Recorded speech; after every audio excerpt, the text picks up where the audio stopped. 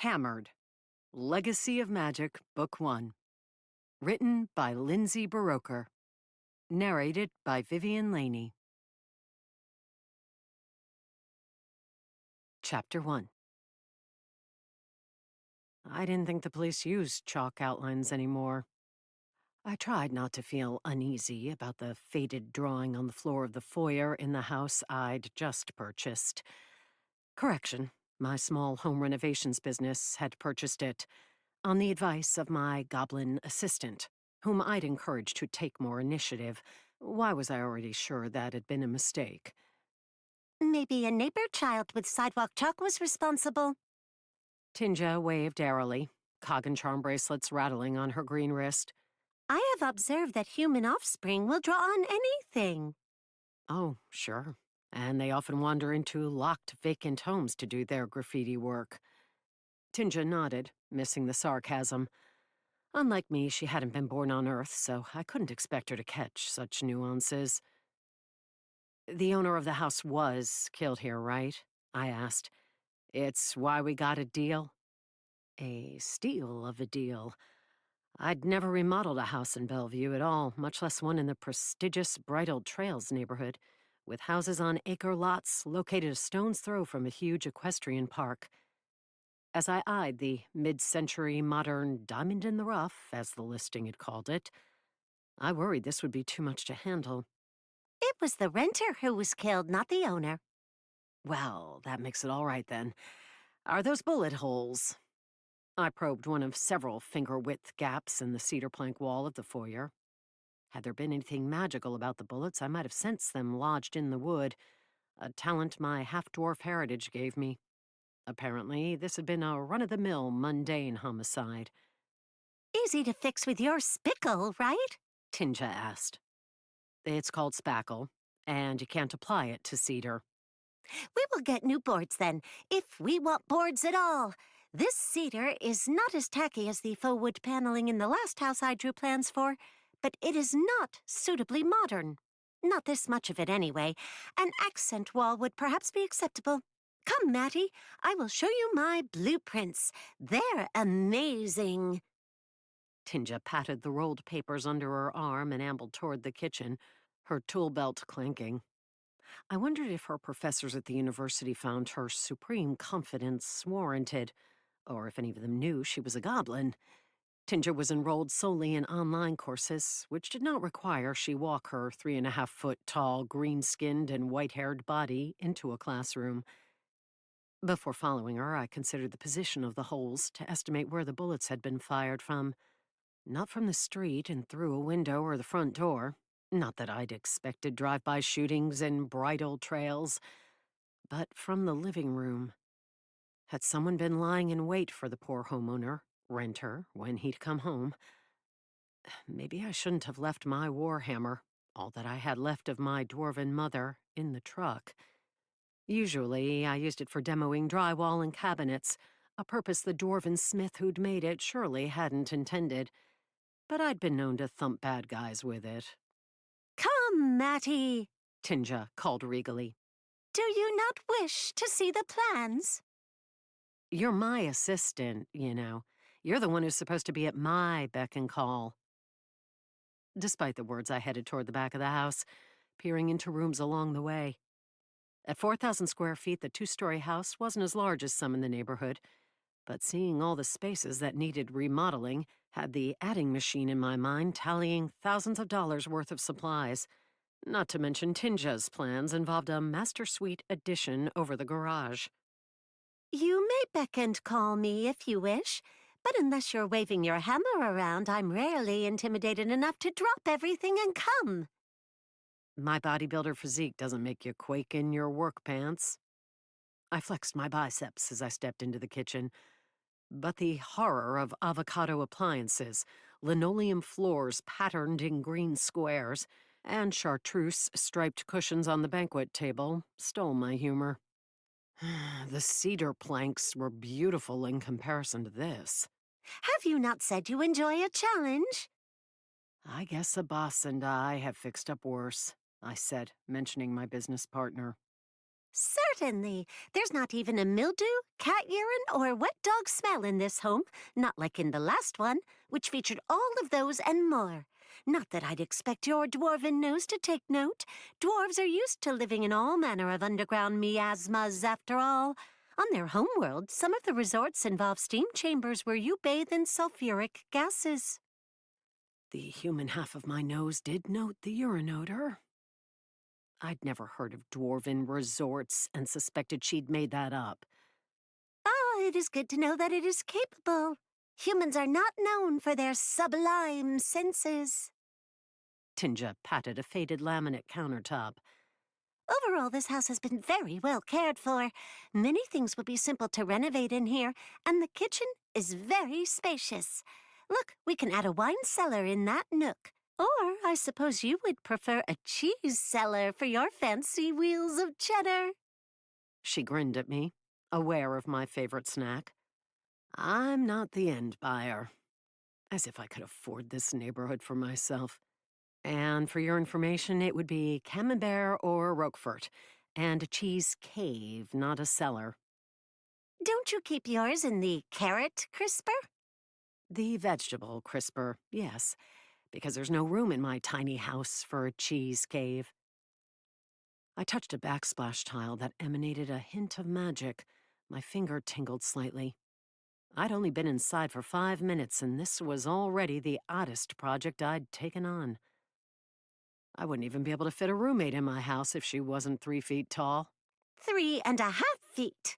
Tinja jumped, spread her arms wide, and spun a pirouette, almost whacking me with her blueprints. Matty, I wish you to make more money on this house than the last one. You barely broke even and paid me only a portion of what I'm worth. You're a student.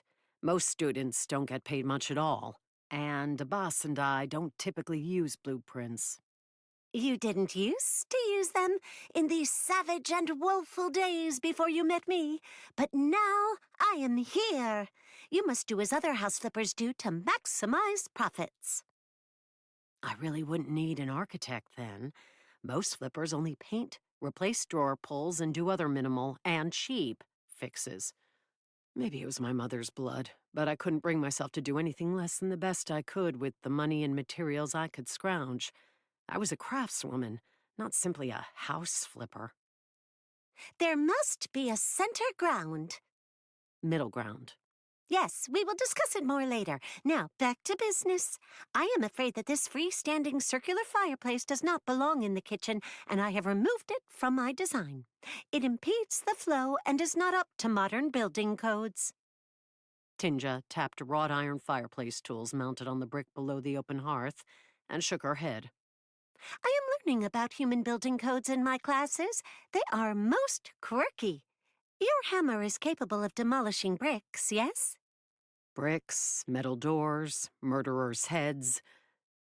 I touched one of the window frames, envisioning replacing the old aluminum with wood. They've all fallen to my mighty... Something large and furry darted through the backyard, and my senses twanged. Whatever it was magical. What was that? I believe it is a shifter of some kind. Tinja said, as I pressed my nose to the window to peer out. A werewolf, maybe? I assume they are common here. You assume werewolf shifters are common in a hoity-toity neighborhood in the most expensive metro area in Washington? There are many trees and ferns, which wolves like very much. They are similar to elves and enjoy nature. Except they hunt in and pee on the nature instead of using it to calm their senses and enhance their magic. No wolf better be peeing in my new yard. I squinted into the overrun morass that was far more representative of the nature she'd mentioned than a yard. Creeping buttercups had smothered someone's attempt at growing grass. Himalayan blackberry bushes encroached on an ancient, moss-covered patio, and towering firs, pines, and cedars ensured that little afternoon sunlight made it to the ground. If he has, you can apply your hammer to his head. Leaves quivered on a rhododendron, threatening to consume an old swing set, and I sensed the shifter hiding in the foliage. I couldn't see him, but I felt him. As with magical bullets, my senses could detect those with magical blood. "What do you think he's doing?" I whispered. Probably what I said wolves like to do in nature. "He's not doing that," I hoped. "This is private property. Our private property. I'm going to get my hammer." Before I'd taken more than a few steps, glass shattered in the living room. I sensed a second magical being, one leaping through the freshly broken window. A fit man in his 30s with a thick beard and mustache, he landed in a crouch facing me. Despite his human form, he snarled, his dark eyes locking onto me. Before he moved, my instincts told me he would spring. I darted back into the kitchen and grabbed the fireplace poker from the tool set. As he charged through the doorway, I spun and swung the pointed rod like I would have my hammer. He saw it coming and tried to duck, but I'd swung many a weapon over the years and was fast. It caught him in the forehead. Had my hammer struck him, he would have flown across the room and into the far wall. The poker lacked its heft, but the blow halted him, and he yowled like a wild animal. "What are you doing in my house?" I demanded, pulling the poker back for another swing if necessary. Fur sprouted from his bare arms, and his face contorted, nose and jaw elongating into something lupin. Knowing he would be more dangerous in his wolf form, I swung again. This time he anticipated the blow. Ducking, he charged under the tool and toward me. Not surprised, I whirled and launched a spinning sidekick into his gut. His abs were as hard as a brick wall, but my heel connected with enough power to make him stagger back. Thanking my grandmother for putting me in martial arts as a kid, I hefted the poker to crack him on the head again. I wanted to knock him out, or at least convince him to jump back out the window and get off the property. The other one is coming. Tinja blurted before I struck. She knelt on the countertop as she peered out the window. Uh-oh. Make that the other two. I didn't sense that one before. Maybe he has a charm that camouflages him. Damn it. Why had I left my hammer in the truck? I did not want to fight two at once. 3 if this one stuck around. Never mind. Tinja lowered a wrench that she'd intended to use as a weapon. Is that an elf? Here on Earth? How startling! Before the shifter in the kitchen could attack again, I slammed the poker down on his head. Worried we would face more enemies, I didn't soften the blow, and the strength I'd inherited from my mother dropped him hard. If he'd been fully human, it might have done lasting damage, something my martial arts instructor would have berated me soundly for. But werewolf heads had the sturdy resilience of concrete blocks. Tinja swore, then whistled. What did that mean? After the shifter passed out, I snatched a sidearm out of his belt holster, threw it into the fireplace, and ran to the window, bumping shoulders with Tinja. The second and third werewolves had shifted into their lupin forms and charged out of the bushes, or maybe been dragged out of them. With their heads almost as high as a man's, their powerful bodies covered in black fur, and their jaws snapping like steel traps, they battled a foe even more unexpected than werewolves. A pointy-eared elf in a green cloak, brown trousers, beige tunic, was that buckskin? And low brown boots, wielded 2 long swords ambidextrously. I'd never seen a full-blooded elf in my life. They'd supposedly all left Earth back before I'd been born. What was he doing here? Working together, both wolves leaped for his throat, their teeth flashing. With a stern but unconcerned expression on his face, the elf dedicated 1 sword to each and parried their snapping jaws without giving ground. They were powerful and had him outnumbered, but his movements were so fast and fluid that I didn't doubt for a moment that he would win. In fact, he could have finished them at any time. His eyes narrowed slightly, and one wolf jerked his head back as if he'd been stung or attacked mentally. I'd heard that full-blooded magical beings could speak telepathically, read minds, and interrogate people with a thought, but I'd never seen it. He's beautiful, Tinja whispered. Which one? I assumed she meant the elf, as he was handsome, with intense blue eyes, a perfectly straight nose, and short blonde hair that accentuated his pronounced cheekbones. But with goblin tastes, who knew? The elf! The werewolf that had shaken his head backed away from the fight as the other tried to distract the elf. He shifted into his human form, then rolled naked into nearby bushes, reaching for something. Not overly distracted, the elf kept watching him, even as his twin swords blurred, shifting from defense to offense. With a powerful blow, he lopped off the attacking wolf's head so startlingly cleanly that I would have known his blades were magical even if I hadn't sensed them. Ack! Tinja scrambled off the counter and flung her hands over her eyes. Gruesome! As the head landed with a sickening thud on the mossy patio, I couldn't disagree. The other werewolf rolled away from the bushes with a gun in hand. "Look out!" I blurted, not sure if the elf was familiar with firearms. He looked like he'd stepped out of The Lord of the Rings. Not glancing toward us, he strode toward the werewolf. His enemy fired twice, aiming for his chest. Blades blurring again, the elf deflected both bullets, and I could only gape. Even with magic, I wouldn't have thought that was possible. Cursing, the werewolf fired twice more, but the elf thwarted the attack again, even from scant feet away. The bullets ricocheted into the side of the house, making me duck while thinking of the bullet holes in the foyer. Though I should have flattened myself to the floor as Tinja wisely did, I couldn't keep from peering over the windowsill. Before the werewolf could fire again, the elf sprang, slicing a blade through his enemy's wrist.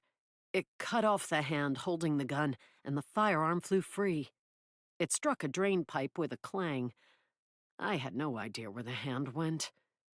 As the werewolf screamed, the elf struck again. For a second time in 20 seconds, someone was decapitated in front of my eyes. It slowly dawned on me that warning the elf might not have been wise. He might be prettier than the werewolves, but that didn't mean he was a good guy. What if he disliked half-blooded dwarves as much as werewolves? Chapter 2. Is it safe to look? Tinja had risen from the floor, but still had her hands over her eyes. Outside, it had grown silent, the birds and squirrels that had been chattering earlier not making a peep. Not if you don't want to see two guys' bloody heads. I grimaced, not wanting to see that myself. But until I found out if the elf would be a threat to me, I wouldn't close the shutters on him. Gross! On the patio, the elf drew a square of cloth from a pocket. He fastidiously cleaned his swords before sheathing them, the blood somehow not staining the cloth, then put it away and removed a slender backpack. He plucked free what looked like a large red velvet bag, shook it out, and picked up the first head by the hair. After tucking it into the bag, he went for the second. In death, werewolves reverted to human form, which made watching their decapitated heads being stuck in a bag all the more disturbing. With another shake, the bag flattened, and the elf folded it. I'd heard of magical items, such as charms that could allow the wearer some specific and usually trivial power, but this guy had everything out of a Dungeons and Dragons compendium. As the elf returned the neatly folded bag of heads to his backpack, I looked around the interior of the house, gaze lingering on the unconscious werewolf on the floor. We did not negotiate hard enough for this property. It was already 400,000 under market value, Tinja said. I did research, as you taught me. That was still too much. Way too much. As the elf donned his backpack again, he looked through the window at us, his blue eyes flinty and cold, as if promising we were next. Shit! I slunk away from the window. I'm getting my hammer. You better hide. After watching his battle, I worried he would kick my ass even if I did get to my hammer in time, but I would go down fighting. This time, as I ran through the house, broken glass crunching under my shoes, I made it to the front door. A second before I pulled it open, something splatted against the wood. Several somethings. Now what? I rose on tiptoes to peer through the peephole, wishing I had a few more inches of height. A familiar truck, painted with black tiger stripes, idled in the street, the driver hanging halfway out as he raised his arm to throw again. More idiots jeered and pointed from the bed in the back. If I hadn't needed my hammer, and also recognized a woman darting from the walkway into the shrubs, I wouldn't have opened the door. As I did, wrinkling my nose at a rotten egg smell, the driver dropped back into the seat. "Freaks!" he hollered, then gunned his truck and drove off, almost clipping my old beater. It and a sporty EV were parked in the street. The woman in the shrubs, Zadie, my real estate agent, yelled, "Shitheads!" after them. Broken shells littered the stoop, and the liquid remains of the eggs dribbled down the door. At least it hadn't been a flaming bag of dog droppings this time.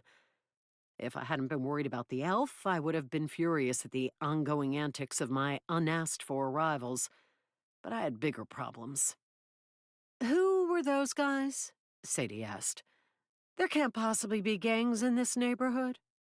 "Rival flippers.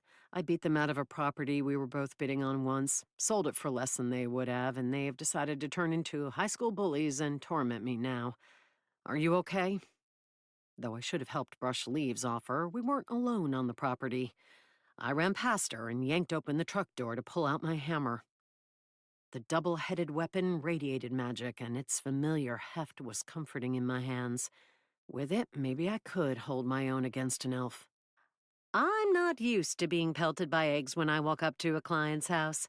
That usually only happens in my neighborhood. Zadie stepped back onto the walkway, brushing off her top, which appeared to be egg-free. "I thought you lived in a good part of town." "I do, but I'm kind of an odd duck, you know?" Dark-skinned Zadie with her eyebrow rings, nose piercings, and Starfleet Academy logo on her messenger bag gave me an arch look. "That's why I like hanging out with your group. It's the only time I'm not the weirdest one in the room." Is it safe? Came Tinja's plaintive call from the doorway. My wrenches and screwdrivers are quivering with fear. "Definitely not the weirdest," Zadie said. That's the truth. As far as I knew, Zadie was 100% human, versus me, Tinja, and Abbas, my half-troll partner who paused drywalling and painting periodically throughout the day to pray, half the time for his mother's Muslim religion, and half the time for his father's shamanic troll religion. He observed an inordinate amount of holidays for his dual beliefs. Fortunately, he was a gifted craftsman and made up for the copious time off. Though your penchant for swishing wine around in your mouth before spitting it out is a little strange. As we spoke, I crept to the side of the house and peered through the undergrowth toward the backyard, surprised the elf hadn't made an appearance yet. Had he gone inside? I assumed he wasn't enjoying the whimsy of the rusty swing set. "Wine tasting is perfectly normal." Zadie trailed me around the side of the house, though she had to be wondering what I was looking for. "You spit it out after you taste it so you don't get drunk before you get to try everything. Rich old guys at wine clubs do the same thing. Just who we should let define our normal." I sprang around the corner of the house and into the backyard with my hammer poised, ready in case the elf was still on the patio. He wasn't. But the two decapitated bodies were.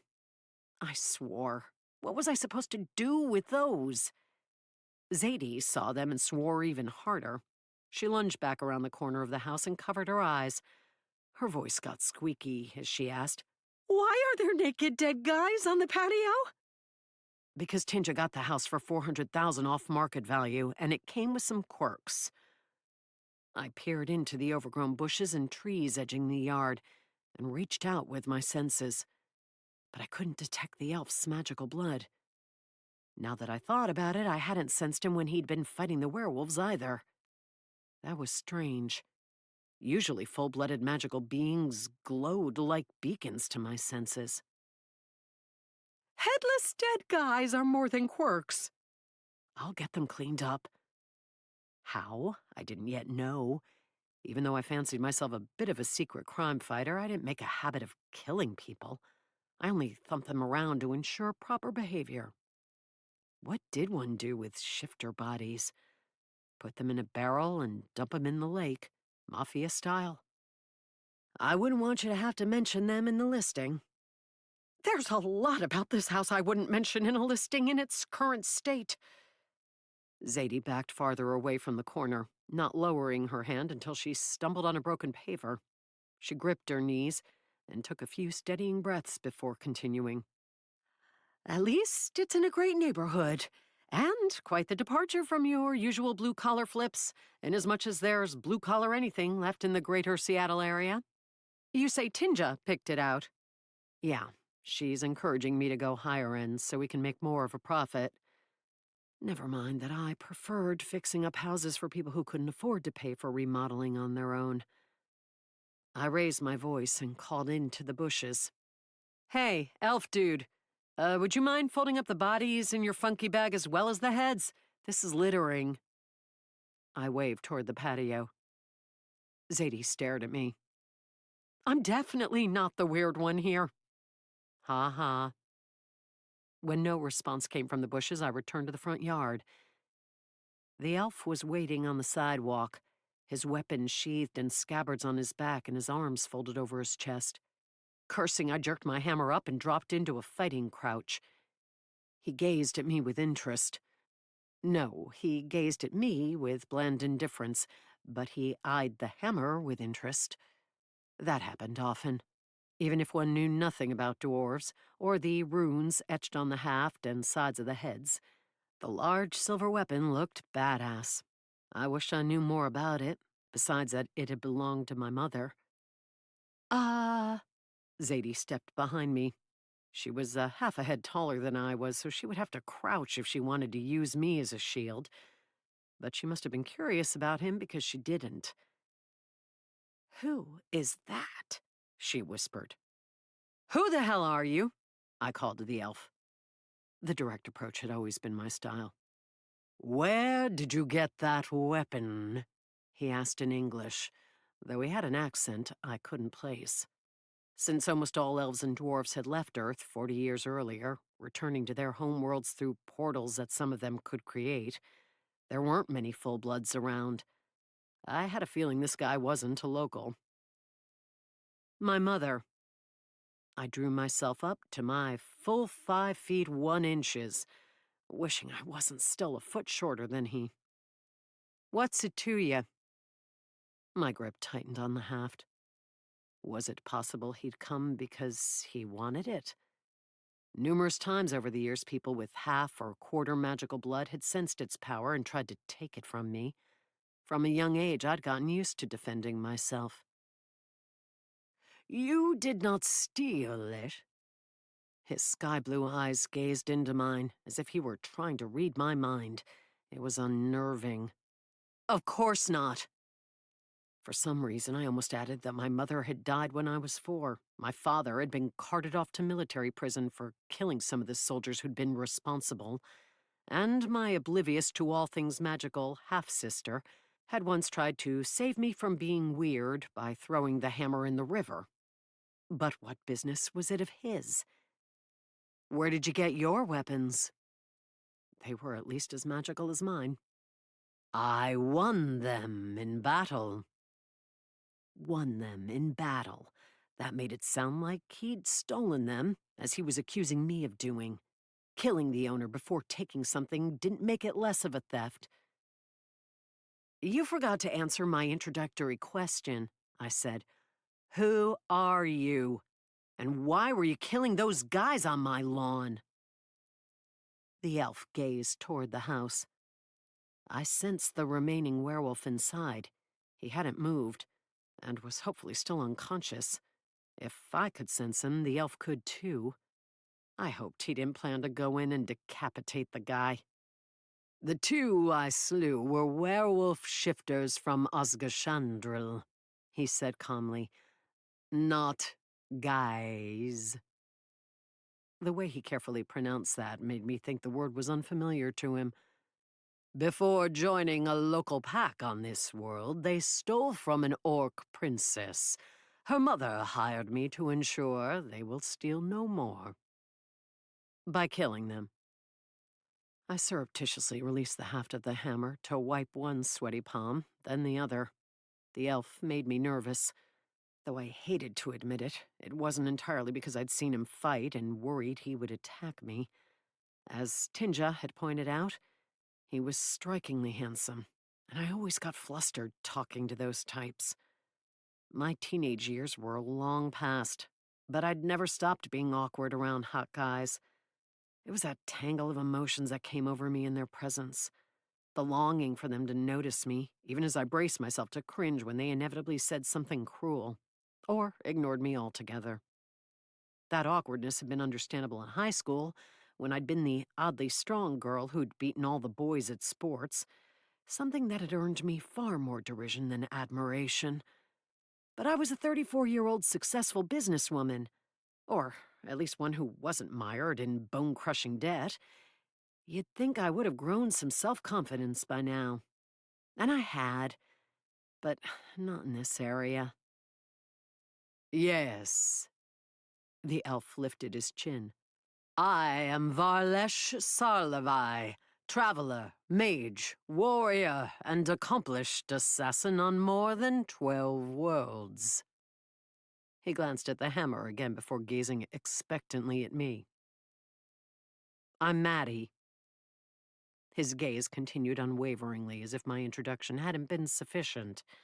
Maybe he was trying to figure out how a scruffy half-dwarf and half-Samoan woman could have ended up with a magical hammer. Matali Pulatussi, I said, giving him my full name, though I still didn't see what business it was of his.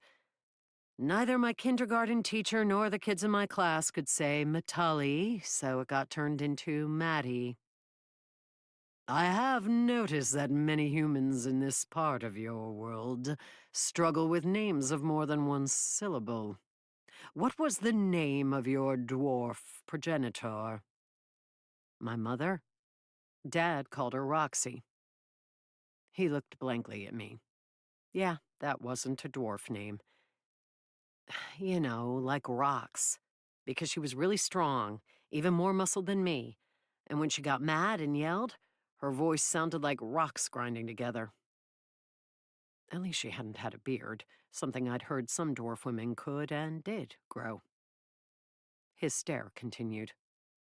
I couldn't tell if he didn't understand me fully or did, and didn't believe me. It was apparently sexier than it sounded because my dad was super into her, I added. Why are you telling him this? Zadie whispered over my shoulder. Good question. He has more weapons than I do, I whispered back. I haven't noticed that's made you garrulous in the past. I didn't mention the pretty boy fluster phenomenon. What was your mother's real name?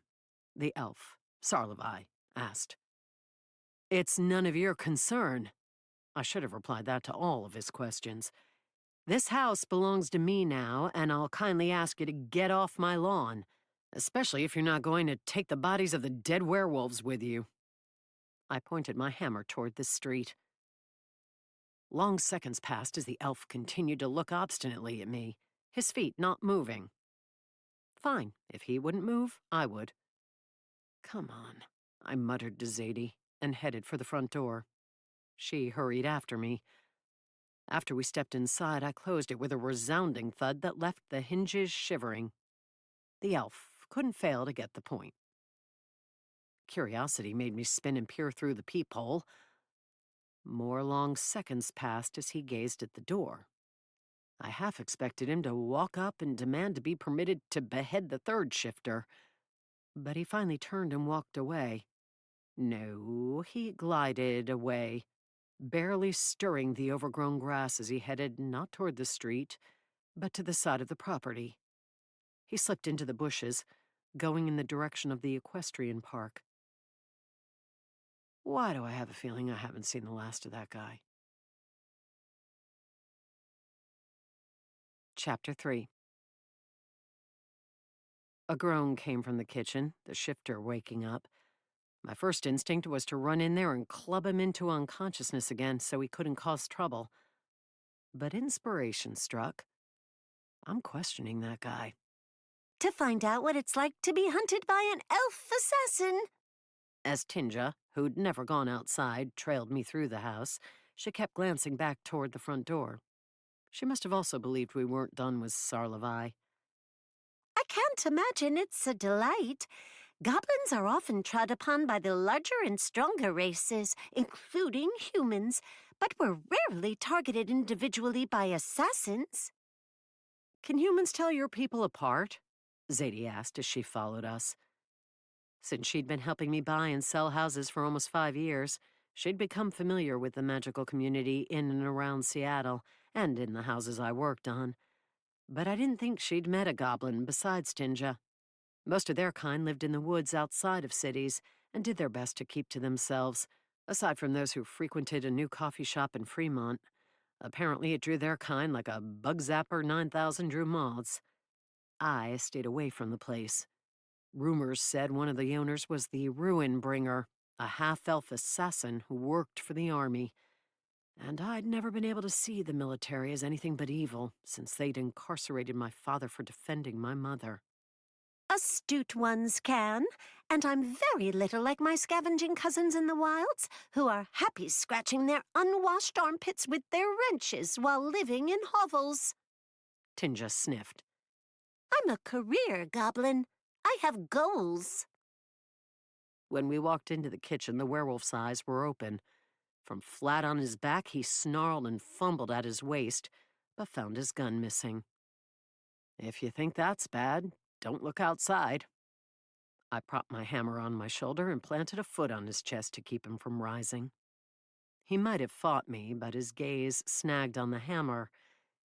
He lifted a hand to probe his head where I'd cracked him earlier, hopefully realizing that I could do a lot worse now that I was armed with a real weapon. "The DeGrojek brothers are dead," he whispered.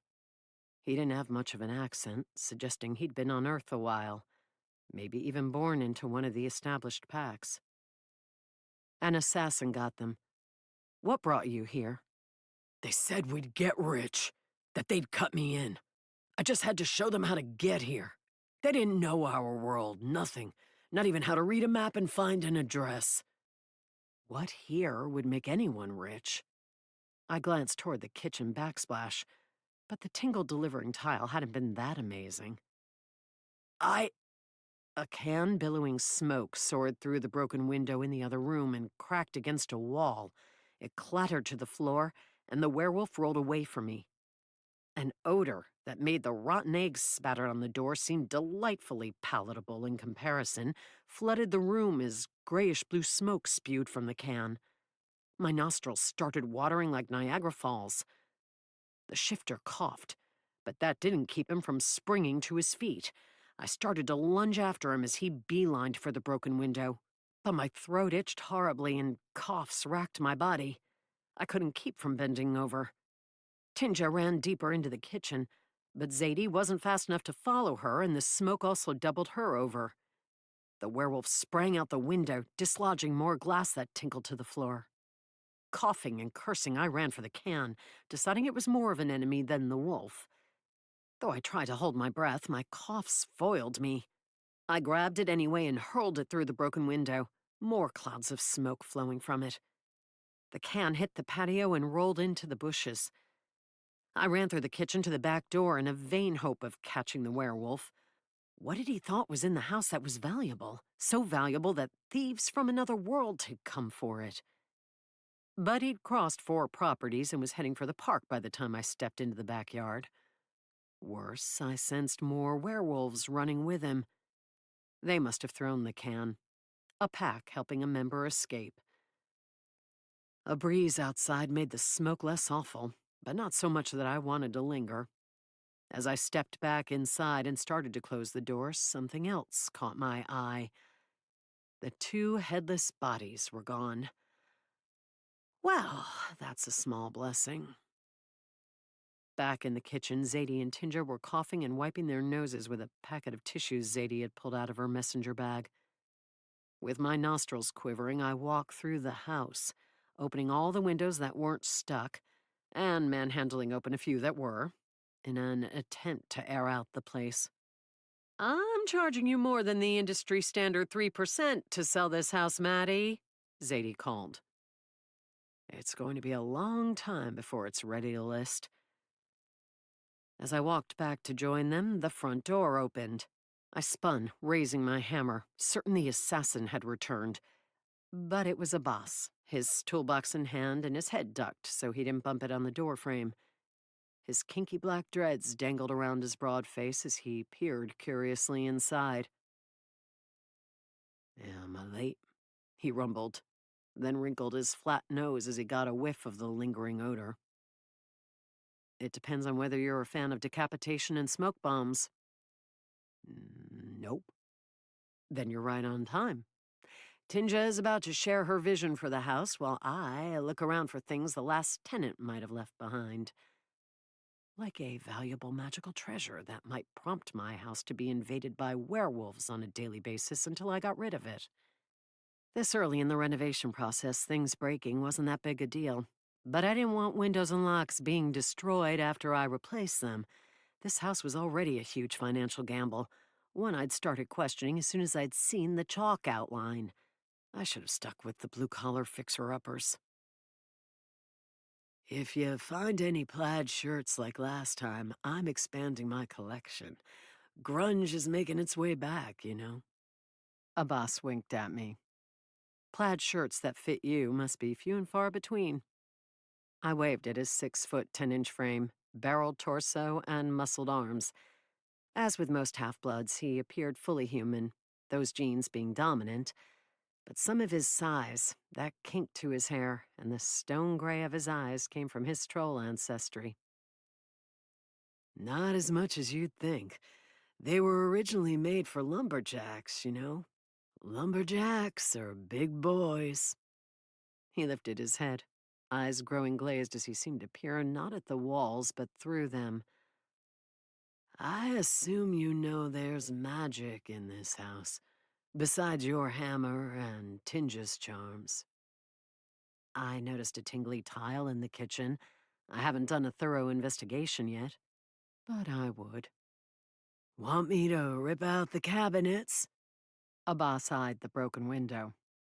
It looks like you've already started on demo. Go ahead, but save some for me. I patted my hammer. You know I enjoy that. Are you supposed to use what's likely an ancient magical weapon for smashing cabinets and drywall? He'd asked that numerous times before, and it had become an ongoing joke. Probably not, but Mom forgot to leave the instruction manual. Too bad she's gone. Yeah. It had been 30 years since her death, and I barely remembered her beyond a vague image of pale skin, frizzy red hair, and gentle green eyes. But I did wish she'd survived so that I could have known her. With my dad in prison, Grandpa and Grandma had been the ones to raise my half-sister and me, and even today I sometimes grew wistful about the past and wondered what it would have been like to have a normal childhood. At least our grandparents had been there for Panina and me. Not everyone was that lucky. The closets did not hold any flannel shirts, but I did find an array of leftover clothing, dusty boxes full of receipts, and wooden toys that had been whittled with a knife, not manufactured in a factory. Faint magic clung to a few of them, as if the crafter had been an enchanter, though I couldn't tell what the enchantments did. The toys were well made, but nothing worth stealing or invading a home for.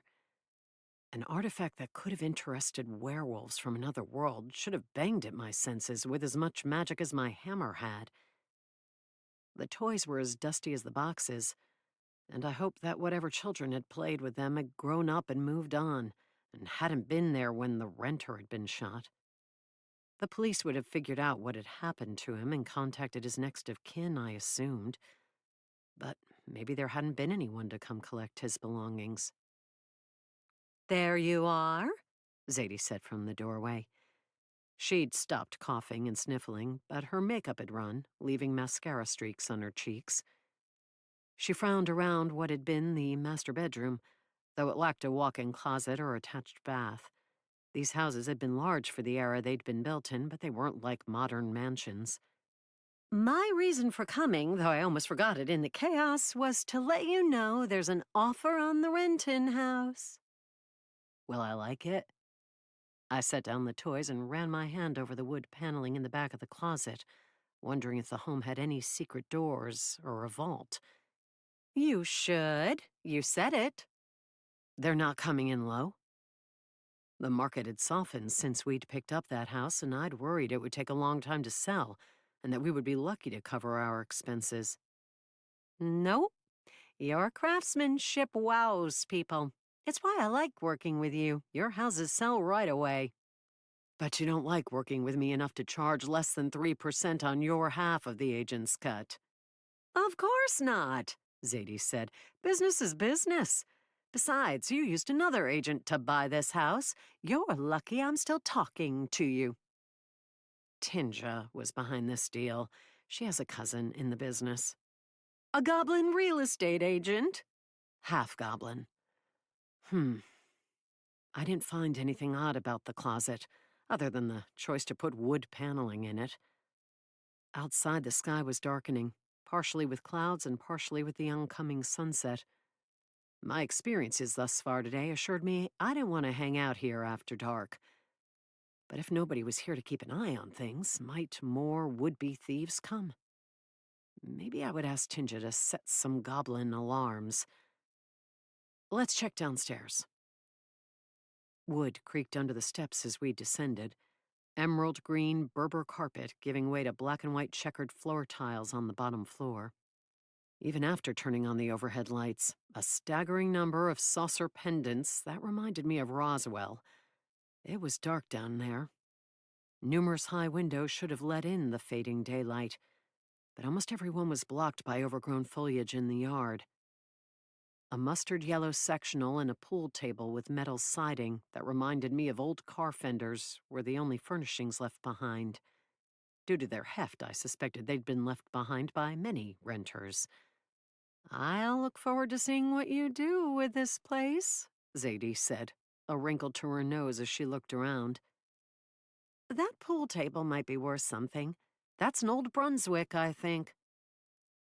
The fumes of the smoke grenade hadn't invaded the basement, and the air smelled of something familiar. I couldn't place it, but it reminded me of my parents' apartment before my mother had died. Strange. I drifted from room to room trying to detect magic.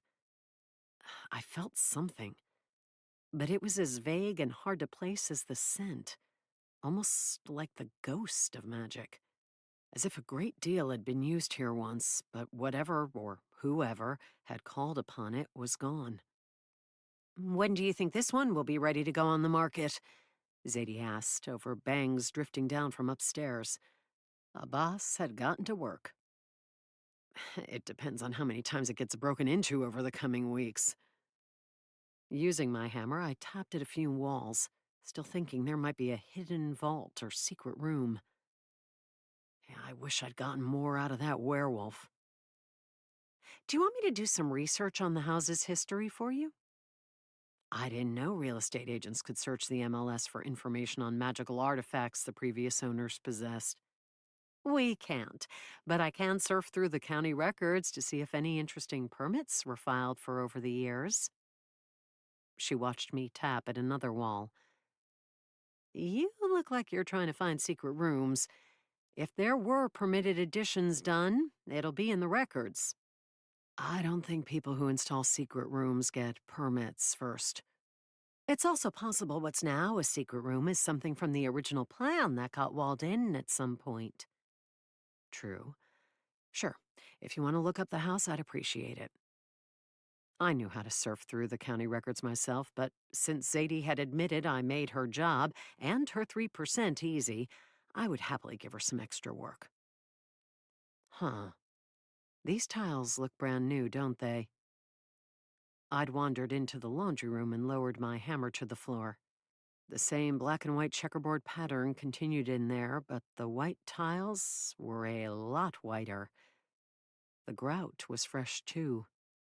When my hammer clunked against one, the sound was unexpectedly hollow. I touched a dried brown smudge. Is that a bloodstain? If so, Zadie said, I doubt that'll be in the county records. Remind me to scour the internet for articles related to the renter's death. I waved toward the ceiling in the direction of the foyer. It's too bad he wasn't the owner. I'm not sure how easy it'll be to find information on a tenant. But since he died on the premises, maybe a search for the address will bring up something. I clunked a few more tiles in the center of the room. It sounded like we were on a second floor rather than below ground. Let's check. Zadie pulled out her phone. We're in the basement, I mused. A daylight basement, yes, you're perceptive. That's a good quality in a house flipper.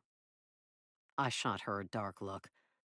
I wouldn't expect there to be a crawl space under a basement floor. I waved toward the ceiling, vents implying the ductwork was between the floors. Forgetting the bloodstain, I thunked more tiles. Maybe I'd found my secret vault. I tried to pry up a tile, but they were well sealed, as one would expect if the job had been done recently. I checked the floor tiles in the pool table room, and they did not thunk. Older and darker, the grout flaked away when I scraped at it. The temptation to take my hammer to the laundry room floor and destroy it to see what was underneath came over me. But did I truly want to tear up something that was in good shape? It wasn't as if I sensed something magical under there. The only thing that's coming up under the address are the real estate listings for the house, Zadie said. Really? A guy was murdered here and it didn't make it into the news. Maybe it was a suicide. People shooting themselves in the head don't usually miss a bunch of times and blow holes in the wall. I didn't know you were an expert on that. Zadie lowered her phone. Want to come to the Rose and Lily with me tonight? Tinge is invited too, of course, though I'm not sure they serve her kind. Since most humans didn't know that goblins existed, that wasn't surprising. Is that the bar where they wouldn't serve a boss's kind either? Guys are kind of frowned upon there, yeah. Uh-huh. I got hit on a lot the last time I went there with you. You said it was flattering. I said it was less depressing than when I wander into bars full of straight guys who ignore me. She grinned at me. If you broadened your horizons a little, you might find true love. The elf assassin is a lot more likely to get my motor running. Hell, he was gorgeous. Even I could see that. But, he might not be a good match for you. Too hot for someone like me. I didn't say that. But he beheaded people in your backyard. That's not an endearing pastime for a guy. If he's an assassin, I think that's his main time. Yeah, not endearing. I eyed the floor again, less sure of that assessment. If Sarlevai hadn't shown up, all three of those werewolves might have sprung through the window and attacked me. Taking that many down with a fireplace poker would have been asking a lot of my combat skills. A howl drifted to our ears, the sound making the hairs rise on the back of my neck. Upstairs, the banging had stopped, likely for Abbas's sunset prayer, so the eerie sound came through loud and clear. Is that a coyote? Sadie asked. Wolf. I thought of the pack I'd sensed earlier. Now that they'd rescued their buddy, maybe they'd decided to try again to find what they believed was in the house. There aren't any wolves in Bellevue. You just saw werewolves. I meant actual wolves. Werewolves howl too. I flexed my fingers on the hammer, an idea percolating in my mind. Maybe I should let them break in so I can see what they find. What? I patted her on the shoulder. Why don't you go home for the night, Sadie? Do that research on the house if you're inclined, or visit the bar. I'm going to round up my crew for some nocturnal work. After what happened today, you shouldn't stay here tonight. Probably not. But you will, anyway. Yep. Chapter 4. Is it weird to spy on a house your business owns? Tinja asked from the branch next to mine. She rubbed her nose, and the charms and cogs on her metal bracelets jangled. "We're spying on those who might come to the house," I whispered, "and be as quiet as possible, please." Trying to take my own advice, I shifted carefully to readjust my weight, not wanting to knock leaves or apples to the ground. Already my thighs ached from my awkward perch 10 feet up an apple tree that an aspiring orchardist had long ago planted opposite a cherry tree in the front yard. The fruit trees were out of place near the native evergreens that dominated the back half of the lot.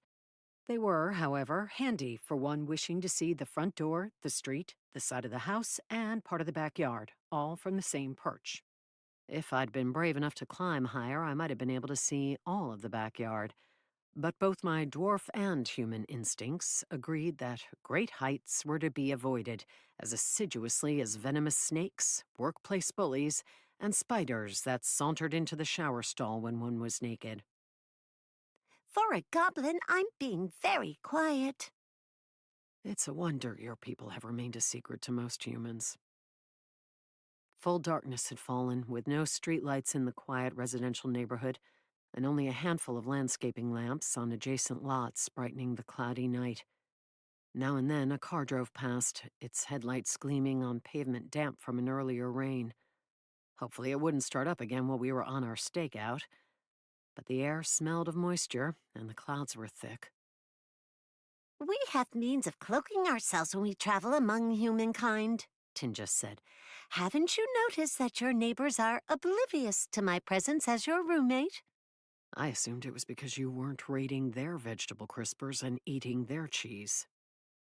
There was enough light for me to see Tinja's teeth flash white against her dark green skin as she smiled over at me.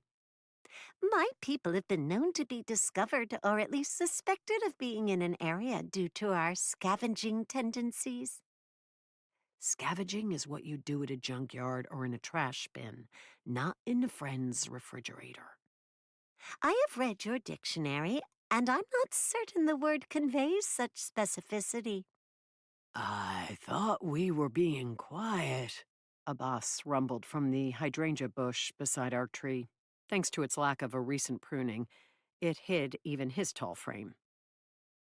Another wolf howl wafted through the damp air. There had been a few in the last hour, each time a little closer. Whether it was the same wolf or one of many, I couldn't tell. Tell that to the wolf. Tinja said, bracelets rattling.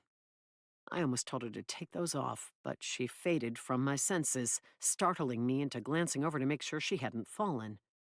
Her small dark shape still perched on the branch. "What did you do?" I whispered. I engaged stealth magic. She whispered back with another grin. The werewolves won't sense me. "One of your charms does that?"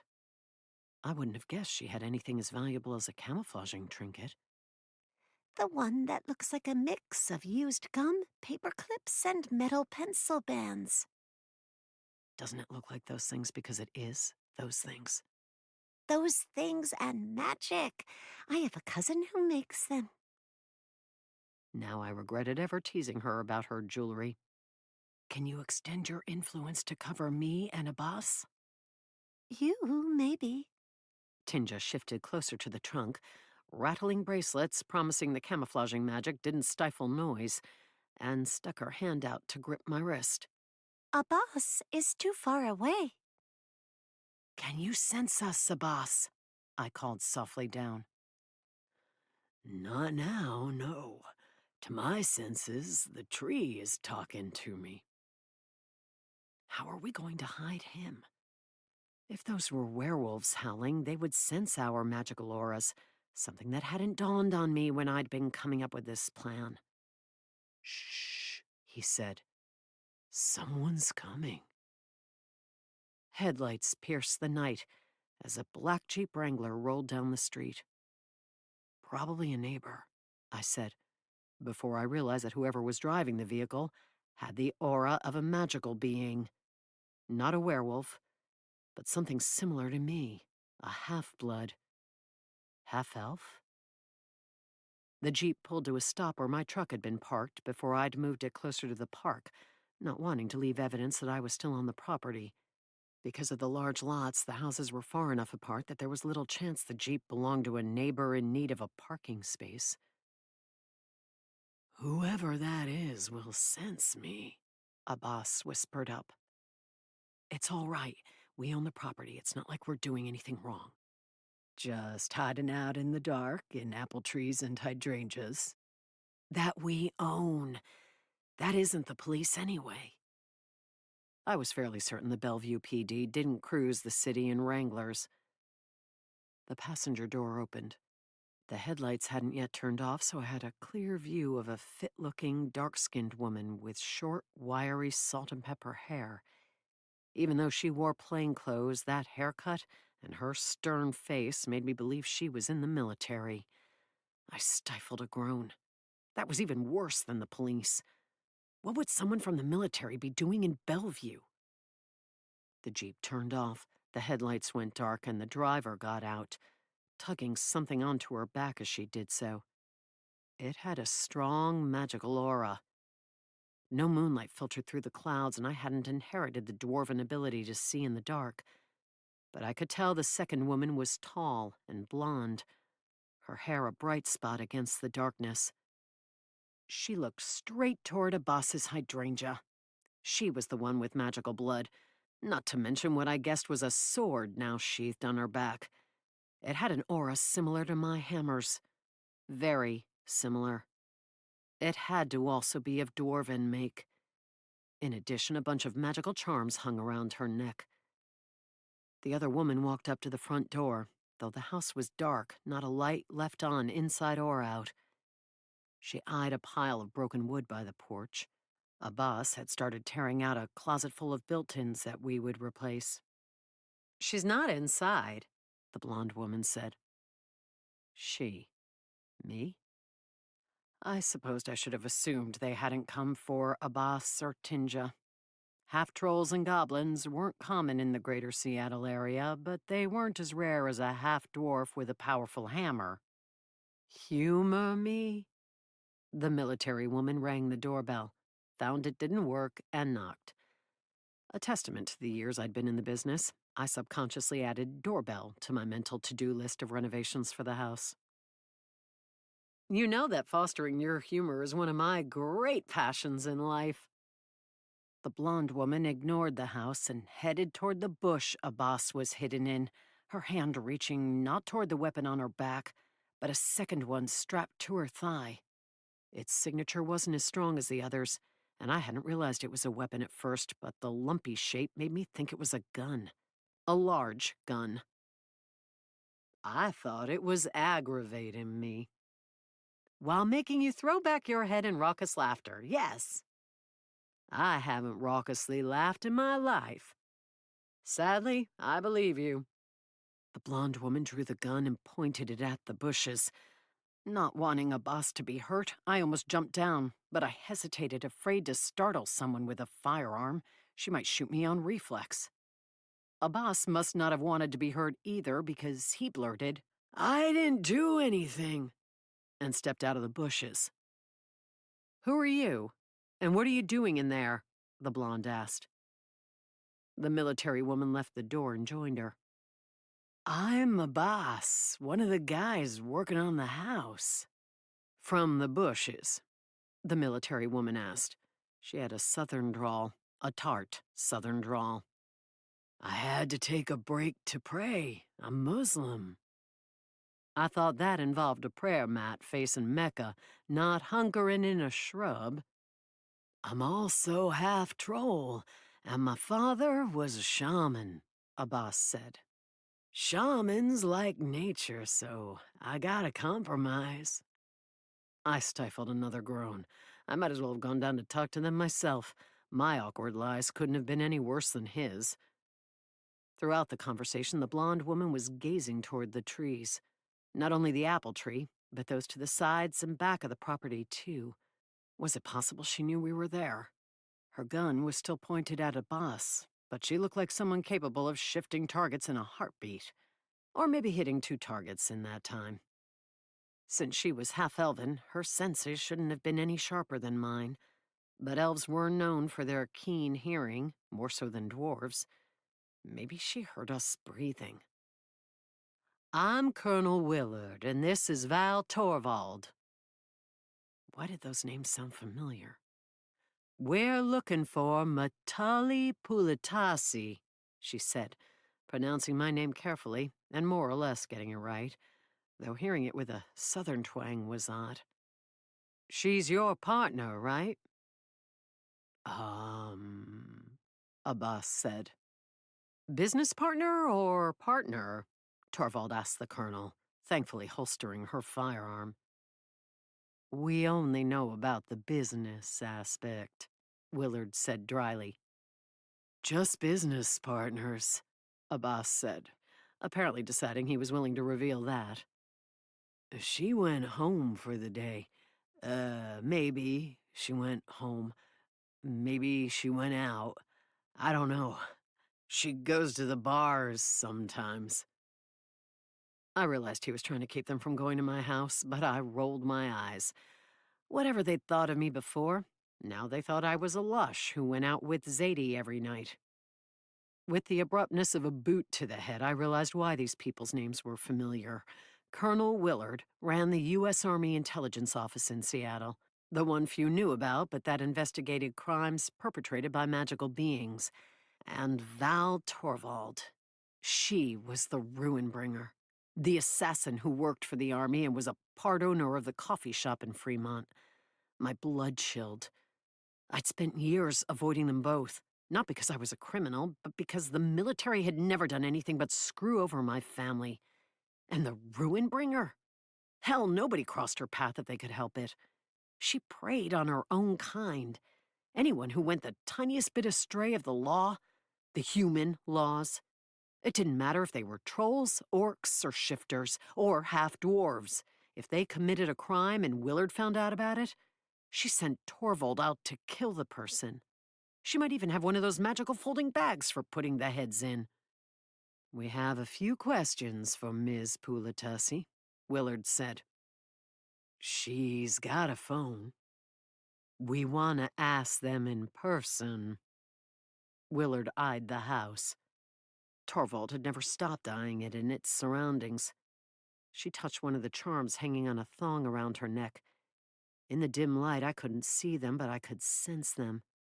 Almost every one was more powerful than anything on Tinja's wrists. Not that I would complain about my roommate's jewelry, not when her sweaty palm and one of her charms were keeping me camouflaged. Silver mist and an aura of powerful magic arose out of nowhere at Torvald's side. A huge silver tiger formed, its head almost as high as her shoulder. Tinja let out an inadvertent squeak of alarm. Fortunately, it was a soft squeak, and I didn't think the pair would hear it. But Torvald and the tiger looked toward our branches. I closed my eyes in defeat. I would have to talk to them. Since I hadn't committed any crimes, they shouldn't have come to arrest or behead me. They just had questions, they'd said. But before I moved, a mallet of realization struck a gong in my mind. The dead werewolves. What if they'd heard about them? And what if they hadn't heard about the strange elf assassin? They might only know that magical beings had been killed on my property. A howl came from the woods. It couldn't have been more than a quarter-mile away. Torvald's and Willard's heads both turned in that direction, and the tiger rose to all fours, his tail going rigid. I've got a few questions for them, too, Torvald said, as if she knew the wolves personally. Didn't your assassin buddy say he took care of them? I gaped. The elf? He'd spoken to Torvald? Sarlevi is hardly a buddy, Torvald said. But according to him, he took care of the ones from Osgashandrel, not the locals. The newcomers might have told the pack what they were looking for, why they came to Earth, and if more of their kind will come. I do love when fresh werewolves invade Seattle, Willard grumbled. If that half-dwarf vigilante is wrapped up in it, I want to know. Vigilante? I wasn't a vigilante. I just helped people who had problems. So what if I knocked bad guys into walls head first instead of calling the police? There wasn't always time for that. It sounds like she's running around with a stolen magical weapon, Willard added. You know what kind of trouble that can create for her and those around her. I've a notion. Stolen? Who had told her that? The elf? Sarlevai got the werewolves he was looking for, Torvald said, so I doubt he'll stick around to help if more shifters invade Seattle. Would you want his help when you've got a strapping dragon to assist you? Zav is on a mission of his own right now, but no, I have no interest in help from Sarlevai, as if he would give it without being paid. Torvald shook her head. He's trouble. You only say that because he tried to kill you, which is a legitimate reason to consider someone trouble. Come on, Sundari, let's go question a wolf. Torvald jogged under my tree and into the brush, heading in the direction of the park. Why did nobody use the street? Willard lingered, eyeing Abbas. Tell your partner that we'll be back tomorrow and want to talk to her. I will, ma'am. I hoped the colonel had the keys to the Jeep and would drive it away from the house. But she only walked out to the street and headed toward the park. New howls arose, and I had a feeling the shifters had detected Torvald's presence and weren't happy about it. When she was out of range of my senses, I patted Tinja's hand to let her know she could release me, then climbed down from the tree, landing with a grunt beside Abbas. Sorry about that, I said. Thanks for trying to cover for me. I meant to do it more smoothly. You should have told them that Maddie went to Canada, Tinja said. I have heard that Canada is very pretty and full of trees. And probably even more werewolves. Don't worry about it, Abbas. It's hard to be smooth when an army officer is questioning you. You got that right. I don't want any trouble with the law or the military. My parents would kill me. Even your father? I didn't think trolls cared that much about Earth laws. Especially my father. His clan stayed here after all the others left, and he doesn't want them on anyone's radar. He would kick my ass if I was the one to bring them to the attention of the Ruinbringer. Abbas shuddered. Are we still staking out the house? I sighed and looked at the Jeep. Willard and Torvald would be back. Though I didn't know for certain they suspected me of anything, I didn't want to answer their questions or interact with them at all. No. We coming to work tomorrow? Abbas pointed at the house. Yes, we can't afford to hold this house longer than necessary. We'll just keep an eye out for visitors. And hide in the bushes when they show up? Maybe under the basement. If I could find an entrance and learn what had happened to the renter. I had some research to do.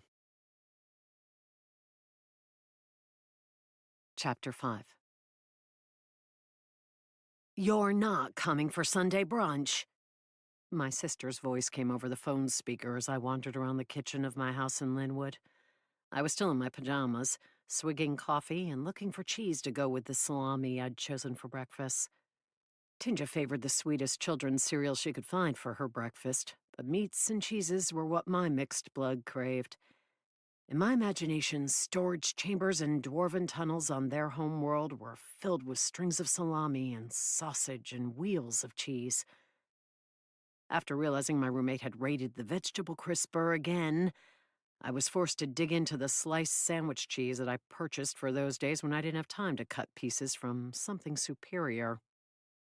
It's not a good idea this week, Penina. I didn't admit that I was glad to have the excuse. Spending time with my sister, who refused to believe that I was half-dwarf or that dwarves existed, despite remembering my mother, was worse than dealing with werewolves. If someone comes by your house asking about me, you haven't seen me in a while, all right? I wandered back to the laptop open on the counter, a list of the addresses around the Bridal Trails house typed on the screen. As Zadie had pointed out, there was nothing on the web about our new project, nor had I been able to find the renter's name to run a search on him. But if guns had fired the day he died, maybe a neighbor would remember it. And maybe the neighbors knew something about the renter, too. I haven't seen you in a while, Penina said. You canceled the last 2 Sundays. Maddie, I worry about you. Why haven't you found a nice man and settled down? Don't you want children? You're not getting any younger, you know, and who would come to our house asking about you? Nobody, and I'm too busy with work to look for a man. Not to mention the various painful rejections over the years that had left me disinclined to ask anyone out. Not the police, right? You haven't done anything criminal, have you? With that big hammer. I can't believe you lugged that thing around. Ladies carry Chanel, Maddie, not a giant sledgehammer. They do if they're in the construction business. The phone beeped, Zadie's name popping up. That's my other line. I need to go. You haven't seen me. Bye. My sister was in the middle of another scathing comment when I switched over to the new caller. What's up, Zadie? I met someone cool at the bar last night. Does that mean you didn't have time to research the house for me? I do have new information for you. I'm a gifted researcher and can multitask like no other. I'm sure your new love interest will be impressed. Obviously. Anyway, I learned that the house was on the market for 2 years while the renter was still there. They took it off the market last winter and then put it on again right before you and Tinja put in your offer. Mostly Tinja, I murmured. Though the mystery of the house and what was in it had me curious, I had no doubt it would have been better for my business if we'd skipped this one. This was my punishment for trying to encourage my young assistant to grow as a person, and a future architect, and a real estate developer. Right, but it didn't sell for 2 years, even though the price wasn't that bad. It needs work, but at a glance, it isn't horrific. I asked around my network of agents, and the ones that remember it said the renter scared off some prospective buyers over the years. That's why the owner gave up and took it off the market. Until the renter moved out. Moved out or was murdered. The official word is that he moved out. Do you know his name? Maybe we could find out the day he died. If the house went up for sale right away, one might think the death had been arranged. Zadie sounded excited at this prospect. Do you think that could be it? The owners wanted the money for the house but couldn't sell until he was gone, and if he wouldn't leave, they had to take matters into their own hands? Maybe they even hired an assassin, like that elf. I rubbed my face. You've been reading too many mystery novels. You of all people must know that there are eviction processes, assuming the lease was up. This is a tenant-friendly state. It's hard to evict people who are making their payments on time and don't want to leave.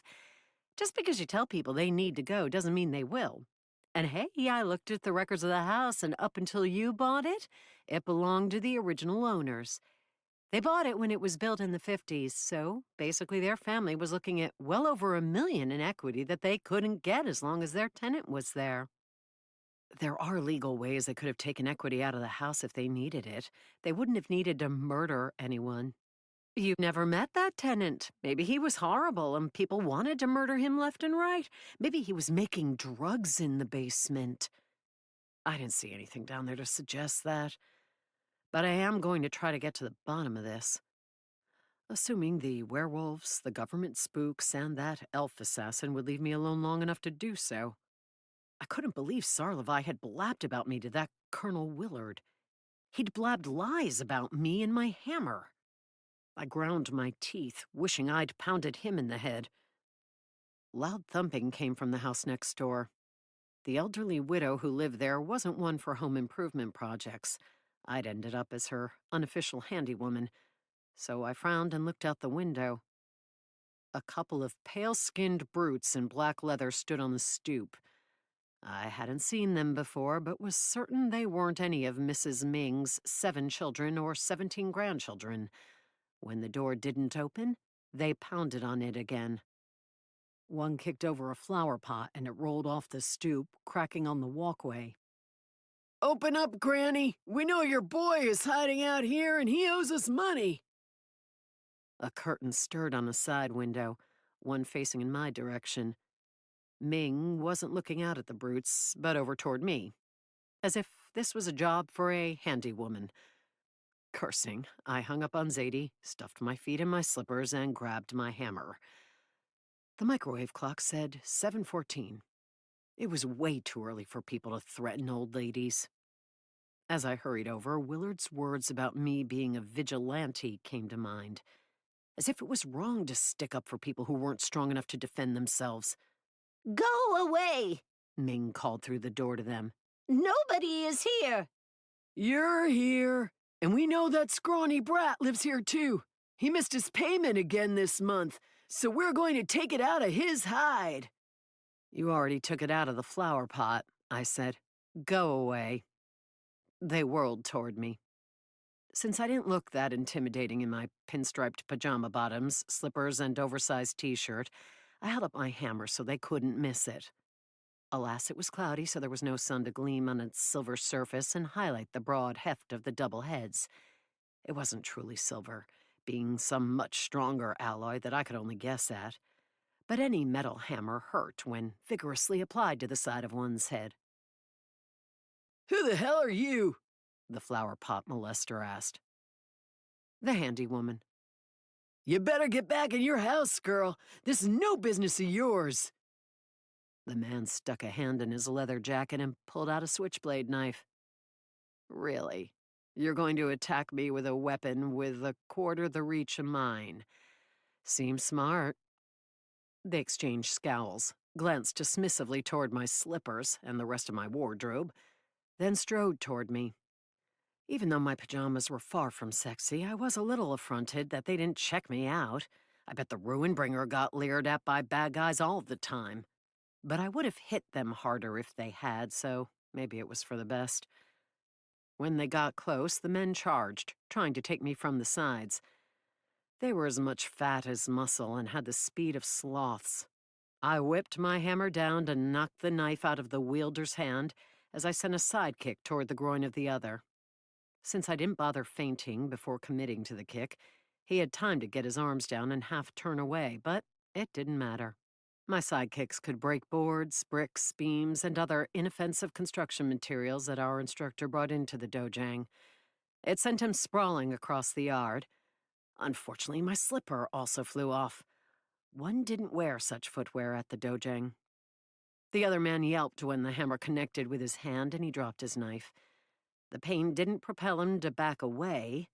Instead, fury contorted his face and he spread his arms and leaped, trying to engulf me in a bear hug. I dodged the clumsy grasp and jabbed the top of my hammer into his gut. His breath whooshed out, smelling of tuna fish. Yuck. That was an even weirder breakfast food than salami and cheese.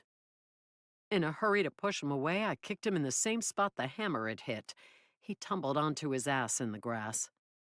The other one had recovered enough to creep around to my back, but I knew he was there. Like a home run hitter winding up for a pitch, I spun and connected, my hammer pounding him in his squishy stomach.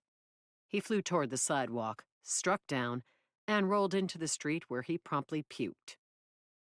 A car drove up while he was adorning the pavement with his breakfast. I lifted an apologetic hand toward what I assumed was a neighbor heading off to work. But I froze. It was that damn black Jeep again.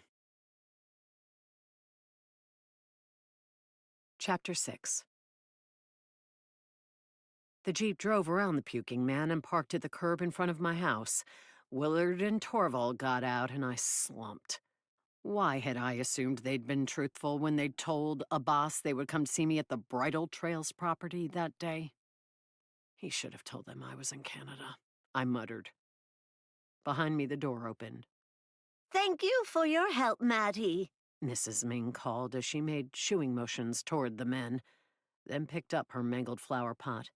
My grandson is not here, but I will check with him and make sure he does not owe anyone money. She scowled at the men. The one in the yard must have decided there were too many witnesses present to stick around, for he hurried out to the street and helped his puking friend to his feet. They climbed into a truck with tires almost as huge as their hollow heads and drove off. "You're welcome," I said, though my gaze was locked on the new arrivals. Torvald, clad in jeans, combat boots, and a duster, leaned casually against the front of the Jeep, her arms folded over her chest. A smirk rode her lips as she took in my pajamas and bare feet, both slippers having come off as I'd fought. She was 6 feet tall, looked like she had the athleticism of a dancer, and was as beautiful as I'd suspected. Who'd ever heard of a homely elf? I promptly hated her. "Nice bike," she offered, waving toward the 1988 Harley Sportster tucked under the carport. Unlike the beater work truck that had more dings than a target at a shooting range, it gleamed, a testament to all the time I'd put into fixing it up and maintaining it. I almost asked her if she rode, but reminded myself that I didn't like or trust her. Either of them. "Thanks," I said gruffly, and headed toward the house. Willard was already halfway to my front door. When I met her dark eyes, she tapped her wristwatch as if to say I was late for an appointment. My first impression of her wasn't warm and fuzzy either. If these two had come to accuse me of being a thief, I would see if I could make them puke. Maybe. Torvald had a lot of weapons. The tiger she'd conjured the night before wasn't around, but I had no doubt she could summon him again quickly. Scowling, I stuffed my feet in my slippers and walked over to join Willard on my stoop. "Won't you come in, Colonel?" "I'd love to, thanks." Willard waited for me to open the door and walk in first, as if my living room might be booby-trapped. I wished it were booby-trapped, and added that to my to-do list for the house. Torvald waited by the Jeep, because she now suspected this was a bad neighborhood and she needed to keep an eye on it. Given the morning so far, I suppose that wasn't a strange assumption. We were close enough to busy 196th Street that crime wasn't unheard of, but mafia toughs, or whatever those two had fancied themselves, weren't typical. More likely, Torvald was waiting in case I tried to run out the back door and into the next block. With her long legs, she could probably catch me. I excelled at most sports, but being on the short and stout side didn't help me a lot in sprints. Willard sniffed as we walked in, the air smelling of the coffee I'd brewed. From the small living room, I could see into the even smaller kitchen. Tinja, who favored coffee, must not have woken yet, or the rest of the pot would have disappeared while I'd been fighting. "Do you want a cup?" I grudgingly asked while waving the Colonel to the chair and love seat. Maybe if I plied her with gifts, she would be less likely to arrest me, or whatever she had in mind. She kept eyeing my hammer. I doubted it was because she was an admirer of fine dwarven craftsmanship. "Yes, thank you." As I retrieved it, I texted a boss that I would be late, and not to expect the military women to come to the project house today. I returned with a mug of coffee, deposited it in Willard's hand, and perched on the edge of the chair. She'd taken the love seat. Per Tinja's suggestion, the furniture was arranged conversation style instead of as I'd had it before, pointed at the fireplace and the TV. When I'd lived alone, I hadn't needed to converse that often, and I wasn't sure if this was an improvement, especially not today. "That was less messy than the aftermath of some of your other vigilante scenes." Willard pointed the mug toward the wall that faced Ming's house. "Because I'm not a vigilante. I was helping my neighbor. As you helped the proprietor of a teriyaki restaurant 5 blocks away."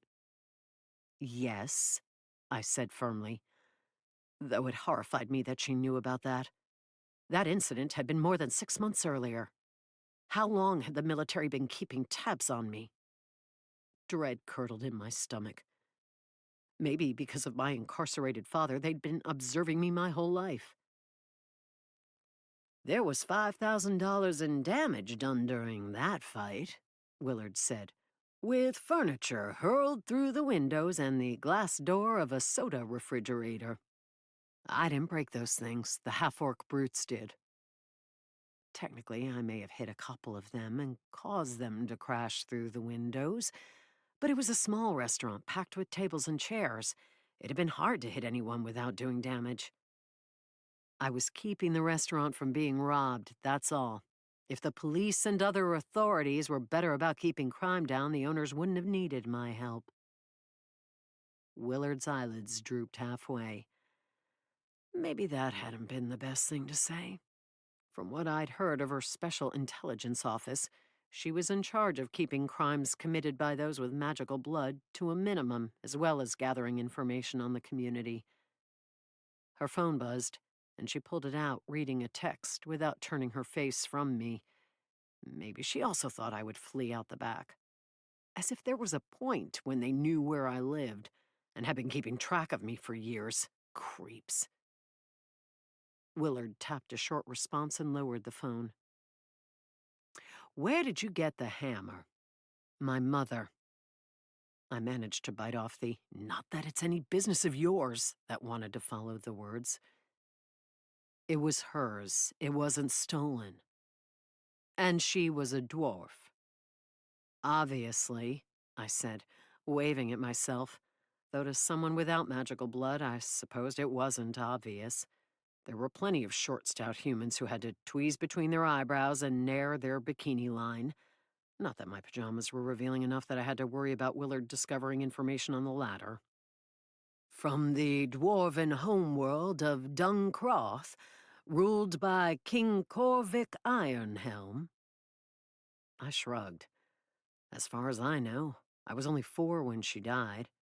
She sang me songs that taught me dwarven words about smashing spiders and forging ore, not about the governments and rulers of the cosmic realms. I guess we can't press you into diplomatic work, then, Willard said dryly, glancing at her phone again. There's a goblin in your home. My roommate, yes, she sleeps in. I suppose that cuts down on the time she's demolishing your housewares to build things. She doesn't do that too often. She's busy helping me on the job and studying for her architecture degree. I hesitated. She did retool my electric shaver to mixed success when I made the mistake of saying it wasn't strong enough for the needs of my half-dwarven body. So much for keeping the information about my bikini line a secret. And now? Willard didn't bat an eyelid. I pruned the arborvitae with it the other day. The shrub should recover soon from the small fire that started. Willard snorted. Sounds right. I have a goblin informant/assistant who keeps turning my office accoutrements into siege equipment. I squinted at her, wondering the subject change. Did she really care about my goblin roommate? Or was she trying to put me at ease before she pounced? What was your mother's name? Willard asked. Did she tell you that while she was singing dwarven nursery rhymes to you? No. You must know. Your grandparents are on my father's side and don't know much. The last thing I wanted was for the military to start sniffing around their house. Not about my mom. Dad had been through a divorce years earlier, and my parents weren't married when they had me. They were just... My fingers flexed in the air. In love. That was what I remembered them saying. But I didn't want to blurt anything that personal to some army colonel. Devoted to each other. It was a long time ago. I went to live with my grandparents after my mother died. And your father went to a military prison. My throat tightened. Though it had all happened so long ago, I didn't know why I was getting emotional. Maybe because I was worried about this new awareness that the military was keeping an eye on me. Were they also watching my sister? And my grandparents? Yes, I got out. You don't know, then, if your mother was the rightful owner of that hammer. She didn't steal it, she wasn't a thief. Willard gave me a pitying look. She wasn't, damn it! And why does the Army care about some magical hammer from another world anyway? These past few years, more visitors from the cosmic realms have been creating portals and coming to Earth. Some to hide out, some to seek things that have been stolen from their home worlds over the years. The elf assassin thought someone might hear about that hammer and come looking for it. I scowled. That bastard. Because he's going to tell people about it? It's mine regardless. It's not stolen. I crossed my arms over my chest and glared. Besides, what about Butch Barbie out there? I jerked a thumb toward the window. I'm positive whatever elf slept with her human parent wasn't the rightful owner of a dwarven sword. Actually, I wasn't sure about that. Dwarves and elves were reputedly allies, so it was possible a dwarf had given or sold a magical sword to an elf at some point. She wasn't the rightful owner, and it has been a problem. Willard's mouth twisted. She now has permission from the Dwarven King to carry it. She's been to the Dwarven homeworld? Envy swelled within me. Have you? From what I knew about portals, which was admittedly little, I didn't think a half-elf, or even many full-blooded magical beings, could create them. I have not been invited off our world, no. But Val has left a number of times. The benefits of marrying a dragon, I suppose. Marrying a dragon? I mouthed. I'd heard rumors that dragons had been seen in Seattle numerous times in the previous year, but not here in Linwood. I'd had my head down working anyway, not searching the skies for winged creatures from other realms. The wedding was quite the event. Willard set her coffee mug on a coaster and leaned back on the love seat. Listen, Pulatussi, I've been aware of you for a while, and I've kept an eye on you, given the crimes that your father committed. My jaw tightened, a muscle ticking in my cheek, and I wanted to cry that she didn't know the whole story. I didn't know the whole story either, but I knew he'd been defending my mother. He'd been trying to keep soldiers from killing her. I'd been there. I knew. And I haven't judged that you were malicious in your vigilante practices, but with your greater-than-human strength and that weapon, you are a threat to those around you, whether you want to be or not. I am not. I've had martial arts training. My grandparents encouraged it so I could learn to control my temper and my punches. When we drove up, a man was puking in the street because he was harassing my elderly neighbor. I saw him go flying.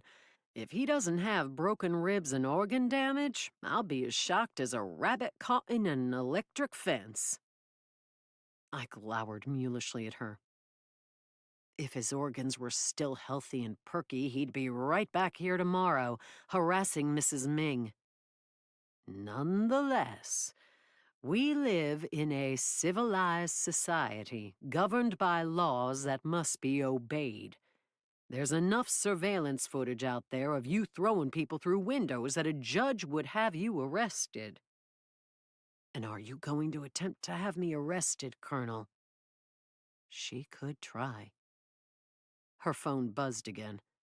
She lifted her eyes heavenward, then held up a finger and walked to the door. After opening it, she called out, "If you want to have so much input on this meeting, come inside. I was just letting you know about the potentially dangerous goblin approaching the kitchen," Torvald called back. "You know as well as I do that a goblin heading toward a coffee maker isn't a threat."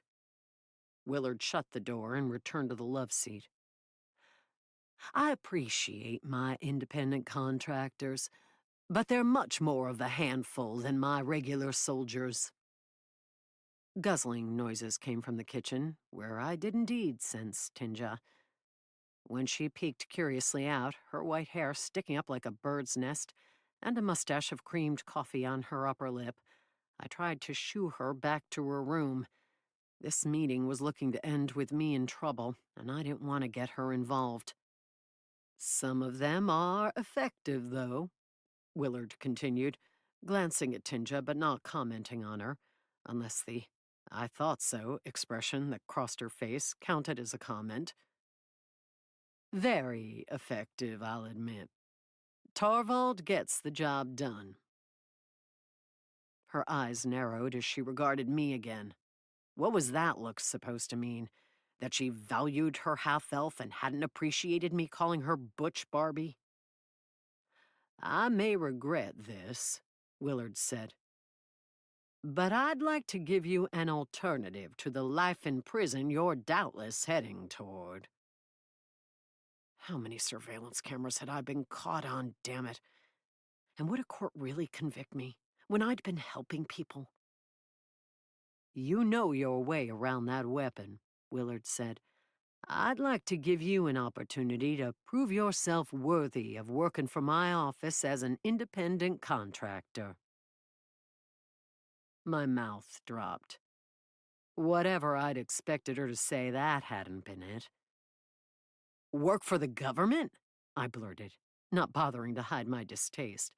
The military? The same people who'd killed my mother and arrested my father and kept him in jail without hope for parole for the last 30 years. Was she out of her mind? It's better to work for it than against it, Willard said. The hell it is, I muttered, glancing toward the kitchen. Tinja, her mug held in both hands, was watching with wide eyes. Willard's eyes only narrowed again. Maybe it wasn't a good idea to suggest to a career officer that the people she worked for were awful. But I was not only appalled by her suggestion, I didn't trust it. Or her. I didn't know these people. They might be setting me up. What if she gave me a mission, ordering me to shoot a magical bad guy? That was what Torvald, the ruin bringer, was known for, after all. And recorded it all and gave it to the authorities, claiming she'd had nothing to do with it. They would believe an army colonel over a house flipper, I had no doubt. Can I think about it? I asked, afraid she would arrest me that minute if I flat out said no. I already have a job. Using your magical power to replace toilets and ceiling fixtures, yes. I scowled at this suggestion that my work was trivial. I was a craftsman, a craftswoman. The people who bought the houses I worked on loved them. I wouldn't insist that you give up your work, Willard said. Torvald takes other jobs on the side. I would only expect that when a mission came up that would be up your alley, you would make yourself available for it. You would be compensated for your time, of course. The military pays its independent contractors for their work. If you're curious, you can ask Torvald about it. Oh, sure. The ruin bringer. Just the kind of person I wanted to invite out for coffee and a scone.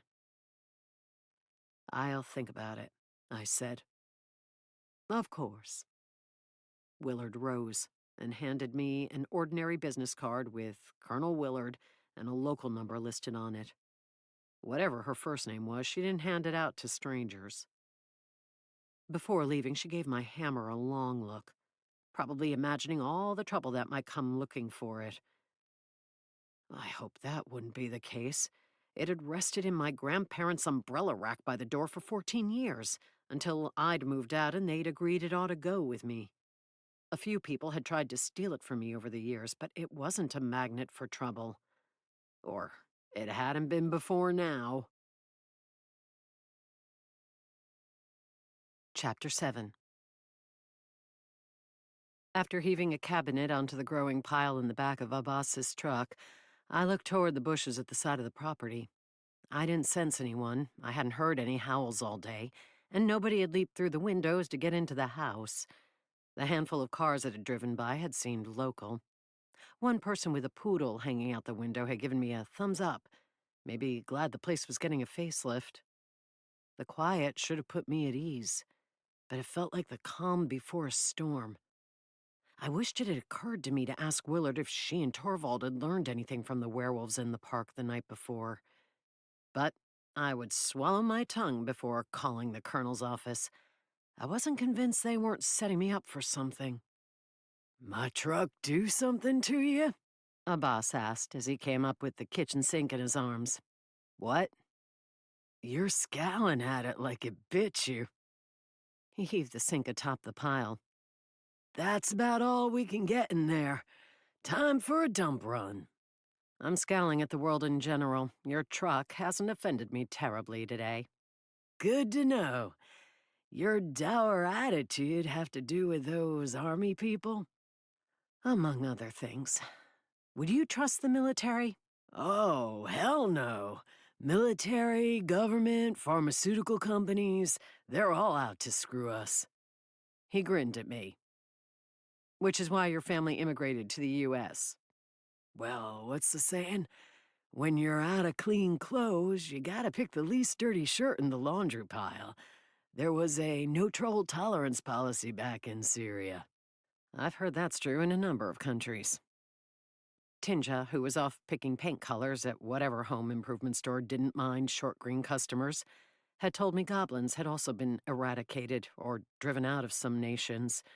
Others, like the US, pretended the magical beings who'd come to Earth didn't exist. There were plenty of videos online of everything from orcs and ogres to dragons and wyverns, but the government and mainstream media painted them with the same brush as UFOs and chemtrails. Hoaxes.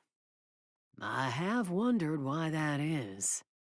Abbas dragged a plaid sleeve across his forehead to wipe away sweat.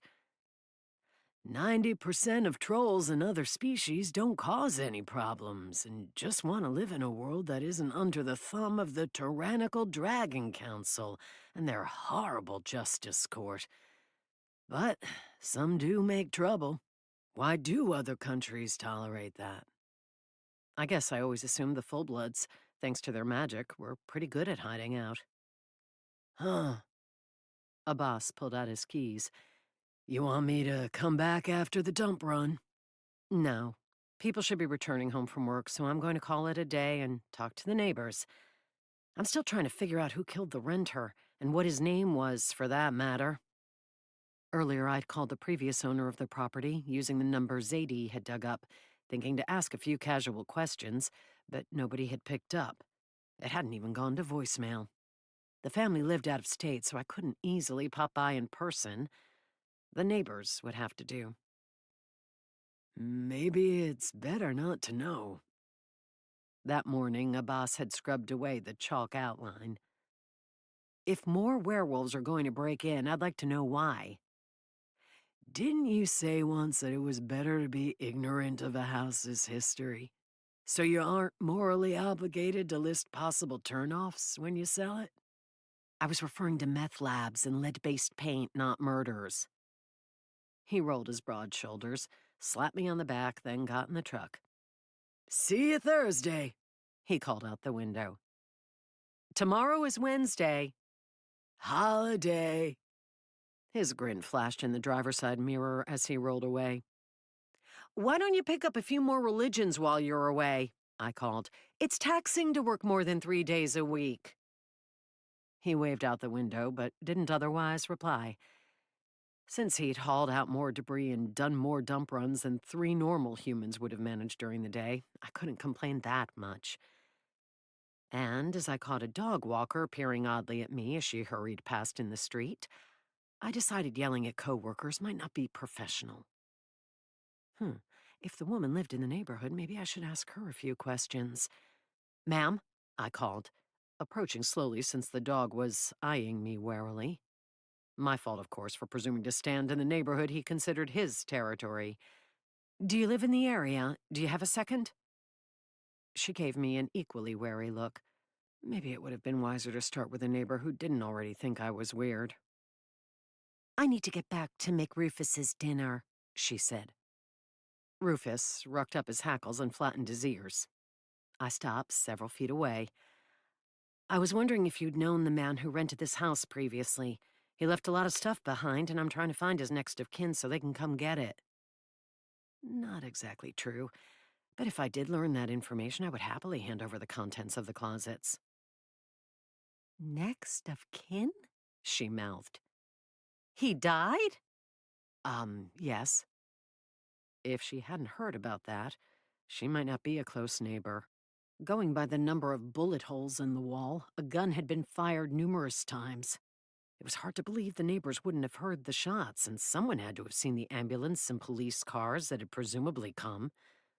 Unless the murderer had used a silencer and dumped the body in the nearest lake. For that matter, I was surprised nobody had shown up after the werewolves' gunshots the day before. Nobody except Willard and Torvald. He wasn't that old, was he? I spread my arms. I don't know anything about him. That's why I'm asking around. I live half a mile away and I only come this way to get to the park. But he was a gruff, surly man with bushy red hair, a big beard, and eyebrows like caterpillars. He yelled if Rufus peed on his mailbox, and I heard he threatened anyone who came up to his door. Threatened with violence. It didn't tempt me to visit or learn his name. Maybe try the people across the street. She waved toward a house at the back of a large lot. It was barely visible through the trees. I will, thanks. Before leaving, I locked the front door, though I was thinking of returning to tear up the floor in the basement. Earlier, a boss and I had poked around down there, trying to find a hidden door. But if there was access from inside or outside the house, we hadn't located it. We'd skimmed through the inspection report to confirm that there'd been nothing about a sub-basement in it. Dogs barked in the house across the street as soon as I knocked on the front door. When it opened, I braced to defend myself against Dobermans shooting out. But overly exuberant Irish setters leaped on me, greeting me like a long-lost cousin. Well, you're friendlier than Rufus, I said, trying to see the owner beyond the red-furred dog head, and a tongue attempting to wash my eyeballs. Kane, Abel, sit, the woman in the foyer said, pointing to the tiles at her side. Sorry, ma'am, they love people. As long as they don't love to eat people. I'd left my hammer behind, not wanting to intimidate the neighbors, or make them think I was odd for toting such a thing about. They just lick them. I gave her the same story I'd shared with the other lady. Mr. Gruff had been in that house for the entire 20 years we've lived in the neighborhood, she said. That's not really his name, is it? No, but he never introduced himself. His mail ended up in our box a few times, but it was always junk addressed to resident. He yelled if anyone came to his door, and he had a big gun that I saw him wave a few times, threatening everyone from teenagers on skateboards to the landlord trying to talk him into leaving the property. As she spoke, I sensed someone with magical blood in the back of the house, someone heading in our direction. The signature was faint, suggesting perhaps 1/4 magical heritage, but I tensed, not certain if this would be an ally. The man stepped into view, the woman's husband, I assumed, a tall, lanky fellow who might have had an elf ancestor. He looked me up and down, and I assumed he could also sense that I had a magical ancestor, but I didn't know how aware of the magical community he was. A lot of people who'd grown up and had otherwise normal lives didn't believe anything but what the government told them about our ancestors. You're asking about the neighbor, he asked. Apparently he passed, his wife told him. Again, I found it odd that the neighbors hadn't known about the shooting, especially a neighbor directly across the street. Straight to hell, I'd guess. The husband looked me up and down again, and must have guessed at my heritage because he said, he was part dwarf, I think. Oh? Maybe all dwarf. He wasn't that short, but I could tell he was magical. A lot more than me. His wife patted him on the chest and looked like she wanted to shush him. Maybe she didn't encourage him to speak about such outlandish things to strangers, or anyone. His gun was magical, too, he added, not quelled. He patted her back as if to say he knew what he was doing. I hadn't sensed magic from the bullets lodged in the walls, but a firearm could have power without the bullets being anything special. With a start, I realized they might have been silver bullets. What if the werewolf problem had been going on for some time, and that was who'd gotten the renter in the end? I don't suppose you know where he got the gun? I asked. He never talked to us. Never talked to anyone except to tell them to stay off his property. You might check with the food truck lady downtown, the one who makes and sells magical guns. Food truck lady? I'd never heard of such a person, but I also had never had a need or interest in owning a firearm. The hammer was sufficient for my needs. The dogs, who'd been sitting obediently on the floor, swished their tails. Maybe they knew the word food. Yeah, I forget her name, but the truck is the Crying Tiger. I think you have to go after dark to get items from the special menu. Why do you know about these things, honey? His wife whispered. That only earned her another pat. Is the owner of the truck magical too? I asked. Part gnome, I think, he said. The wife rubbed her face, her cheeks pink with embarrassment. Maybe such topics weren't socially acceptable in the neighborhood. If he bought the weapon from her, she might remember him, the husband said, then lifted a hand and stepped back. We're glad you're fixing up the house, the wife said. Have a nice night. If no werewolves invade the property, I'll attempt to do so. Right away, I regretted the words, realizing she would think them odd. But she and her husband only exchanged long looks before closing the door. Maybe the werewolves were a known problem in the neighborhood. The pitfalls of living next to a huge park, I muttered, walking back toward the street. Maybe I would visit that park one of these days to see if I sensed anything. But the tree-filled expanse took up almost 500 acres and had something like 25 miles of trails. I would happily work all day at tearing out walls and installing cabinets, but my lip curled at the thought of tramping through the woods. An elf my mother was not. I tried a couple more neighbors, but they either weren't home or claimed not to know anything. On a whim, I asked if they'd spotted any wolves in the area. They had all shaken their heads and shut their doors on me, hastily ending the conversation when that came up. After returning to the house, with twilight creeping over the neighborhood, I stood in front of my truck and debated what to do next. Solving mysteries wasn't my expertise, and beyond worrying about shifters breaking into the house to steal who knew what, the werewolves weren't really my problem. All I was there to do was fix up the house and sell it as quickly as possible. And yet, if the renter had been part dwarf, I felt a kinship to him. It bothered me that this guy, grumpy and surly or not, had been murdered in his own home and nobody had cared or investigated it. It crossed my mind that he might have been defending something more than his own house. Why else so assiduously threaten everyone who came close? Beyond all that, I worried that Abbas and Tinja, and even Zadie if she came by at the wrong time, could be hurt because we'd taken on this project. Park, food truck, or stake out of the house tonight, I muttered, thinking of going home to trade the truck for my motorcycle. After dark, there shouldn't be any normal people in the park to complain about someone riding a motorized vehicle on the non-motorized trails. Since Willard ought to be giving me time to think about her offer of employment, I probably didn't need to worry about her and Torvald showing up to interrupt a stakeout tonight. And if there were magical beings in the park, I might be able to sense them and find them quickly without having to trek for miles. As for the food truck, I dug out my phone. I have stored the paint cans in the paint storage room in your house. Tinja answered cheerfully. You mean the shed beside the carport? No, the shed is full of some projects I've started as well as materials I've acquired. If you mean the aluminum cans, mattress springs, and broken air conditioner in there, I'm aware of those materials. Yes, I've acquired more. They're all excellent materials for goblin projects. Where is the paint?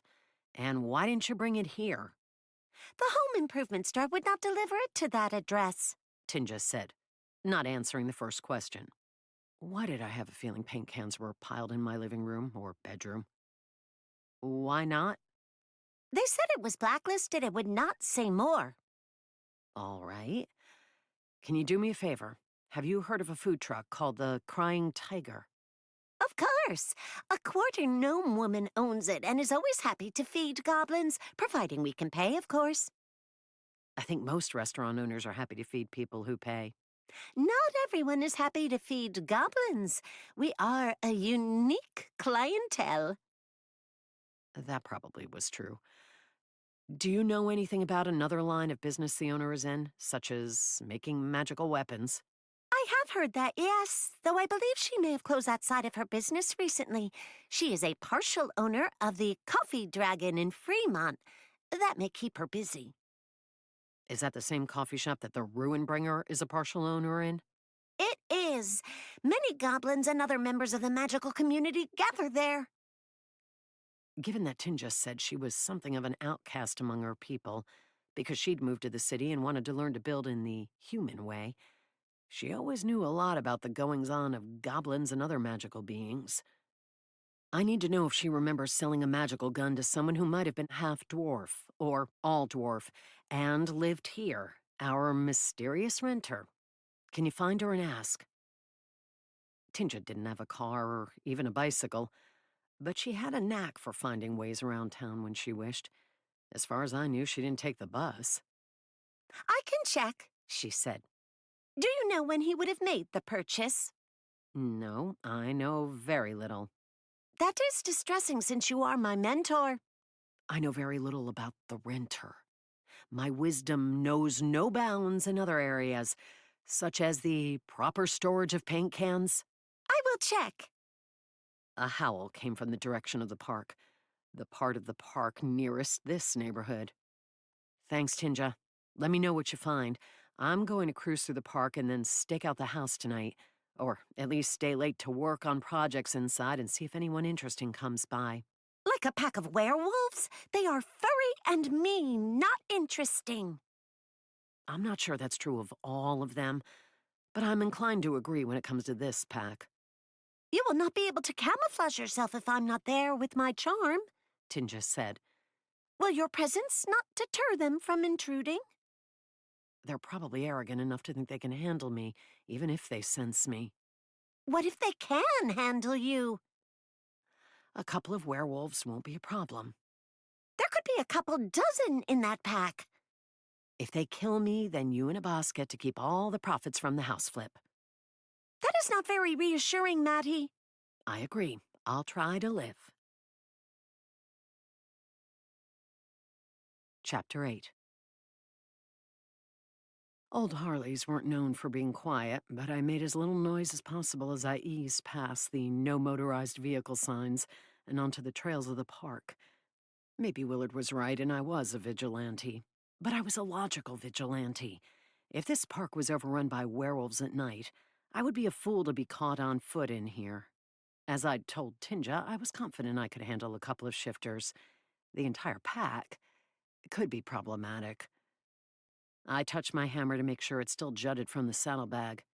Maybe one day I could find a special weapon sling so I could carry it on my back, the way Torvald did her sword. She had arms long enough, however, to draw a weapon that way. I'd probably get mine stuck. As I rumbled down a trail paralleling the east boundary of the park, the branches trimmed back to accommodate horses and riders, I tried to sense magic among the towering trees. The werewolf howls had originated in the park, I was sure of it. But halfway through, I detected nothing but the occasional bat flapping off, disturbed by my noise. At an intersection of trails, I thought I felt something, but it disappeared before I could identify it. I stopped my motorcycle and cut off the engine, listening with my ears as well as stretching out with my senses. It had seemed close, but now, nothing. The faint rumble of freeway traffic came from the west, a reminder that the park was in the middle of the city with only the old neighborhoods right around it feeling suburban, almost rural instead of urban. Maybe the werewolves had gone out for dinner at the nearby Vietnamese restaurant, or hit up the bowling lanes for a night of betting on their prowess. I do not believe that conveyance is permitted in this park. A male voice spoke from not 10 feet to the side of the trail. I grabbed my hammer as I sprang from the Harley, landing in a crouch and facing the threat I couldn't sense. It took me a few long seconds to realize I recognized that voice. Sarlavai. It is good that you remember my name, he said, the darkness hiding him. Well, it's wise to know the names of assassins, the better to avoid them. Yes, I did not expect you to come visit me. Visit you? I came looking for the werewolves that keep howling at night like love-struck coyotes seeking mates. I am not as familiar with this world as you, but I believe coyotes howl as part of a territorial display. Thanks for the tip. What are you doing here? And why did you think I would want to visit you? And what did you tell that army colonel about my hammer? A howl sounded on the far side of the park.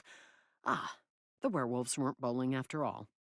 I am relaxing in the only quasi-natural area in this metropolis that offers a modicum of peace to keen elven ears and noses, though the scent of burning fossil fuels and sounds of thundering car engines reach me even here. As I said, I did not expect you to visit me, and I informed Torvald that a possibly stolen dwarven weapon of great power was across the waterway from her in the hands of a mongrel plumber. I'm not a plumber, I snapped. Not that there would be anything wrong with it if I were. My grandfather is a plumber. I observed you removing a cylinder from under a sink today. Is this not the purview of those in the plumbing profession? The garbage disposal. And we were removing everything that was broken or old. It's not... I gaped at him, my grip tightening on the haft of my hammer. You were watching us work today? Why? I thought you got the werewolves you were looking for. Why was this guy still on Earth? If he was an assassin renowned for killing people on 12 worlds, he surely didn't consider this his home turf. I have been observing you. You admit to being a stalker. Another howl drifted through the trees, the origin closer this time. A second howl came from another corner of the park. Uneasily, I realized the werewolves sensed me, or they'd heard my motorcycle. And since Sarlavai's aura was camouflaged, they might not know he was there. They were coming for me. How many of them? 2 I might be able to handle, but more? A stalker. Sarlavai didn't sound like he'd heard the term, at least not in the sense I meant. I am an assassin, and I frequently stalk my prey. Am I your prey? No, you are insignificant. Thanks so much. Because I'm a plumber? The darkness made it difficult to tell, but he seemed to cock his head. In confusion? Because you have not, as far as I know, traveled from this world and made powerful enemies in other realms. Enemies of the type who can afford to hire me. You're an elite assassin who charges a hooker's hourly rate, huh? He hesitated. I am an elite assassin. Camping out in the park and keeping an eye on me because if you are the legitimate heir to that hammer, then that is of interest to me. Why? Why would an elf care about dwarf matters? And what did you mean when you said this was a weapon of great power? Sarlavai sighed. Are you another Earth inhabitant with a weapon created by a powerful smith and enchanter who hasn't the faintest idea about its capabilities?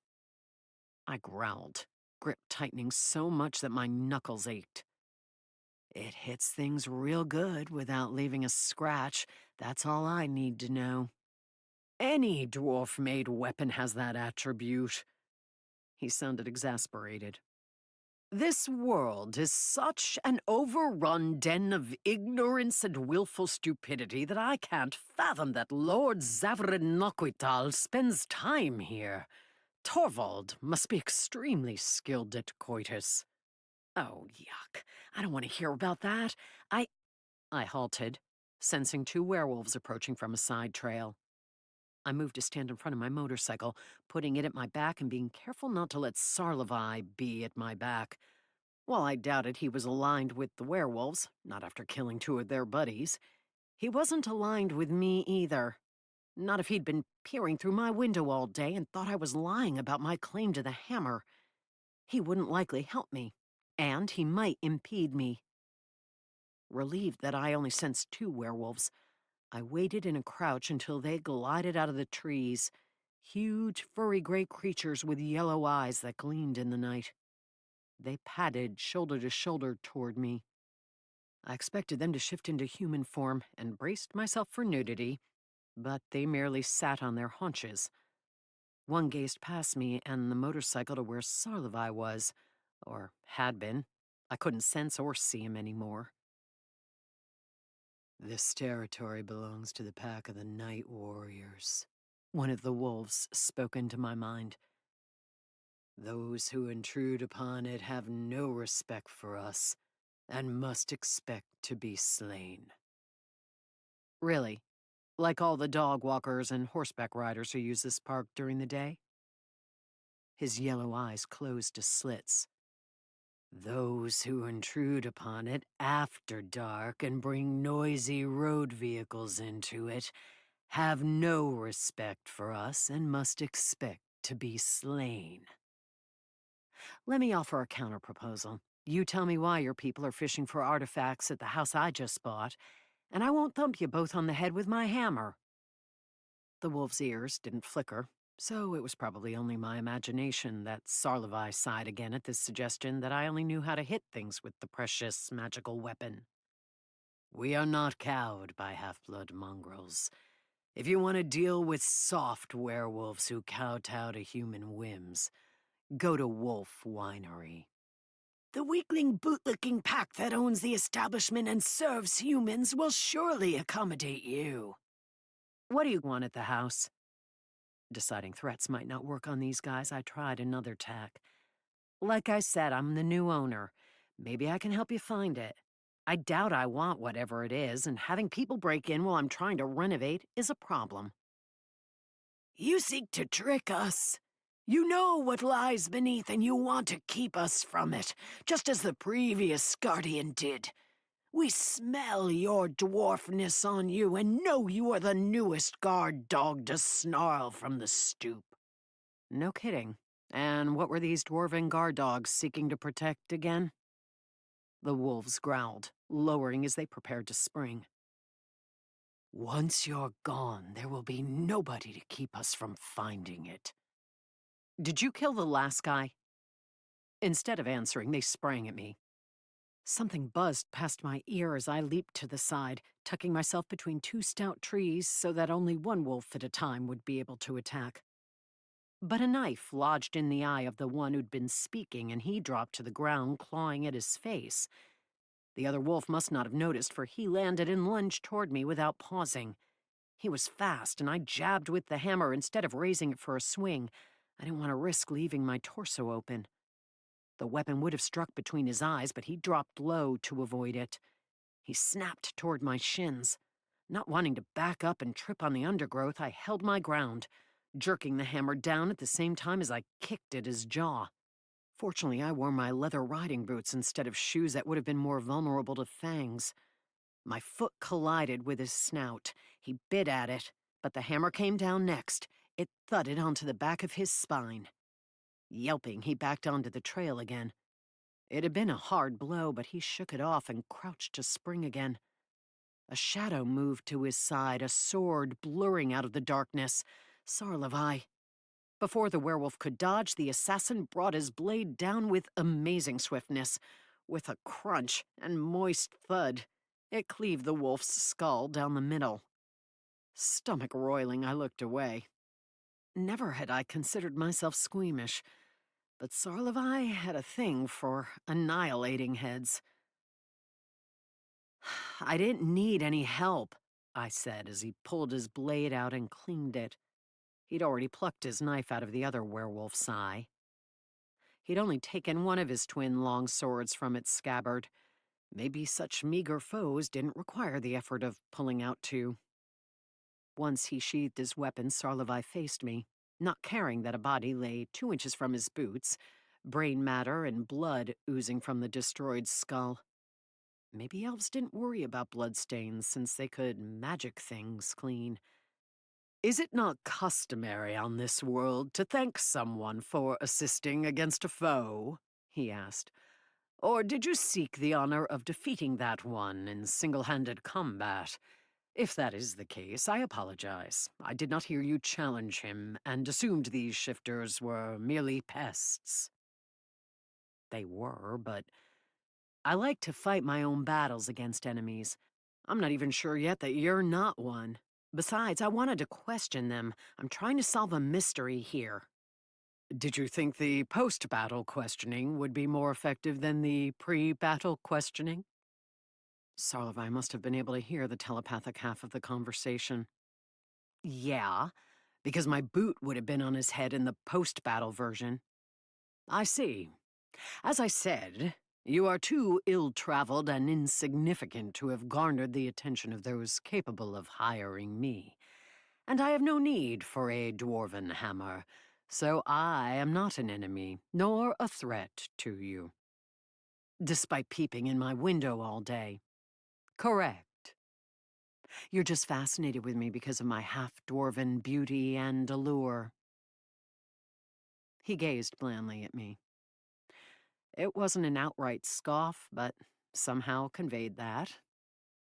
It ruffled my feathers. Will you give me a sample of your blood? Sarlovai asked. I rocked back. What? Only a small amount. I have a magical device capable of analyzing blood and determining one's heritage. He held up a hand. No, that is a simplification. I do not know how to explain this exactly in your language. It would not be able to spit out your entire lineage unless there is a match with a known bloodline that is held in its memory. Are you still trying to figure out if I'm the rightful owner of this hammer? I assumed it wasn't my Samoan heritage that fascinated him. You just said you aren't interested in stealing it from me, so why do you care? The hammer means little to me. That is correct. It is what you possessing it, assuming you spoke the truth and it wasn't stolen, could signify. Will you give me a sample? What could it signify? Sarlovai opened his mouth, but an angry howl came from the other side of the park. Several angry howls. I think they got back from bowling and realized we killed their buddies, I whispered. You did not kill them, I did. If I must, I will slay the rest of the pack. But they are little challenge, and it is not honorable to slay mediocre opponents. Has anyone told you how arrogant you are? Many people, yes. His eyes narrowed. Not all of them live.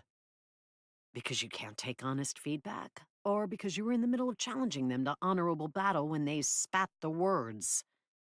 The latter is closer to accurate. The howls sounded again closer. The wolves must have already crossed half the park. I'm getting out of here. I stepped toward the Harley, hoping I could outride, an angry werewolf pack. I was already deciding on my route, a direction that would lead them away from the house, when Sarlovai gripped my arm. I must have a sample of your blood, he said. No, you must not. Come to my camp and I will ensure the pack doesn't find you. I hesitated. The Harley was fast on the highway, but I wouldn't be able to zoom down the dark park trails. It was possible the wolves would catch up to me before I reached a street. Some might already be waiting at the park entrances, poised to cut me off, to trap me. All right, I whispered, hearing branches breaking and leaves rustling as the wolves drew close, too incensed to bother with hiding the sound of their passing. But I'm not giving you my blood. Gripping my arm, Sarlovai guided me past the motorcycle and into the trees. We'd only gone 10 feet, the Harley and trail still in sight, when a weird zing of magic buzzed my nerves. We stepped onto a mossy patch of ground framed by trees. with a soft glowing orb resting next to a cot with a pillow and a blanket. The backpack I'd seen Sarlevi wearing the day before leaned against the cot. I hoped the heads weren't still in it, rotting nastily. Within his camp, I could abruptly sense his aura, his powerful aura. Even though he'd claimed to be a mage as well as an assassin, I hadn't guessed he might be a strong one. Right away, I was glad I hadn't picked a fight with him. He could probably kick my ass with his magic without ever lifting a blade. Do not move off the moss rug, Sarlevi told me telepathically as he pointed down at it. Only then did I realize it was a rug and not natural growth on the forest floor. Had he brought that with him, along with his camping stuff? Who traveled with their own rug? Also, do not make noise. My camp is magically camouflaged, and they should not detect our scents, but they will hear us if we're not careful. I turned in time to see the wolves run out of the woods and onto the trail, pausing to sniff the fallen shifters. My poor Harley stood scant feet away, vulnerable to their whims, and I had to stifle a groan, certain they would slash the tires. If I'd realized that Sarlevi was only taking me 10 feet off the trail, I would have rolled it over the roots and ferns to hide it with us. Angry snarls came from the wolves as they investigated their dead kin. The light in Sarlevi's camp, apparently as camouflaged from the outside world as the rest of it, wasn't bright, but its glow next to me made it harder to pick out the details on the dark trail. My senses, more than my eyes, told me that there were 8 or 9 werewolves out there. There was also something else. Something still coming. What is that? I asked. Not sure if Sarlevi would hear me. As far as I knew, I had no ability to telepathically share my thoughts. Something more powerful than the others. It may lead the pack. That didn't answer my question. He gave me a long look. Though he'd released my arm, he stood close enough that he could grab it again if he were so inclined. You are not respectful to your superiors. What makes you think you're superior to me? I asked, not willing to believe that superior power meant one was a superior person. It should be obvious.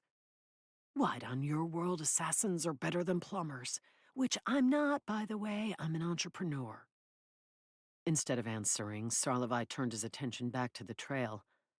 The more powerful being hadn't come into view yet, but it was approaching.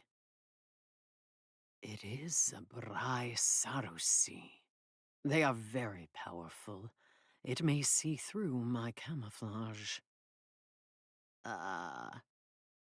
Several of the angry wolves stalked toward my motorcycle. I tensed and hefted my hammer.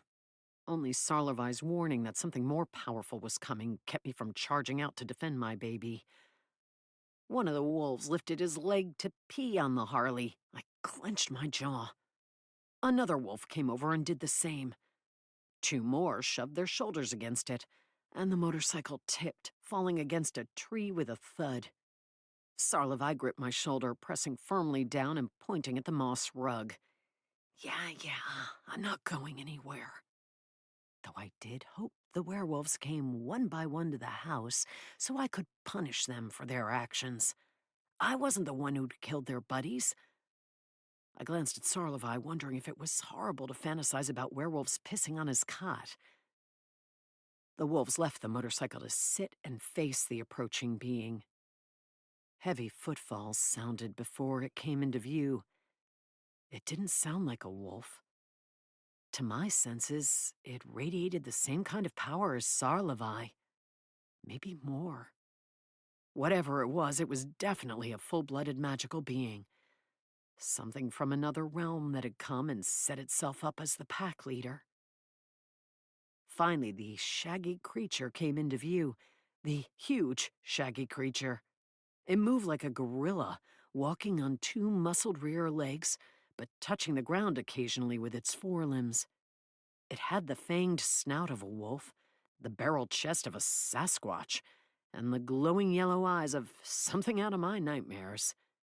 Even with a hunch to its upper back, the thing had to be 8 feet tall. Something told me that if I kicked it in the chest, I would bounce off. I wasn't positive even my hammer would hurt it. The wolves dropped to their bellies facing it.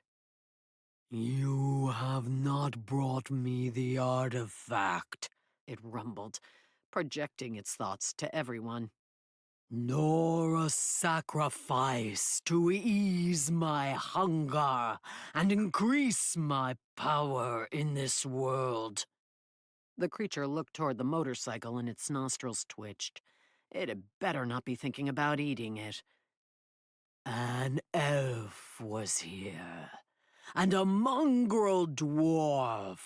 Why did you not bring them to me? I hunger for fresh blood." All right, this thing was creepy. I looked at Sarlevai, trying to tell if he was disturbed, or if this was all part of a night's, work for a well-traveled elven assassin. "The Brai Sarusi are from Osgashandral," he said, without looking back at me. "They rule over the shifters there. That is why many of them have fled to your world, where predators greater than they are few." I thought dragons were the reasons other races fled and came here. "They are not the only powerful predators in the realms. Though the Brai Sarusi are not the fastest or most agile foes, they have tremendous regenerative power that makes them difficult to kill. Further, feeding on the lifeblood of others, the sacrifices they call for, makes them even stronger and faster to heal for a time. I once battled one, cut its head half off with a sword, and watched as it lifted a paw, pushed its head fully back onto its neck, and in scant seconds all was healed." Before, Sarlevai had oozed nothing but arrogance, sounding like he believed he could best any enemy. But he was grim as he spoke of this creature. That worried me, and I didn't make a move and barely breathed as it spoke to the wolves. Until my phone beeped with an incoming text. Sarlevai gave me an incredulous look as the wolves and the Brai Sarusi looked in our direction. Chapter 9. "Return to your domicile," Sarlevai said. "I will lead it away." I lifted my hammer. "I can help." But he'd already sprung away, drawing both of his swords.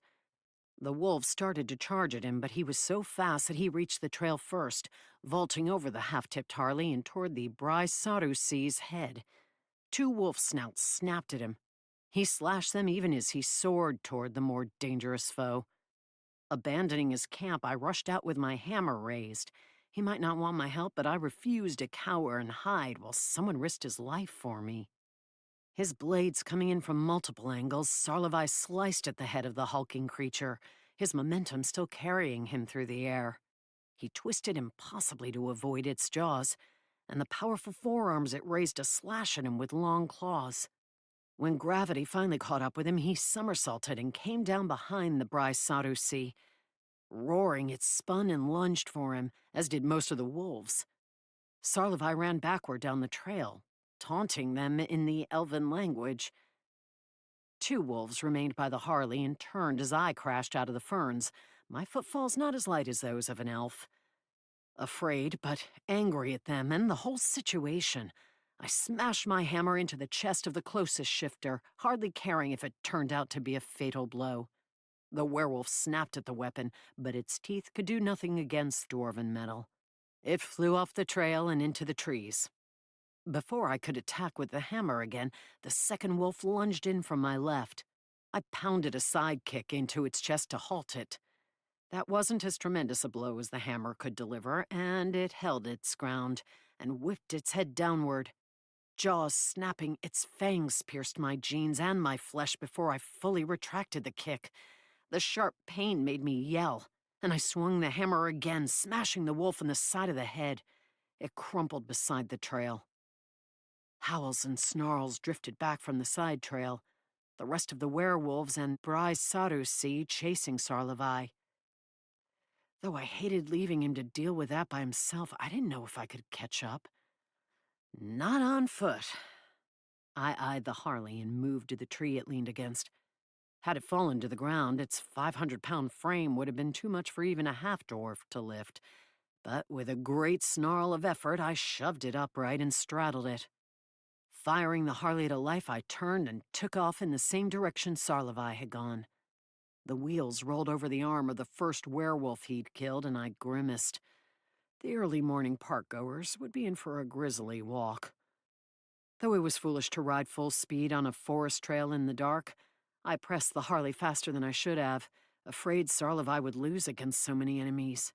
He could doubtless handle a few werewolves and maybe even the Brysarusi alone, but all of them together? Nobody was that good.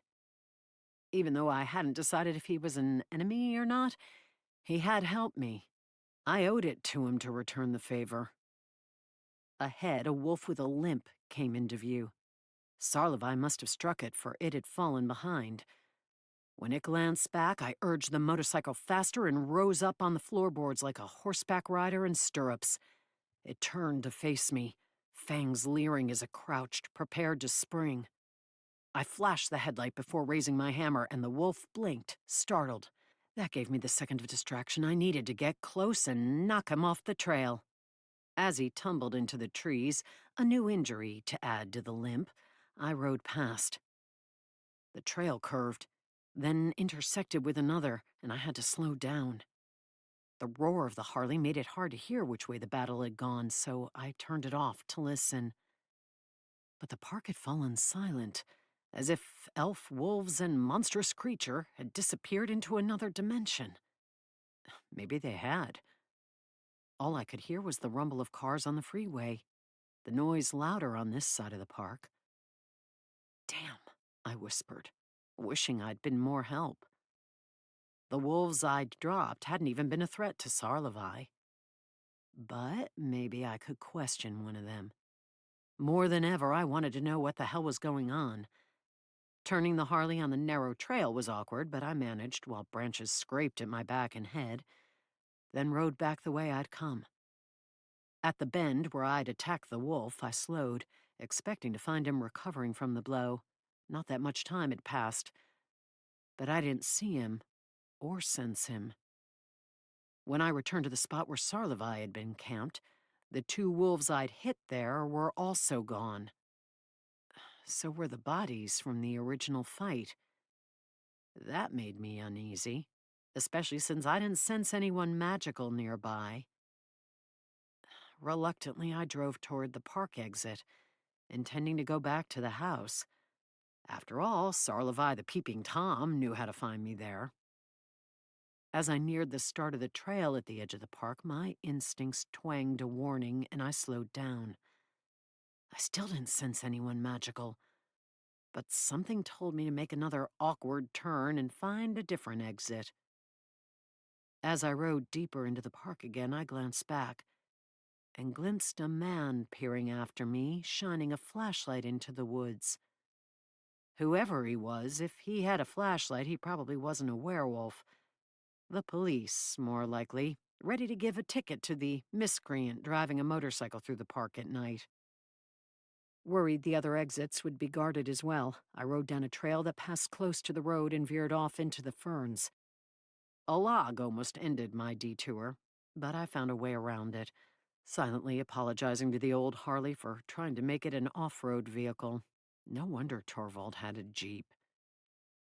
Finally, I reached the road, glancing left and right for patrol cars, or werewolves, before riding into the open.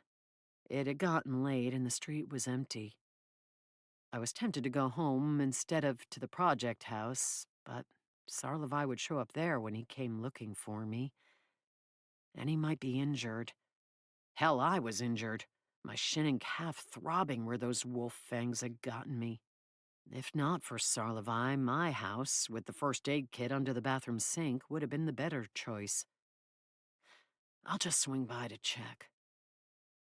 As I drove, I remembered my phone and wondered who'd texted me to start that mess. A note from my sister popped up, asking if I would change my mind about Sunday brunch. She promised to make mimosas and had an accountant friend she wanted me to meet. I groaned and stuffed my phone back into my pocket. Even if I'd had dating on my mind that week, an accountant wouldn't have been a natural match for me. Not unless he refinished floors or worked out at the dojang on the weekends. I was open to the idea of opposites attracting, but that was too opposite. Someone that normal would think I was weird. A light was on inside the house when I rolled to a stop across the street, a light that I hadn't left on. Abbas's truck wasn't there. It was possible that Tinja could have gotten a ride over to bring the paint, but I didn't sense her goblin aura. I didn't sense Sarlavai's powerful elven aura either. That might not mean anything, though. He could have wrapped his magical camouflage around himself again. Even though I had a hard time imagining werewolf thieves turning on the lights in the houses they burglarized, I drove farther down the street and parked in the shadow of an overgrown bush before getting off. I also opted to go around the side of the house and enter through a back door, but not before checking numerous times for creatures with magical auras. The werewolves, and probably that Bry Sarusi too, knew exactly where I was working. If I hadn't been bound to the house by a huge mortgage, I would have bailed on the job. No, maybe not. More than ever, I wanted to know what was going on here. The back door was still locked, and as I fished out the key, a faint moan emanated from inside. It sounded more like the moan of the wind than someone in pain, but if that creature had clobbered Sarlavai, he could be in there, making pitiful wounded sounds. When I pushed the door open, smoke wafted out, and I jerked back in alarm. Had someone started a fire? But the gray haze didn't smell like smoke, or anything burning. If anything, the wispy air was cool against my cheeks, like mist or fog. Neither was something I expected to find in a house. Scowling, I eased inside and pressed my back against the wall, listening intently for noise. The strange fog curled around my legs, the left throbbing from the werewolf bite. I wondered if I ought to get a tetanus shot. Again, I tried to sense magical beings or artifacts in the area. All I detected was the backsplash tile that I'd noticed before. The mist wasn't coming from it. It seemed to be emanating from the walls. The light coming from the front room was visible through the kitchen door, and I eased in that direction. I'd swept up the wood shards and insulation before we'd called it a day, so there wasn't much debris on the floor, but the haze made it hard to see, and I accidentally kicked a piece of drywall across the room. It clattered against a baseboard, and I tensed. If someone was in the house, they would have heard that. When nobody charged out to confront me, I continued toward the front room, the mist thick about my legs. Another moan sounded. From inside, it seemed to come from the basement. Or maybe the hollow space under the basement that I still hadn't found a way to access. The phone rang, startling me. Expecting another brunch entreaty, I frowned down at it. But it was Tinja this time. Before answering, I peered into the living room. The ceiling lamp was on, but nobody lurked inside. The entryway closet door that had been closed earlier stood ajar. Hey, Tinja, what's up? Are you all right? You usually answer my messages promptly and eagerly. Promptly, at least. I'm walking through a misty house and about to brain whoever is crouching in the closet. I didn't bother to keep my voice down since I'd already announced myself by playing drywall soccer. Does that mean I should wait to tell you about my visit to the coffee dragon? Yeah, give me a sec. And I thought you were going to the Crying Tiger. I stuck the phone in a pocket and strode toward the closet with my hammer raised. I yanked it open, ready to smash a werewolf invader. But the closet was empty, save for more of the mist that swirled out on the draft. Another moan wafted up from somewhere below. I prefer it when my enemies just attack me. I refused to believe the house had suddenly become haunted. Someone was messing with me, but why? The thieves wanted an artifact, right? Not me. Unless they blamed me for the deaths of the werewolves in the park. But if they did, they would have charged over to kill me, not to mess with my mind. Tinge's muffled voice came from my pocket, and I pulled the phone out again. What did you say? I headed for the stairs leading to the lower level. Maybe when I found the source of the moans, I would have my answers. Nin Chatrakulrak was not at the food truck, but her assistant directed me to the Coffee Dragon, where many foolish goblins were swilling coffee and playing dangerous dice games. You swill coffee too, I pointed out. Not at night. I must sleep well so that I am bright for my studies in the mornings. What makes a dice game dangerous? Dice being launched from a catapult and bouncing off the walls and into people's ears and eyes. That would do it. My shin throbbed as I maneuvered down the stairs, the mist thickening around me. I had a feeling I was leaving blood all over the floor. Sarlevai might only have needed to trail me to get his sample. Kook, I whispered. Yes, they were kooks. I find my goblin brethren juvenile. Not everybody can be as mature as you. At the bottom of the stairs, I flipped the light switch to turn on the overhead lamps. Nothing happened. Light still filtered down from above, so the power wasn't out. But here? Sighing, I tapped my phone's flashlight app. It barely pierced the gloomy mist, and I couldn't tell if anyone had been down there. The pool table appeared unmolested. I headed to the laundry room, wondering if someone else knew about the hollow floor. What did this Nin say? I asked quietly, not attempting to pronounce her last name. Did she know of or remember selling a gun to our renter? She said she sold many magical guns over the years and didn't keep the addresses or even ask for identification from her clients. She also informed me that she is no longer in that line. I glanced at the phone, afraid I'd hung up on her as I'd been using the flashlight. The call had ended, and when I tried to redial, it didn't connect. There was no signal, the phone informed me. You had a signal 20 seconds ago. I'd moved into the laundry room, the floor was still intact, and stepped back out into the pool table room to see if that made a difference. Nothing. A moan drifted through the basement. It seemed to come from the walls all around me, not the floor. I don't believe in ghosts, I announced to the mist and moans. Though I'd seen enough odd things in my life, usually magically inspired odd things, that my disbelief was tenuous. Maybe if the renter had died horribly here, his eternal spirit did remain.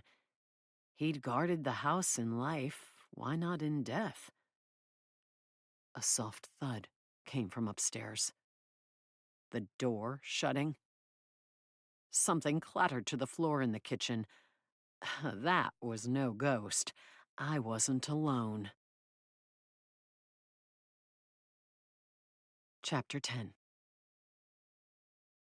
Ignoring the throbbing in my calf and the unpleasant sensation of my jeans drying against my gouges, I hurried up the stairs to confront whoever was making noise in the kitchen. The mist followed me, but I barely noticed it as I sprang through the doorway with my hammer up. Only to find Sarlevai slumped against the sink, drinking from his cupped hand as water flowed. He'd heard me coming and watched my approach, but regarded my fighting stance with unconcerned eyes. Or maybe those were glassy eyes. He was in rough shape. Sweat gleamed on his forehead and dampened his short blonde hair. Short blonde hair stained red with blood on one side. Holes punctured his tunic, and when I flipped on the light switch, thankfully it came on, I spotted more blood dripping onto the floor at his feet. FYI, we haven't installed the filtration system yet, I said, because blurting something like, "You're hurt," or "Oh my God," seemed inane. Why does all the water on your world taste dreadful? Sarlevai rasped, the corners of his eyes tight with pain. There are chemicals in it to make sure it's safe to drink. His upper lip curled. I will hope your plumbing skills improve what comes out of this water source. My skills improve everything. I might have reminded him that I wasn't a plumber, but scowling and yelling at a bleeding man, elf, seemed inappropriate. Instead, I lowered my hammer and stepped toward him. Do you need... He looked like he needed sutures, drugs, and heavy-duty bandages. At the least, a comprehensive first aid kit. A hug? I finished lamely. It was something my sister would have said. As a mother of two, she had more honed maternal instincts. He blinked. Oh, what? Never mind. I'm sorry you were hurt. Did the creature get the best of you? Sarlevai lifted his chin. I got the best of it. Unfortunately, not a fatal blow, but it should be curled up, forced to hibernate and regenerate itself for a time. What I was not prepared for was one of the werewolves having a semi-automatic, I believe that is your term, firearm loaded with magical bullets that could pierce my armor. Torvald has a similar weapon, but I failed to anticipate scruffy werewolves being so well armed. Had I only been facing the gunman, I could have deflected the bullets. But he climbed a tree and fired from the branches behind the Brai Sarusi while I battled it. He shook his head. It was impulsive of me to leap into that battle without preparation beforehand. Usually I am not so unwise. He squinted at me as if it were my fault. Technically it was, because of me that the creature had appeared within spitting distance of his camp. But he could have stayed out of the trouble. Why hadn't he? What interest did he have in me? In my blood? Do you want me to take you to the hospital?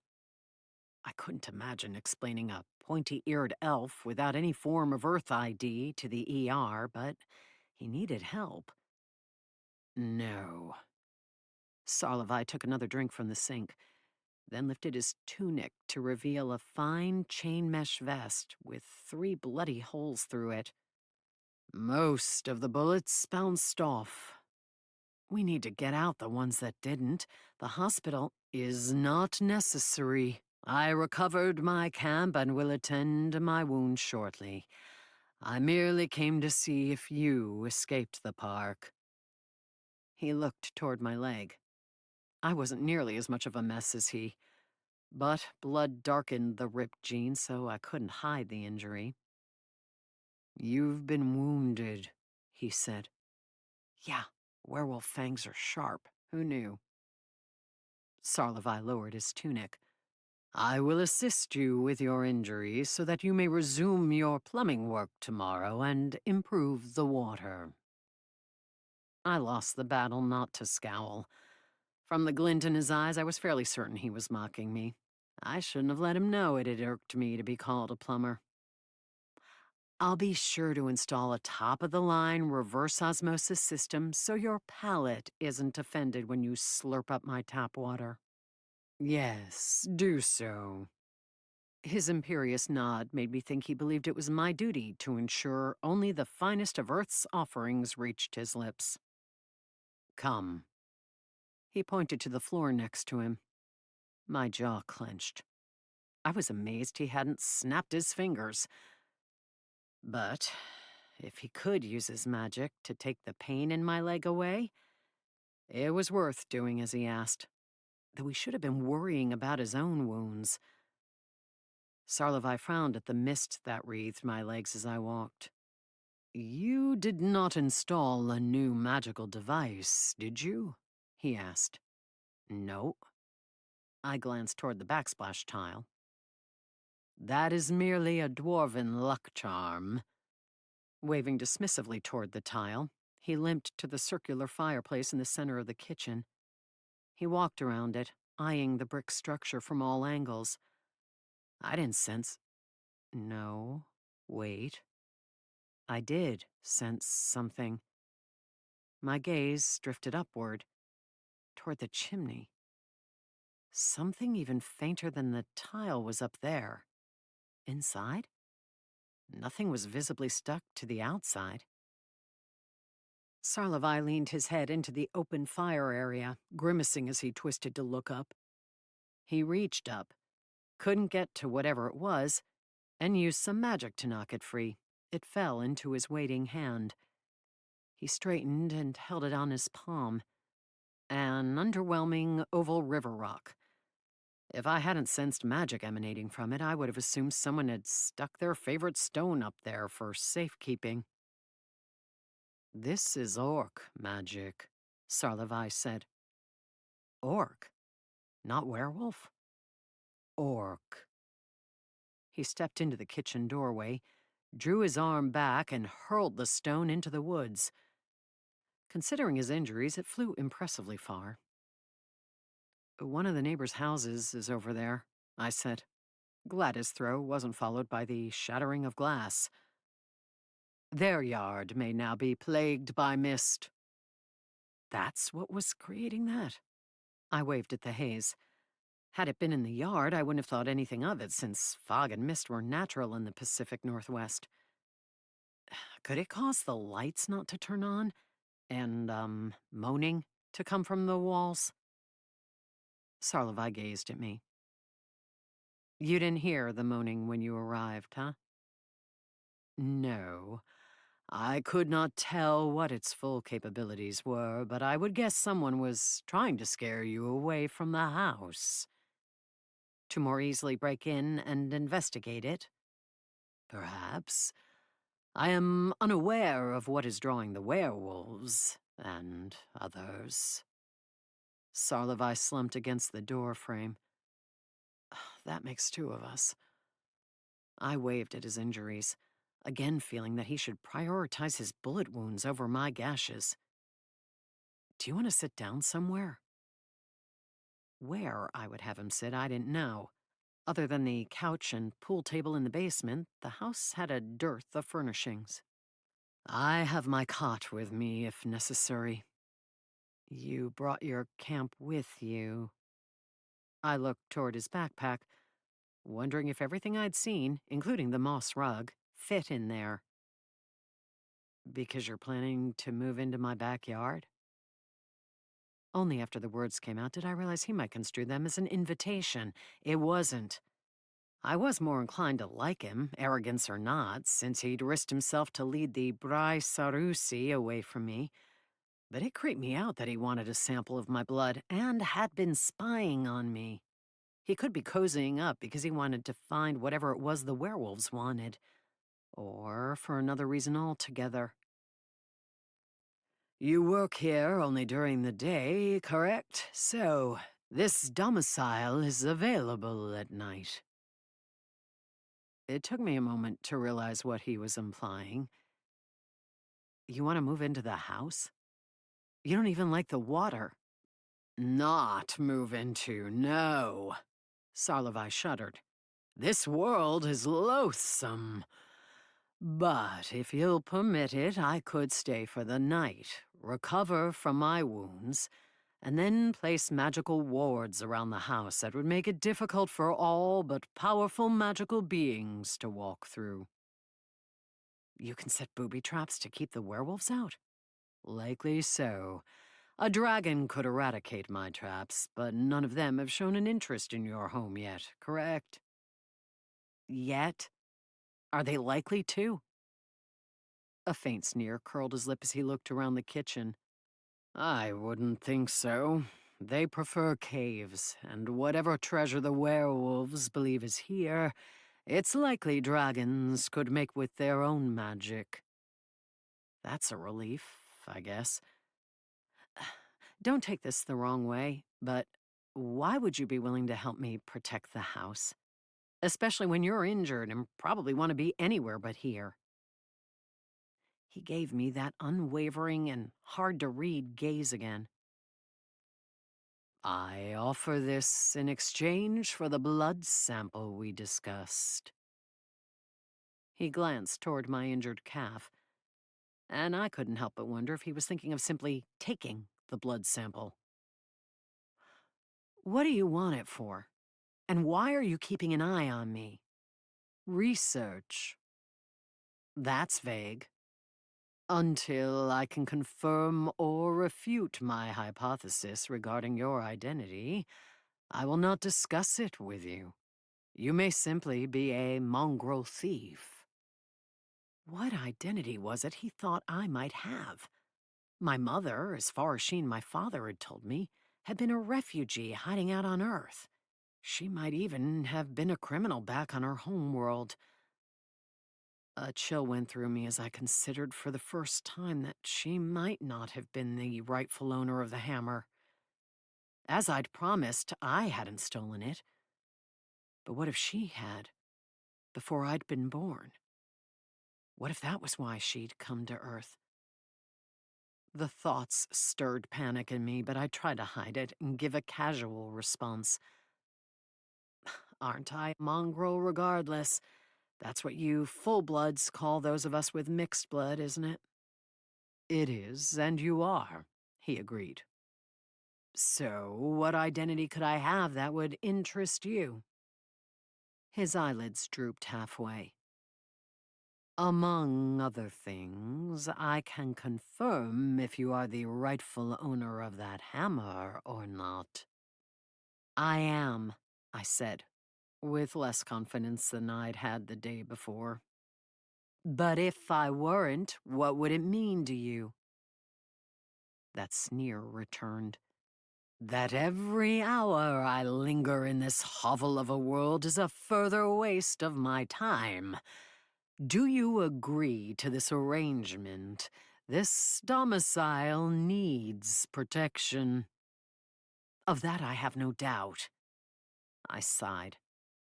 Fine.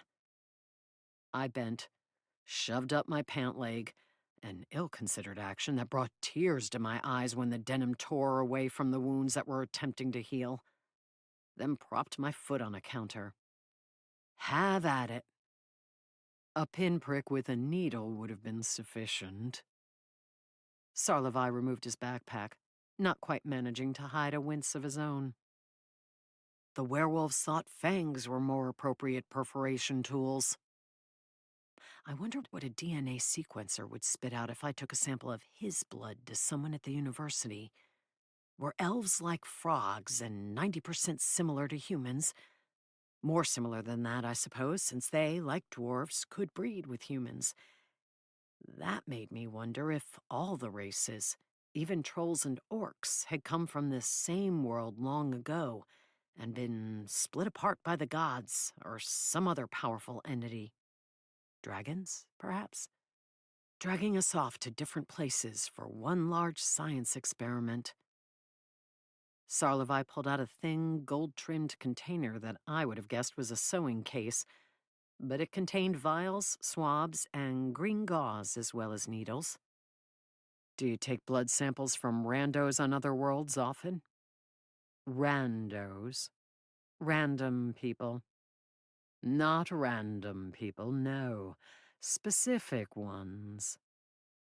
Thankfully, he didn't stab me with the needle, though I supposed it wouldn't have been a horrific wound in comparison to the gouges weeping blood down my leg.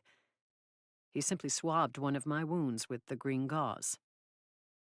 That's not made from moss, is it? It's a versatile substance. If I didn't have magical aids, I would use it as a dressing for my wounds. After Sarlevai finished, he tucked the sample into an empty container, which disappeared into the backpack. Too bad. I'd been curious if he had a microscope in there that he would pull out. When I started to pull my leg back, he held up a finger. Hold. I thought about saying something snarky, but the moaning in the basement had stopped, and mist no longer permeated the house. I didn't know if that magical stone would have harmed me, but nobody liked remodeling in a fog, and I wasn't sure I would have found the source on my own. To reward him for his removal of the object, I held my snark. He pulled out a small spray bottle, a cloth, and a pad made from wide strands of woven grass. After moistening the cloth in the sink, he dabbed it against my gouges to clean them. I grimaced, even the light, cool touch eliciting pain. But the task didn't take him long. Shouldn't you be cleaning your own wounds first? I appreciate your help, but yours are a lot more grievous. That said, is there any chance you have tetanus shots in there? He gave me a flat look that suggested mongrels were very foolish. Or maybe that was his stand-in look when he didn't know what I was talking about. I do not, and I will meditate to heal my wounds more quickly. That will get the bullets out. I have already incinerated them with magic. Handy. Yes. Sarlovai murmured something under his breath, and the grass pad expanded to something he could wrap around my leg. He squirted whatever was in the bottle on it and pressed it to my mangled flesh. It was cool and blessedly refreshing, creating the effect of a gel with a numbing agent. And I relaxed, filled with such relief that I had to grab the counter for support lest I melt to the floor. The swelling will go down, he said, and you should be able to walk on this tomorrow. Thank you. Do you want me to spray you down and wrap you in grass? His blonde eyebrows rose. That is not necessary. As I said, I can tend to my own wounds. I will set up my camp in your domicile. When I've rested enough for the task, I will set the wards. Do you want help with that? I wouldn't mind learning how to set wards that could keep intruders away. I do not. You don't like me very much, do you, Sarlovai? He gave me the bland gaze again. I am indifferent to you. Because I'm a mongrel? Or are you indifferent to and stiff with everyone? He finished wrapping my leg and waved for me to set it down, then tucked the items back into his backpack.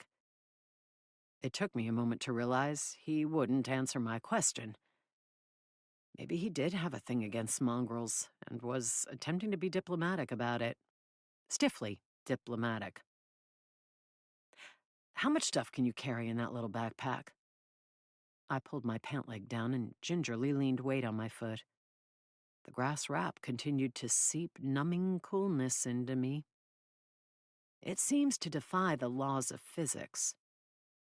It is a magical backpack, so physics doesn't apply. Magic works within the bounds of physics, but clever crafters find workarounds. You didn't make the bag, did you? I wondered if he thought himself terribly clever. No. Sarlovai withdrew what looked like the elven equivalent of jerky and set it on the counter. It might have been made from meat or smashed mushrooms. The dried state made it hard to tell. But either way, if that was his dinner, it didn't look that satiating. He had to be hungry after fighting and running all over the park. I have few hobbies besides my sword work and fitness, and striving to be the best assassin in the cosmic realms. When you are good at what you do, people pay a premium for your services, and you can afford expensive and handy magical items. I've heard that. He scrutinized me. Perhaps you should train with such an end goal in mind. For a mongrel, you are strong and not completely lacking in fighting ability. Your warm praise is making my lady bits tingle. His mouth parted, puzzlement in his eyes, and he glanced at my chest, though only briefly, probably dismissively. I fail to see how a professional assessment of your aptitude should result in tingling. It was sarcasm. Don't they have that in the cosmic realms? Few are sarcastic with assassins, because it's not suitably respectful. Among other reasons. I will rest and then apply the wards. Sarlovai picked up the jerky, slung his backpack over his shoulder, and walked slowly across the kitchen. His hand strayed toward a bullet hole in his pants, in his thigh, but he didn't allow himself to limp again. Maybe assassins weren't supposed to do that in front of mongrels. He stepped into what had been called the butler's kitchen in the listing, but what I thought of as the pantry. It was lined with cabinets and shelves, with a crumb-filled toaster from a past decade, possibly a past century, sitting on a counter. I thought about mentioning the existence of bedrooms in the house, but it wasn't as if they were furnished. Besides, maybe he wanted toast when he woke up. "You may leave," Sarlovai called out as a green glow emanated from the pantry, the little light globe he'd had in his forest camp. "I will have healed and applied the wards by morning. I'll be able to walk back onto the property, right? And Tinja and a boss need access too." I gripped my chin, debating if I wanted to leave him here alone. If he were inclined, he would have all night to hunt for the valuable what's-it the werewolves and apparently some orcs were after. But did I care if he found it? Whatever it was, I would prefer it out of the house so everyone would leave the place alone. Maybe I ought to encourage him to look for it. "Yes." A faint groan followed the word, as he lay down. Maybe I ought to encourage him to rest and forget about the wards. I felt bad that he didn't have real food, first aid supplies beyond what he carried, or anything to drink besides tap water, which was offensive to his refined elven taste buds. A whisper of magic teased my senses, and the pantry door shut. "I guess the social part of our evening is over," I muttered. Outside, I circled the house, checking for werewolves, orcs, and shaggy-clawed gorilla-like creatures. But maybe the fight in the park had worn everyone out, for the property was devoid of intruders. I returned to my motorcycle without encountering or sensing anyone, and yawned as I sat on it. The temptation to head straight home and crash in my bed came over me, but I caught myself looking back toward the house. Sarlovai had healed my wounds and risked his life for me.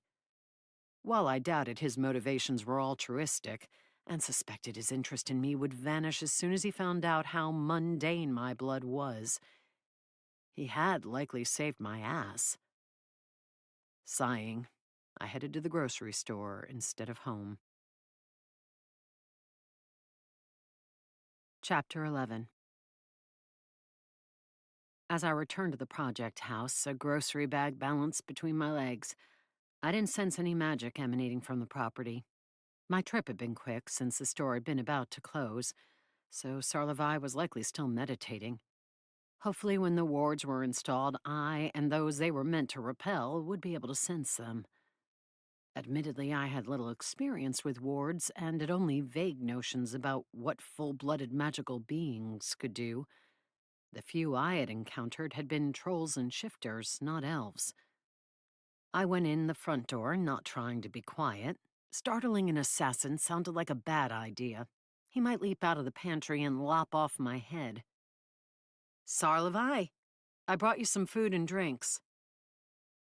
He didn't reply, and I didn't sense him. That was the norm, though, so I assumed he was camouflaging himself from enemies. "And friendly bringers of food," I muttered, heading for the kitchen. It had crossed my mind to go home and simply have a pizza delivered to him, but it had been easy to envision him springing onto the stoop with his swords raised to assault the driver. Also, I had a hunch elves were snooty and might turn their noses up at something as pedestrian as pizza. At the least, he was snooty. For that reason, I'd gone to the organic food store and spent far more on his dinner than I would have on my own. But who knew what elves ate? The pantry door was closed, but green light emanated from the crack underneath. It amused me to imagine that the glowing sphere was the equivalent of a nightlight or even a teddy bear that he carried everywhere for comfort. But I assumed it had something to do with camouflaging his camp. I brought some food, Sarlevi. I took items out of the bag, certain his keen ears would hear me through the door. Turkey meatloaf, blackened tempeh, a deli sandwich, and in case elves are vegan, a huge container of Emerald City salad. It's got kale and wild rice and other things that sounded elfy. We've also got 3 kinds of cheese. I'll help you with those if you're not interested, but you should try them. Do elves have cows? And milk? Cheese is fabulous. My favorite food. You'll like the Gouda, but if you want something semi-local, check out the Tillamook Sharp Cheddar. It's from Oregon. There are 3 different kinds of drinks. Do you like sparkling water? Kombucha? If not, you can knock yourself out with the beer. Finally, there's a box of chocolates. And carrot cake, too. Do elves have a sweet tooth? I held up the large single-serving square, the moist frosting-drenched cake looking scintillating inside its clear container, and vowed to eat it myself the next day if he didn't. After a harrowing fight in the park, a girl needed desserts. I'd already sampled one of the chocolates. There are some bandages and antiseptic in here, too, in case you run out of grass pads. My chatter didn't result in a response, or even a sound from the pantry. Since I couldn't sense his aura, it occurred to me that he might not be in there. Or, my gut nodded as a new thought occurred to me. He might have lapsed into unconsciousness, or worse from his wounds.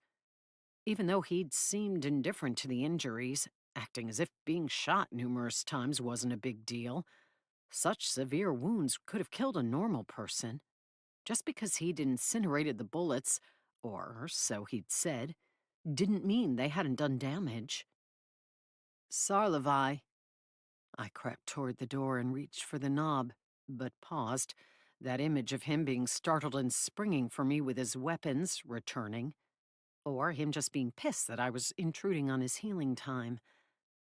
But if he needed medical attention, I needed to know.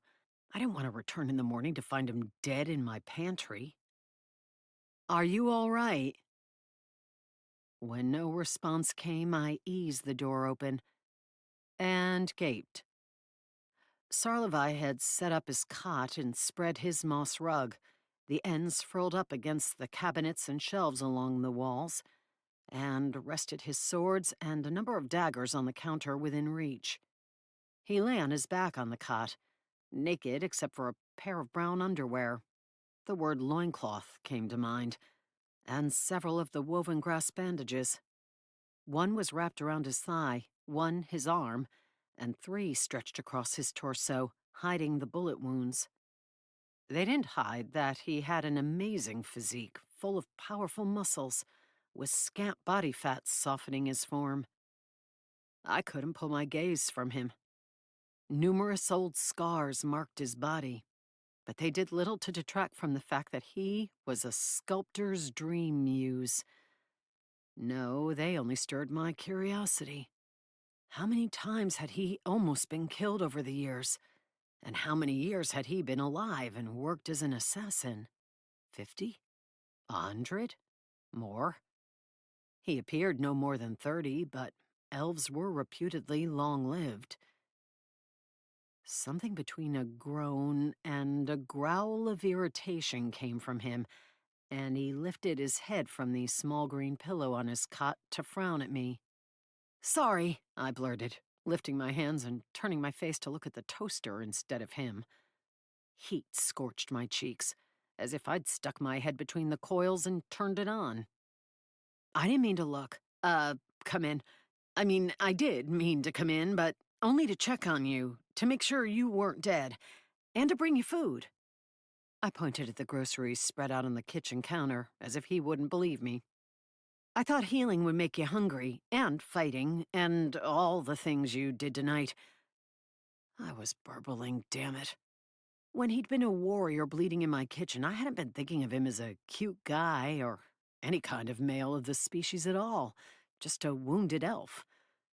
But I was flustered now, and when I glanced to check his reaction, I couldn't help but see all of him. I jerked my face away again, afraid he would think I was checking him out. And maybe I had been. Not intentionally. It was hard not to look when someone was almost completely naked on a cot in one's pantry. I hoped he'd been too busy healing to notice. Elves do not mate with mongrel dwarves, Sarlevai stated. Shit. He had noticed my interest. More heat, as well as indignation, scorched my cheeks. I didn't come to mate with you just to make sure you hadn't died and to tell you food is here if you want it.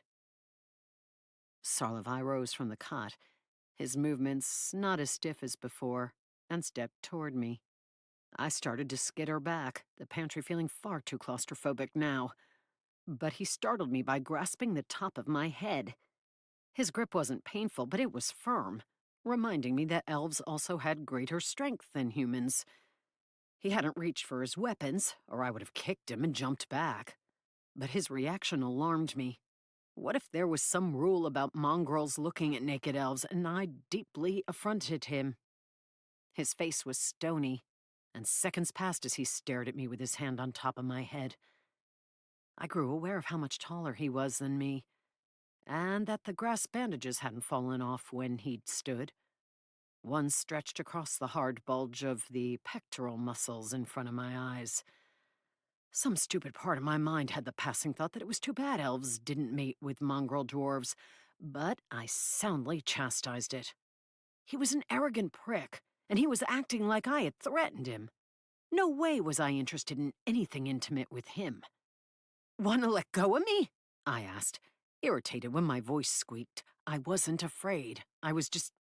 hell, I didn't know. Discombobulated. You're supposed to tip delivery drivers, not palm their heads like a basketball.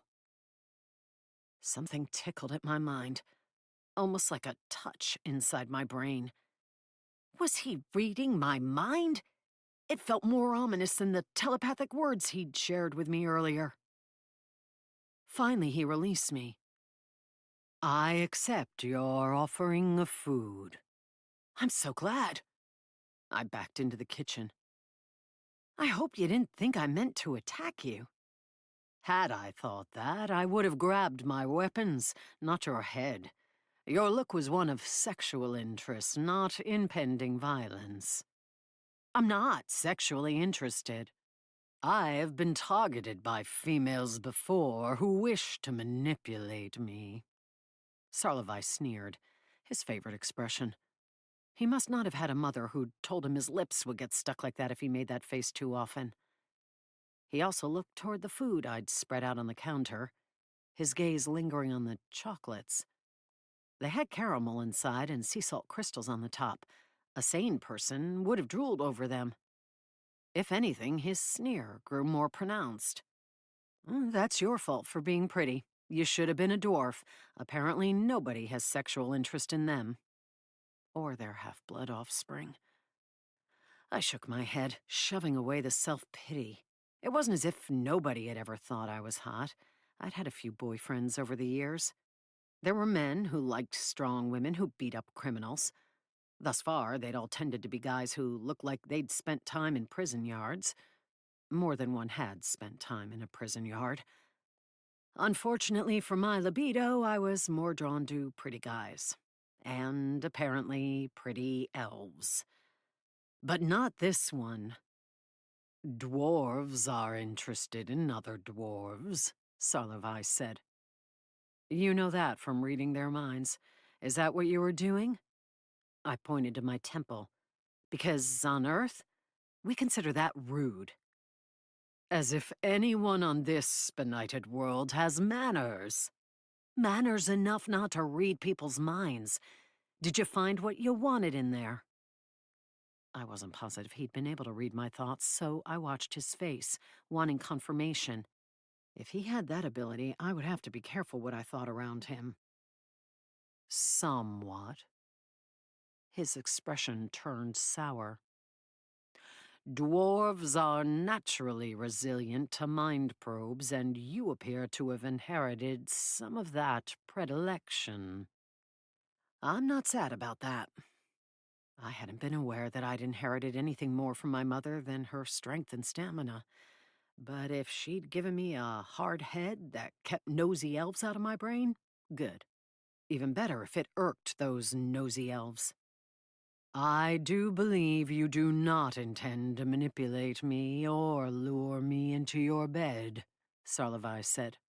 No, I do not. I couldn't keep from rolling my eyes. You get caught giving a guy one short ogle of his bare chest. You're a tool, you know that? I have the honed body of a weapon, not a simple tool. Oh no, you're definitely a tool, I said, not caring that he probably didn't know what the insult meant. Sarlavai gazed coolly at me, some of his powerful aura seeping out of the camouflaging magic cloaking him. I swallowed, reminded that he was dangerous because of more than his sword-fighting abilities. I have recovered sufficiently, he stated. I will set your wards and return to the forest. The coarsely barked trees are not as abrasive as the mongrels on this world. Probably because you're not accusing the trees of trying to seduce you. I grabbed my hammer and headed for the door. Earlier, I'd been longing for my bed, but after that irritating encounter, I was too riled up for sleep. Hitting something sounded more appealing. Or someone.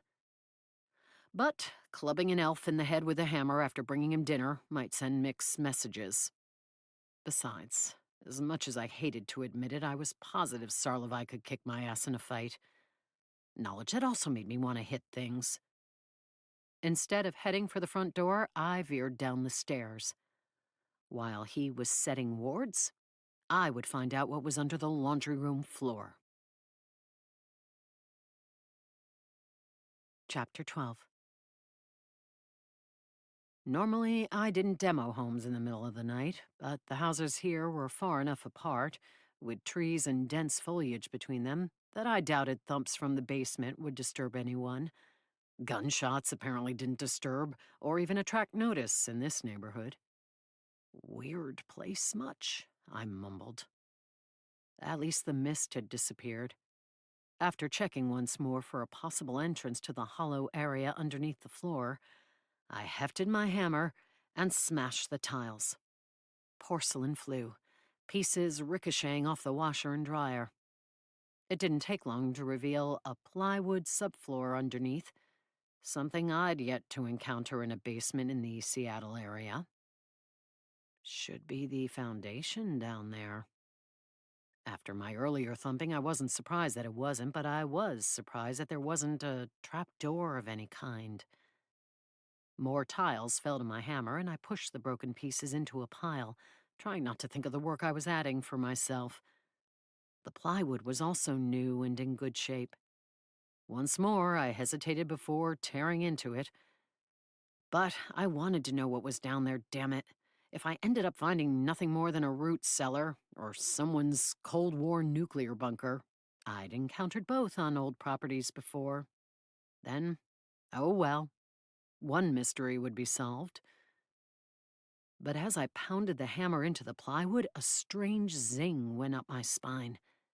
It reminded me of when I'd walked into Sarlavai's camp in the forest. But this didn't feel like elven magic.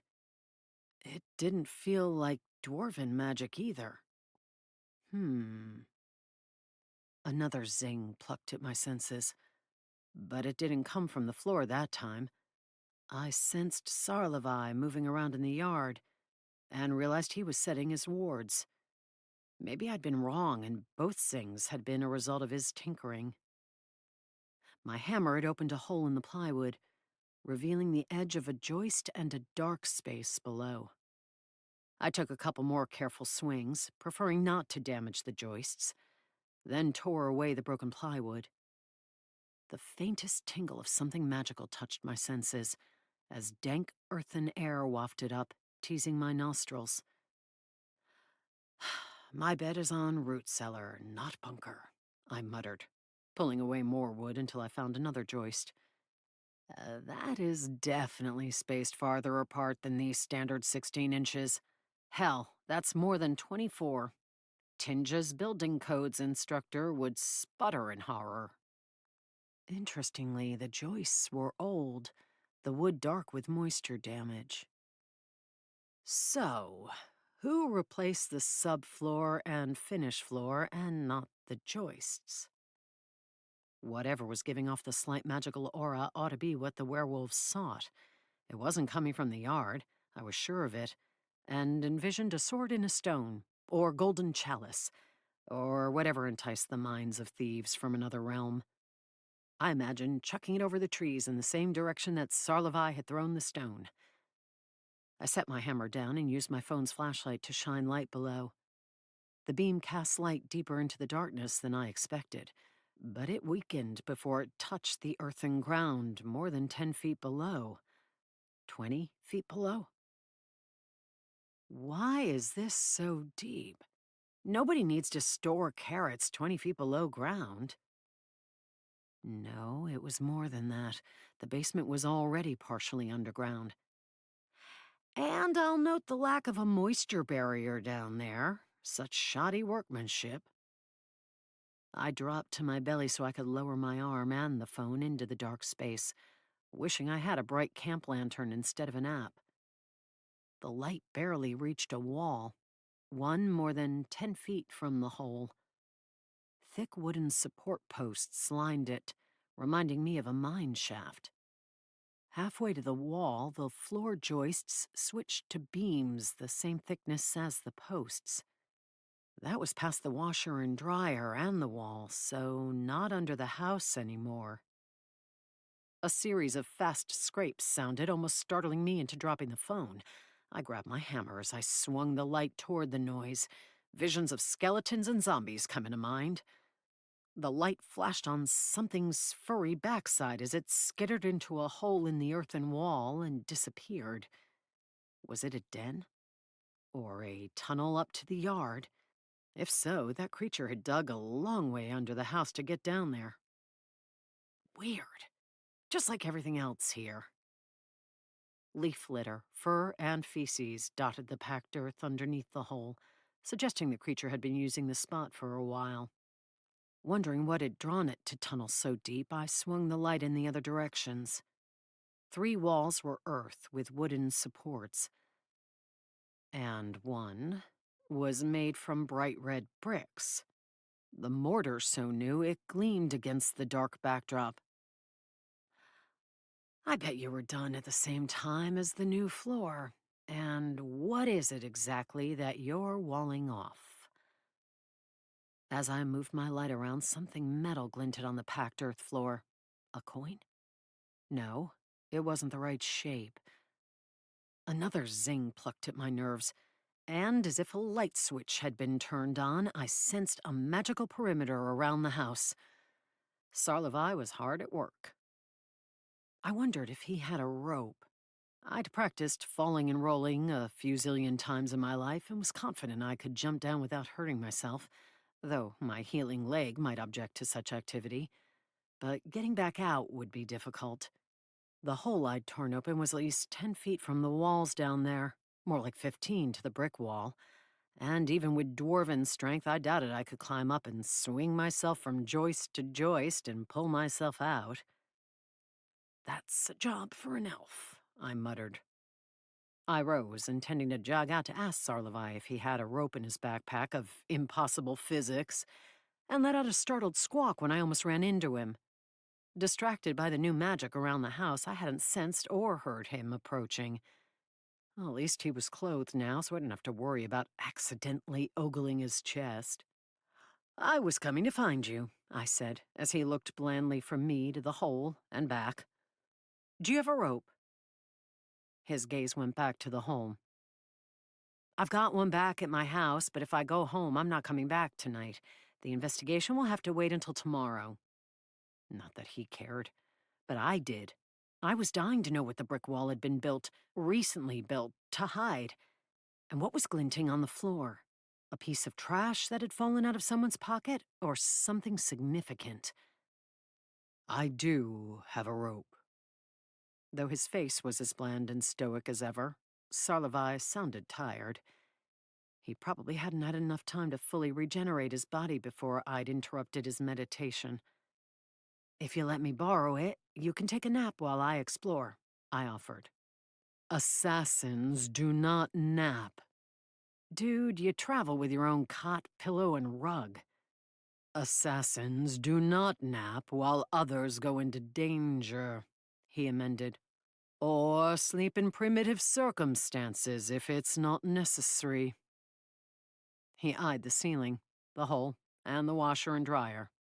His expression haughtily conveyed that the entire house counted as primitive. I decided not to argue, but the place would be amazing once my team finished remodeling. You think there's danger down there? I pointed at the hole.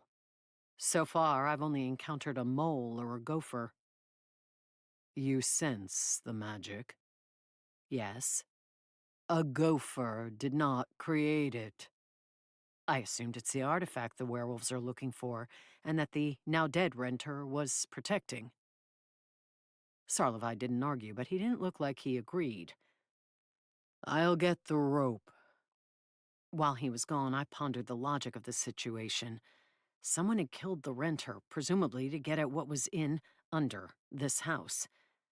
But if they had gotten the item, why would the werewolves and maybe some orcs still be looking for it? Had they not received the memo that it was gone? And if someone had gotten it, why had they covered everything up afterward? It wasn't light work to build a brick wall and put in a new floor. When Sarlovai returned, he carried a coil of slender rope made from long strands of braided grass. If it hadn't emanated faint magic, I would have doubted it could hold up a 10-pound dumbbell, much less a half-dwarf. He dropped the end by the edge, then tossed the rest into the hole. Startled, I lunged to grab the end before it fell in, but it had affixed itself to the floor. Handy, I said. I am, yes. Sarlovai hopped into the hole before I could offer the snarky reply that his comment deserved. He didn't use the rope. I leaned over and shined my light down in time to see him rising from a crouch. It crossed my mind to jump down after him. Maybe he would be impressed by, or at least not disappointed in, my mongrel moves.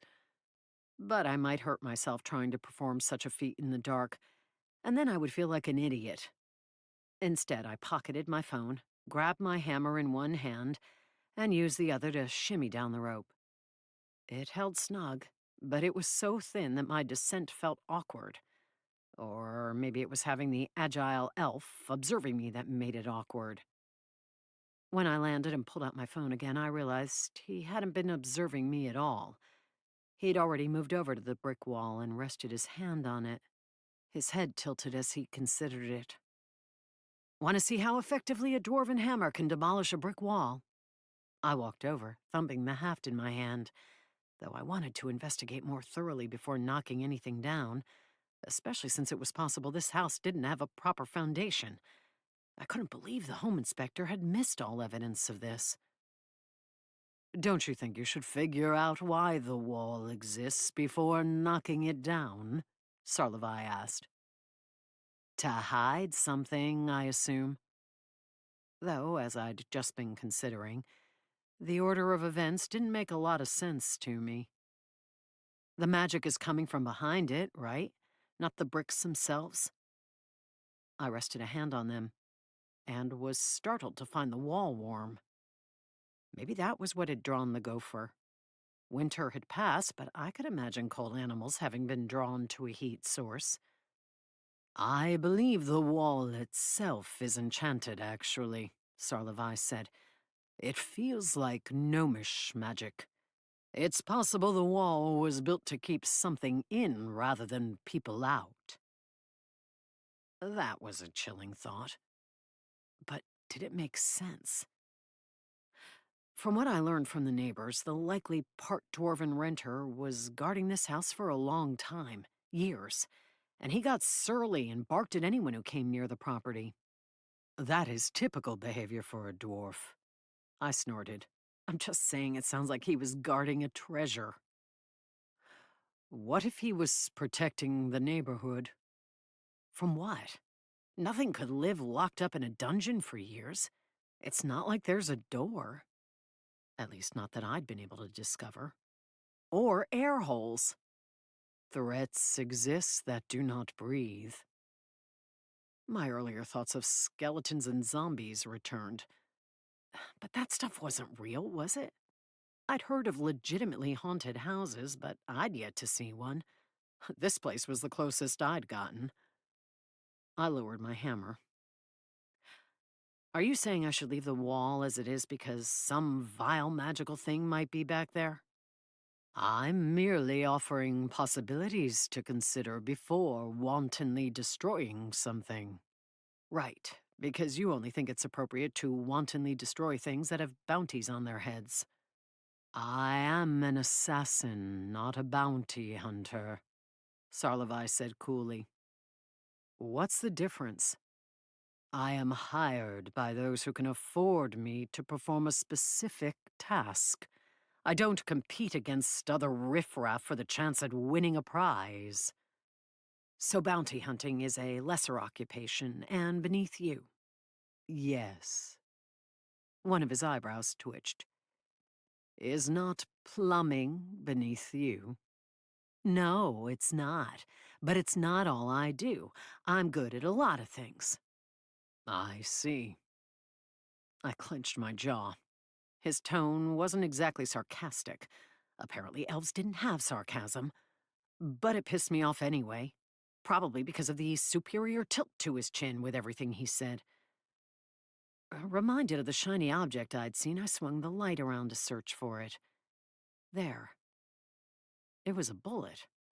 No, the casing from a spent round. I held it in my palm and stared at it. If the renter had been killed in the foyer, why had someone been shooting down here? I put it in my pocket, thinking someone more familiar with guns might be able to tell what kind had fired it. If the wall is enchanted, does that mean my hammer wouldn't be able to break it down, even if I decided to? The hammer's magic may be more powerful than the enchantment, I don't know. It's possible it could zap you with lightning and hurl you across the chamber. Is that a joke? Your experience with magic is limited, I see. We don't have a lot of it here on Earth. Your people will fall quickly if dragons ever decide to tame this wild world and bring it under the talons of the Dragon Council. Don't be too sure. Humans are a feisty bunch. His only response was the familiar, haughty, I know more than you look. I'm beginning to see why you became a weapons master. I walked around the perimeter of the chamber, shining my light on the ground in case there was something else of interest on this side of the wall. I crave physical challenges, exhilaration, and testing myself against others. I assumed your attitude got you beaten up a lot as a kid, and you got tired of it. A pattern of stones embedded in a corner opposite the brick wall drew my eye. I crouched to study it, and almost missed that Sarlavai didn't reply. I looked back at him. I'm not right, am I? The image of him being stuffed into the elven equivalent of a middle school locker came to mind. It shouldn't have tickled me, but he was so damn pompous that it did. Elves, even elven young, rarely bully each other. Sarlavai hesitated, then added in a lower voice, They simply ostracize you if you don't act appropriately. Did that happen to you? Did they kick you out of Elfland? His chin came up again. A powerful elven assassin goes where he wishes, whether he's invited or not. Definitely kicked out, I muttered, a little curious about his upbringing and how he'd gotten himself ostracized, but far more curious about the stones. I dusted them off, wondering if the pattern they'd been arranged in had a meaning, and if they marked something. Originally, I hadn't been that interested in what was hidden down here that the werewolves wanted. But that had been before I'd learned this was all tied in with dwarves somehow. If the renter had been a half-dwarf, then I identified with him whether he'd been surly and grumpy or not. I hadn't met that many half-dwarves, and other than my mother, I'd never met a full-blooded dwarf. I remembered her saying that most of her people had gone back to their homeworld before I'd been born, that it had grown too dangerous for them here. Too difficult a place for them to live. If she'd ever said why she stayed, I didn't remember it. I'd assumed it had been because of her love for my father. When I brushed the stones, one was loose. The earth under them wasn't packed as compactly as elsewhere. I hesitated before pulling out the loose stone, Sarlevai's warning of lightning strikes coming to mind. I didn't sense any magic in the area, but maybe I should get his opinion first, however haughty it would be. Sarlevai? I turned to find him leaning against the brick wall, his cheek pressed against it and one hand splayed in front of his face, fingertips touching the stone.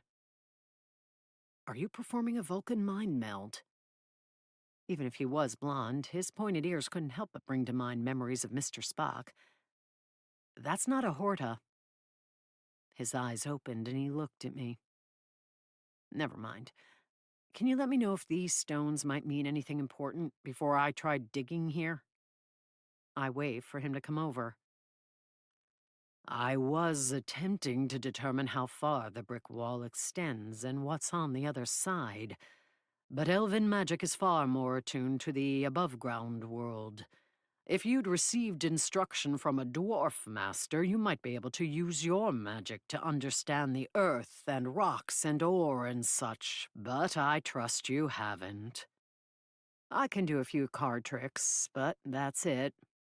I pointed at the stones, hoping to divert him before he insulted me for being a mongrel. Though it was interesting that he'd suggested I might be able to learn magic, if I could find a dwarf master. They are arranged in a symbol favored by the dwarves. It indicates the heart or love. I blinked. Someone's proclamation of love wasn't what I'd expected to find down here. Not that any of this was within expectations thus far.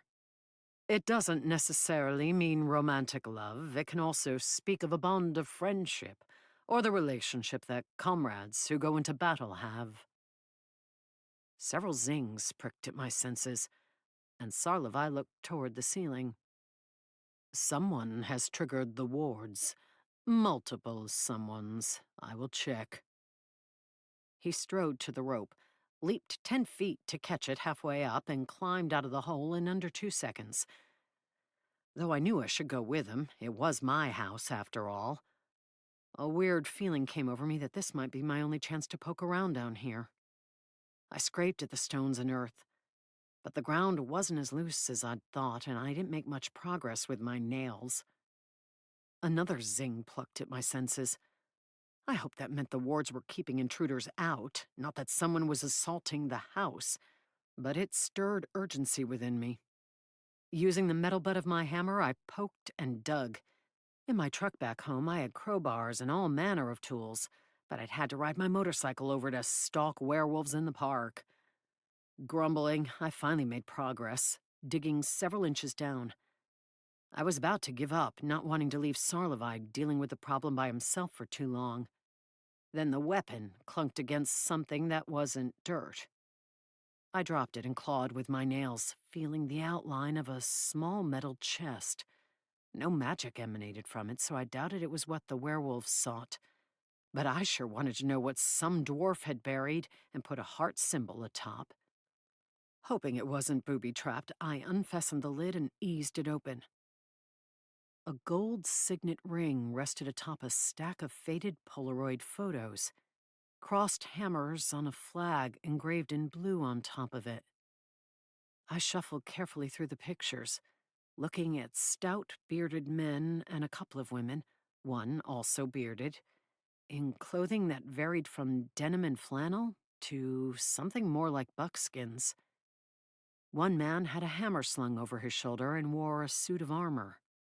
Another matched the description the neighbor had given of the renter. Eyebrows like caterpillars indeed. Had he been a half-dwarf renter or a dwarf renter? The short, stout people in the Polaroids looked exactly how I imagined dwarves would look. It was hard to tell how tall they were without a normal human standing by for reference, but they certainly seemed like they might be closer to 4.5 feet than 6. The second to the last Polaroid made me freeze and stare. The woman so familiar, I struggled to process what I was seeing. Mother? If she hadn't been almost exactly as I remembered her, with frizzy red hair, a broad face, and green eyes, I might not have recognized her after 30 years. Whatever photos my father had possessed had disappeared the night their apartment burned. The night Mother had died and he'd been arrested. After 30 years, my memory had grown fuzzy, but that night remained etched in my mind. My 4-year-old self hadn't understood what was happening, but their faces as they'd fought against intruders in camo uniforms, shooting rifles at them, weren't anything anyone would forget. The last Polaroid also had my mother in it, standing with her arms around her comrades in a group picture. They were the dwarves from the other images, and they were underground somewhere, with an orange light on a pedestal glowing behind them. Or maybe that was a glowing magical artifact? I poked into the chest hoping for more clues, but the ring was the only other item. The inside of the chest was lined, and no moisture or outside air had seeped in, so everything was well preserved. It was hard to tell how old the photos were, but I hadn't seen anyone wandering around with a Polaroid since my youth. I didn't think they even made film for those instant cameras anymore. Your authorities are coming, Sarlavai spoke into my mind. What? Why? I'll be right up. I tossed my hammer through the hole, stuffed the chest in my hoodie, and zipped it up, then climbed the rope. As I raced up the stairs to the main floor, the sound of sirens permeated the walls. Orange light flickered, coming through a front window. Fire? Sarlavai! I attempted to project my thoughts, but I had no idea how telepathy worked. When I opened the front door, I almost tripped over a body sprawled on the stoop. A human body, in a police uniform. Chapter 13. I gaped at the body on the stoop. Blood pooled on the cement underneath it, and struggled to process how it had gotten there, and the ramifications. Unless that police uniform had been stolen, this hadn't been, a werewolf. My first thought was that Sarlavai, not understanding the significance of such a uniform, had killed the man for trying to get to the house, or that something with the wards had gone horribly wrong. But the side of the officer's head was smashed in. A blunt object had struck him, not a sword. Burn marks on his exposed skin might have been caused by the magic of the wards, but they weren't what had killed him. The clash of steel in the street, the noise audible over the approaching police sirens, made me lift my gaze and look for Sarlavai. A fire burning in a tree by the mailbox threw orange light over the pavement. But if that was Sarlavai fighting, he and his opponent weren't in view. Unfortunately, 2 police cars parked in front of the house were in view, as were the bodies of more dead officers. One was stretched across the walkway, and 2 more had fallen by the open doors of their cars as if they'd been yanked out and killed. The firelight burned brightly enough to illuminate another man's smashed head, another death from a blunt weapon. I couldn't help but glance at the hammer gripped in my hand. Was it a coincidence that someone else had a blunt weapon? Or what if someone had deliberately chosen a hammer similar to mine to cast suspicion on me? The sounds of the sword fight halted. Someone snarled. It didn't sound like a human voice. And then only the noise of the sirens remained. Sarlavai! I tried calling telepathically again. I might have called his name aloud, but the flashing lights of police vehicles came from down the street, preceding the arrival of more cars. Again, I glanced at the body on the stoop, and terror washed through my veins, along with the certainty that if the police caught me, I would end up in jail. As I stepped back, intending to close the door and run out the back, I glimpsed a dark-cloaked figure in front of the bushes on the side of the yard opposite the fire. A hood pulled over his head made it hard to make out his face, but I sensed his aura and caught the glint of a tusk as he turned to look at me. An orc, standing over there like a coach masterminding the plays in a big game. Running out the back of the house would have been wise, especially since the police cars were driving into view. But my legs propelled me into the yard.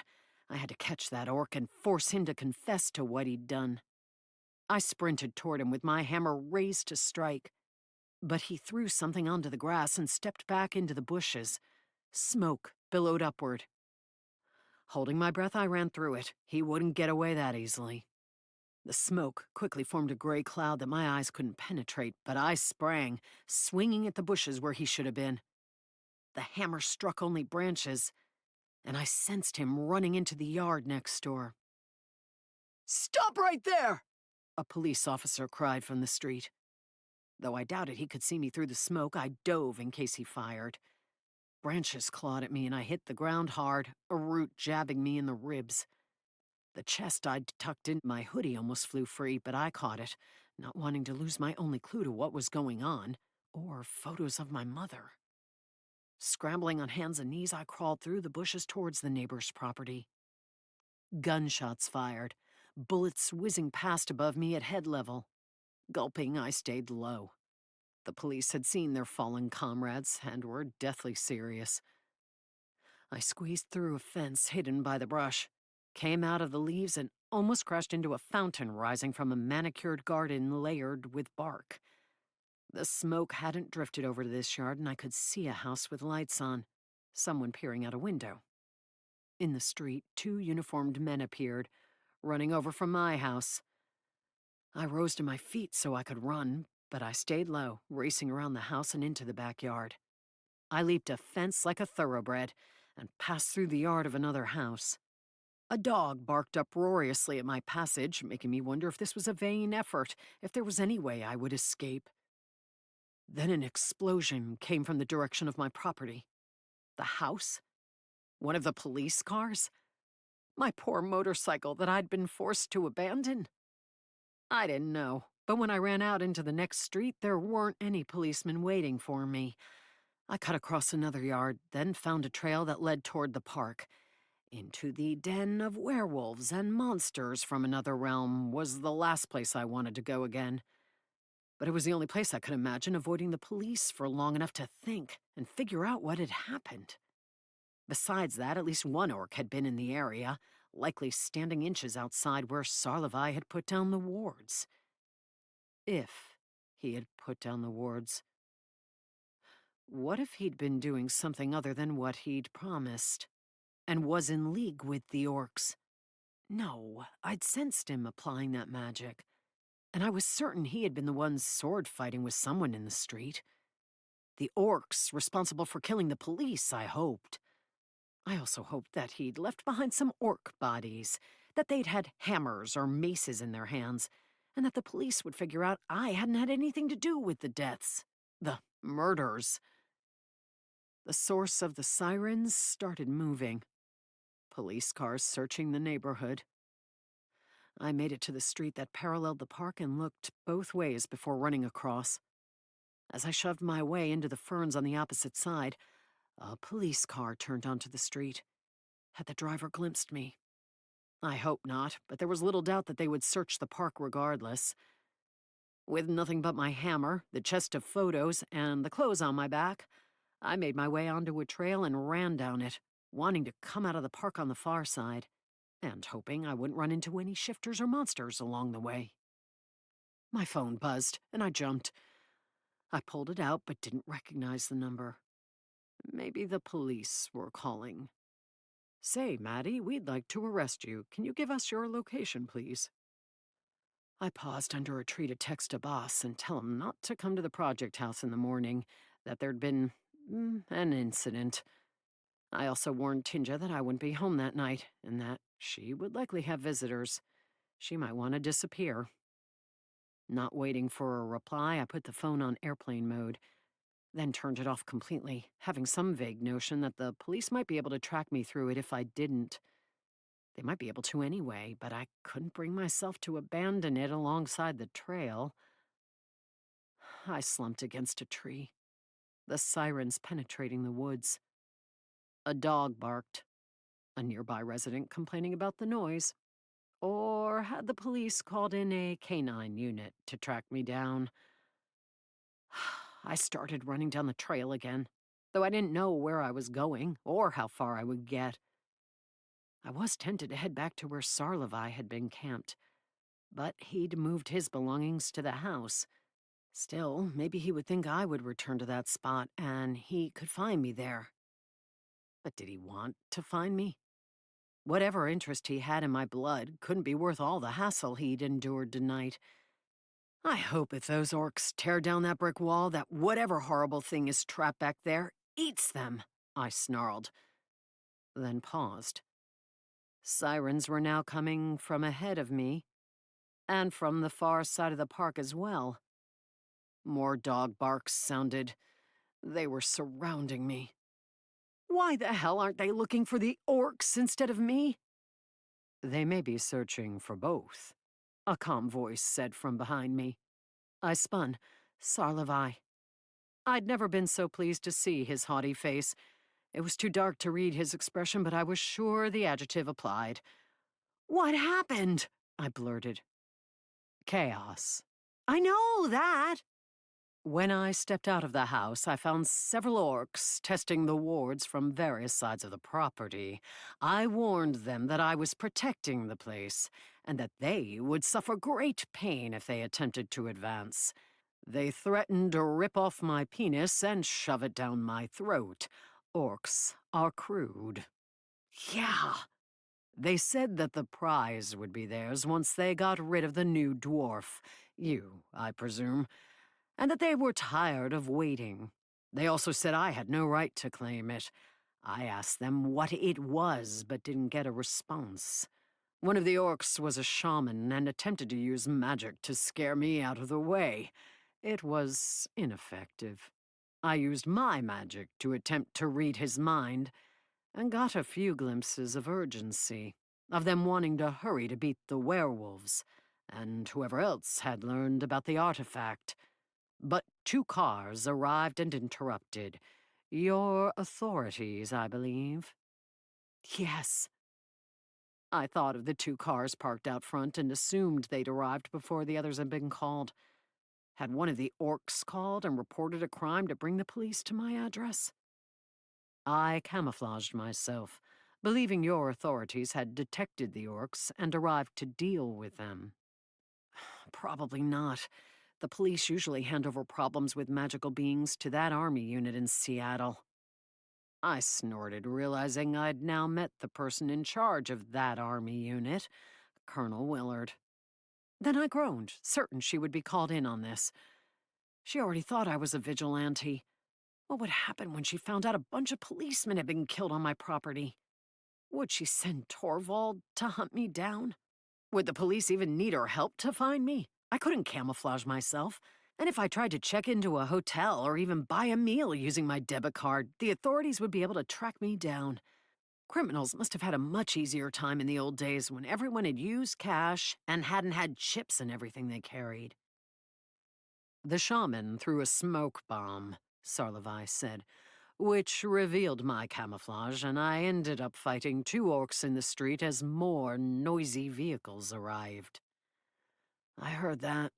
I dispatched them, but some of the authorities ran at me, waving their firearms and insisting that I lower my weapons. That must have been when I'd been scurrying through the bushes while being shot at. I assume you didn't. The hilts of his long swords were visible behind his shoulders. No, I sprang into the tree branches and leaped away. Sarlevi looked past my shoulder, then turned his head left and right, his pointed ears cocked. Your authorities are blocking the exits from the woods, and several groups are entering with dogs. Looking for us, I said grimly. Or at least me. I suspected Sarlevi could disappear easily enough if someone tried to arrest him. Will you help me get out of here? I can't attack those people, not the authorities, not human beings. That some already died on my property? I shook my head. I think those orcs might have been trying to get me thrown in jail as a suspect. And I'm afraid it could work because I didn't want to explain my father to him. how he'd been sentenced to life in a military prison with no hope of parole. But a long ago overheard comment by one of my grade school teachers popped into my mind. The apple doesn't fall far from the tree. Just because. Sarlovai gazed thoughtfully at me, and I had the sense that he didn't want to get involved, that, as I'd been thinking earlier, he'd needlessly been attacked and injured several times because of me. He'd already gotten my blood sample. Was there anything else I could offer him? The barks of dogs were coming from numerous directions, and flashlights probed the woods in the distance. I'd always thought of this park as huge, but with police charging down the trails from all the entrances, it might only take them minutes to locate me. If you can get me out of this, I'll help you with your quest, I offered. My quest? Whatever you're curious about when it comes to my mother. I assume that my blood doesn't interest you all that much, and that you're looking to learn more than whether I'm the rightful owner of my hammer. Why would an elf assassin even care about a dwarven hammer? I raised my eyebrows. You will help me, Sarlovai agreed, then lifted a hand toward a gap in the trees beside the trail. Magic hummed all around us as a large silver disc formed in the air, its glow pushing back the shadows and highlighting his angular face. I almost blurted a protest, certain the glowing disc would act as a beacon. If I could see the flashlights of the police, there was no way the officers wouldn't see that.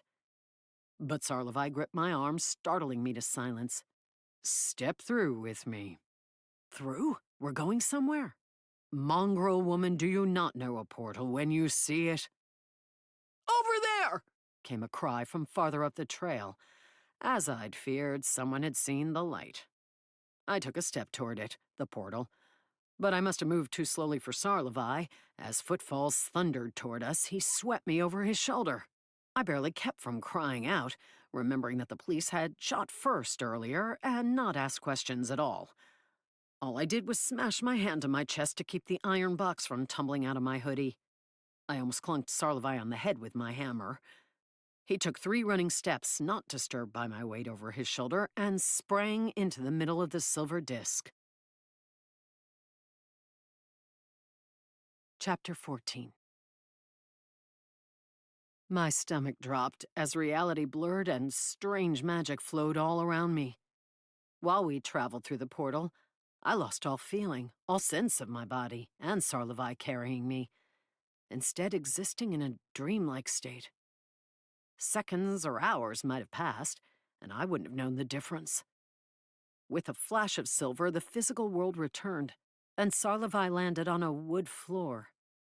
I was still draped over his shoulder, legs dangling down his chest, my nose pressed into his back and his arm keeping me in place.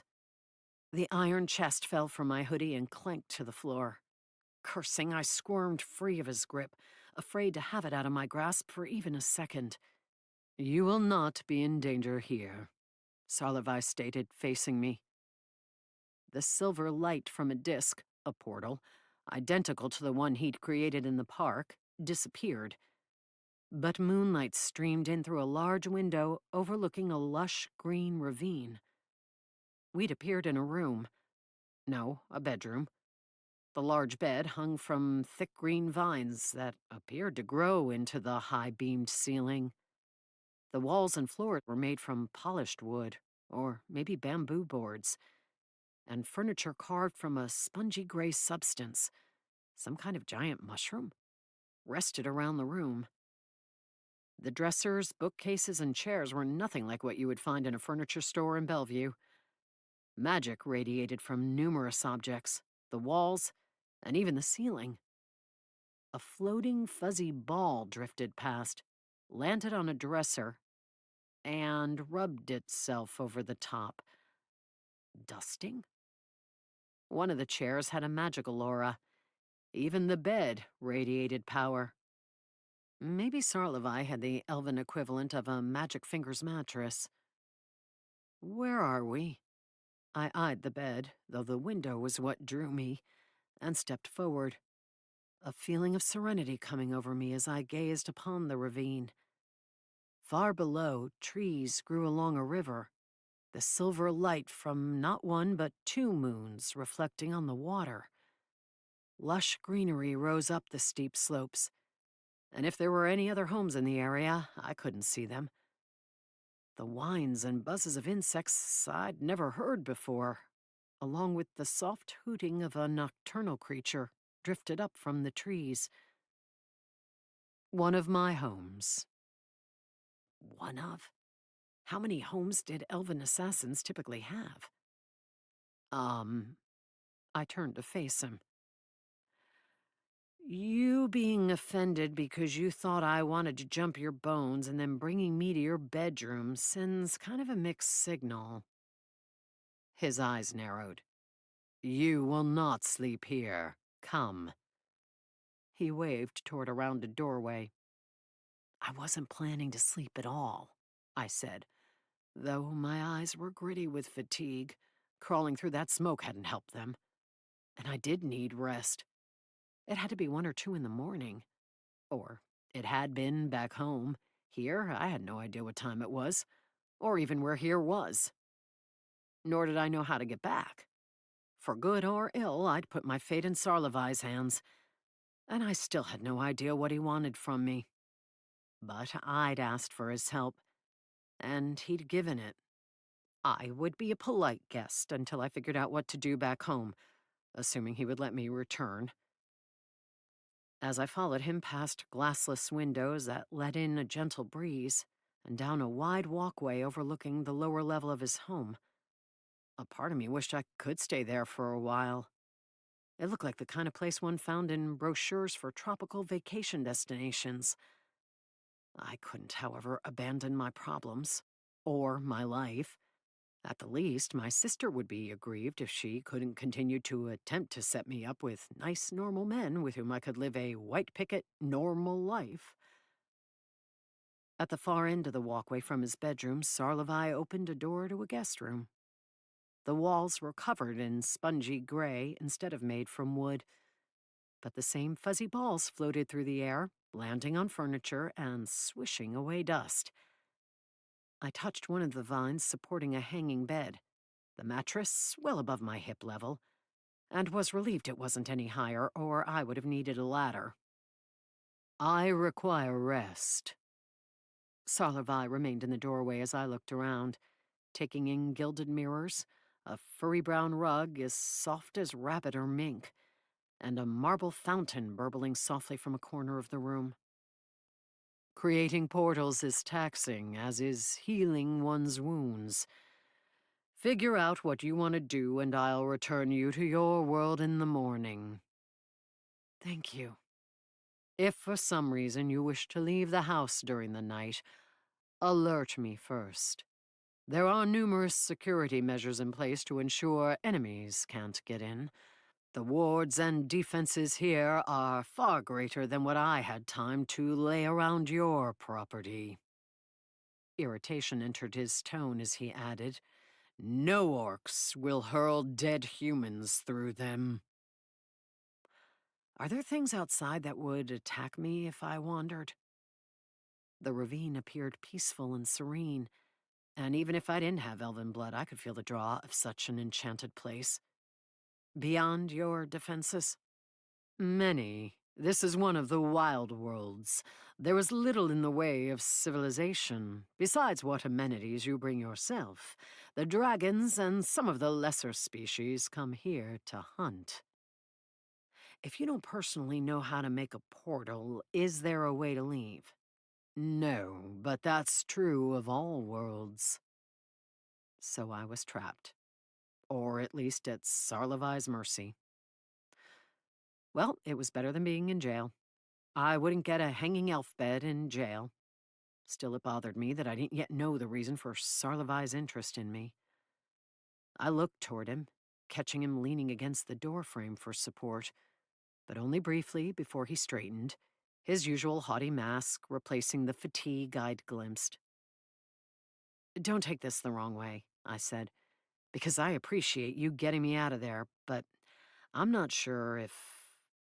His blonde eyebrows rose.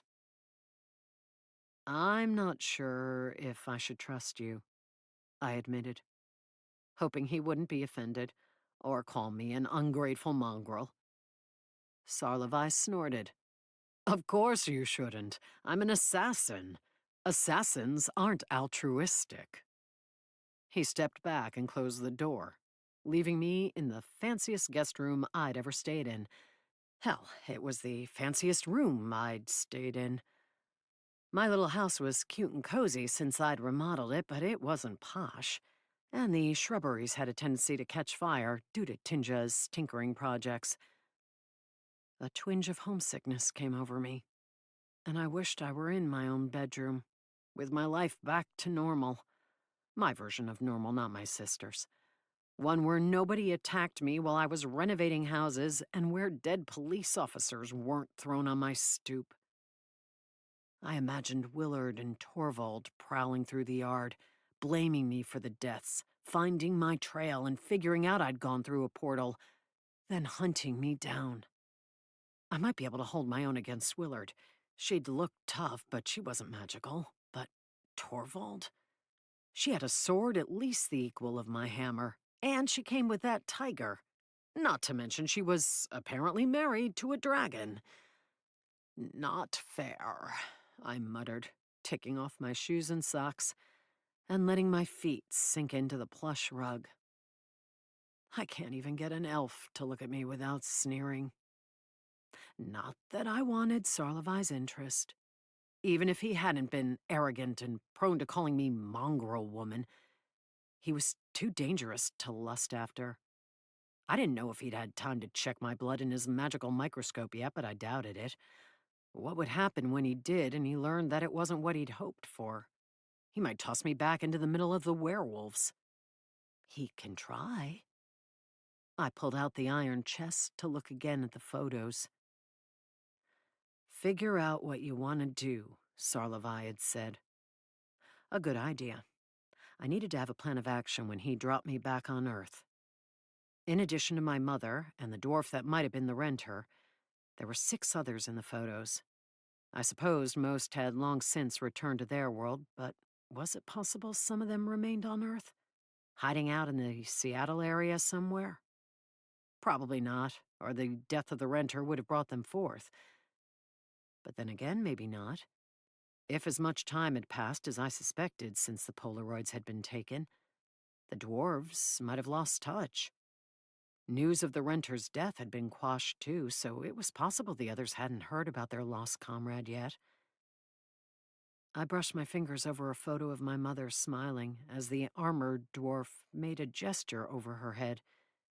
Maybe it was the dwarven equivalent of rabbit ears. The house mystery aside, I wished I could find one of these dwarfs to talk to, if only so they could tell me more about my mother. I remembered so little, and I could never remember her smiling and laughing, not with real humor. She'd occasionally smiled at me and my father, but it had always been reserved, haunted. Unfortunately, there wasn't any writing on the backs of the Polaroids, no names or dates, nothing helpful. I wonder if any of you guys are on Google, I mused, aware of apps that could do image searches based on photos. The dwarves probably weren't internet stars, but the urge to check washed over me. I even reached for my phone before I caught myself. I kinda doubt there are satellites and servers on a wild world. That would be my plan, though. As soon as I got back, I would run a search and hope to get lucky and find evidence of one of the dwarves living on Earth. Let's hope the orcs and werewolves aren't demolishing the house in the meantime. Hopefully the presence of the police and Sarlevi's wards would keep them from gaining access that night. I yawned and rubbed the back of my neck, fatigue setting in. Wishing for my pajamas and a toothbrush and toothpaste, I wandered to the corner of the room with the fountain. The area looked vaguely like it might be a bathroom. A dressing screen offered privacy for a mushroom-shaped seat with a hollowed-out bowl. A toilet. I stared at it for a long minute, not certain in the least. There was no water inside, no sign of a tank. What if it was a piece of art, and I peed in it? For all I knew, elves went outside under the trees. Or maybe in the fountain. It was large enough for someone to sit in, though it was more likely to be a tub than a toilet. Sarlevi would think I was an idiot, more of an idiot, if I couldn't figure out where to do my business. Maybe balancing on the window ledge and going into the ravine would be safer. But what a thing to have to explain if I fell out and had to be rescued as I dangled bare-assed from a root below the house. I decided to risk the mushroom bowl. It undulated under me as I finished, the gel-like edges flexing against my cheeks, and I sprang free, afraid I'd broken it. Or irritated it. Despite my fear, my waist disappeared, and it stopped undulating. I washed my face and swished out my mouth in the fountain, since it was the closest thing to a sink, and the water appeared to drain.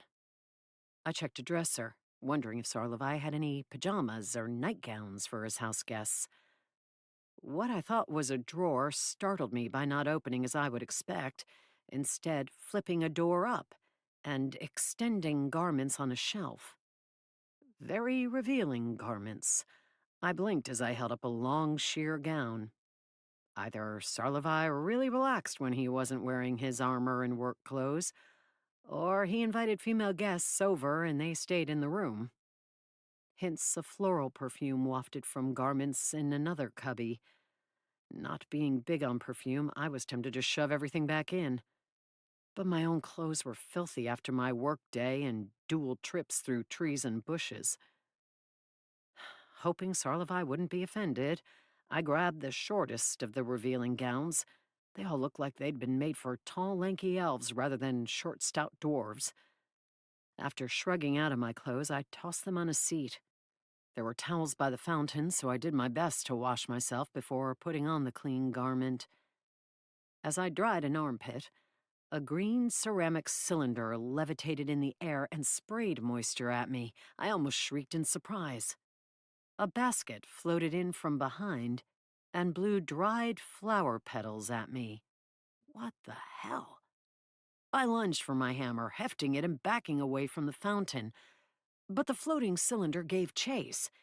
It kept spritzing me liberally. Some of the spray got in my eyes and stung.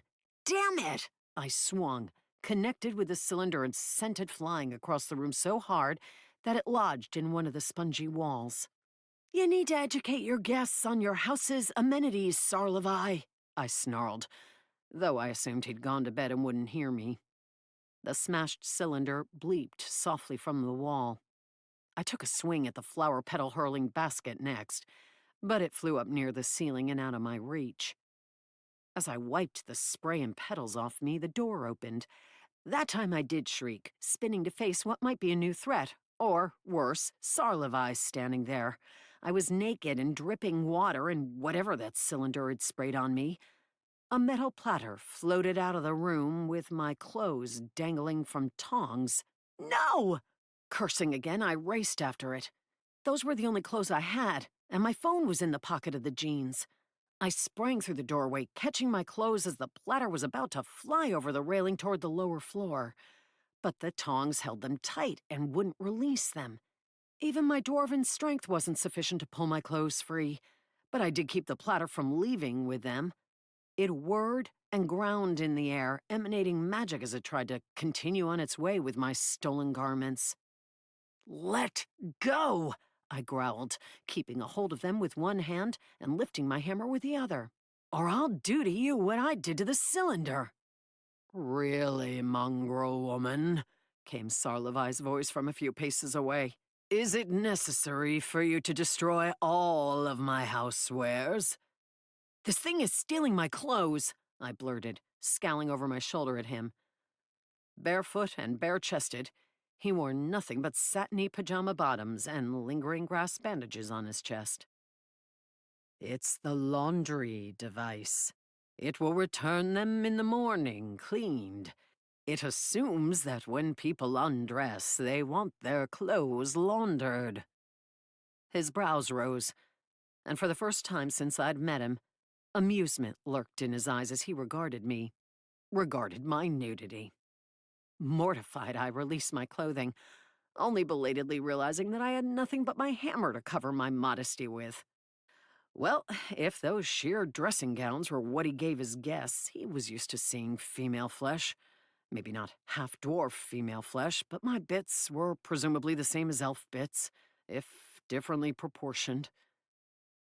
I sensed the destruction of a soap dispenser, he said, and came to see if you needed instruction on the amenities of the house. Soap dispenser? I touched some of the stuff the cylinder had sprayed on my damp body, and decided it did have the slickness of glycerin, or whatever wild worlds used in soap. Sarlevai's superior, amused smile as he regarded me, a gentleman would have looked away, damn him, didn't make me want to admit I'd overreacted. I do not need instructions, no thank you. I punished your soap dispenser because it was overly familiar. I pointed after the platter, whisking my clothing away. And my phone is in the pocket of those jeans. Electronics can't be washed. Ah. Sarlevai lifted a hand. Even as the platter carrying my clothes disappeared through another door, my phone floated up to the walkway and landed firmly in his grip. Eyes glinting, he asked, "Are you sure you don't want any instruction?" "No, I do not." I held out my hand. Though he'd demonstrated he could levitate objects, Sarlevai walked the phone over himself. As he placed it in my hand, he reached for my shoulder, fingers brushing my bare skin. I was tempted to draw back, alarmed by his proximity and his familiarity. But I stood, rooted, a little zing of pleasure running down my arm at his touch. With his lips quirked, he plucked dried petals off my shoulder and out of my hair. His bare chest was close enough that I could have leaned forward and licked it, which I had no interest in doing. Scowling and shaking my head, I backed up. But I ended up bumping into the door frame and almost dropped my phone. Why was I such a discombobulated mess? His smirk only made everything worse, and I imagined him comparing me to the beautiful elven women who usually visited him in his home. I was sure they knew how to use the soap dispenser and go to the bathroom. "Please refrain from destroying any more of my housewares before morning, my mongrel guest." His eyes were still glinting. Damn it, I'd liked it better when he'd been sneering. "My name is Maddie. I know you know it. We introduced ourselves while you were accusing me of being a thief." Stung far more than I should have been, I scrambled back into the room and slammed the door shut. My heart pounded as if I'd been in a battle, and I didn't know why. The soap dispenser and laundry stealing device hadn't been that onerous of opponents. Sarlevai was another matter. Once he opened a portal so I could return home, I wouldn't ask him for further help. As he'd pointed out himself, assassins weren't altruistic. Trusting him would be foolish. Chapter 15. I woke from an unexpectedly lurid sex dream with my borrowed nightgown rucked up to my waist and my hand on my chest. Jerking it away with embarrassment flushing my cheeks, I looked toward the door, hoping I hadn't woken because he had walked in. Thankfully, the door was shut. Sunlight streaming through the window of the guest room illuminated a green bird with a spiky crown sitting on the sill. It was, as far as I could tell, the only witness to what I hoped hadn't been a vocal, lurid dream. I'd fallen asleep irritated as hell with my host, but it had clearly been a mistake to let myself drift off with him on my mind. A normal girl would have nightmares about all the horrible beings trying to kill her, not dreams about an arrogant assassin. More heat warmed my cheeks as I remembered my antics the night before. As evidence of my lost temper, the soap dispensing cylinder remained lodged in the wall. I climbed out of bed, the ceiling hung frame swaying with the movement, and saw myself in the gilded mirror, the sheer nightgown doing nothing to hide my body. A blast of concern replaced my embarrassment. If that laundry device hadn't returned my clothes, I would have to wander around Sarlevai's house like this. I might as well have been naked. Not that he didn't already see me like that, I growled, yanking off the nightgown. When I looked around for the equivalent of a hamper, I spotted my clothes, clean, folded, and stacked on a dresser. I started to sag in relief, until I wondered when they'd arrived, and if the laundry stealing device had returned them, or Sarlevai had. Those were the only two options. If he had servants, I hadn't seen evidence of them yet. The thought of him wandering in while I'd been rubbing myself in my sleep mortified me all over again. Until I snarled in disgust and decided it didn't matter. It wasn't that having sexual interest in a guy or lurid dreams was that big of a deal. Given how long it had been since I'd had a partner, it was a wonder I didn't have them every night. It was just that I would prefer he not know about them. He was already so arrogant, and that stupid comment he'd made in the pantry burned, as if I'd been about to fling myself at him, or seduce him with carrot cake and kombucha. Thoughts of food thankfully prompted my mind to turn to other concerns, such as breakfast. As I dressed, with the bird serenading me from the sill, I felt guilty for having had a restful night in a safe place when the police were hunting for me and probably questioning my friends and family. What would my sister say when she heard about the chaos? I had a plan of action. Look up the dwarves in the Polaroids using an image search app, but didn't know what I would do if they didn't lead to any new clues. Before leaving, I would show the photos and signet ring to Sarlevai on the off chance that he recognized anything. The engraving on the ring might be a heraldic symbol for a dwarven family. That would be a good clue.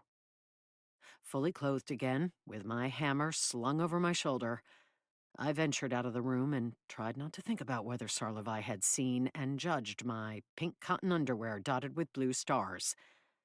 Had I known someone would see my clothes, or me naked, I would have opted for something sexier, or at least more adult. None of the seats in the open living area below the walkway were occupied, but a fire burned in a hearth, despite the lack of a chill. My senses told me it was real rather than magical, so someone had laid it that morning. My gaze lingered on tall double doors that led outside, windows to either side showing a path winding away through the trees. Before I could wonder if Sarlevai had left, I sensed him in a room at the end of the living area opposite the fireplace, the door open, and a desk visible through it. His office? Something about imagining an assassin sitting down to pay the bills and work on his taxes seemed ludicrous. Did the cosmic realms have taxes? Probably. From what I'd heard, living under the dragons that ruled over all the worlds, even those with kings or queens of their own, was onerous. They probably had high taxes. Inside, Sarlevai sat at his desk with his legs propped on it and a book in his lap. A magical blue box hummed to one side. A few vials, containers of reagents, and a microscope suggested he'd been working on a science project, not his taxes. No, I realized, halting in the doorway. He had to be running my blood sample. You mentioned you like cheese. Sarlevai extended a hand toward a large silver platter with a wheel and 2 blocks of cheese. Though they weren't like anything I'd seen before. One was pink, one orange with yellow stripes, and one a deep ocean blue. Solid blue, not simply yellow or white with veins of penicillium running through it. I did, yes. I was surprised he'd registered that. It had been in the long list of food items I'd burbled off when he'd been in the pantry and I thought asleep or meditating. Are those from cows? Most worlds where intelligent life developed, or was brought in long ago and allowed to evolve, have large herbivores of some kind, but there's nothing exactly like your cows. That cheese is from an Orax, that from a Tigro, and that one should call to your blood, or your stomach, since it's from a dwarven duck. The other races do not domesticate their herbivores, so acquiring the milk to turn into cheese is a dicey proposition. Great warriors usually take on the task, and the scant milk they manage to get is highly prized. Is that your way of saying your food is super expensive? I was suddenly glad I'd brought him stuff from the fancy organic grocery store instead of the dollar market, though I didn't know if he'd tried any of it before the chaos had started. I only buy the best. And you're going to share it with me? I'd assumed from his gesture and comment about dwarven cheese that he intended for me to try it, but maybe he had some swill he saved for his mongrel visitors. Yes, there are crackers in that box as well, and tea in the pitcher on the table. Sarlavai waved to a tray resting on a small table next to a gaming area with a board for something akin to chess set up and waiting for players.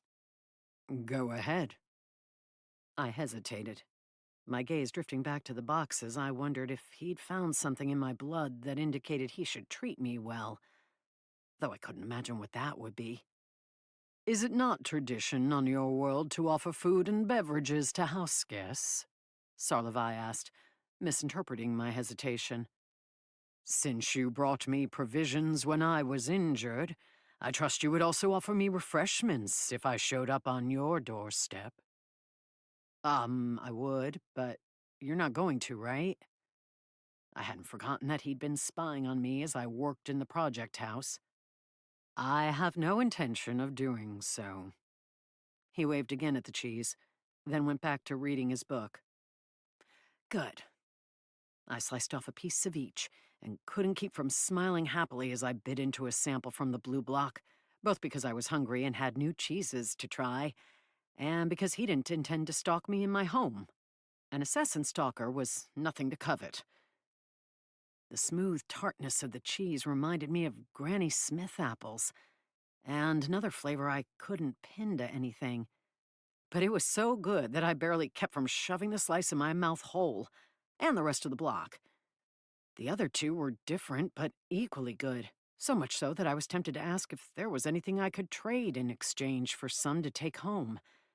Did elves have a currency? I assumed dollars wouldn't work, not that I had much cash on me. These cheeses are amazing, I said. If you ever want to seduce a dwarf, this would be a sure way to win her heart. His gaze lifted from the book, eyes glinting as he met mine. Were that my desire, I doubt the cheese would be necessary. The piece I'd been swallowing stuck in my throat, and my delight vanished as the certainty that he had delivered the laundry and had witnessed my carnal dreams smacked me like a wet towel. Either that or he was so supremely confident in his sex appeal that he thought he could have any girl with a snap of his fingers. That smug smirk, the same as he'd worn on the walkway the night before, suggested both. I was debating if it would be rude to smash my host in the nose with a fist, when Sarlavai's smirk turned to a frown, and he looked out the window. He said something in Elven, it sounded like a curse, and closed his book and rose. Stay here. When you're done eating, I'll take you back to your world. Wait, I blurted, remembering what I'd intended to ask him. I have some photos of dwarves and a ring that I found under those stones. Will you look at them and let me know if you recognize any of the dwarves or the ring? Yes, when I'm done with her. Her? As Sarlavai strode out of the office, I sensed someone walking up the pathway toward the house. An elf? Yes, another full-blooded elf with an extremely powerful aura, and equal to Sarlavai. It was a woman, I thought, though that was hard to tell from one's aura. Noshing cheese, I looked out the window. One of the most striking women, if not the most striking woman I'd ever seen, glided up the path. Val Torvald, whom I'd envied for her blonde beauty, would have been plain next to this woman, this elf.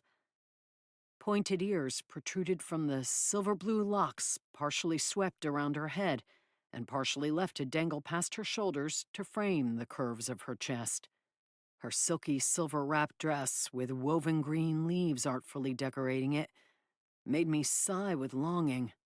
I would love to be able to wear something like that, but it would look stupid on me.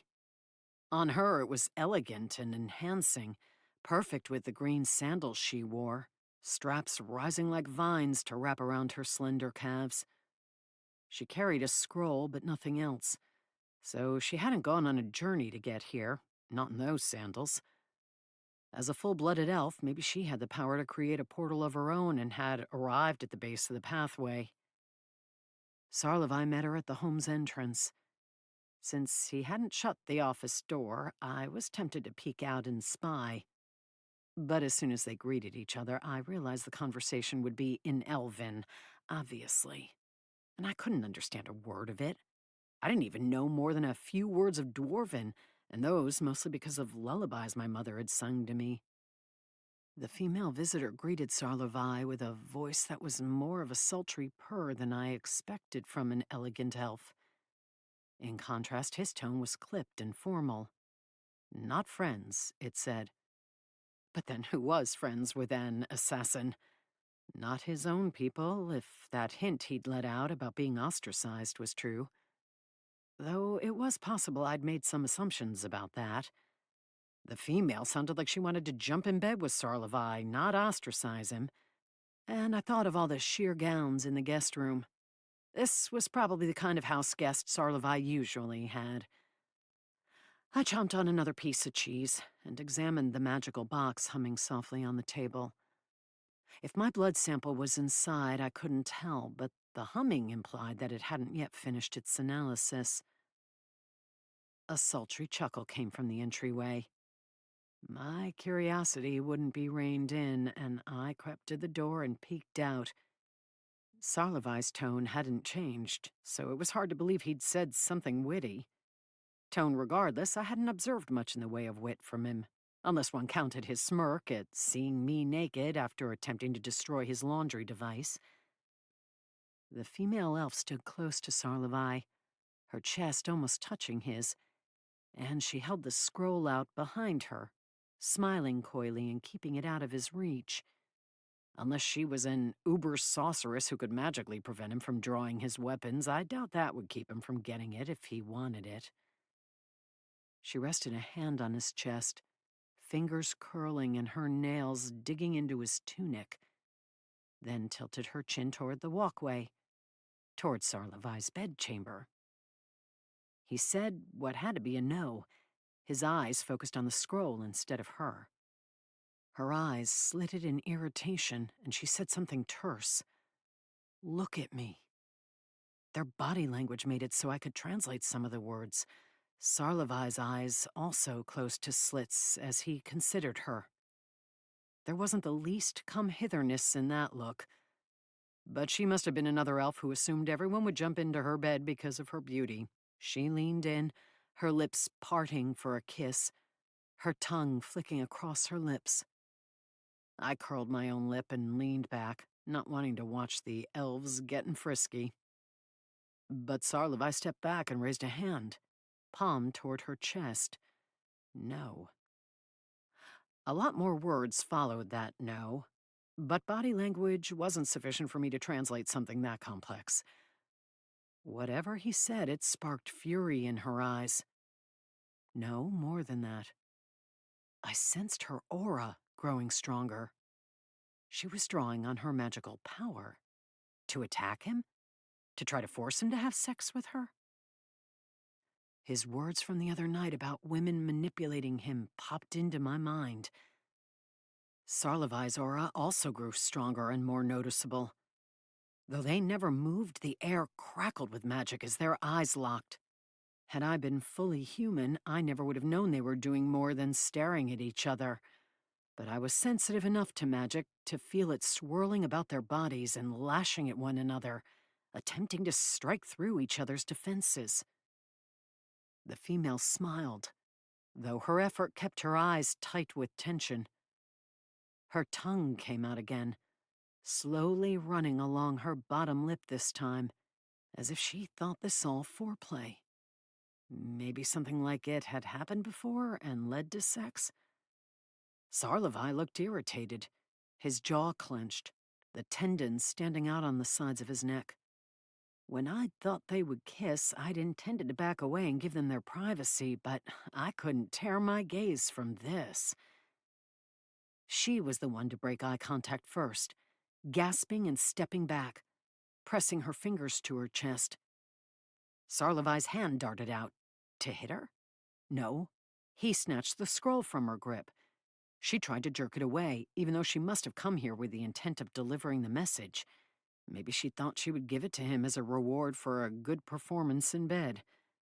Sarlevai was too fast for her and succeeded in taking it. As soon as he had it, he turned his back on her, on both of us, and opened it as he prowled across the living room toward the fireplace. As he read, his shoulders were even more tense than they'd been when he'd faced her.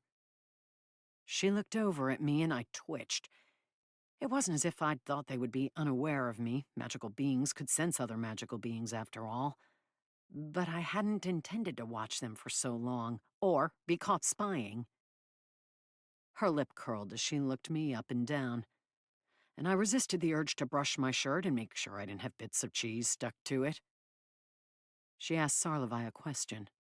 It could have been anything, but based on her dismissive look, my mind filled in.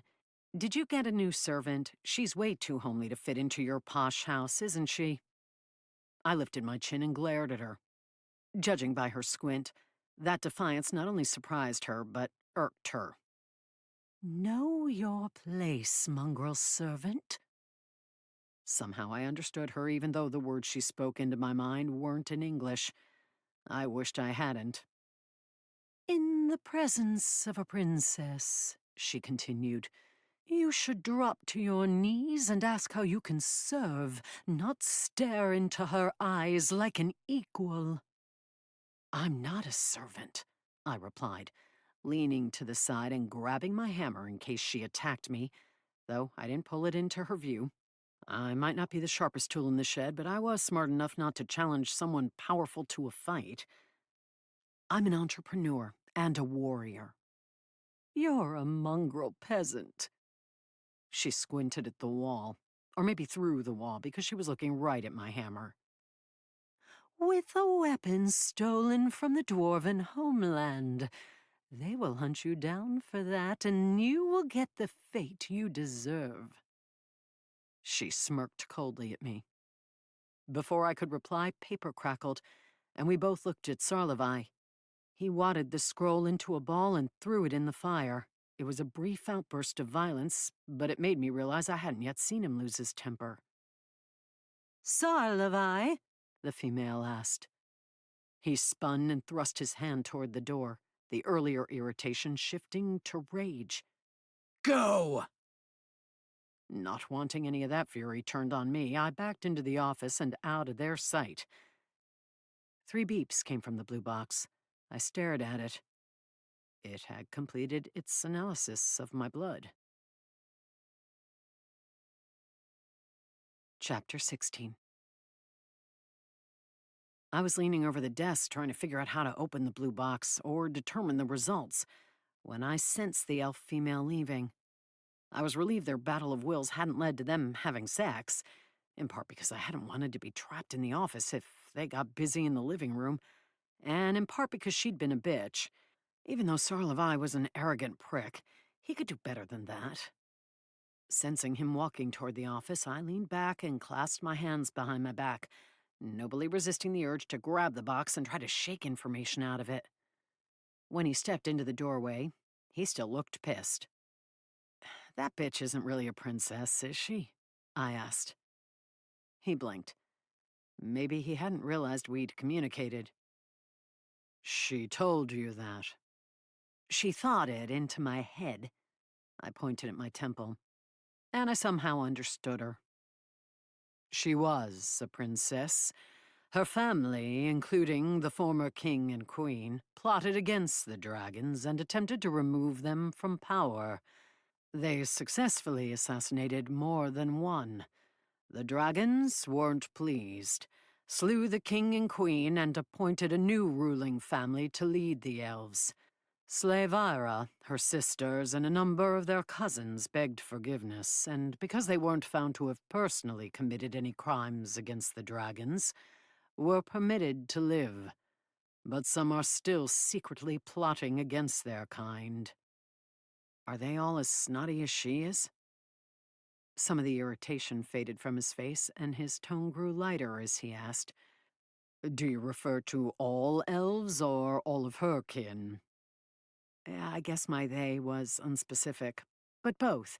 I'd be delighted to meet a non-snotty elf.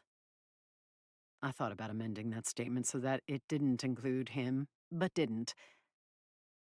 The current princess is an academic studying goblin engineering, which is about as unlikely a field for our people as you'd think.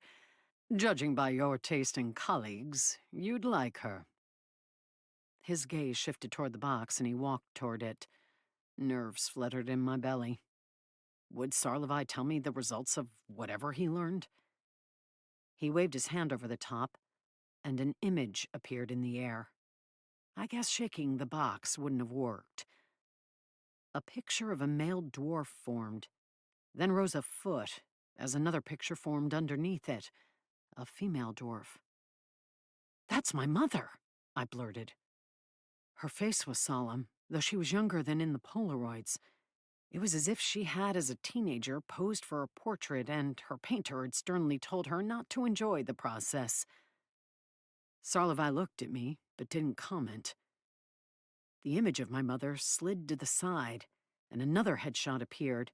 Another young dwarf female with frizzy red hair, though hers was pulled back in a severe bun, and her snub nose had a haughty tilt.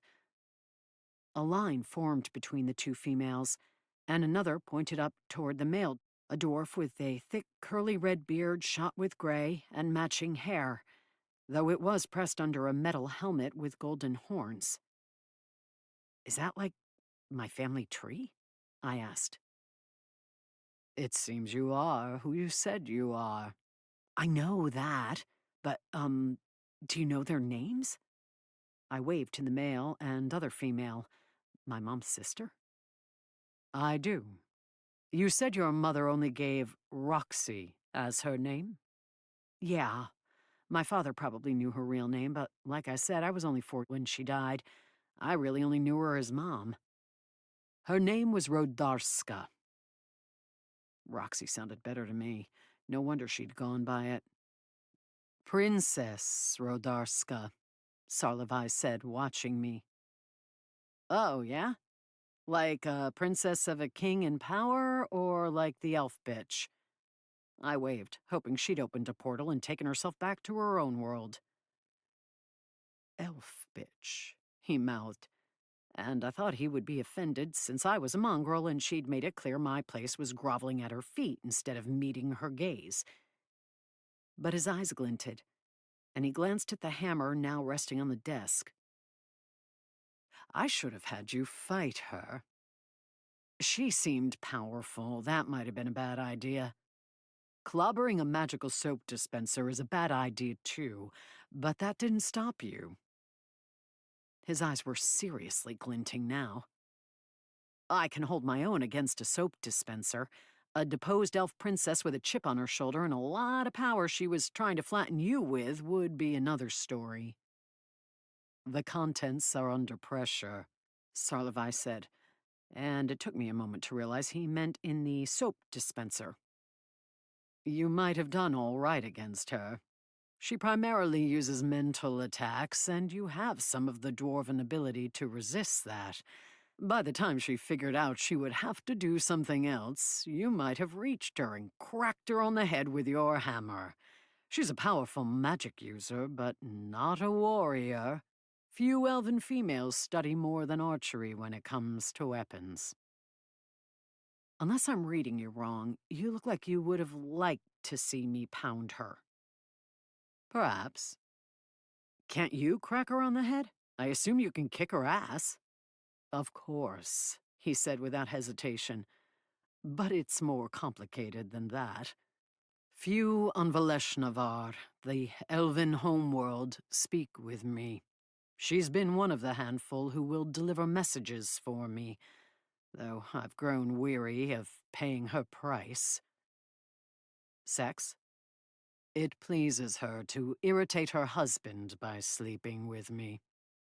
Uh, are elves not monogamous when they're married? Usually they are. Our religious tenets and laws support the concept. But rules are made to be broken when you're an elf princess. It was a political marriage, arranged when she was still recognized as a princess and possible future leader of our people. He's cold and rude to her because she's not in line to inherit that rule anymore. But he hasn't left her, because her power and lineage give him more status than his family has, regardless of whether she's an heir or not. So they're asses to each other, essentially. Sarlevi looked back to the floating faces above the box. You say your mother is dead. You saw her die. Yeah. I closed my eyes, not wanting to think back to that horrific night. But it was impossible not to. The memory had been scorched into my mind and had haunted my dreams all through childhood. Soldiers attacked our apartment, shooting and throwing incendiary stuff through the windows. My father had a rifle and shot back. My mother had her hammer. They were trying to capture her, I think, but she wouldn't surrender. They wanted her, not me or my sister or my father, and she kept yelling at him to take us and go. The drapes were burning, and bits of the scorched ceiling kept falling down. Panina and I were under the table crying, and I was hugging my teddy bear as if it could save me or protect me. I blushed, remembering who I was talking to, and opened my eyes, afraid to see that taunting smirk of his. But he was listening intently, and looking not at me but at my mother's portrait. They broke down the door and charged in wearing body armor over their camo uniforms. But Mom plowed into them with the hammer. She yelled again at my dad to get us out of there. My voice lowered to a hoarse whisper, more emotion swelling up than I thought I'd still had over the events. She was buying time for us, to save our lives. But when they shot her twice in the chest, Dad roared in fury and shot back. He hit one in the head. I'm pretty sure the guy died. Even wounded, Mom bellowed and kept fighting, again telling Dad to get us out of there, that there were more coming and they couldn't win. I think he was horrified by what he'd done and what was happening, but he grabbed us and ran out to the balcony. He kept bumping things. The door jamb, the counter. It was smoky and he had tears in his eyes and could barely see where he was going. I heard Mom cry out, and he almost ran back toward her, but he looked at us and I guess he made a choice. Maybe he knew he couldn't save her, but he could save us. Somehow, with us in his arms, he climbed down from the balcony. It was on the 3rd floor. Then the entire building blew up and the shockwave threw us to the ground. I remember hitting the pavement in the parking lot and getting scraped up and cut on glass. As if it would prove my whole story true, I lifted the back of my hand, where an old scar from the incident lingered. Faint and pale after 30 years, but still visible. Panina was crying like a banshee. Dad grabbed us and hoisted us up, only to have a bunch of soldiers come charging out from behind parked cars with rifles pointed at us. They ripped us out of his arms and handcuffed him. That was the last time we saw him. He's been in a maximum security military prison for my whole life. When I got old enough to learn how to make inquiries about being able to see him, all I was told was that he wasn't allowed to have visitors. I don't even know if he's still alive. You didn't actually see your mother die. Sarlevi looked intently at me. Irritated that he didn't care about my father at all, or me, most likely, I snapped. Even if 2 bullets in the chest somehow weren't a death sentence, having the building blow up with her in it was, I'm sure. Was all he said, ignoring my irritation as if he wasn't even aware of it. I took a deep breath and tried to smooth my hackles. I was nothing to him, and I knew it. What had I expected from an assassin? Empathy? His only interest in me was my mother, though I still didn't know why. It felt incomplete not to finish the story, to speak of the long days after that night that I'd spent alone in a room with no windows, separated from my sister. They'd taken away my teddy bear, not even leaving me that comfort. Occasionally an army nurse had come in to feed me, bathe me, and check my bandages. Once a scary army doctor in uniform had come in to take blood samples from me and run tests, machinery in the room beeping ominously. Everything about that place had been ominous to my 4-year-old self. "Who raised you?" Sarlevai asked. "The military? Is that where you learned to fight?" God, no. I shuddered at the thought. There was a reason I didn't want anything to do with Colonel Willard. They kept me for a while and ran some tests. Later, when my sister started talking again, she said they did the same to her. I have no idea if they figured out from my blood that I was my mother's daughter and might have some dwarven attributes, or if they cared about that, even if they did find out. But 2 taciturn soldiers eventually showed up and drove us up to Marysville and gave us to my grandparents to raise. My father's parents, I clarified, though that probably wasn't necessary. He knew the Dwarven King hadn't raised me. After that, my sister was a quiet and proper girl, never breaking the rules, and trying hard not to stand out or get in trouble. I was more difficult. I had a temper, and I got into a lot of fights at school. Most of them weren't my fault because I was defending myself from bullies. But since I was stronger than the average human, that was a problem. In 3rd grade, I accidentally broke another kid's arm and got expelled. For a couple of years, my grandparents put me in a special school for, troubled children. That wasn't great, but they also put me in martial arts, figuring that would teach me some discipline, as well as how to defend myself without hurting other people. It was helpful, and I stuck with it all through school and into my adult life. I still go when there's time. I thought about mentioning my various degrees of black belt, but someone who'd been a trained killer for however many decades would scoff at the notion of belt tests. "So," Sarlevai said, "if you'd visited my home when you were a child, you would have destroyed all of my bathing appurtenances." "Oh, yeah, and that saucy floating hairbrush that tried to assist me with combing my locks." "How did you get the hammer?" he asked. "What?" "If it was last seen with your mother." Sarlevai turned his palm upward. "Oh, that was a good question, and one I'd never considered. All through my childhood, it had been at my grandparents' house. Somehow, it made it back to my dad's family. After I'd had several years of martial arts training, my grandparents agreed to let me have it." His eyebrows rose. "Somehow, a priceless magical artifact made it to them?" "Well, the military must not have realized it was more than a metal hammer. Or someone else intervened." I bit my lip, faced with another unanswered question to ponder. "You mentioned a ring and photos." "Yes." I grabbed the chest, opened it, and spread the Polaroids before it occurred to me that he hadn't yet said why my mother was of interest to him. His gaze went right to the 2 photos of my mother, and he rested a finger on one. "These are more recent than the events of your childhood." His eyes were so intense that it was alarming. "No, they had to have been taken before. Probably before she met my dad and I was born." "You're certain?"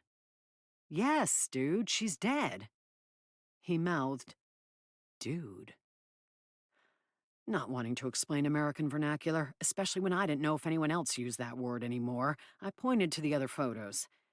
"Do you recognize any of these dwarves?" I think this was the renter of the house who was murdered. I know it's a long shot, but if any of the other dwarves are still on Earth and I could find one to question, I might be able to find out what's under the house and why everyone is after it without busting down the magical wall. Something you wisely pointed out might not be a good idea to do without any knowledge of it.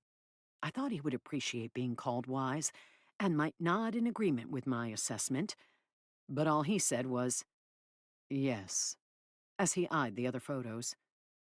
His finger moved to the dwarf in armor. I recognize this one. He's an engineer in the king's court. Or was 40 years ago. I don't visit that world often, and I believe that's when I last saw him. 40 years ago? How old were you? I looked at him.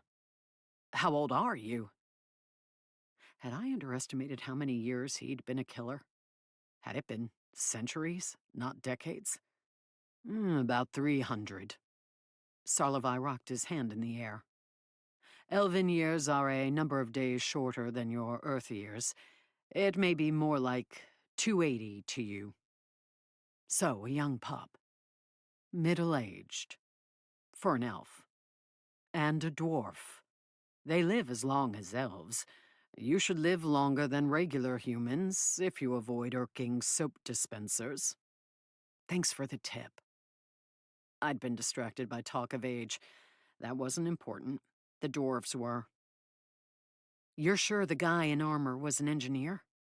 A respected one, as I recall. Lord Hennahawk. The lords in dwarfdom are somewhat like your nobles in countries that have them, but among dwarves, most elevated positions in society are won by hard work and the ability to craft things that serve the needs of their people. Thank you for pointing that out. That's what I do. I'm a hard worker and restore houses for people who need them. It's craftsmanship. He hadn't, I admitted, as he gazed blandly at me. Said I wasn't a hard worker or a good craftswoman. He'd simply called me a mongrel and a plumber, which was a perfectly respectable profession, but he'd said it as if it were beneath him. If that's true, I'm certain a dwarf would appreciate you and you would fit into their society. What do elves appreciate? Similar things, though they spend a lot more time studying magic and perfecting its use, finding ways to build upon what their predecessors mastered. Dwarves use it as a means to an end, a way to build more of what they like.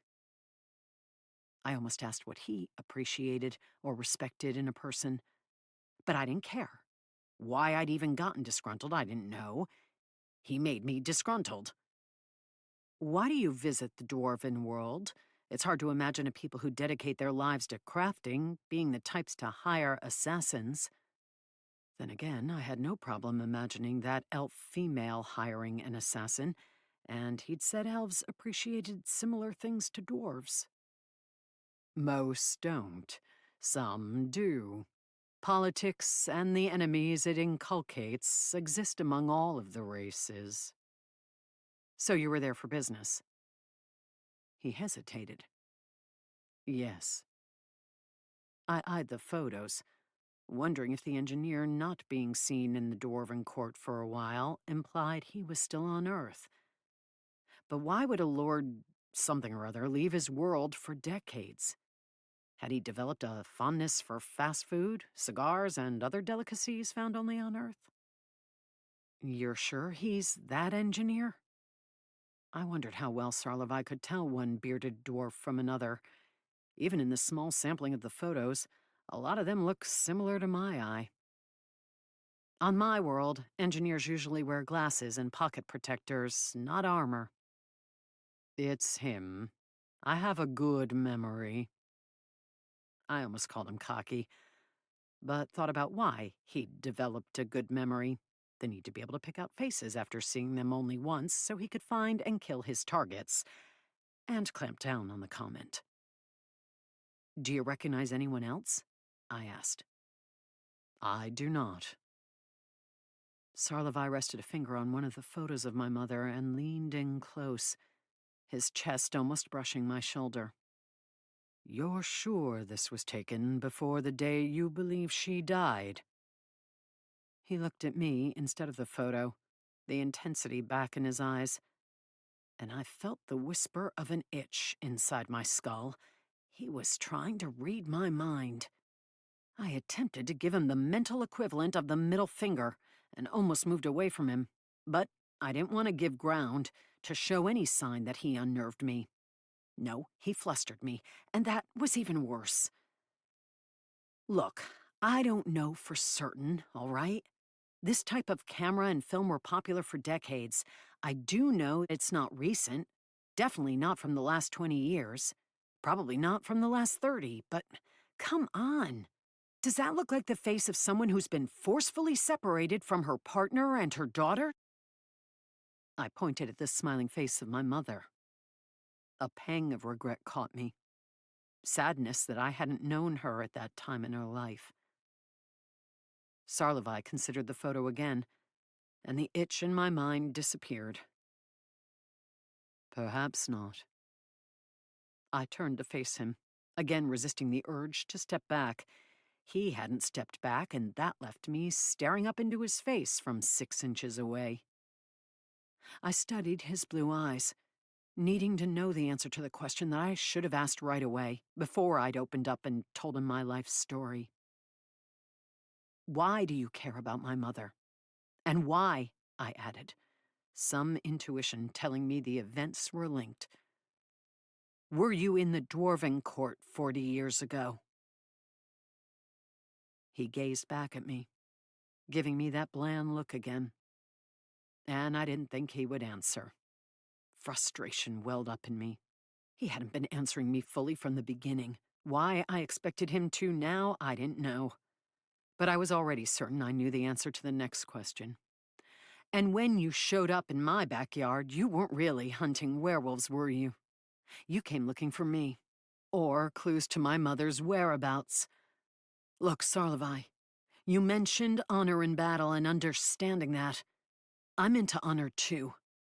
I'm not lying to you. I genuinely believe she died that night 30 years ago. He exhaled slowly through his nose. I do understand honor and believe in it. If you challenged me to a duel, I would fight you fairly. If someone hired me to kill you, I would walk up openly and challenge you to an honorable battle instead of shooting you in the back.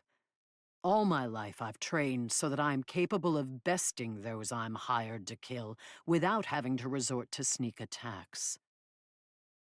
But you won't answer a direct question. That's part of honor, holding yourself to the highest standards of conduct. I expected him to scoff and tell me I was young and naive and didn't know anything. To him I was young. That elves lived centuries boggled my mind. That is correct, he admitted, though the way it came out made me think he didn't want to.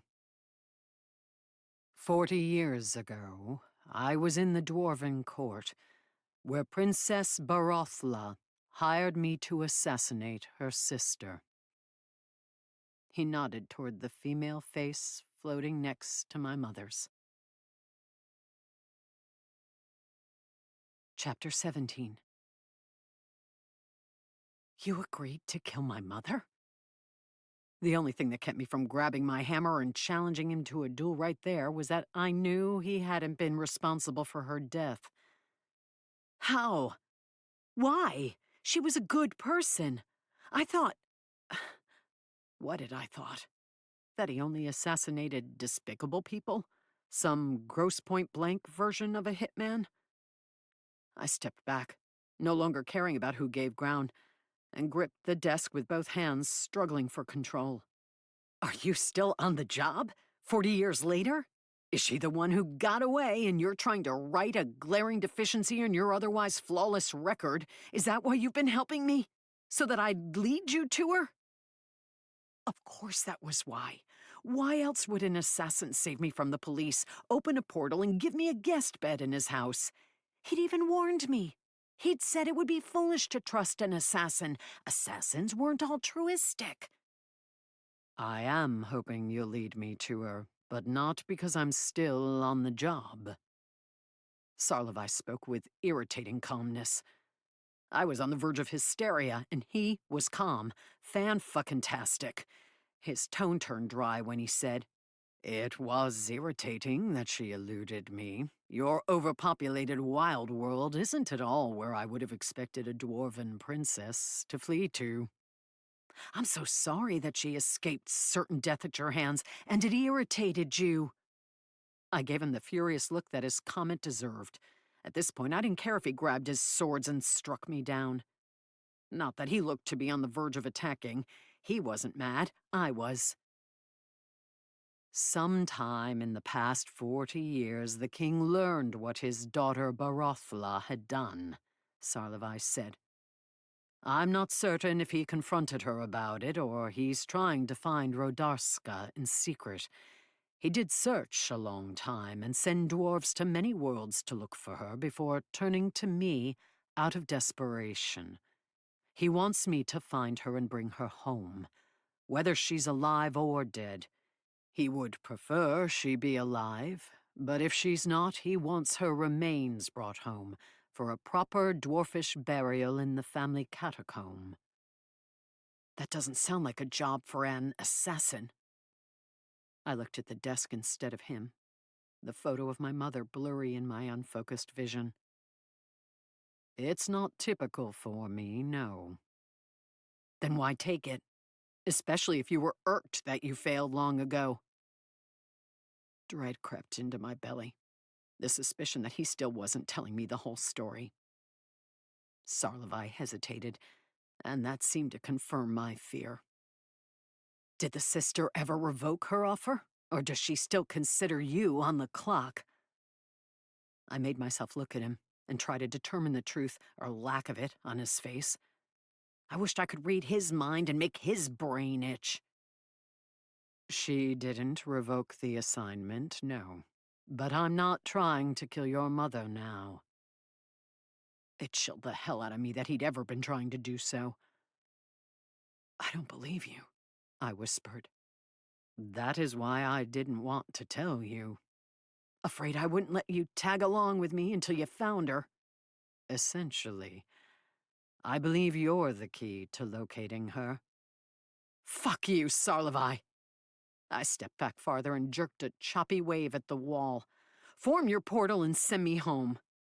I made myself bite out. Please. Though I hated to ask him for anything.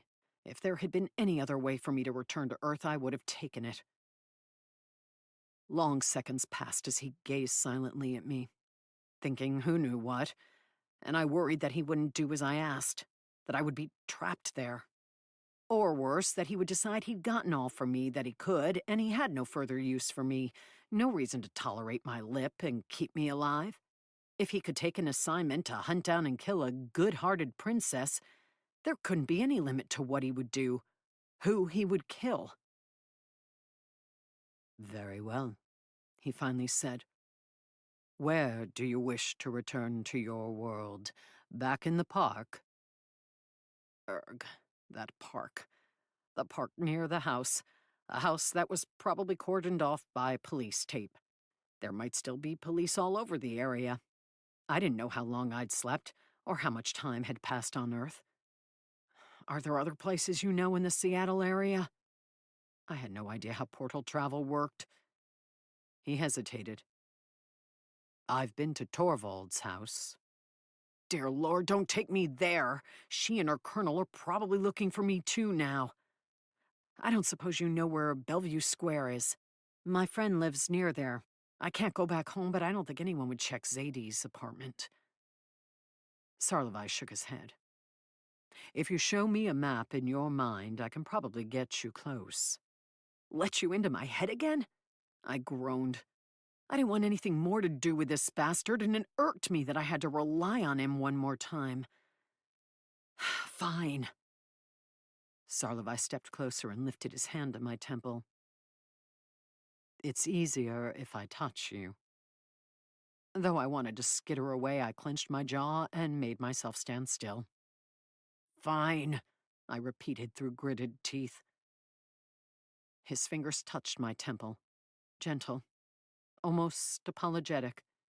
Yeah, right. He'd done nothing to indicate he cared, and I would be a fool to believe otherwise.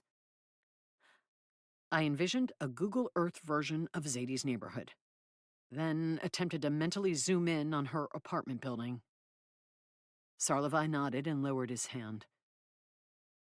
As he gazed toward the wall and concentrated on forming a portal, I gathered the photos in the ring. I hadn't gotten a chance to see if he recognized that, but I wouldn't ask him anything else. Not now. After placing the items in the chest, tucking it under my arm, and grabbing my hammer, I impulsively snatched the blue brick of cheese. I clutched it to my chest and glowered defiantly at Sarlevi. He was rich from all the people he'd killed. He could get more. As the portal shimmered in the air behind me, Sarlevi regarded my mulish stance and purloined cheese, then picked up the wheel and the other brick and placed them in my arms. Then he extended his hand toward the portal in invitation. When I stepped toward it, he remained by the desk. It took me a moment to realize he wouldn't go first, that he wasn't coming with me. I didn't want him to, but I'd expected him to keep using me to try to find my mother. But he merely nodded for me to go. Though I walked through the portal alone, I was positive I hadn't seen the last of him. Chapter 18. To my surprise, I came out of Sarlevi's portal on the rooftop of a building. The sun was setting, sinking over the Olympic Mountains, and traffic roared below, a staccato of honks piercing the evening air. As the silver portal faded behind me, promising I couldn't return to Sarlevi's house, not that I wanted to, I crept to the edge to get my bearings. There was a fire escape on the flat roof, but I doubted the door would be unlocked. I might have to climb down the outside, or get destructive with the door. Given that Sarlevi had been going by a map I'd formed in my head, I wouldn't be surprised if he'd missed by a few blocks. As long as I was somewhere in Bellevue but miles from bridled trails, that would be fine. I laughed with realization as I looked down at a familiar street, pedestrians walking into and out of a donut shop that Zadie favored. She always brought celebratory bear claws when we closed a deal. This was her apartment building, just not the way I usually came into it. It was a 5-story drop to the street, with a lot of witnesses below and no handy ladders to climb down. I checked the fire escape door. As I'd suspected, it was locked. Fortunately, I had a big hammer. With all the city traffic, including an emergency helicopter roaring past on its way to the hospital, who would hear a few thumps? After carefully setting my cheese stash and the chest aside, I clobbered the door. I couldn't help but imagine Colonel Willard's face hovering over my shoulder, whispering, "Vigilante," in my ear. I hit the door harder. Since I hadn't been able to hit Sarlevi, it would have to do. I wasn't mad at him for depositing me on the rooftop, but I couldn't forgive him for being an assassin. The assassin that had forced my mother to flee her home world. Had she not done so, I never would have been born, but it didn't matter. He'd taken her sister's money and promised to kill her. My mother. Further, it was possible he'd been lying to me and still wanted to kill her. The bastard. With anger surging through my limbs, the third thump of the hammer not only made the door crumple inward, but ripped it from its hinges. It clattered and banged as it flew halfway down the cement stairs. Sadly, it wasn't as satisfying as if Sarlevi had flown down the stairs. And once my temper cooled, I would feel guilty and end up sending an anonymous envelope of cash to the apartment to cover the door. "This is why it's such a struggle to build wealth in this world," I whispered, relieved the door at the bottom was unlocked. I straightened my clothes, wished I had a bag for all my goodies, and took the elevator to Zadie's floor.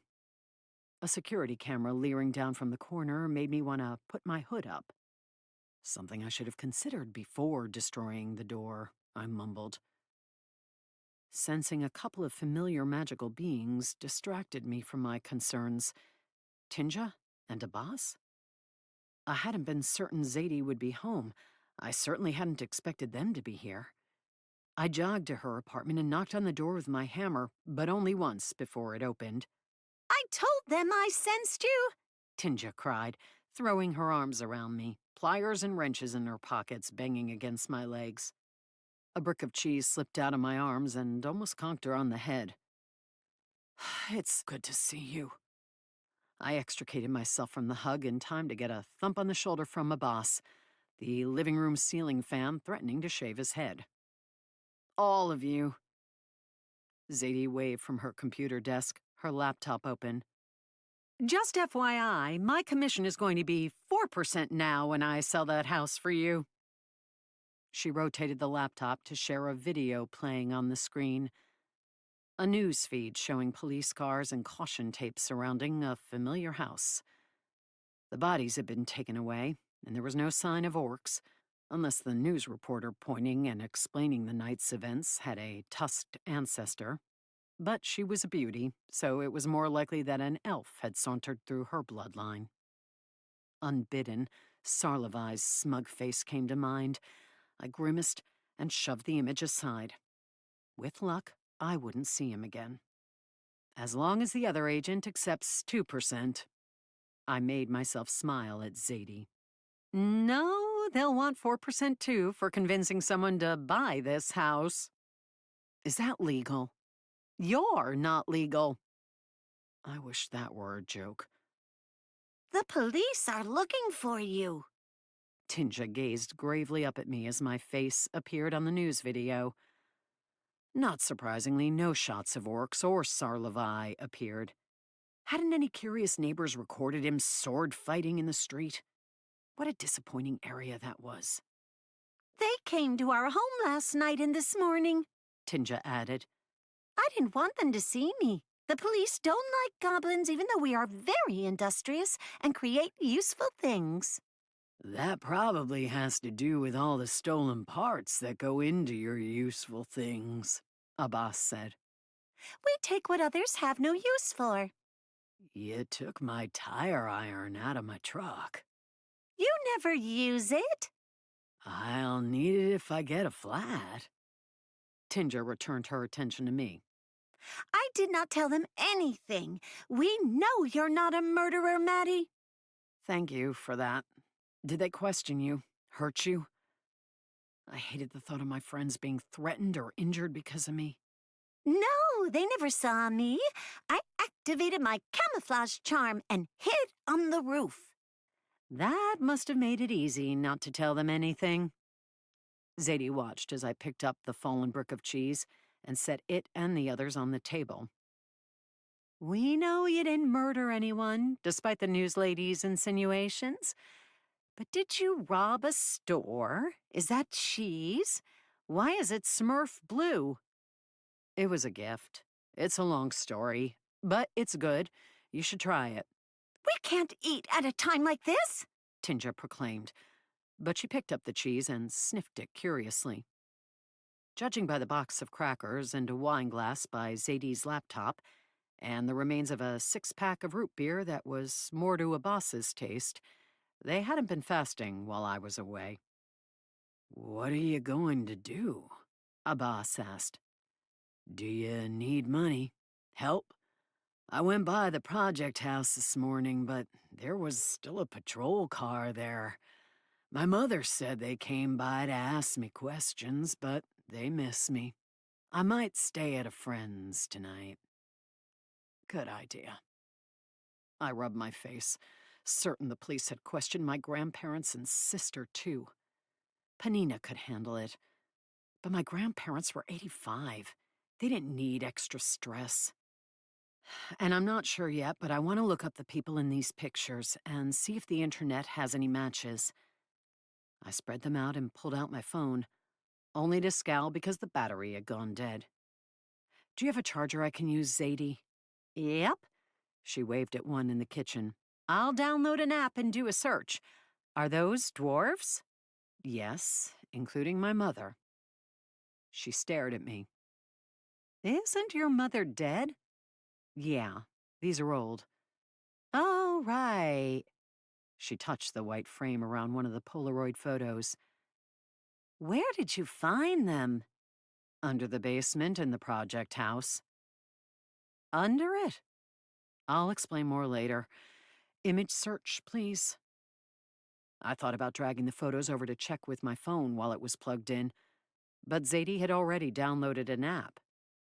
The guy in armor is an engineer in the Royal Dwarven Court, or was 40 years ago, so it would be handy if he lives down the street. Zadie shot me a dark look, either because of how unlikely that was, or because she also believed engineers were supposed to wear glasses and pocket protectors, not plate armor. Do you know anything about the ring? Abbas plucked it out of the chest and eyed it in the setting sunlight coming in the window that overlooked the street. Nothing except that it's not magic. Maybe the design is a key that opens a door. Did you see any locked doors? A brick wall, I said, but it didn't have a keyhole that I noticed. Or ring hole. Maybe it's a promise ring. Tinja said, around a mouthful of cheese. Someone in class told me about them. A boy gives it to a girl, or vice versa, and they swear to take their relationship seriously. An outward sign of commitment and fidelity to another person. It's so romantic. She touched the cheese to her chest. Abbas curled his upper lip. It'd be much cooler if it opened a secret door. I thought all your classes were online, Tinja.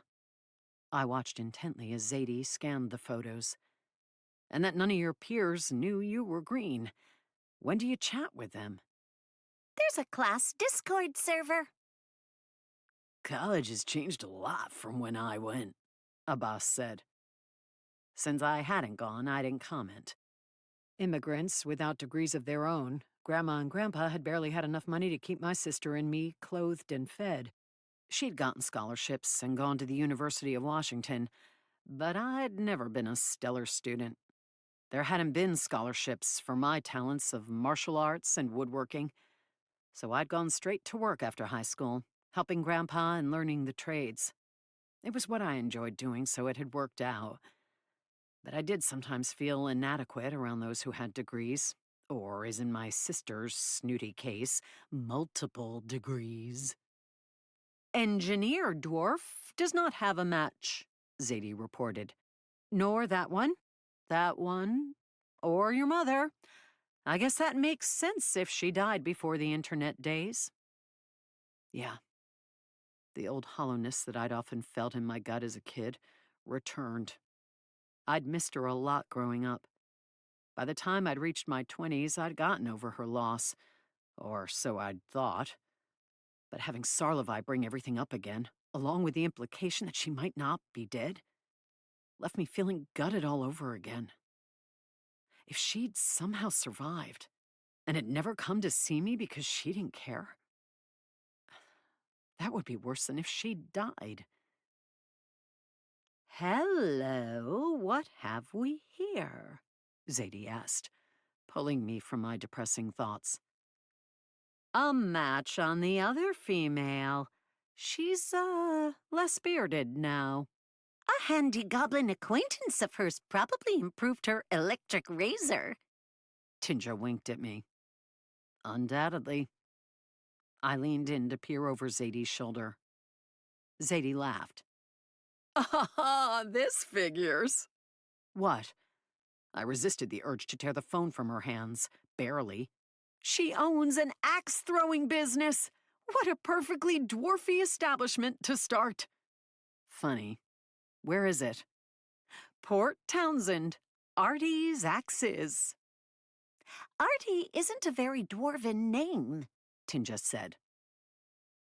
She must be blending in with the locals so they don't realize her deep, dark secrets, Abbas said. Like that she uses a weed whacker instead of a razor? Zadie asked. I punched her in the shoulder. Do you mind not mucking my heritage?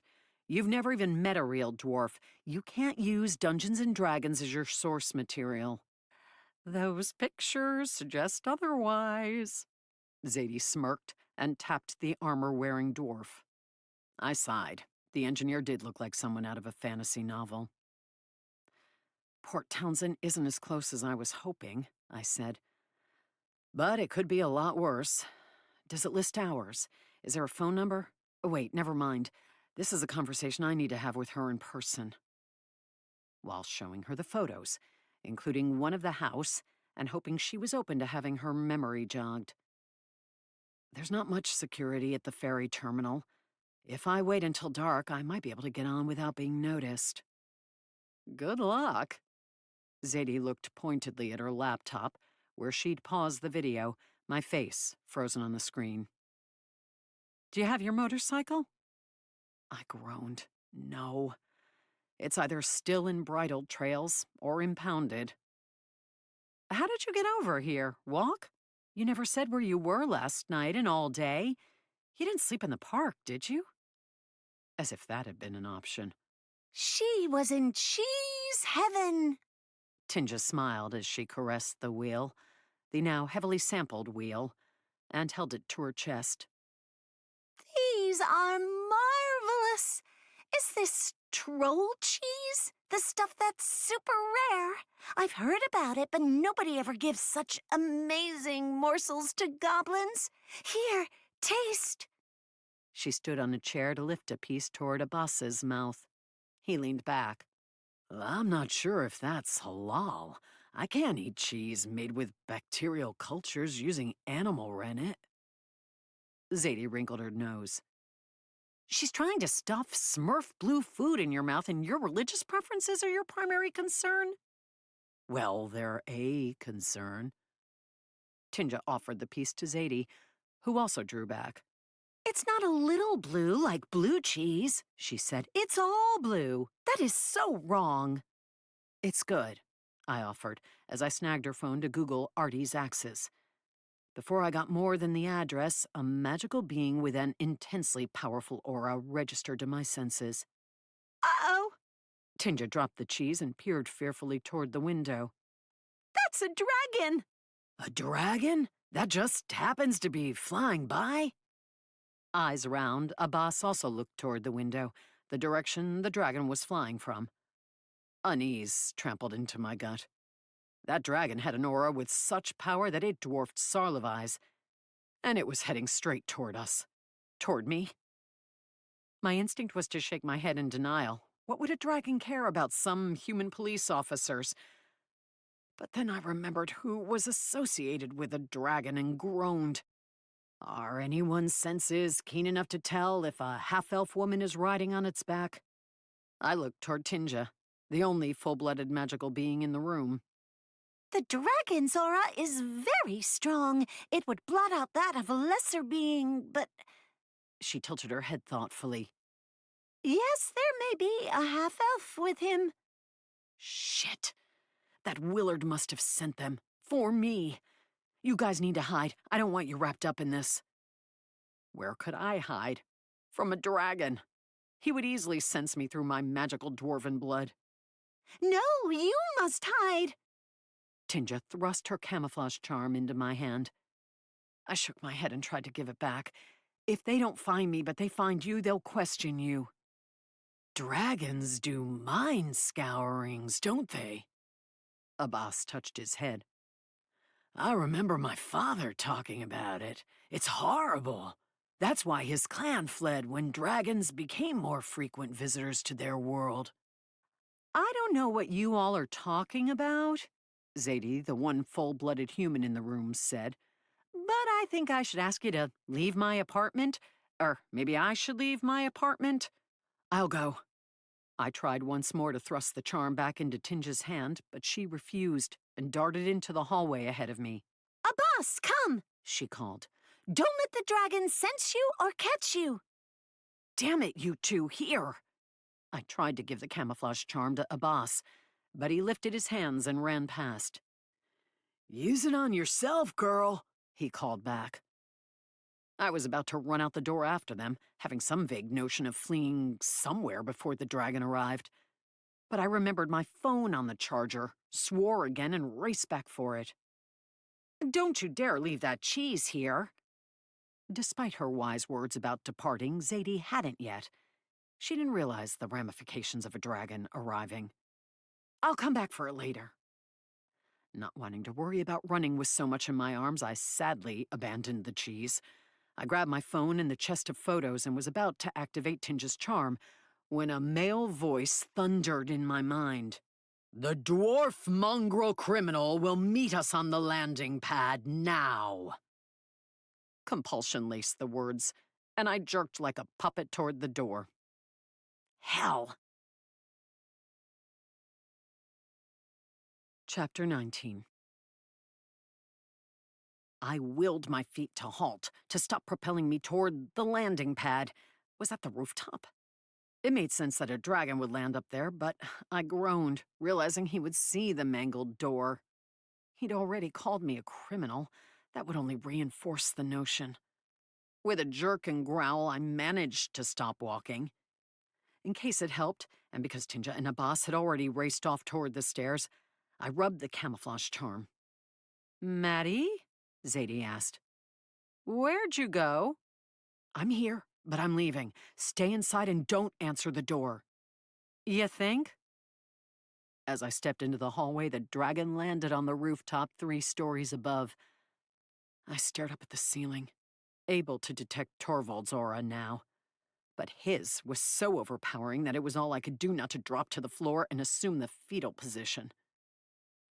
I went a different way than Abbas and Tinja had, not wanting the dragon to associate them with me. But with a lurch of horror, I realized it was too late. I sensed them in the elevator, going up, not down. For a hopeful few seconds, I thought they might have decided that hiding on another level was better than running out of the building. But no. They were now out of the elevator and walking at a steady pace toward the rooftop access stairs that I'd come down, heading toward the dragon. No! Skipping the elevator, I charged for the stairs, but they had a head start. Don't go up there! I yelled, startling a woman with grocery bags into dropping everything. She peered around, not seeing me.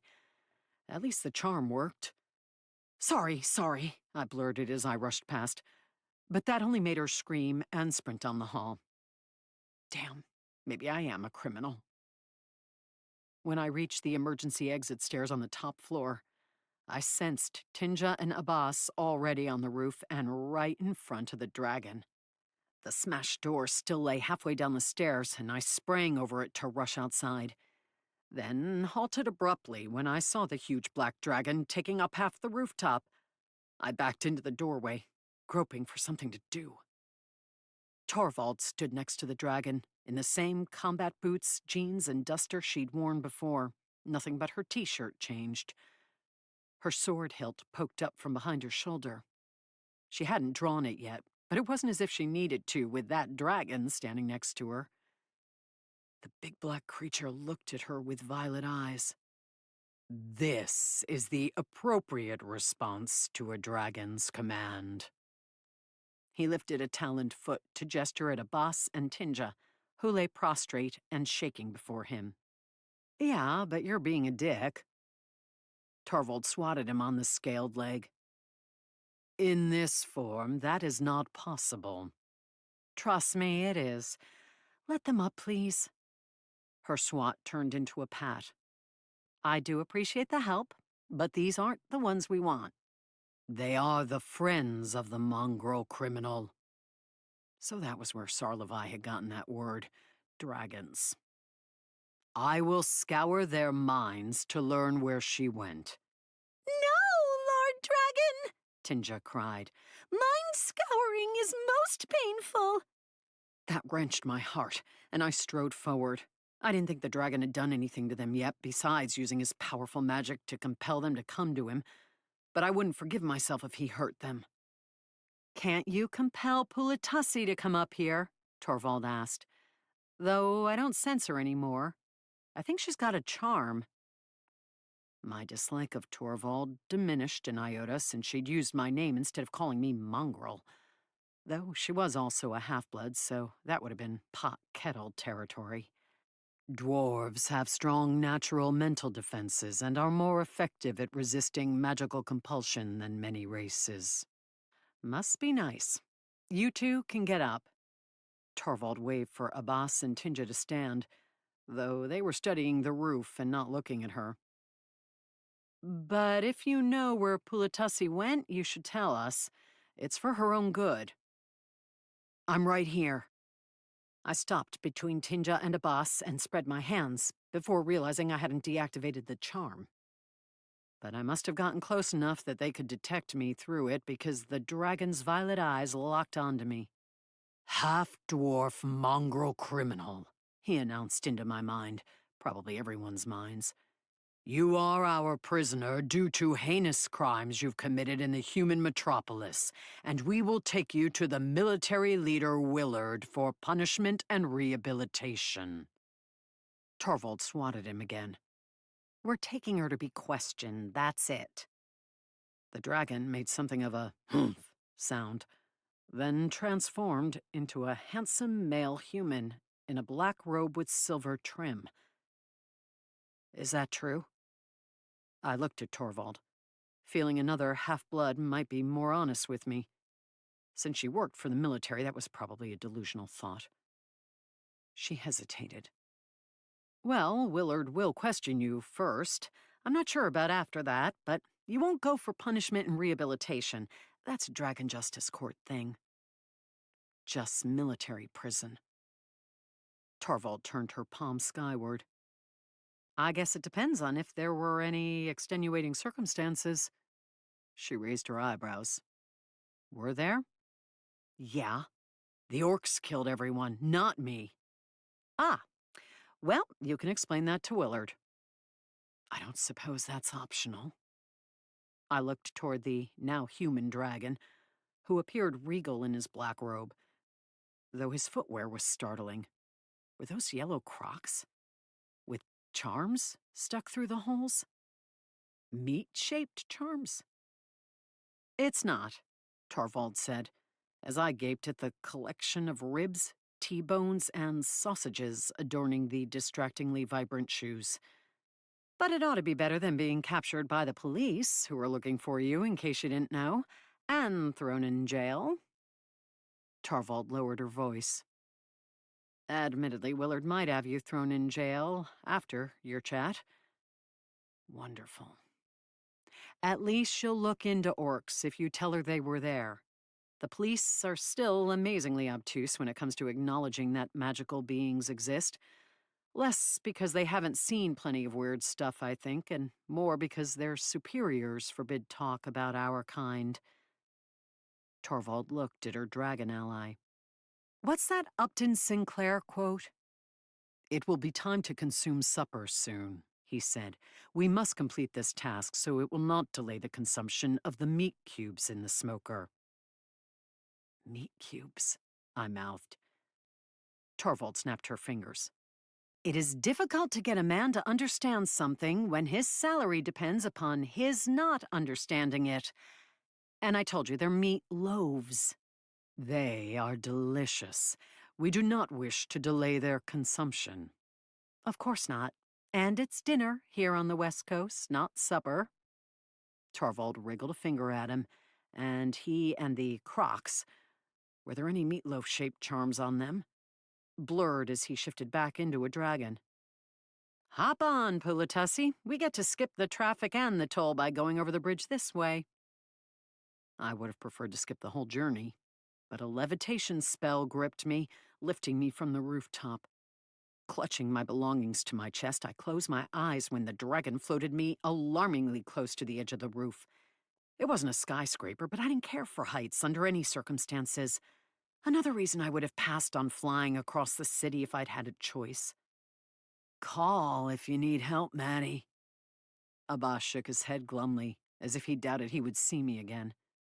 I'll try. Get to work on the new countertops and cabinets for the kitchen if you get a chance. I'll be back to help as soon as I can.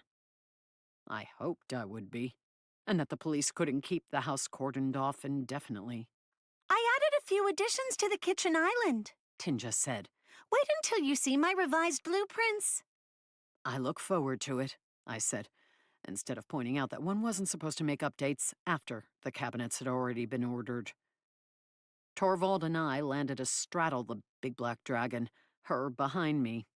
She put a hand on my shoulder as he sprang into the air. It might have been to offer commiseration or comfort, but she didn't look like the comforting motherly type. It was probably to keep me from jumping off, or falling off. As the dragon flew away from the building, only a single person among the pedestrians below noticed and gaped at our passing. Someone with a quarter elven blood. From what I'd heard, dragons had some natural magical camouflage to their scales and weren't visible to normal humans unless they wished to be. We sailed higher, flying over the buildings of downtown Bellevue and across Lake Washington. Traffic was indeed unmoving on the 520 bridge. "It is a great honor to fly on a dragon's back," our aerial taxi announced. "One I would not usually grant to a criminal or a mongrel of any kind."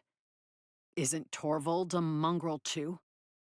I wasn't even that sure she qualified as not a criminal. The myths of the Ruinbringer, or mythic murderer, as most of the magical community referred to her, had always painted her as a heinous bitch who mowed down trolls, orcs, and ogres left and right. "Val is my mate, and a superior warrior," the dragon replied. "So, not a mongrel?" I glanced over my shoulder to see if Torvald was offended, but she seemed amused by the conversation. "She has human blood, but she has worked hard to overcome that handicap."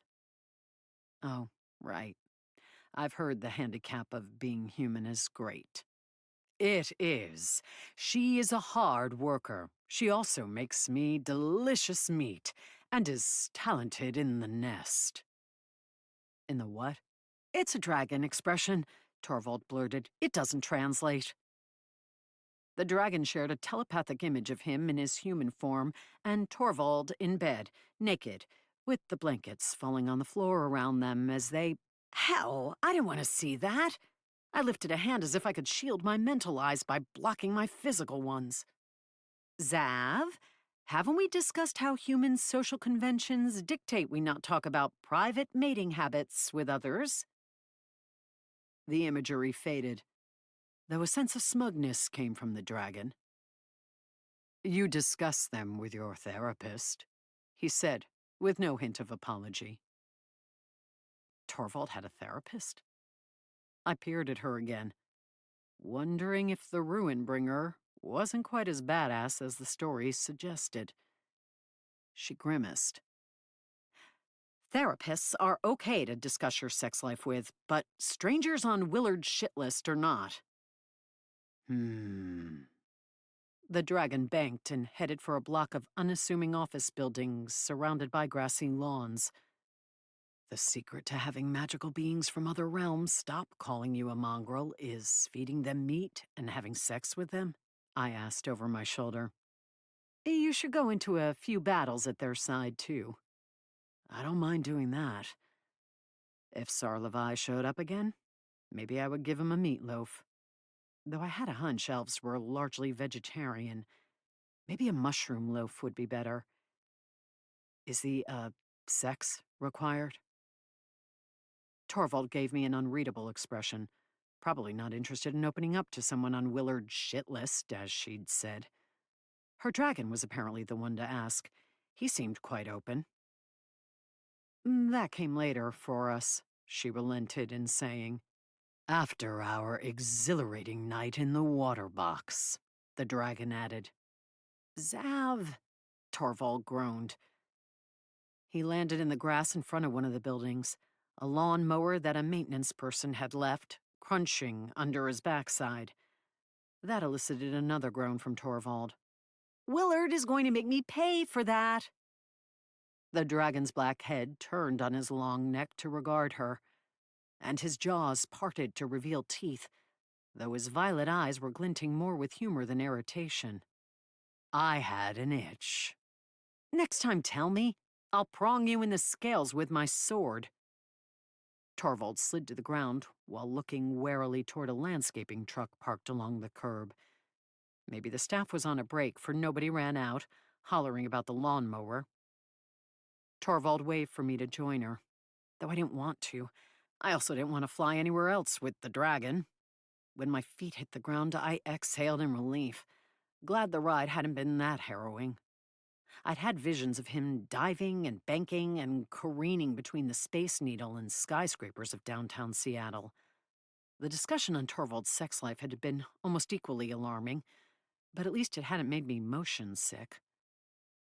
The dragon lifted his head, his eyes focusing on something out toward Puget Sound. My presence is requested back home. You will not be in danger from this mongrel villain. The head swung back around to regard me, and my hammer. I think I can handle her, Torvald said dryly. Even though I didn't plan on making trouble, that irritated me. Why was she so sure she could take me in a fight? Because her elven blood made her agile and fast?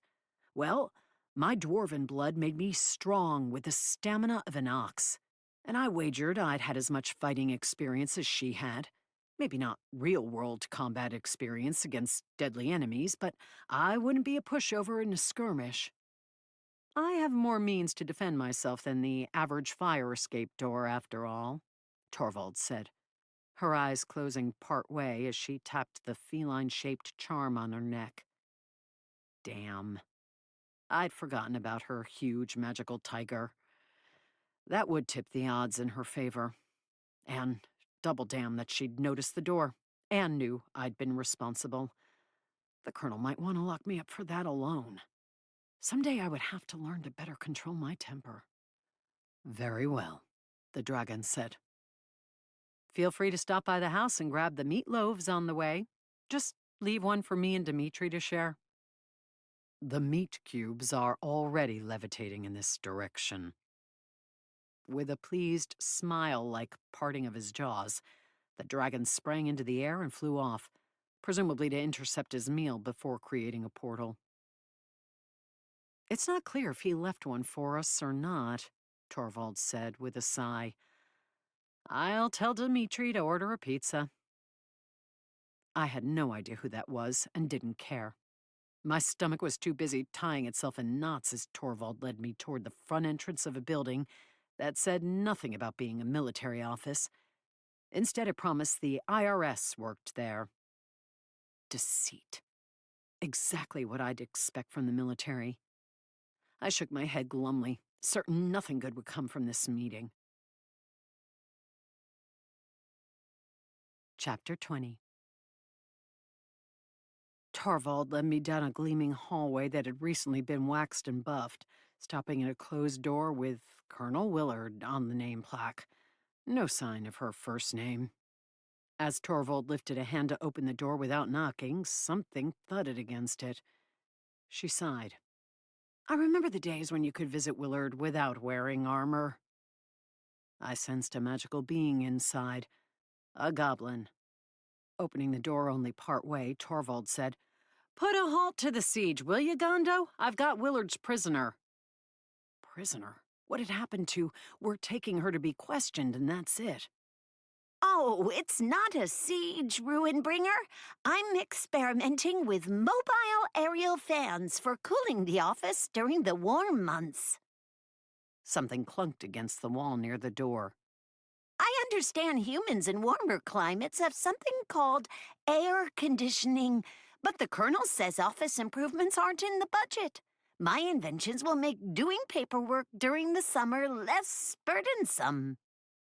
Until the mobile aerial fans hit you in the head? Torvald looked inside before committing to entering. Once I perfect them, they will not do that. Oh, look out! Torvald ducked as something whizzed past, threatening to cut off her braid. When she straightened, she looked back at me. Maybe I shouldn't have assumed this would be better for you than going with the police. I would have preferred to avoid both and visit the dwarf in Port Townsend. Come in, Torvald, came Willard's southern drawl from behind another door. One had to pass the desk the goblin sat behind. No, sat on, to reach it. This is her secretary? Only after looking around for danger did I ease into the outer office. One floating fan was stuck in a corner, and another whirred in happy circles.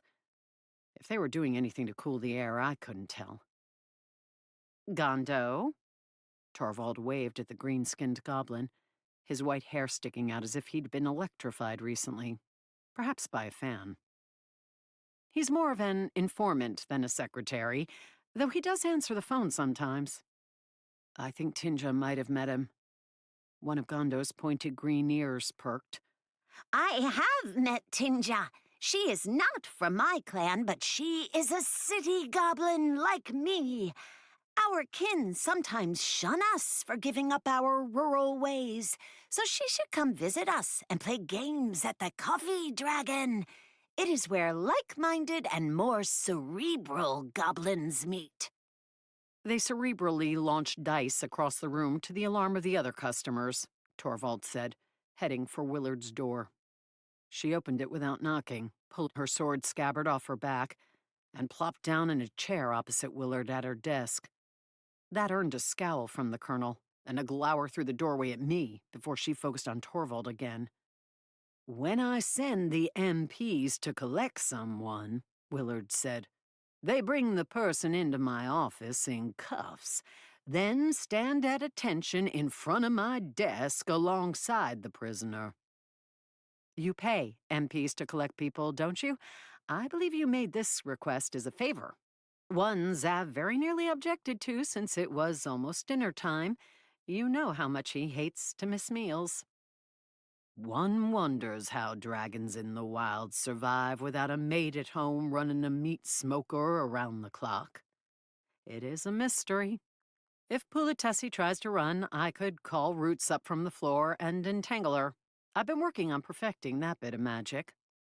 Yes, I want Roots thrusting out of my recently polished floors.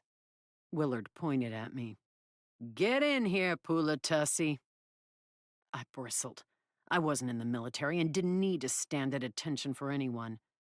But a fan whizzed past, threatening to gouge the back of my head. So I hustled in. There wasn't a chair for me, but nobody had handcuffed me yet, so it could have been worse. I wondered if the supposed IRS building had a block of prison cells in the basement.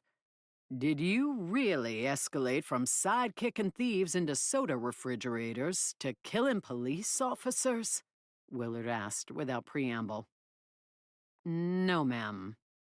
I decided to be polite, especially since it sounded like she might not have made up her mind about that yet. She sidekicked a metal fire door, Torvald said before I could explain what had happened. Knocked it halfway down the steps. I used my hammer for that, I said, before realizing I shouldn't have. Unless there'd been a camera I hadn't seen on the rooftop, there wasn't any proof that I'd been responsible. Though the hammer dents might serve as evidence. Since I couldn't retract the words, I clarified with, it was an emergency. An elf opened a portal and left me on the rooftop and locked out of the building. They looked blankly at me. Hadn't anyone known Sarlevi was there for the fight with the orcs? And the werewolves? How had I gotten all the blame? Did they know about the monster in the park? I'm not an elf. I can't shimmy down drain pipes. I have mass. They bend. I pantomimed a drain pipe tilting away from a wall, then gave up and launched into the story. Or started to. Before I'd gotten past the werewolves and the quirkiness of the house, Torvald stood up and lifted a finger. I need to step out. Someone is speaking to me. She touched her temple. Willard lifted her eyes toward the ceiling. Can't your mate enjoy his evening without you feeding or boinking him? This will only take an hour. It's not Zav. He had to go home. And I'm positive this person doesn't want me to boink him. Torvald gave me an odd look, then walked out without waiting to be dismissed. She ducked a fan ricocheting off a wall and headed outside. She was in the army for 10 years, if you can believe it, Willard said. Huh, was all I said, not surprised. I'd figured the military types stuck together. Continue with your tale. It's what happened, not a tale. Maybe she wasn't as open-minded as I'd hoped. Or maybe she didn't believe that something was under the house. Well, that part would be easy enough to verify. The giant hole in the floor of the laundry room wouldn't have gone away. Oh, I blurted, recalling the bullet I'd found and fished in my pockets. Then I remember that Sarlevai's laundry device had washed my clothes. I almost stopped hunting, figuring it would have fallen out. But I did find the casing wedged in the bottom of the pocket. I set it on Willard's desk. There were bullets embedded in the foyer wall by the front door, and I bet they match this. Those that were lodged in the body of the renter presumably matched too. I'm more concerned about the dead police officers, Willard said. Though she did scribble renter and a couple of notes on a pad, then looked at the bullet. That could be a round from an M4 carbine. That's the standard army rifle, right? It's used by many forces worldwide. I took that as a yes. Continue, she prompted. Though the suggestion that the military might have been in my house shooting dwarves disturbed me, I told her what I'd seen. Since I hadn't been an eyewitness to the deaths of the police officers, I had to admit someone besides the orcs might have been responsible. But not Sarlevai. Not with a blunt weapon. He only had those two swords and some daggers. Torvald returned to catch the tail end of the story. What happened to the assassin after you ran? Willard asked. He met me in the park and, helped me avoid being arrested. He made a portal. Like a getaway portal? Willard arched her eyebrows. Why is he helping you? I shrugged, wondering if I should have left that part out. Should I tell them about Sarlevai's link to my mother? I was reluctant to give them anything more than I had to. But the story might be less believable without all the details. Sarlevai is who was talking telepathically to me, Torvald said. He wants us to know that he was with Pulatussi and that she didn't have anything to do with the deaths. She was digging a hole under her house when the fighting was going on outside. Digging a hole? Willard asked, while the police swarmed the neighborhood. Well, she is half-dwarf. Tunneling is in their nature. Hilarious. Willard pressed the heel of her hand to her forehead. That means she finds you trying, Torvald told me, smiling for the first time. It's a gesture she uses a lot with me. Willard looked toward her window without commenting. Twilight had come outside. It was probably past the hour that colonels were supposed to be in the office. My stomach rumbled, reminding me that I hadn't had anything except cheese to eat that day. As I recall, Torvald, Willard said, you first encountered the elf assassin because he was trying to kill you. That's right. I blinked in surprise. And now you consider him a reliable and trusted resource? Well, Torvald paused as a whack came from the outer office. Maybe not as reliable as Gondo, Willard grunted. But I don't know why he would lie about this. He's honorable. There were a couple of times when he could have killed me, but he wanted a fair duel instead of sniping me from a distance or taking advantage when I was wiping sweat out of my eyes. I should be glad about that because he's a better fighter than I am. I got lucky in the end.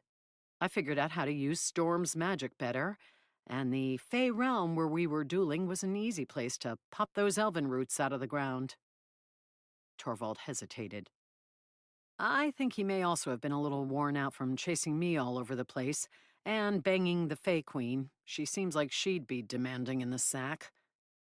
I was about to compliment you on your uncharacteristic modesty, Willard said. And then you gave me details I really did not want to know. I hadn't wanted to know them either, especially since they prompted me to imagine this Fey Queen in Sarlevai's guest room in one of those sheer nightgowns. My point is that he's honorable, Torvald said. And irresistible to females, apparently. I wouldn't know about that. I was busy not resisting a certain dragon at the time. Anyway, Zav mangled the dragon who hired Sarlevai and convinced him to cancel his contract on me. Sarlevai also owes me a favor, so I don't have any reason to believe he's lying to me. Favor? Willard asked. I couldn't keep from raising my eyebrows in curiosity, too. Torvald's assertion that Sarlevai was honorable made me wonder if I'd been too quick to assume he was lying to me. I didn't believe I was wrong for being huffy that he'd once taken an assignment to kill my mother. But maybe he truly did want to help her now. Or he was, perhaps more accurately, more interested in the king's pay than the sister's pay. I hooked him up with a supplier of fine chocolates, which he took to the Fey Queen as a bribe or payment, Torvald said. I'm not quite sure on all the details, but she was apparently in such a huff when he refused to keep having sex with her that she was telling people all over the realms that he's inadequate. An assassin doesn't want that rumor getting around, whether it's referring to weapons prowess or bedroom prowess. I'm sorry I asked, Willard grumbled.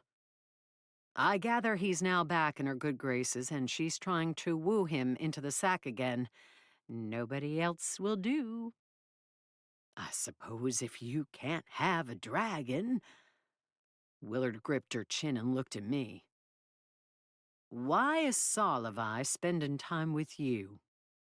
I wasn't sure if she was implying I was chopped liver next to a Fey Queen, or that I was, as Sarlevai himself had said, too insignificant for anyone important to pay attention to. He'd been talking about the people who hired him, not himself, but I assumed he considered himself significant too. My allure, I said, because they were both looking at me now and I hadn't decided if I should divulge that my mother was a lost dwarven princess. These people were military, and the military had been responsible for her death. My shoulders rucked up, and I didn't say anything else. Uh-huh, Willard said. Is that allure enhanced or diminished by the fact that you need an electric razor capable of trimming hedges? Heat scorched my cheeks. Even if I'd told her about that, I didn't appreciate the insinuation that I was hideous or hairy, especially not from some graying army officer closer to 50 than 40. Torvald snorted. Come on, Willard, she's pretty and stacked. She grinned and waved at my chest. Elf guys don't see that a lot. Their women are all slim and stickish. Maybe he's intrigued. We're not having sex, I blurted, almost as horrified by her assessment as by Willard's. He's on a mission looking for a dwarf and thought I might be able to help. That's it. Willard frowned. Not a dwarf to kill, I hope. She looked at Torvald. Did your instructor go back to his homeworld? Lord Casimir, wasn't it? Yes, he did, Torvald said, though he visits Dmitri from time to time. He fawns appropriately over Casimir's abilities as an enchanter. I don't know who that is, but that's not the dwarf that Sarlevai is looking for. Not wanting to say who he was looking for, I changed the subject. Look, if you believe him and that I'm not responsible, can you get the police off my back? I'm sure the orcs framed me. They want me out of the picture so they can get in the house and find an artifact, the same as the werewolves.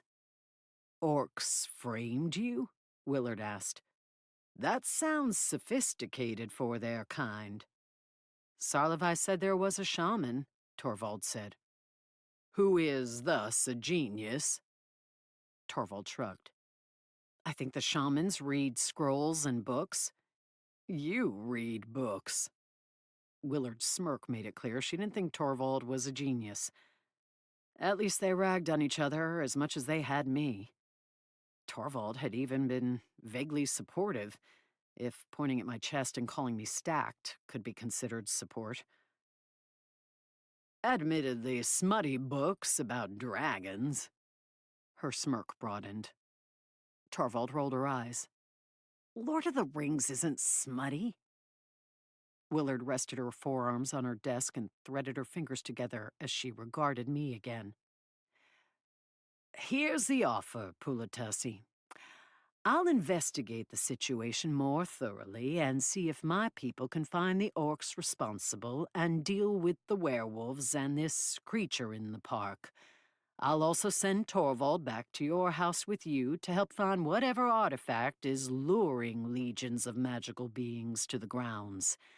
In exchange, assuming you survive the week, you'll come work for me.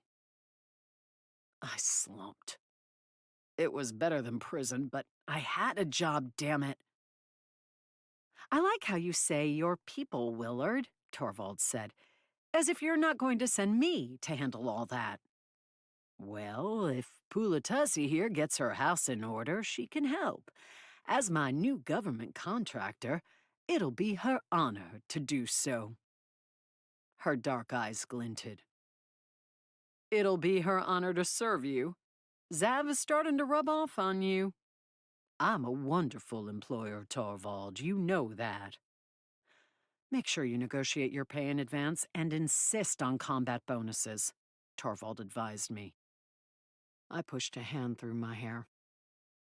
If you can get the police to leave me alone and clear any suspicion from my name, I will help Torvald with the orcs, werewolves, and Brai Sarusi. We can negotiate my further services after my house isn't more exciting to break into than Fort Knox. I have a feeling whatever is down there is more interesting than gold, Torvald said. I honestly have no idea. I spread a hand, watching Willard's face and hoping she didn't push for me to accept her version of the offer. I loved my work and didn't want to become a professional bruiser. Yes, stopping crime and taking out aggressions on bad guys from time to time was appealing, but so was taking dumpy old houses and turning them into beautiful places for people to live. Get whatever it is out of that house, Willard said, so that neighborhood can go back to normal. You want me to bring it back and put it in your artifact room in the basement? Torvald asked. So the weirdos will break in here instead? Another thwack came from the outer office. I've got news for you, Willard, Torvald said. The weirdos are already here. Chapter 21. The inside of Torvald's black Jeep smelled like cats, or was that tiger, and gun oil. A yellow, tree-shaped car freshener dangling from the rearview mirror did little to mask the scents. Silver fur proliferated. Am I in your tiger's seat? I asked as she started the Jeep. Nah, he sits in the back. That's why the seats are always down. He's a big fella. How often does he visit? I had no idea what to talk about to the woman who was my putative jail keeper. Willard hadn't suggested that I had an option about working with Torvald. At least we all seemed to want the same thing. For now. I was sure the Army didn't care if the house I'd bought to renovate was demolished, but they wanted that neighborhood safe and for police officers not to die. I did too. Whenever I summon him, but he can only stay on Earth for about 6 hours, so I usually save him for battles. He likes battles. He makes snarky comments and threatens to gnaw off my foot when I bring him for less stimulating reasons. I never envisioned tigers as being snarky. He's an ambassador from the Tangled Tundra Nation on Del Noth, not just a tiger. I've never heard of that. Yeah, nobody has, except the dragons. They were partially responsible for creating it and linking some tigers to the charms. How'd you get one? Killed an ogre wizard who was making Sindari do vile things. Where'd you get your hammer? Torvald asked it casually, but she eyed me sidelong, and I had a feeling Willard was the one who wanted to know. Before we'd left, she'd pulled Torvald aside for a private conversation. My mom brought it from her homeland, home world. When I'd been little, she hadn't spoken of other worlds, instead leading me to believe she had come from some other exotic country on Earth. That had probably been to keep me from blabbing her secrets to other children, not because she never wanted me to know. Would you mind stopping at Port Townsend on the way to Bellevue? Torvald had been about to pull out onto a busy street, but she halted and stared at me. On the way? Port Townsend is across Puget Sound. I don't know if you've looked at a map lately, but that isn't on the way to Bellevue from Seattle. Or anywhere. I know, but I have a lead. I was doing some research when you and your dragon showed up. Oh, can I use your phone charger? Sarlevi didn't have one at his house, if you can imagine that. She kept staring at me. Look, Politessi, Willard doesn't trust you, and I haven't made up my mind yet. I know what it's like to fight these guys, and that shit happens sometimes. But if you're trying to figure out a way to sneak out of town on me, I'll kick your ass. Don't think you can get away from me. Sindari is an excellent tracker. I'm not sneaking anywhere. I have a house and a business and friends here. My grandparents live in Marysville. I want my name cleared, trust me. Then what's in Port Townsend? I fished in the chest while turning on the overhead light so she could see the photos. This dwarf, I'm hoping. She runs an axe-throwing club there. She's the only one of several dwarves that what? Were in the pictures? That was all I knew about the group. And that they knew my mother. I think they have something to do with what's under the house. At the least, my mom was hanging out with them back before I was born, and I found this chest in that house. There's an enchanted wall that we have to get through to find out what the orcs and werewolves are after. And Sarlevi pointed out that it might not be a good idea to break down a wall when we don't know why it was built. It's already after dark. The police aren't going to be staking that place out again tonight. Aren't you worried about the werewolves and orcs getting in if you're not there? I hesitated. I was worried about not being there to keep an eye on the house, but Sarlevi put some wards around it. It didn't keep dead bodies from being hurled onto the lawn, so I'm not sure exactly what they do, but I think they were keeping the orc shaman on the perimeter. Torvald rubbed her face. What's your deal with Sarlevi? Why is he even here on Earth? Now that he knows where the chocolate factory is, I wouldn't expect him to hang around. She glanced at my chest, as if contemplating her earlier joke that a short, stout dwarf might be a nice change from elven females. I shook my head. It's not about me. I mean, it loosely is. He wants to use me. He's trying to find my mother. I keep telling him she's dead, but he either doesn't believe me or he insists on being thorough and making sure she's dead. He is the thorough type. Who is your mother? According to him, and a blood test gizmo he has, one of two daughters of the Dwarven King in, the place where they live. Duncroft, Torvald said, then smacked her hand on the armrest between us. He's not here to kill her, is he? I'll choke the bastard. He says he's looking for her at the king's behest. At first I didn't trust him, because he said he did take a gig to kill her 40 years ago, and that's presumably why she had to flee to Earth. But if what you said is true, Annie's honorable and wouldn't lie to me. I raised my eyebrows, not sure how much stock to put in Torvald as a judge of character. I barely knew her. He's honorable in battle, but if you're his target or he needs something from you, I wouldn't guarantee he wouldn't lie. He's crafty, the kind to set traps. He did that to me. Torvald grimaced and touched her sword scabbard.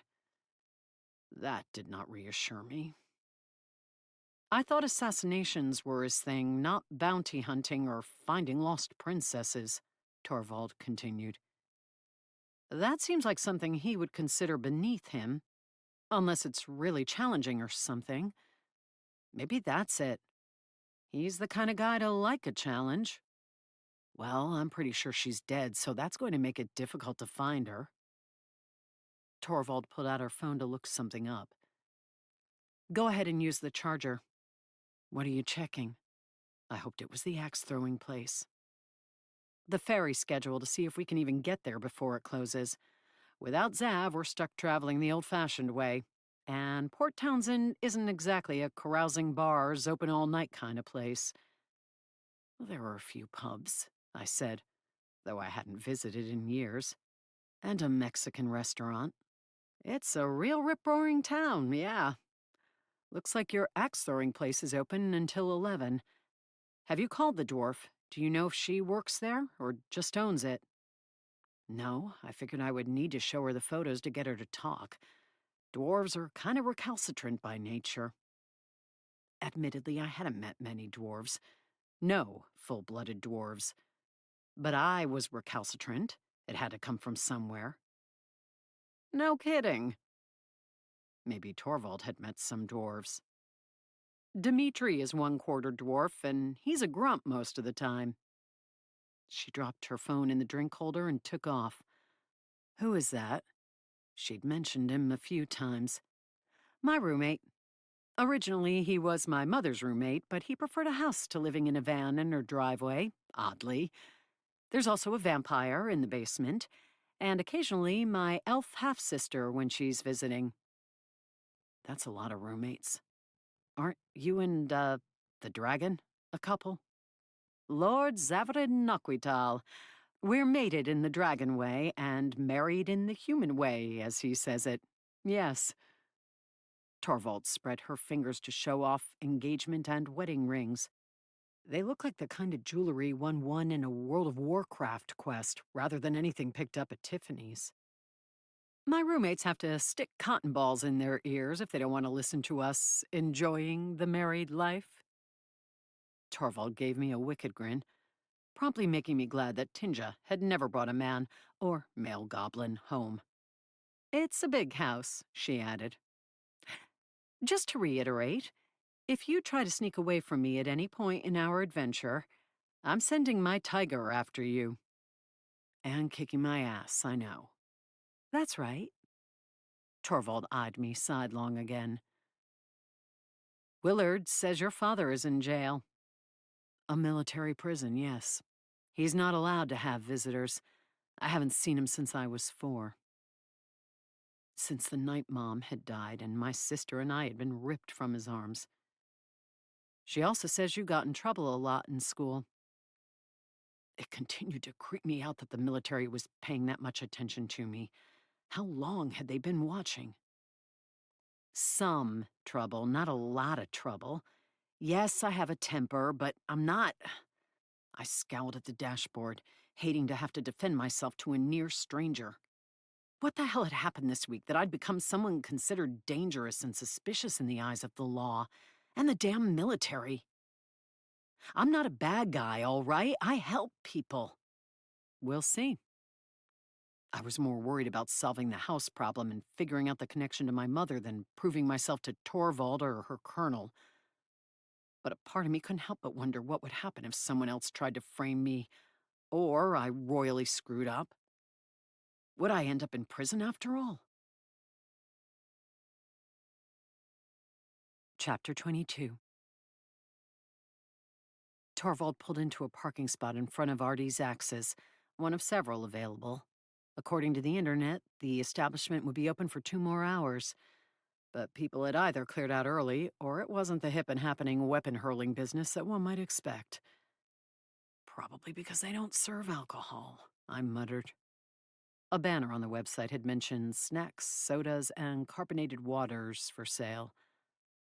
Torvald looked at me and I started to explain, but she must have understood, for she said, "If the fantasy novels I've read are any indication, it's not a good idea to mix alcohol with weapons throwing. It's a wonder any of those pub proprietors stay in business." You read fantasy novels? I thought she'd been joking when she defended Lord of the Rings to Willard. Don't you? I like rom-coms. I decided not to mention that the utter lack of romance in my own life might be a driver there. Without dragons, fae, or elves in them? Definitely not elves. After grabbing my hammer, I hopped down from the Jeep. Glad it didn't have huge tires that jacked it up higher than normal. I already felt like a toddler next to Torvald. When we walked into the cedar-sided building near the waterfront, our boots kicking up sawdust on the floor. A few men looked at her. The same men didn't notice me at all, but that was fine. I hadn't come for a date. Unfortunately, I didn't sense anyone with full dwarven blood. Not unless they were camouflaging themselves the way Sarlavai had. A surly teenage boy handing out sodas and trios of throwing axes at the bar did, however, have an aura similar to mine. Could Artie have a son? Or maybe she preferred hiring sturdy individuals who could stop a brawl if people arguing about the score got physical. "You have a reservation?" he asked me while he looked at Torvald. No. I eyed the caged axe-throwing lanes, 6 out of the 8 empty. "Is Artie here? She was a friend of my mother's, and I'm hoping to speak with her." The boy squinted at me, giving me his full attention. "She's still recovering from the last person who came to talk to her." "What do you mean?" "She's not here. Even if she were, she wouldn't want any more visitors." He jerked his thumb toward an open office at the end of a short hallway behind the bar. Was that axe embedded in the door decorative, or an indication that there'd been trouble earlier? Torvald walked around the bar and strode toward it. The teenager hopped off a box. I'd thought he'd been tall for someone with dwarven blood, and planted himself in front of her. "She's not here, and nobody else is going to bother her." "Who bothered her before?" As I glanced again at the axe in the door, unease crept into my gut. Had someone beaten us here? To question her about the house and what was underneath it? But who else would have known about her? Before the teen answered, I gripped the edge of the bar as realization struck me like a mallet. Sarlavai. I'd shown him the photos. He hadn't been in Zadie's apartment when we'd looked up this place, but that didn't mean he didn't have other ways to find people. He'd found me, after all. A stuck-up long guy that I wanted to punch before he opened his mouth, and even more after he did. He was an elf, I think. He had a hood up, but I could tell. I wish I had punched him. Then she wouldn't have... Never mind. He scowled at us. He hurt her? I balled a hand into a fist, angry all over again with Sarlavai. If he was tormenting people to get information about my mother, I'd shove one of his blocks of cheese up his ass the next time I ran into him. Roughed her up. She's real tough, but she looked scared when I went back to check on the noise. He had his hand around her neck. I wanted to stop him, but Artie said to stay back, that he was too dangerous to fight. Did they leave together? Torvald asked. No, he left first, and then she said she was going to warn someone about him, and for me to lock up tonight. I called her house a little bit later, but she didn't answer. She's old school and doesn't have a cell phone. What's her address? Torvald asked. I'm not telling you. You look like someone who'd be with him. The teen looked at her ears, though they were rounded instead of pointed. Like me, Torvald looked fully human. But if he had half magical blood, he would be able to sense that we did too. Trust me, I'm not. Torvald looked at me. You think it was Sarlavai? I don't know anyone else who fits that description. Stuck-up blonde guy? That's a lot of elves. She gave a quick smile. Most of them. I don't know anyone else, I clarified, who fits that description who might be researching my mom. Right. Torvald slipped past the teenager, seeming to melt away from a snatch he made for her arm, and strode back to the office. We'll just be a minute. I lifted a hand to intercept him when he tried to follow her. If she's in trouble with the assassin, we might be able to help. Assassin? He mouthed, halting. No wonder Artie said he was dangerous. He did have that vibe. I thought he was in a gang or something. If only he were that benign. I stopped in the doorway, ducking to avoid the haft of the axe jutting from the wood planks, and watched as Torvald looked around. The accounting books, papers, and 30-year-old calculator on the desk hadn't been disturbed, and nothing had been knocked to the floor. A couple of dark splotches of liquid under the axe drew my eye. There wasn't any sawdust covering the wooden floorboards back here, and I crouched to touch one. It had mostly dried, but a hint of red came away on my finger. Blood. I'm beginning to think I got lucky, I whispered, belatedly deciding that spending the night in an assassin's guest room had been a bad idea. Torvald looked at my finger and pointed to a back door. Let's check her house. I think it's down the street a block or two. How do you know? I sort of saw it in the kid's mind.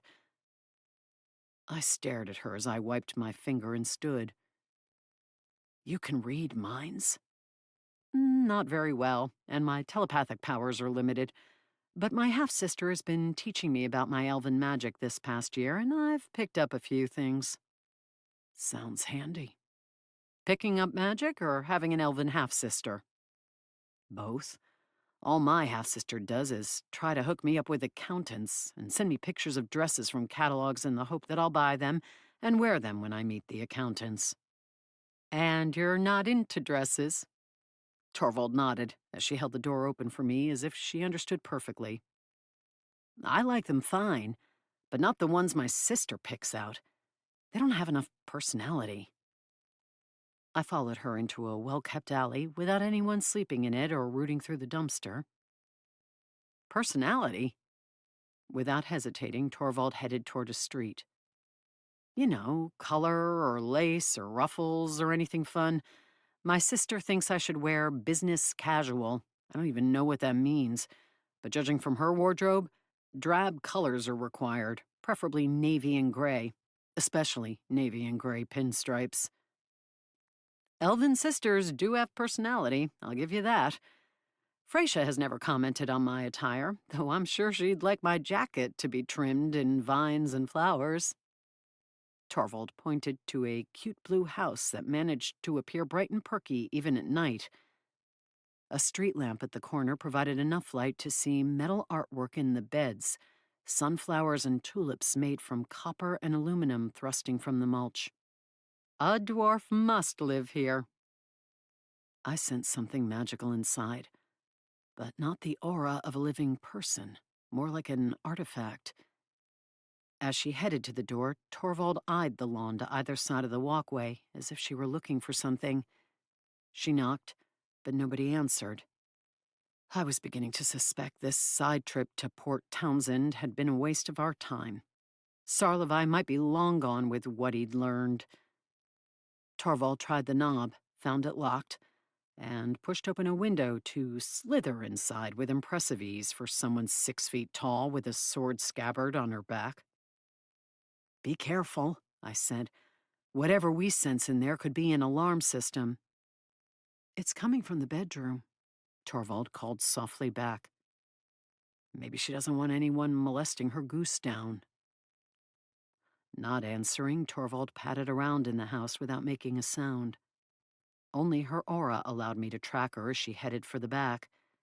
Since she hadn't unlocked the door, I thought about replicating her window entrance, but she soon returned, letting herself out the front door. She held something in her hand, shining her phone screen toward it so I could see. A little coin? I asked as she flipped it over, showing a leaf on one side and a sword on the other. It's Sarlevi's calling card, in case there was any doubt that he was the one harassing dwarves. I sank into a crouch. You don't think he would have killed Artie, do you? If she didn't tell him what he wanted to know? Was he that twisted that he believed he could kill those who'd been friends with my mother in his quest to find her? The Dwarven King wouldn't approve of that. He couldn't. Not necessarily, Torvald said. He left one of these near my mother's house when he was researching me. When he intended to kill you? Yeah. Did he threaten her? As far as I know, he only spied on her. I scowled. He's good at that. Assassins like to study their prey, including friends and relatives who might get in the way, before springing. According to him, he's supposed to be helping my mother if she's alive, which she isn't. Are you sure? Yes, but he's not. He said that even if she's dead, her father wants to know for certain. Maybe he's supposed to dig up her grave and bring the remains. Disturbed by the image, I rubbed my face, hiding a quick swipe of my eyes as emotions bubbled to the surface again. Would my mother have been buried in a grave? Or would the military have left her to burn to ash in our apartment building? You may want to see the spot where I found this. Torvald tilted her head toward the door. Does your boss approve of you breaking and entering random people's houses? I asked, glad for the topic change. I didn't break anything. The window was open. You did enter. Yes, and you're going to too.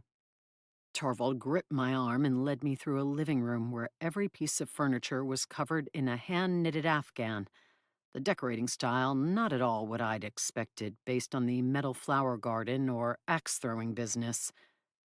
You're a bad influence. Despite the words, I let her lead me to a hallway where framed pictures hung on the wall. Most were illustrations of landscapes, specifically snow-capped mountains, with a few of caves and underground pools. One was quite beautiful. A great subterranean lake with stalactites dripping water in front of veins of silver gleaming from a rock wall. The artwork seemed more in line with dwarf tastes than the Afghans. I've heard that before. Torvald's phone buzzed, and she tugged it out as she pointed at the sole picture featuring people. Hey, Amber.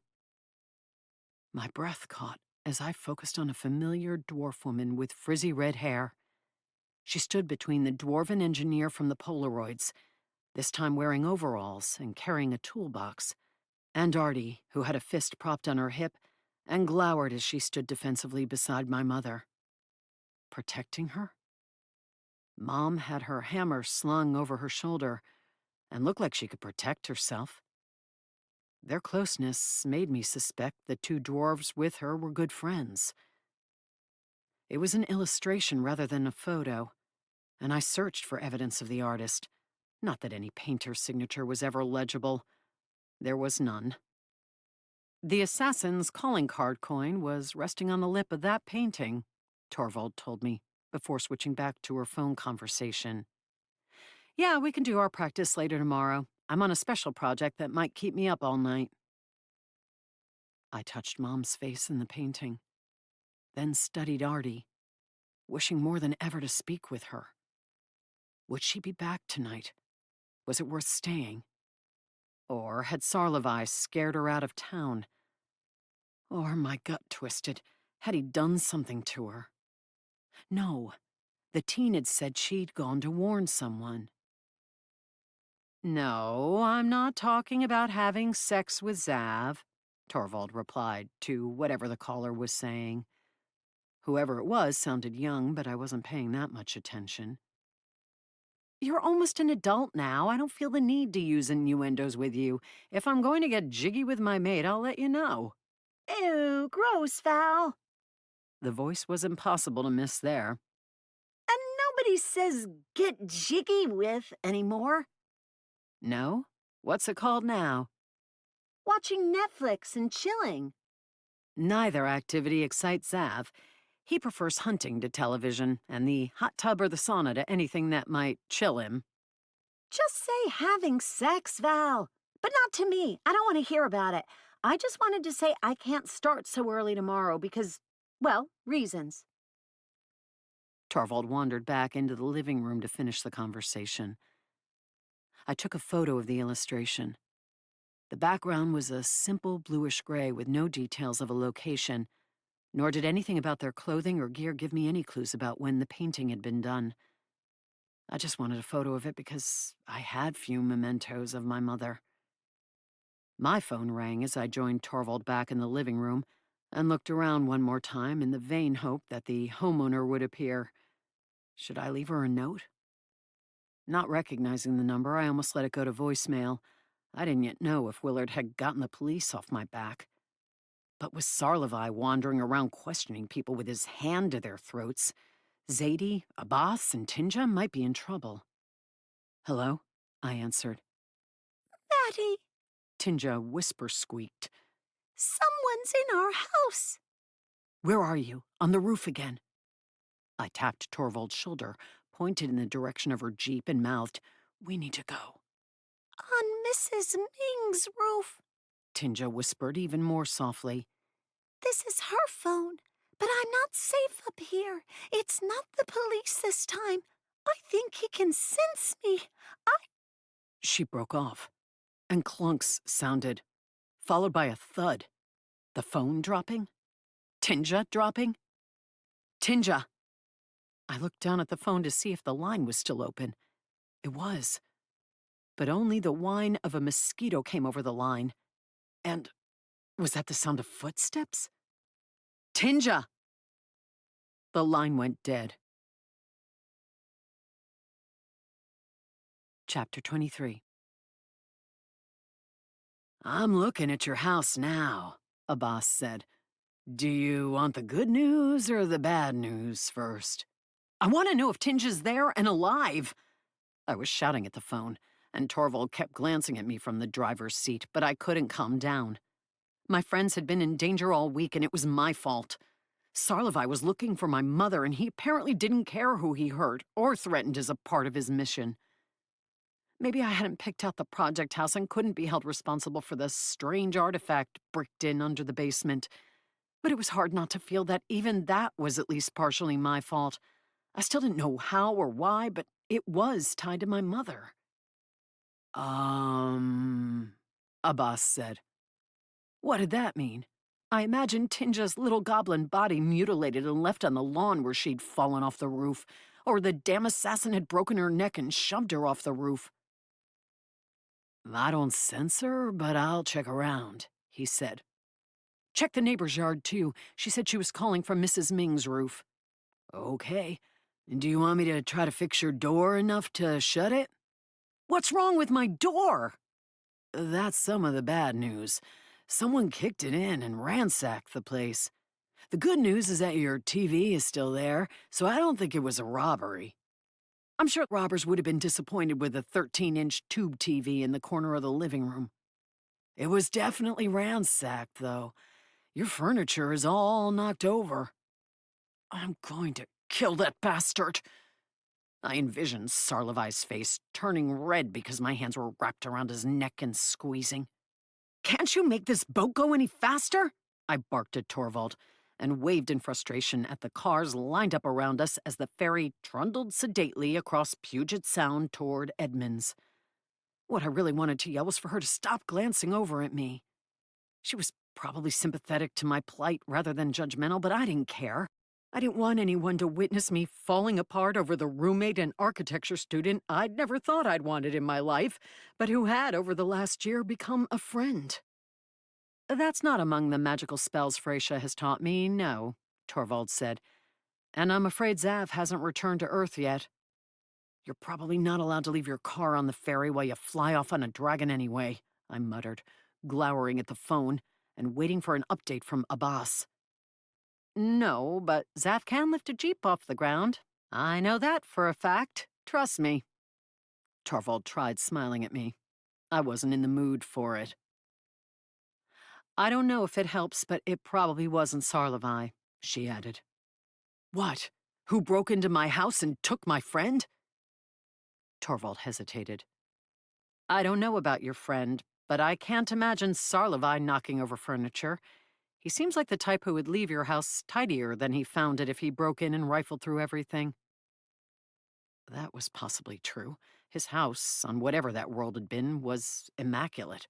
The magical cleaning devices might have been responsible for that, but Artie's house hadn't been ransacked either. "She's not here," Abbas said. "I'll go check the project house." "No," I said more harshly than I intended. I made myself take a breath, blow it out, and say, "No, Abbas," more calmly. "I don't want you to be hurt, too. I... I'm sorry you guys are mixed up in this." "What exactly is this, Maddie? Do you know?" "It's a couple of things, but somehow it's all tied in with my mom." "I thought your mother was dead." "She is." After a pause, he said, "Well, Tinja is my friend, too. I want to go look for her." We will. Just wait for me, okay? I'm on my way back, and I've got some muscles to help. We've both got muscles, Maddie. I mean, some in addition to mine. A half-elf and a tiger. I guess they could be useful. Torvald arched her eyebrows. The tiger, especially, Abbas said. Sindari would be woofing with pride if he were here to hear that, Torvald said. A reverberation went through the deck as the ferry came into dock. We'll be there soon, Abbas, I said. Wait for us. There's nothing left at your house. I'll meet you at the project house. Don't go in. I'm not going to take your cheese stash. I know that. I meant that an assassin or who knows what could be in there. Earlier, I'd been thinking that the house might be decently protected because Sarlevi had put up those wards. But he might have been working against me the whole time. He'd vouched for me to Torvald and Willard, but then he'd used my intel to stalk down that poor dwarf woman. I didn't know what to think about him. Abbas sighed. I know, I was joking. I won't do anything unless I see Tinja. And then I've got to nobly rescue her, Maddie. She's just a little squirt, you know? She needs big guys to protect her. I know, but wait for me if you can. We're on the way. I tried not to think about how long it would take for the ferry to unload the cars and us to drive over to Bellevue. Abbas hung up without confirming that he would wait. Damn it. The fear that all of my friends would be killed tonight plagued my mind. As we waited, the engine idling for the unloading to start, Torvald's phone buzzed again. Hey, Willard, she answered. We took a detour, but we're on our way to Bellevue now. Good. It was quiet enough that I had no trouble hearing Willard's drawl.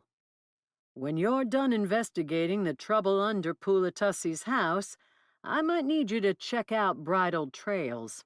A woman went missing in the park. Her dog came back from a walk without her, and there have been sightings of a Sasquatch-like creature over there. It's not a Sasquatch, I said. Sarlevi called it a Bry Sarusi. It's from the Shifter homeworld. You hear that, Willard? Torvald asked. Yes, she mentioned it when she was in my office. I'll check out compendiums on the cosmic realms for more information on it. Sarlevi said they regenerate fast and are hard to kill, I said. I may need you to prioritize hunting it down tonight, Torvald, Willard said. Sorry, I know Saturday mornings are for sword fighting with your daughter, but this may take a while. I already told Amber, Torvald said. She canceled on me first anyway. Said she had a concert tonight and would be too wiped in the morning for working out. It's hard being a mom. Something you know all about as a cat owner? You've met my cat, Willard said. She can be trying. That's an understatement. I'll check on the park after everything else. Torvald waved her phone in an expansive gesture that implied everything else was daunting. I decided not to tell her that the creature was challenging enough to fight that Sarlevi hadn't managed to kill it. Maybe he would have if he hadn't had to deal with werewolves shooting magical bullets at him at the same time. My phone rang, a familiar number popping up. Hey, Zadie, have you seen Tinja? Please tell me she came back to your apartment and is happily devouring everything in your pantry. No, she's missing? Someone snatched her. I called to warn you that someone tried to snatch me. I slumped back in the seat. Any relief I might have felt that the Jeep was finally moving, quashed by Zadie's words. Sarlevi? Who? A stuck-up blonde elf? No, he's the one who kept me from being snatched. Give me the whole story, please. There was this big, hairy brute with tusks that forced his way into my apartment. His head kept hitting the ceiling when he tried to grab me, and there was another one in the hallway with a hood up, muttering under his breath as his buddy chased me around my sofa. That was after they smashed in my door. Zadie was speaking rapidly, the words tumbling out. My door, Maddie! What's my landlord going to say? Generally, Torvald said, they'll pay for the first or second door replacement. After that, you're on your own. They sound like orcs, I told Zadie. You're lucky to be alive. I was on the verge of jumping out the window to escape them. I don't know if you noticed, but I don't live on the first floor. I noticed. You said Sarlevi showed up? Yeah. Loud clangs came from the hallway. A sword fight, I realized eventually, and he sprang inside. I glimpsed the hooded one limping away and grabbing his side with blood all over his hand. There's still blood all over the hallway floor. Her voice went up an octave as she demanded, "What am I supposed to do about the blood, Maddie?" I looked at Torvald, more because she might have advice on how to talk a terrified friend down from a ledge than because I wanted her opinion on the blood. If they're hard floors, a mix of water and dishwasher detergent usually works, Torvald said, though it's easiest if you deal with it before it dries. For carpets, it's tougher. The stuff for getting pet stains and odors out works pretty good. If she hadn't been driving us off the ferry and toward the freeway, I might have punched her. I'm sorry you had to deal with that, Zadie. I understood her fear and regretted that she'd been targeted, but I also wanted to know the rest of what had happened. Sarlevi, what did he do after that? He came in and drove the other one off. And by drove off, I mean he lopped his pointed blue-tinted ear off and cussed him out in a foreign language. Maddie, there's an ear on my floor between my coffee table and sofa. What do I do with an ear? I thought Torvald might have advice on ear disposal, but she merely touched hers and grimaced. Maybe you can compost it, I said. Did Sarlevi say anything afterward? Do you know where he went? I don't think you're supposed to compost meat, Torvald said. Does an ear count as meat? I asked, though I was waiting to hear answers to my other questions. It's mostly cartilage, isn't it?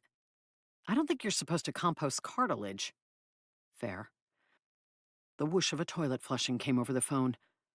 Are you in the bathroom, Zadie? She hadn't been so distressed that she threw up, had she? I hadn't heard anything like that. I flushed it, she said. The ear? Yeah. Now that you've handled that, yeah, the stuck-up blonde guy with the swords. He asks what I knew about you and your mother, Maddie. I didn't even know you had a mother. I don't, not anymore. That's what I thought, and I told him, but... Zadie hesitated. Such a long hesitation that I checked to make sure the call hadn't dropped. It got kind of fuzzy. I can't remember everything he asked or what I said. That sounds like when dragons question people. Torvald frowned. They use magic to hold them still, lower their defenses, and read their minds. Can elves do it? Freysia hasn't mentioned it, but she's kind of a goodly elf. I don't think she studies magic like that. If you want to grow forsythias from a pot to your ceiling in 4 days, she's your elf. Great, I'll call her for landscaping jobs. I wouldn't be surprised if Sarlevi can use magic to read minds, Torvald admitted. I grimaced. He'd already tried to read mine. Zadie wasn't protected by whatever dwarven mental defenses I supposedly had. Maybe it was just dwarven stubbornness. I don't think I told him anything important about you. Zadie sounded apologetic, as if this were her fault. No way, it was all Sarlevi. I don't even know you that well. All I do is sell your houses. That's what I told him.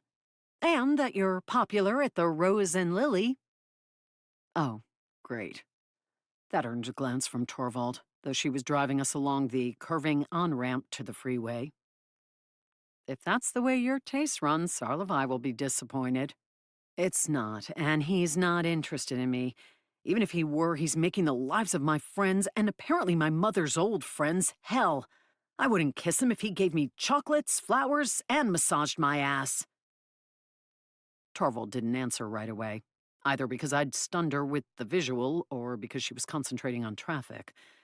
Thanks to construction that had 2 lanes closed and rain that had met us as we drove off the ferry, it was more gnarly than it should have been that late at night. Is the ass the preferred erogenous zone for dwarves? She finally asked. It's all right. Did you know you're obnoxious to work with? Willard tells me that frequently. Her precise term is pain in the ass. So, that must not be an erogenous zone for her. Torvald smirked at me. I guess not. We'd have to ask her Australian shifter doctor friend. Why does she hire you if she finds you obnoxious? I get the job done. Maddie? Zadie asked quietly. Yes? I didn't know how much of the conversation with Torvald she'd heard, but apologized for being distracted. It's all right. I'm still in the bathroom looking at the toilet. I feel like my world just got really weird, and I'm not sure what to do about it. Have some wine and pretend it didn't happen.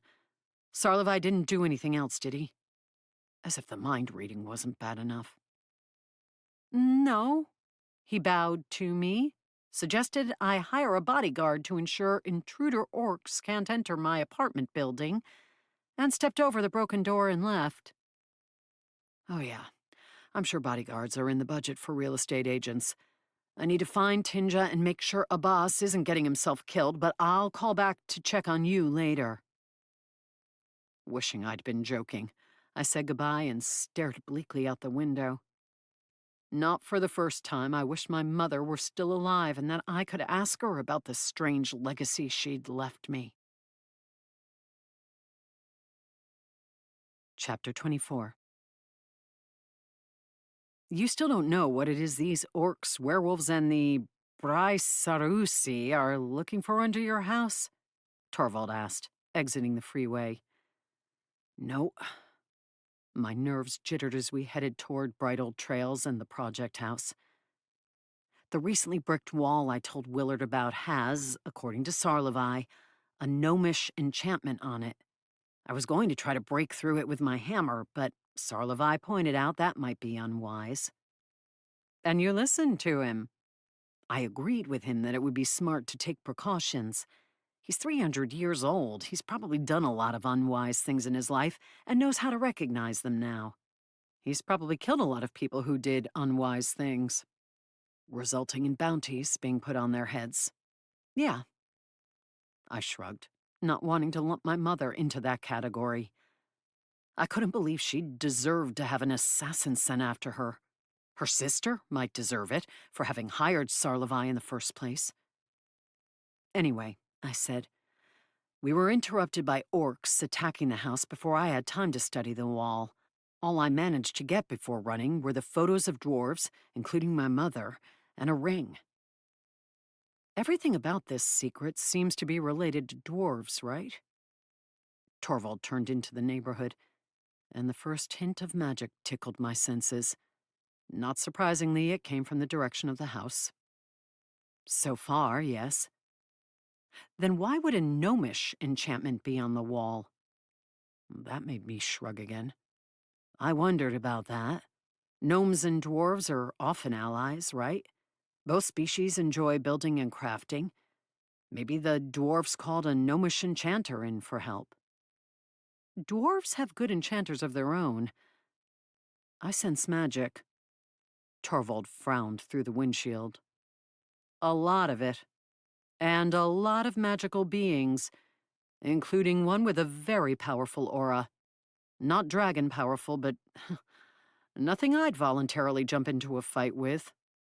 It's the Braisarusi. My senses suggested it was still in the park, but right at the edge, maybe peering out toward the house and telepathically commanding its werewolf minions.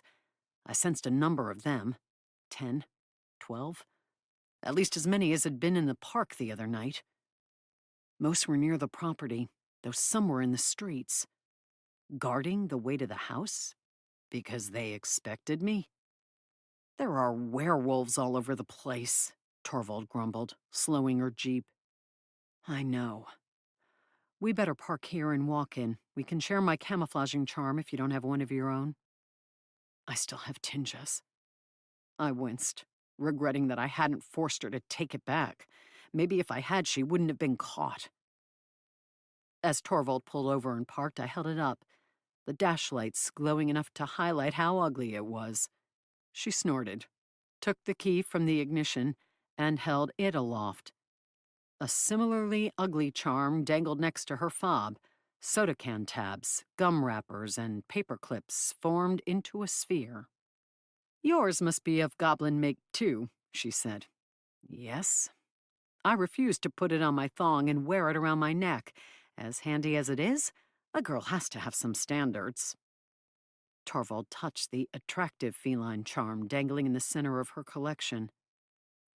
Sindari, I'm going to need your help tonight. We've driven into a bad neighborhood. Said no real estate agent ever about bright old trails. As silver mist formed in the back of the Jeep, Torvald said, "Let's hope we're able to fix the problem so the real estate agents of the East Side won't have to amend their descriptions of the area." Her large silver tiger solidified from the mist, his head pressed against the top of the Jeep, and he gazed at Torvald with forest green eyes. He swished his tail and sniffed toward an open window. "I smell werewolves and a Brysarusi. Tonight should prove to be most stimulating." Stimulating or terrifying? Sindari is excited to go into battle, Torvald informed me. I wish I was. I rubbed the goblin charm, grabbed my hammer, and got out of the Jeep.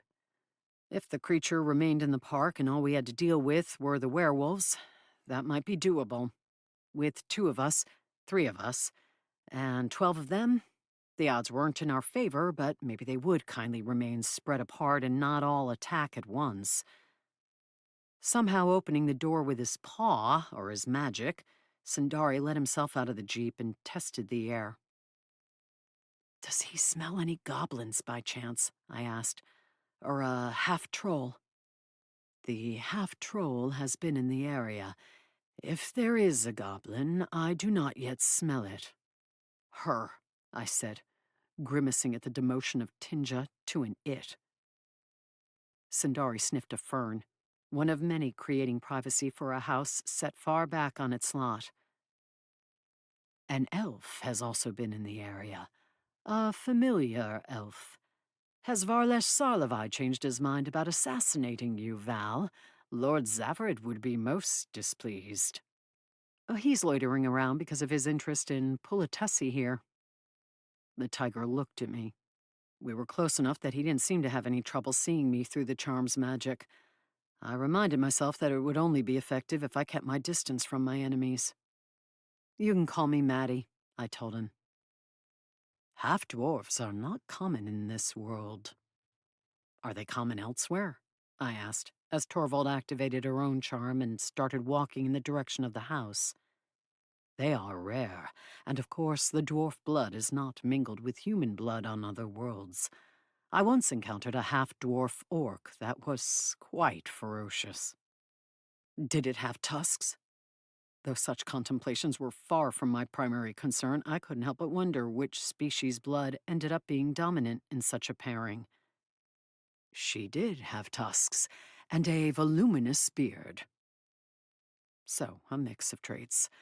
Unless female orcs were more inclined toward hirsutism than I'd observed before. Sindari continued to walk beside Torvald, but faded from my senses. He must have had an innate ability to camouflage himself. No goblin charms required. "Speak telepathically from here on out," Torvald spoke into my mind, waving toward the road ahead. The first werewolf hadn't yet come into view, but I sensed one to the right at the next intersection. "I don't know how to do that," I replied in my mind, envying Val for having an elven half-sister tutoring her. If my mother had lived, she presumably would have taught me magic. She would have taught me many things. "Can you hear me?" "As long as we're close, yes," Torvald replied. Even though I sensed our enemies and expected them, the huge gray wolf standing in the next street gave me a start. He was looking right at us. Torvald had already drawn her sword, and she started to lift it before pausing. Even though the wolf stared in our direction, he hadn't focused on us. The charms were working. I pointed toward the backyard of the house on the corner. When I'd been fleeing the police, I'd cross through it and another instead of going out on the street. Even with the charms, that route seemed safer. Torvald nodded and gestured for me to lead. Careful not to rustle leaves or step on branches, I eased past rhododendrons and ferns, then padded across the grassy yard. A security camera mounted near the house's back door caught my eye and made me question this choice. Did magical charms fool technology? I don't suppose you know if your boss convinced the police not to keep looking for me? I asked silently. I'm not sure, Torvald replied. She may be waiting to see how things pan out. To see if we're able to deal with the problem. Or if I go rogue, kill a bunch of good guys, and flee to Canada. Both of those things, yes. As we slid through shrubs and climbed a fence to get into the yard next door, Sundari, who easily sprang over the fence, said, "A domesticated canine marks this yard frequently." I eyed the house, a doggy door visible in the back, and hurried between garden beds. It's only 2 houses until we reach the one we want. My experience with the charms is that they mask one's aura and one's scent, Torvald said. As long as we don't make noise, we should be all right. This late, the dog ought to be sleeping. With werewolves all over the neighborhood? I asked. It might not be sleeping well. I wouldn't. Sindari! Torvald spun and jerked her arm in a come here wave. This is not the time. Her magnificent silver tiger had backed up to a tree and was squirting urine at it. It is always the time to inform an inferior predator that a superior predator has been in the area. The tiger sashayed to another tree. Not when the dog might wake up and alert the world to our presence. Exasperated, Torvald jogged to the next fence and sprang over it, as if running from the tiger would prompt him to hurry after her.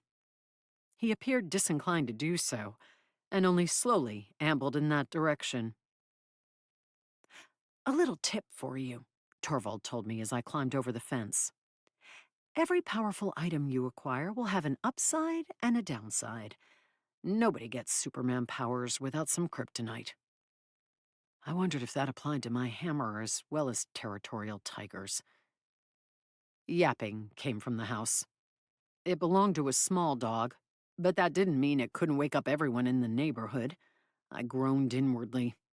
Though it had been inevitable with all these werewolves roaming about, I'd hoped in vain that everyone living in the area would remain oblivious and stay inside asleep where they would hopefully be safe.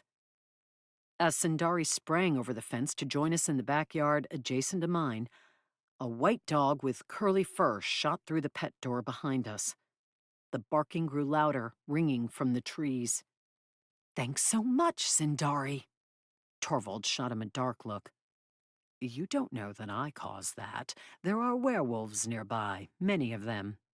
The dog ran straight to the first tree you marked. I doubt the wolves were back there whizzing in its yard. Ignoring her, Sundari padded toward the property line. Through the trees, I could see the project house, and grimaced. The lights were on. I hadn't left them on. Someone must have gotten past the wards. I stopped between the trees and pointed. Torvald gazed at the kitchen window. I sensed 2 or 3 beings inside. I think they're orcs. There's a shaman. Maybe he was able to get through Sarlavai's wards. He was examining them the other night, I think. I sense and smell your goblin, Sundari said, his back to the dog that was now yapping at the fence behind us. She is inside. We might as well have sounded an air horn. The werewolves in the street were gathering in front of the house. Near the mossy patio behind the project house, one stood in human form with his arms crossed. She's alive, right? I struggled to sense her, though I could detect the orcs now. One was notably more powerful than the others, the shaman. Being held captive. She is alive, Sundari said. That's something anyway. But why did they bring her here? She knows even less than I do. They don't have you, Torvald pointed out. Not yet. I frowned back at the dog, wishing I had something with which to shoo it away. Abruptly, it stopped barking, sprinted back to the house, and disappeared through the dog door. I expected you to come eventually. A familiar voice spoke telepathically from beside us, Sarlevai. I did not expect your arrival to be so blatant. I'm a blatant kind of girl. Torvald frowned back at the bushes. Though I believed he was close, I could only hear Sarlevai's telepathic voice, not sense or see him. You are, Sarlevai agreed. And I know the mongrel dwarf is, so I do not know why I expected stealth from either of you. I ground my teeth. It's Maddie. I spent the night in your bed. You'd think you could remember my name. In the dark, I didn't see Torvald's eyebrows fly upward, but I sensed her reaction. In his guest bed, I amended quickly. A wolf howled from the street, making the hair rise on the back of my neck. The human form shifter near the patio prowled toward the back of the house. He halted, waved his hand at the air in front of him, then jerked it back as he encountered Sarlevai's magic. What did you do to the dog? Torvald asked him. Convinced it a wolf was about to jump out and eat it, Sarlevai replied, even though the wolves are far more interested in attacking us. What did you do to Artie the dwarf? I glared in the direction where I thought he stood, more concerned about that. The dog might have been scared, but it had seemed fine. Questioned her, he said without hesitation. With your hand around her neck? The kid out front said you attacked her. I didn't show you those photos so you could stalk those poor dwarves and threaten them. I did not threaten her, and she attacked me. I merely defended myself. By wrapping a hand around her throat. To stop her from throwing another axe at me, yes. You must have threatened her if she hurled weapons at you. Dwarves aren't homicidal. Perhaps not, but some have a short temper. He was glaring at me now. I couldn't see it, but I could feel it. She did recognize me. That's likely what prompted the visceral reaction. Do most people who recognize you throw blades at you? Most run in the other direction, he said coolly. Guys. Torvald held up her hand. Sundari was crouching, poised to spring as two werewolves in human form came around the side of the house. They pointed at the one on the patio, and then into the bushes. Our bushes. The charms might have kept them from sensing us, but thanks to the dog alarm going off, they had a good idea that someone was in the area. Maybe you can discuss that later, Torvald added. We need to deal with the werewolves, or they're going to figure out where we are and try to deal with us. They can try, Sarlevai said, his telepathic tone still cool, as if he was irked with me. Well, I was irked with him for threatening that dwarf woman. I didn't believe she'd tried to kill him first without provocation. Unless... I rocked back with the realization. Artie must have recognized him because she'd been with my mother all those years ago. As I'd considered before, the dwarves in those Polaroids could have been my mother's friends, or protectors, or both. If she'd been a princess, it made sense that she might have had people from her father's court who'd sworn to protect her. Maybe even accompany her to a wild world to ensure an assassin didn't find her. The shifters are not strong enough to pass through my wards, Sarlevai said. Torvald, here. I will make it so you can go through them. The three of us can step inside then, and we'll only need to focus on orcs in the house. Right, Torvald said. Good. Unless you wish to retrieve your half-troll acquaintance first, he added. A boss, where is he? I hadn't sensed him yet, though Sundari had said he smelled him. The Braisarusi has him in the park, Sarlevai said. My fist clenched. I wanted to punch something. Why? To lure you away from the house, I assume.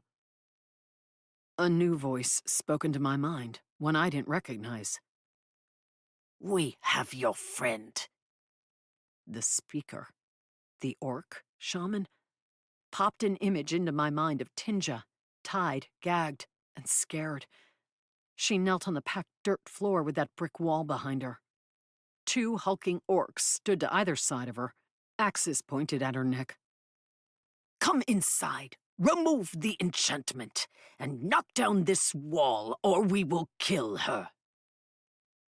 Frustration boiled inside me, and I wanted to scream with rage.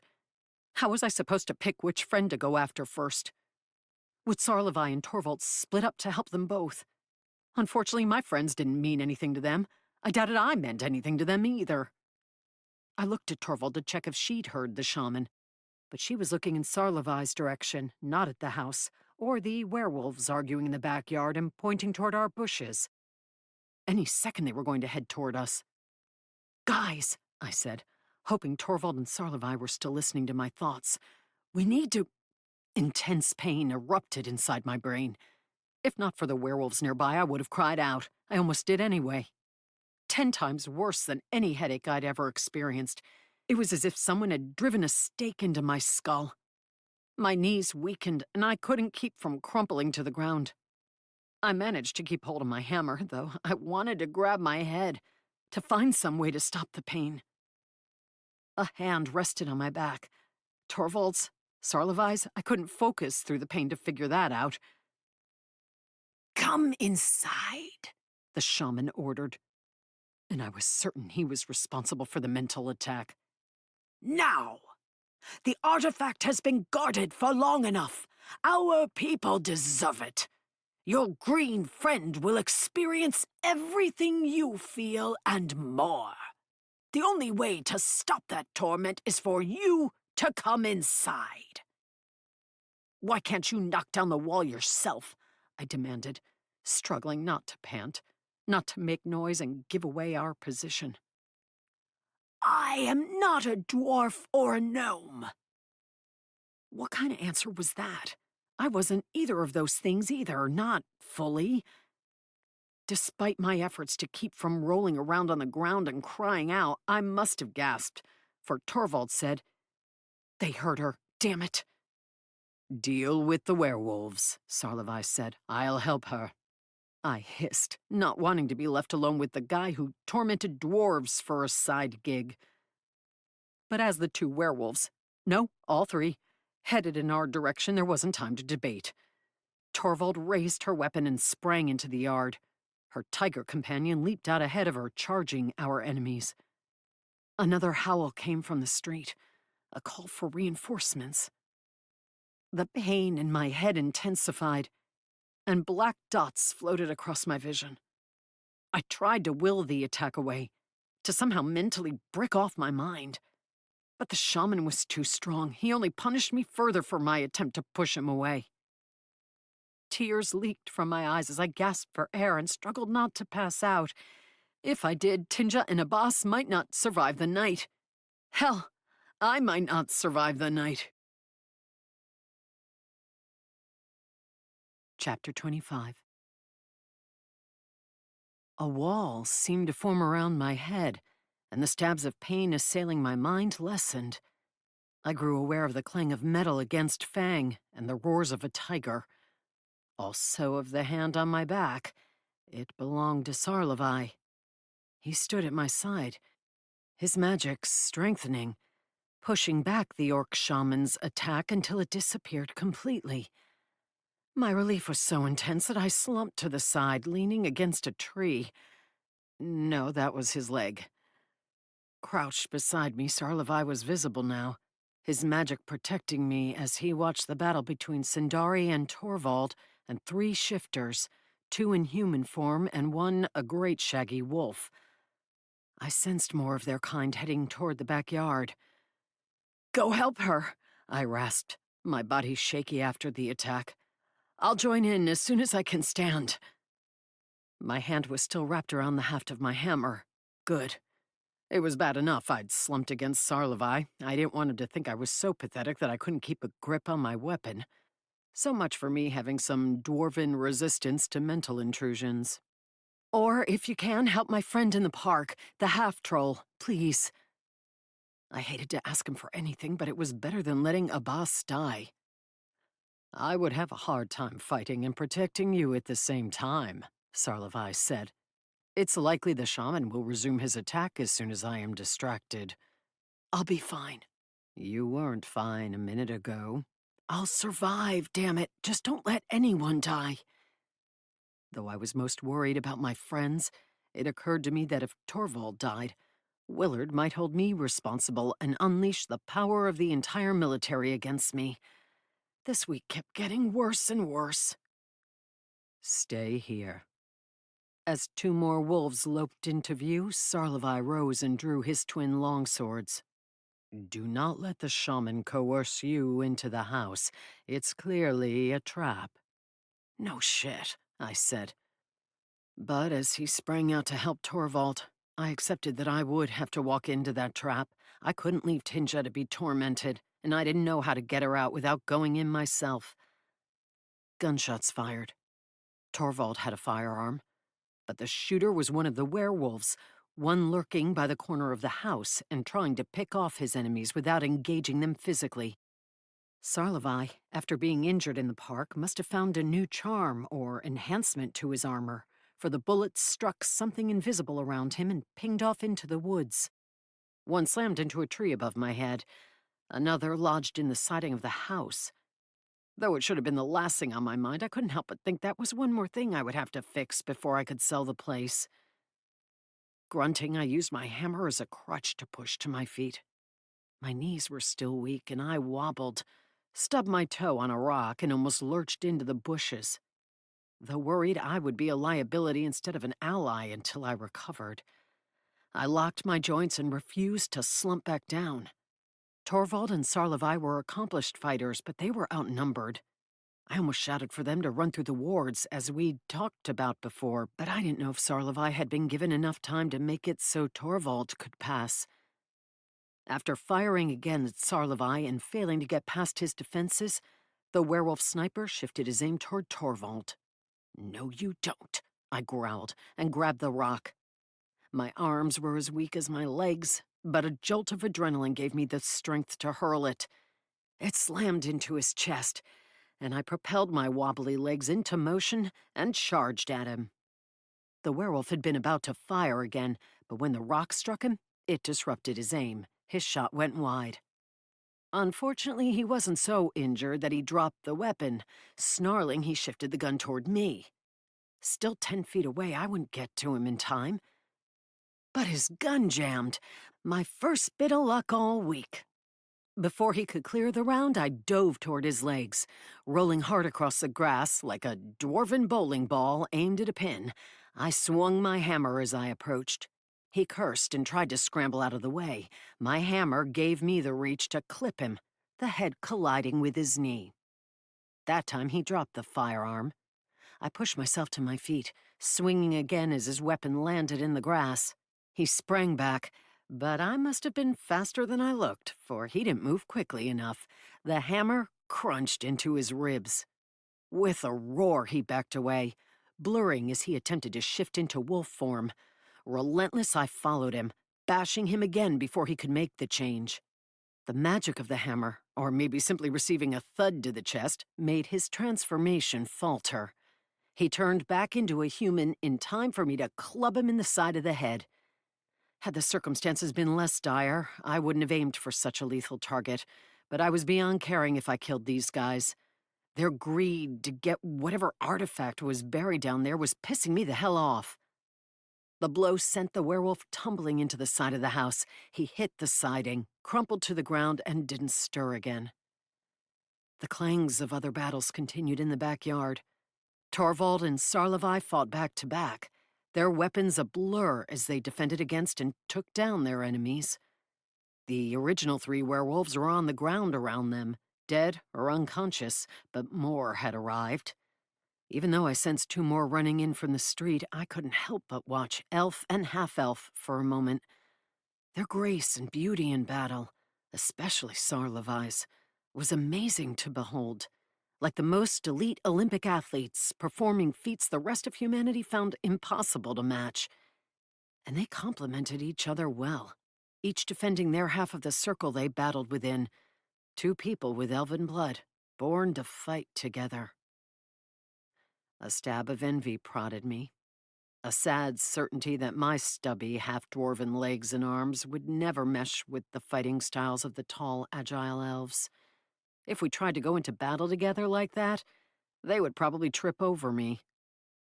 Frustrated by the thought that I wasn't good enough, I pushed aside my earlier weakness and sprang into the path of the two wolves rushing to join the battle. It might not have been as elegant, but my hammer did some blurring of its own. Instead of waiting for the wolves to reach me, I sprang at the one on the left, swinging the hammer toward his furry head while angling to land beside him so he would be in the way if his buddy attacked me. With the preternatural speed of their kind, he ducked below the hammer, jaws snapping toward me. But I'd landed out of reach of his fangs and was already sending a low kick around to sweep his hind legs out from under him.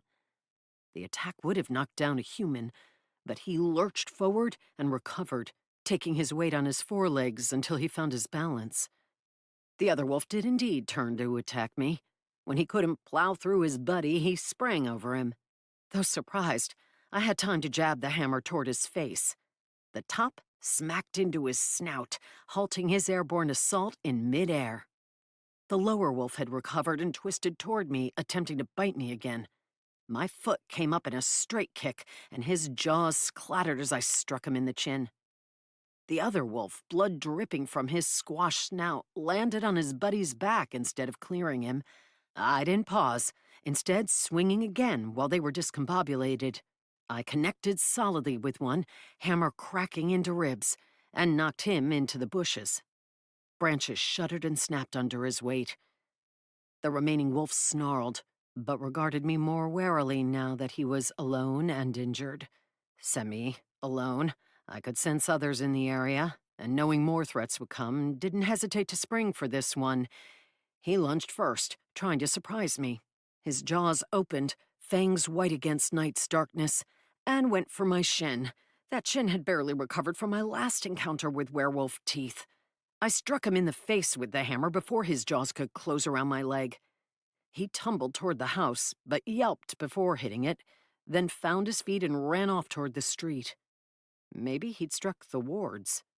I didn't know exactly where they were myself, only that they didn't keep bullets or bodies from getting through. A rustle came from behind me, and I whirled with my hammer raised and what had to be fury, or maybe bloodlust, in my eyes. Easy, killer. Torvald still had her sword out, but she lifted her free hand and smiled. We're on the same side. Sarlevai, his swords in hand but lowered, smirked at me. That all-too-knowing smirk that made me crazy. I hoped I'd looked competent as I'd battled the shifters, but I'd been pissed, and my reflexes had taken over. I'd probably look like a maniac. At the least, I was dripping sweat and grimaced as I dragged a sleeve across my brow. Sarlevai wasn't sweating. Elves probably didn't do that. Too inelegant. Sindari, his silver fur spattered with blood that didn't appear to be his, was swishing his tail as he looked toward the street. I sensed 3 or 4 more werewolves out there, but they weren't moving. A lot of their comrades were unconscious or dead. With luck, they had decided not to test us further. But I worried they might have called for more reinforcements, or be communicating with the creature in the park. What's the plan for dealing with the orcs? Torvald tilted her head toward the house. I grimaced, relieved the shaman hadn't attacked me again while I'd been fighting.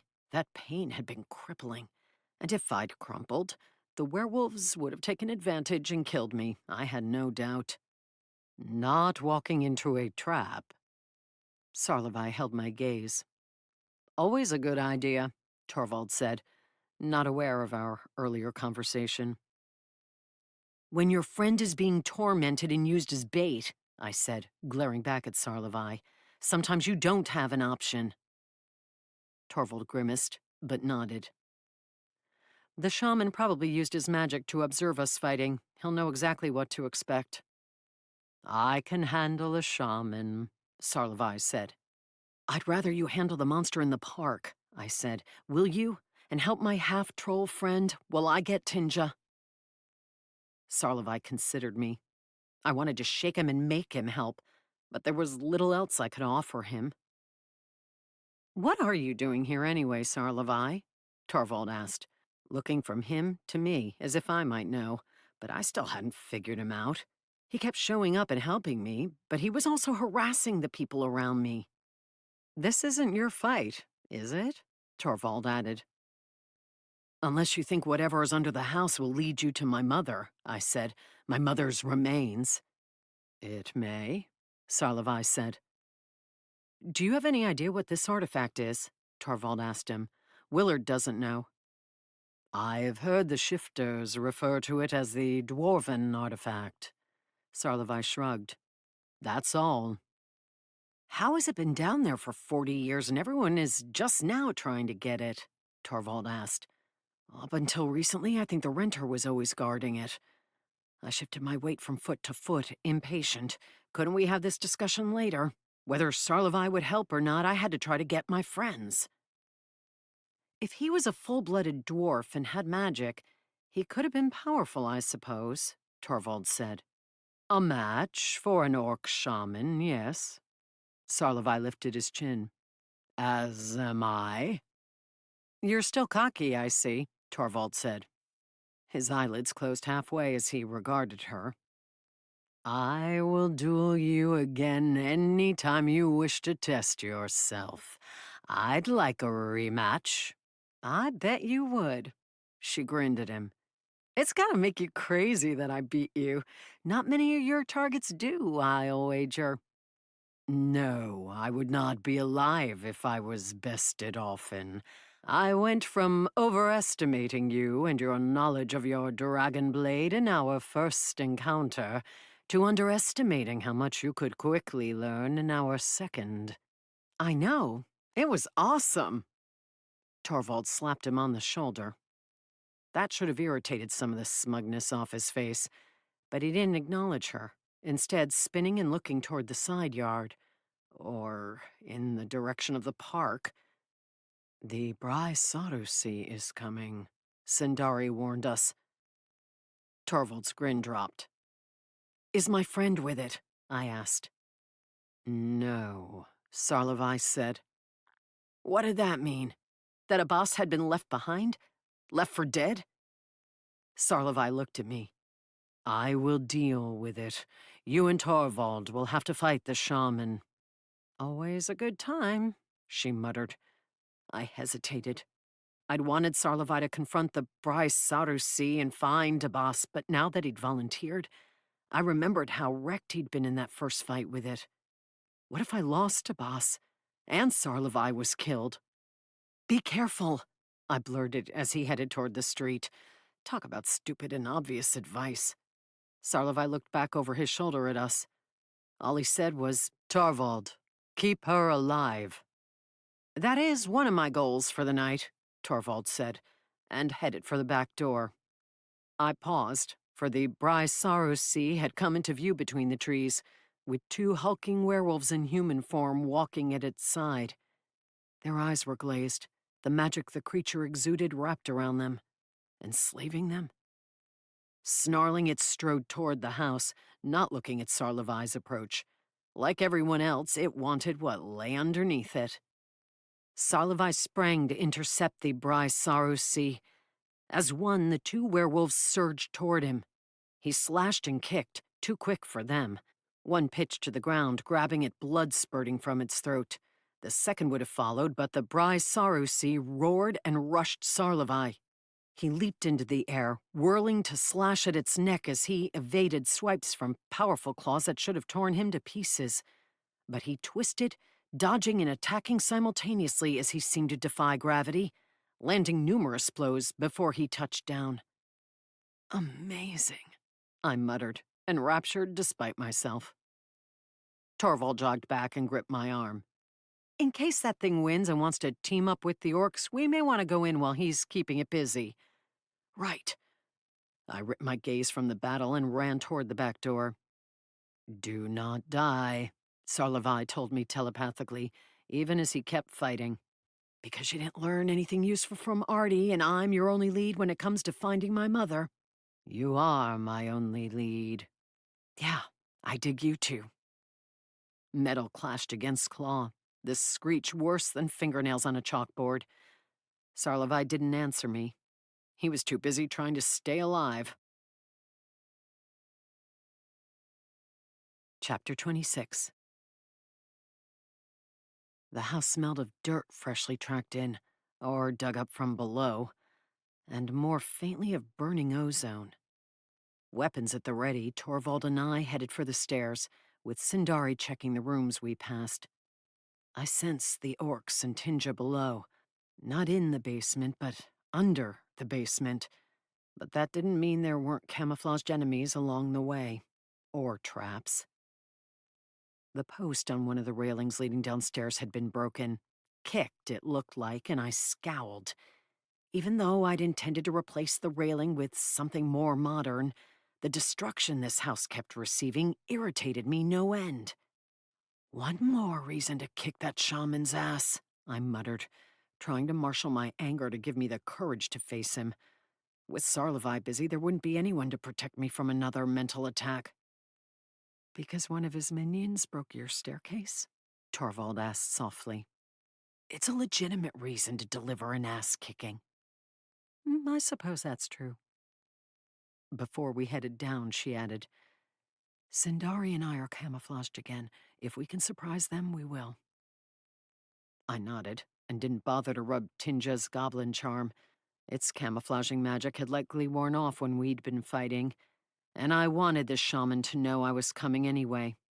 If he thought I had run off, he might hurt Tinja.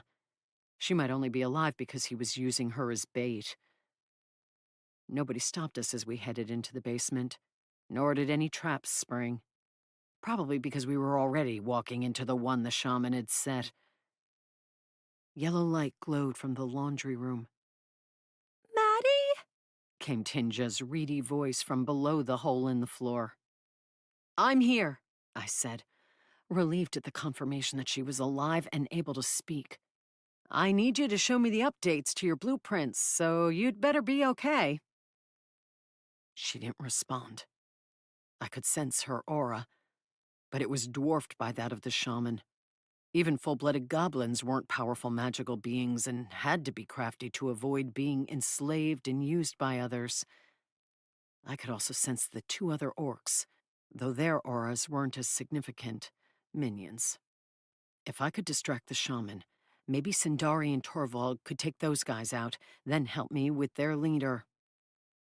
I eyed the washer and dryer, still hooked up a few feet from the hole in the floor. Since I hadn't removed any joists, they ought to be well supported. But I thought of arranging to drop them on the shaman's head. Sadly, when I peered over the edge, he wasn't standing near the hole. He had his back to the brick wall, a hand around Tinja's neck, while his two minions crouched in front of them, gripping heavy axes as they glowered up at me. Come down here and tear away this enchantment, dwarf mongrel, The shaman spoke into my mind. or your friend will die. Why did bad guys always want to wrap their big bully hands around innocent people's necks? Let her go so she can climb up here, and I'll see what I can do, I offered, though the rope Sarlavai had lowered before was gone. You will drop the wall, and then I will toss her out of this chamber. His hand tightened around Tinja's throat. She squeaked, her fingers flying up to grip his arm, but she couldn't budge it. Fear made her eyes round, tears filming them. Fine. I lifted a hand. I'm coming down to help. Meeting Tinja's eyes, I whispered, I'm so sorry. Torvald was in my peripheral vision and pointed to indicate she would slip down after I did. Careful not to look at her, I lowered myself through the hole, dropping to the ground and rolling to soften the impact. I came up with my hammer gripped in both hands and wrestled with the temptation to try to spring past the minions to brain the shaman. but a whisper of pain stabbed my mind. Little fighter, do not bring a blunt weapon to a battle with one who commands the elements. You will die a death of agony and suffering.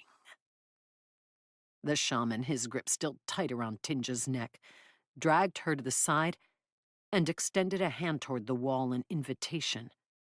As if I had any idea how to remove a gnomish enchantment, or a dwarven enchantment for that matter. I'll take a stab at it, or rather, a blow. I hefted the hammer, hoping the enchantments on it could do the trick. I had no doubt that it was nearly indestructible. What I didn't know was if it could bash through magical protections. The minions eyed the weapon warily as I hefted it, but all they did was back up, staying between me and their boss. The Ruin Bringer and her kitty will step out of the shadows and assist you, the shaman said. The who? We sensed her when she fought and know she is with you. Behind me, throats cleared in the shadows of the chamber. I didn't want to take my eyes from the shaman and his two minions, but I couldn't help but glance back. 6 male orc warriors in armor appeared, standing in front of a female orc wearing a fur robe and bone necklace, her gnarly hand resting on an orb atop a staff. She released it as she bared her teeth at me, and I felt the whisper of magic disappearing, whatever camouflaging spell she'd used to keep me from detecting her and the warriors before. Step out, Ruinbringer, or this goblin dies. The male shaman squeezed Tinja's throat again. I surged toward him with my hammer, but he attacked my mind. The pain came upon me so suddenly that I only made it halfway to him before my knees buckled. I had to jam my hammer down, using it as a crutch to keep from collapsing. Even that was barely enough, as pain jackhammered in my head. All right. Torvald and her tiger came into view, a few feet to my right, her back to an empty wall and her sword pointed at the male shaman. Knock off all the evil emperor crap. We don't even care about this artifact you're looking for. The pain lessened, but didn't disappear completely as the shaman watched me. The dwarf mongrel cares. No, I snarled. I really don't. That might have been a lie. I didn't want to care about some magical trinket, but ever since I'd seen my mother's face in those photos. Then you will use your power to break down the brick wall so we can retrieve it. I'll do my best. I didn't want to help them, especially since I didn't trust them to let Tinja go once he got his prize. But with so many orcs down there with us now, I didn't have a choice. When I stepped up to rest a hand on the wall, Torvald came up to my shoulder. The bricks were still warm to the touch and infused with magic. But I knew little more than that. My senses weren't refined enough to tell a dwarven enchantment from a gnomish one. Do you know how to break it? Torvald whispered.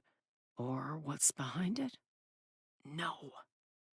I moved my hand along the wall as if it might speak to me in some way and tell me what to do. More likely it would knock me on my ass, as Sarlevi had warned. So what's your plan? Hit it with my hammer and hope for the best. I eyed her warily, expecting judgment, but she smirked. Sounds a lot like one of my plans. Sindari let out something that sounded like a sigh. Did tigers sigh? Does your boss approve of such methods? Willard? Nah, she thinks I'm a brute. Later, I'll tell you the story of how my sword glowed and pulsed like a lighthouse for a week after I bashed an artifact. Enough scheming!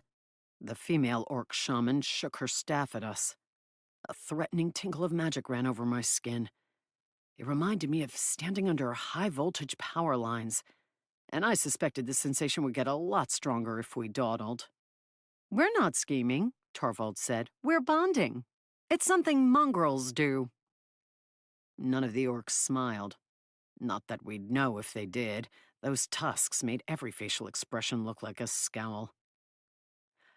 The orcs do not appear amused by your humor, Sindari observed, His back was to the wall as he guarded Torvald, and we contemplated our options. "I know," she said. "It's weird how few enemies appreciate my wit. I'm going to try to knock it down." I waved for Torvald to stand back and looked at Tinja. "Are you all right? Can you breathe?" The damn shaman still had his hand around her neck. Being tortured and am dying and won't be able to finish my homework, Maddie. Tinja squeaked. It's due in 2 days. This isn't right. Goblins aren't meant to be captured. We're not brave. Silence! Both shamans roared in our minds. Tinja whimpered and didn't speak again. I hefted my hammer, letting my frustration at not being able to help her fuel my muscles, and pounded it into the brick wall. Usually, the magical hammer would pulverize such a mundane material. Not this time. It was as if I'd hit solid steel, and a jolt ran up my arms to my spine and jaw, making my every nerve hurt. "That plan didn't work as well as I'd hoped," I whispered to Torvald, shaking out my arms. "It didn't look like it. Do you have a plan B?" "Hit the wall harder." My aching joints objected to that plan. "Do you know any power words for your hammer?" "Power what?" "Like Eravect." Torvald waved her hand at the hammer and forcefully said, "Eravect!" Her sword glowed bright blue. The double head of my hammer also glowed, a soft silver blue that illuminated the wall like a lantern. No. I might have admired the effect. The inner glow highlighted the beauty of the patterns and runes engraved in the metal. But the orcs were muttering among themselves and shifting impatiently from foot to foot. "Will that make it hit harder?" "I don't think so, but it lights up a tunnel nicely if you don't have a torch. My sword, Storm, or Hyrek in Dwarven, has a number of commands, about 20. Hyrek was one of the Dwarven words I knew. One of Mom's nursery rhymes had taught terms for weather and the seasons. I didn't know the power words until a nice dwarf enchanter helped me research the blade and taught me to use them, Torvald admitted. I wished I had a dwarf enchanter tutor. No, I admitted with a twinge of longing. I wished I had my mother. It's common for dwarves to enchant their powerful weapons with extra abilities, but if the previous owner didn't teach the words of power to you, you're out of luck beyond guessing the typical ones. I'm sure my mother would have taught me one day, if she'd lived. I grimaced again and drew my hammer back, thinking about trying to hit the wall higher up in the hope that it would be weaker up there. That's interesting. Torvald pointed to the top of my hammer, a flat circle between the two heads. It had a tuft of werewolf fur stuck to it from my earlier skirmish. A rune I'd never seen before. It wasn't engraved in the metal like the others. Glowed silver inside the circle, as if it had been painted there with an invisible pen and only showed up under certain circumstances, such as when one uttered that power word. Unlike the other runes, which I believed were representative of dwarven letters or words, it was pictographic. It looked like the mouth of a cave with a sun glowing in it. Do you know what it means? Torvald added. No idea. Since the imagery had nothing to do with fighting, it seemed an odd choice for a weapon. Though maybe it signified the dwarven afterlife, a place where warriors who died bravely in battle ended up. If you are not able to knock down the brick wall, the shaman said, unimpressed by our glowing weapons, I will tear up all the human domiciles to access what is on the other side from above, and I will use the head of this goblin as my shovel. Hey, Tusks, Torvald glared at him. What's the hurry? You got a bus to catch? The werewolf shifters and their master infest this location like termites. The shaman looked in the direction of the street. Was Sarlevai still battling the Brysarusi up there? The assassin's half-hearted wards will not keep them out indefinitely, but we will already have the artifact and have left by the time they arrive. his eyes close to slits as he looked back to us. I will ensure it. I don't think they'll have luck going around, Torvald muttered, glancing toward the closest wall and the ceiling above. All the support beams and posts have some magic about them. I think the dwarves only wanted one way into this place. She waved at my glowing hammer. Try again anyway. Willard won't be happy if we let orcs raise the neighborhood in an attempt to find a way around the dwarven magic. I almost pointed out that we weren't working for Willard, only she was. But I didn't want to see the neighborhood razed either. Beyond humanitarian concerns, such things made it hard to resell a house. Resting my hands on the brick wall hadn't been illuminating, so I gripped my hammer and gazed down at it. Torvald's suggestion that it had more powers than its enhanced durability hadn't surprised me, and I wondered if any of the dwarven terms I knew might also be power words. Too bad I couldn't remember my mother ever saying anything around the hammer. Not that I'd seen her go into battle often. Not until the night she died. A memory I'd forgotten surfaced. Mom, yelling a war cry and hitting one of the soldiers with the hammer. Lightning had shot out from the head, not only striking the man, but arcing and hitting an outlet and light fixture. That had been how the building caught on fire. Had it been a war cry? Or had she shouted a command, one of these power words? I shook my head. I couldn't remember. What does the artifact that you want do? Torvald asked the shaman. We're not helping you get something that will let you take over the world, are we? Nobody wants this prison hole of a planet, the shaman replied. It will aid our people in great ways. Because it does what? Torvald asked. The shaman only growled for an answer. Maybe it would be worth trying Hyrek as a power word. Lightning was related to storms, wasn't it? Hyrek, I whispered to my hammer. In case it helped, I also imagined it adding power to my blows and allowing me to batter down the brick wall. A tingle ran through the haft, buzzing against my palms. Not sure if that was a warning or a sign that magic was infusing it. I hefted it for another swing. Bracing myself for another jarring jolt of pain, I slammed it into the brick wall. Light flashed, and silver and blue streaks of lightning sprang from the hammer as it struck.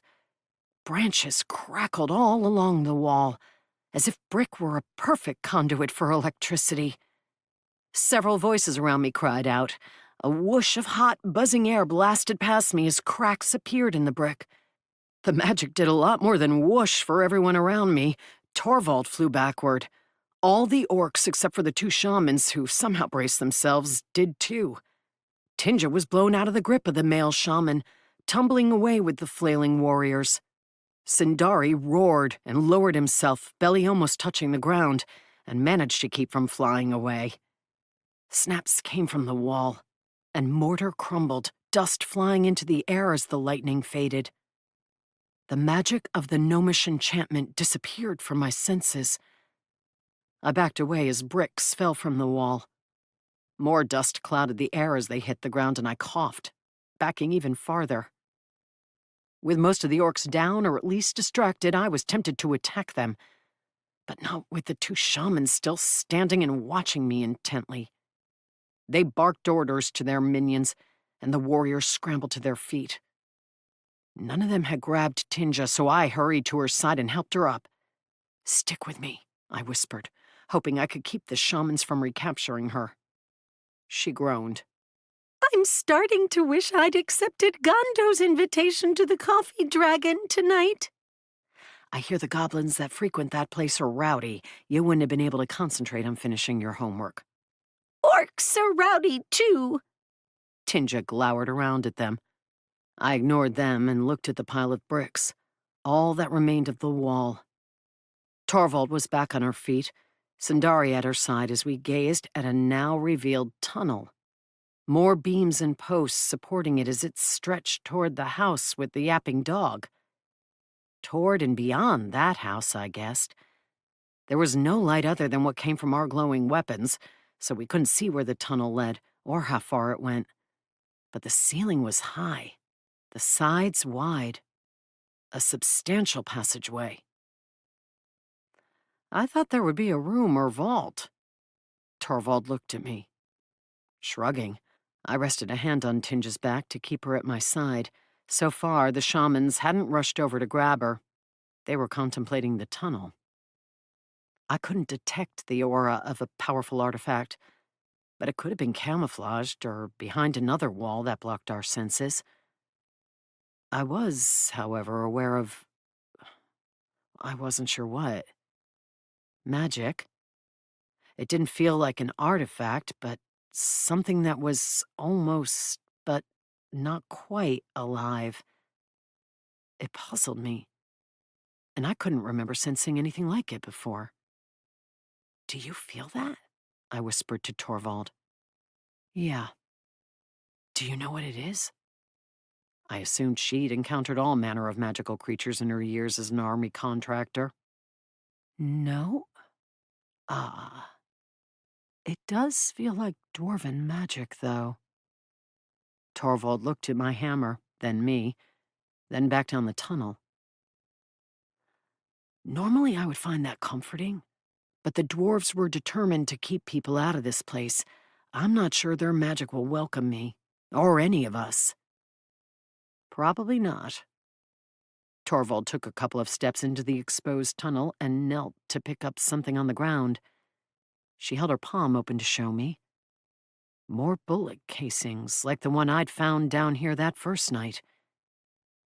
It looks like those with the rifles got past the brick wall. "I think," I said, remembering how recently the flooring had been installed and how bright and new the mortar between the bricks had been.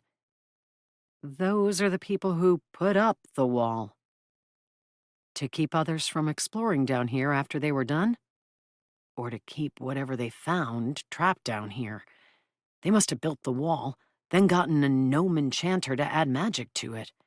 If the dwarves had been responsible, it wouldn't have been infused with gnomish magic. No. If it weren't the middle of the night, I'd be tempted to call my friend Nin and ask if she ever makes house calls, or knows of a gnomish enchanter who does." Torvald touched her pocket, maybe thinking of doing so regardless of the time. But the orcs crowded around the tunnel entrance behind us, their weapons leveled at our backs. Tinja squeaked and squeezed between Torvald and me. There will be traps, the male shaman said. Dwarves always build traps. You will lead. "So we trigger them and die first, huh?" Torvald said. The shamans bared their teeth in what might have been a smile. Chapter 27. The tunnel curved as Torvald and I walked side by side, her tiger next to her and Tinja sticking close to me, glancing nervously at the armed orcs crowding our backs. Our glowing weapons provided the only light, illuminating the sturdy posts and beams of the passageway. A couple more times, Torvald crouched to pick up bullet casings. She dropped them in a pocket, the metal tinking softly in the quiet tunnel. Once she paused not to pick up something, but to touch the ground. Long, parallel marks gouged the packed earth. From claws? After another bend in the tunnel, we came upon a man's body crumpled on the ground. A rifle was tucked under his arm as if he'd died shooting. Shooting at something impervious to bullets.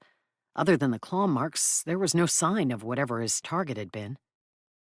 The dead man had short brown hair and wore a camouflage military uniform, the remains of such a uniform. It had been shredded in numerous places on his torso and legs, and his face was so clawed it was unrecognizable. "One of your people?" I asked Torvald. Unfazed by the garish sight, she crouched beside the body. "There's no rank on his collar, no name tag sewn into the jacket. It could have been someone who liked shopping at the military surplus store. As one does before sneaking into magical tunnels in the middle of a city." Torvald shrugged and stood back up. "Smell anything interesting, Sundari?" A grunt from behind made me look back, Several of the orcs were scratching at their arms and heads, as if a swarm of mosquitoes had arrived to munch on them. But I didn't see any insects, nor any sign of worms or any other creatures that showed up to decompose bodies. The man looked to have died some weeks earlier, but nothing had started working on the remains. It was as if we had entered an ancient tomb, magically sealed to protect the contents from the world outside. I've been contemplating things, Tinja said, as the tiger sniffed, sampling the air. and I believe I should wait back in the laundry room, or even the kitchen. I didn't double-check my measurements for the addition of the island, and now would be a fabulous time to do that. If it were up to me, I'd let you go, I said. The female shaman roared and thrust her staff upward. Light flashed, and raw magical power blasted from her. Several of her own people stumbled into the walls, and I wasn't immune this time. Her magic battered me, and I tumbled, landing on the body. With a squawk of distress, I rolled away. Torvald caught herself on Sundari and didn't fall. I do not smell any animals or a suggestion that this is a den for a creature, Sundari said, ignoring the orcs. So whatever is leaving claw marks on everything, everyone, isn't alive? Torvald asked. Not in the flesh and blood sense, unless it's able to hide all evidence of its presence from me. I don't think it's trying to hide much. I waved at the body. More grunts came from the orcs. One slapped at the sleeve of his chainmail shirt, then punched a buddy on the shoulder. That earned a snarl from his comrade and a return punch. The shamans yelled something and the group quieted. The female jerked her staff, indicating we should continue onward. Tinja, who'd meekly gone along with their demands thus far, jumped up and down and snapped at them in Goblin. Is some magic affecting the group? I whispered as Torvald and I continued past the body. I tugged at Tinja to make sure she followed. Something is. Torvald shrugged. Why not the three of us? I waved at her and the tiger. Sundari snarled, then snapped at the air. His tail swished, and he whipped his head around to bite at his flank like a dog trying to get rid of a flea. The two of us, I amended. Maybe our weapons are protecting us, Torvald whispered, the words for me alone. She probably didn't want the orcs to get the idea of taking our means of defending ourselves, a sentiment I agreed with. She rested her hand on Sundari's back, trying to extend the influence of her weapon's protection. In case it helped, I put my hand on Tinja's shoulder. The tunnel curved again, and we came to another body, this one in a sitting position, slumped against a post with his rifle in his lap. The same weapon or claws had eviscerated the man, intestines visible where they'd spilled from his abdomen. He'd died trying to hold them in while pointing the rifle. No fewer than 20 bullet casings littered the ground around him. Looks like these guys were trying to guard the tunnel so the rest of their team could get away, Torvald said. Yeah. Who would guard the tunnel so we could get away? After confirming that the man didn't have a name tag, Torvald continued on. She hadn't searched pockets for wallets, but something told me we wouldn't find anything that would identify them. Behind us, the grunts grew more belligerent. I'd grabbed my hammer with both hands when the last body came into view and forgotten to touch Tinja's shoulder again. She snarled and paused to kick the side of the tunnel. One of the orcs threatened her. I gripped her arm and pulled her along with us. A faint humming grew audible, seeming to emanate from the earthen walls all around us. The artifact, the male shaman announced.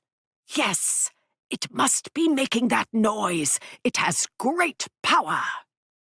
Great power that was making everyone itch and punch each other. What a promising find. I don't think we're anywhere near your house anymore, Torvald said.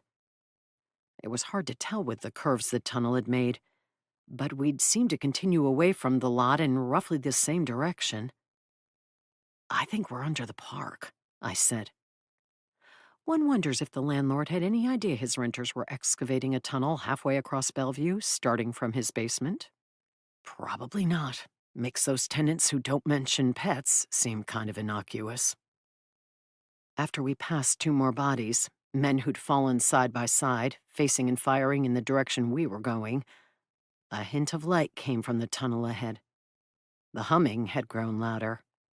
Behind us, the breathing of the orcs grew heavier, as if they were having to exert themselves a great deal to keep from losing control. Maybe they were.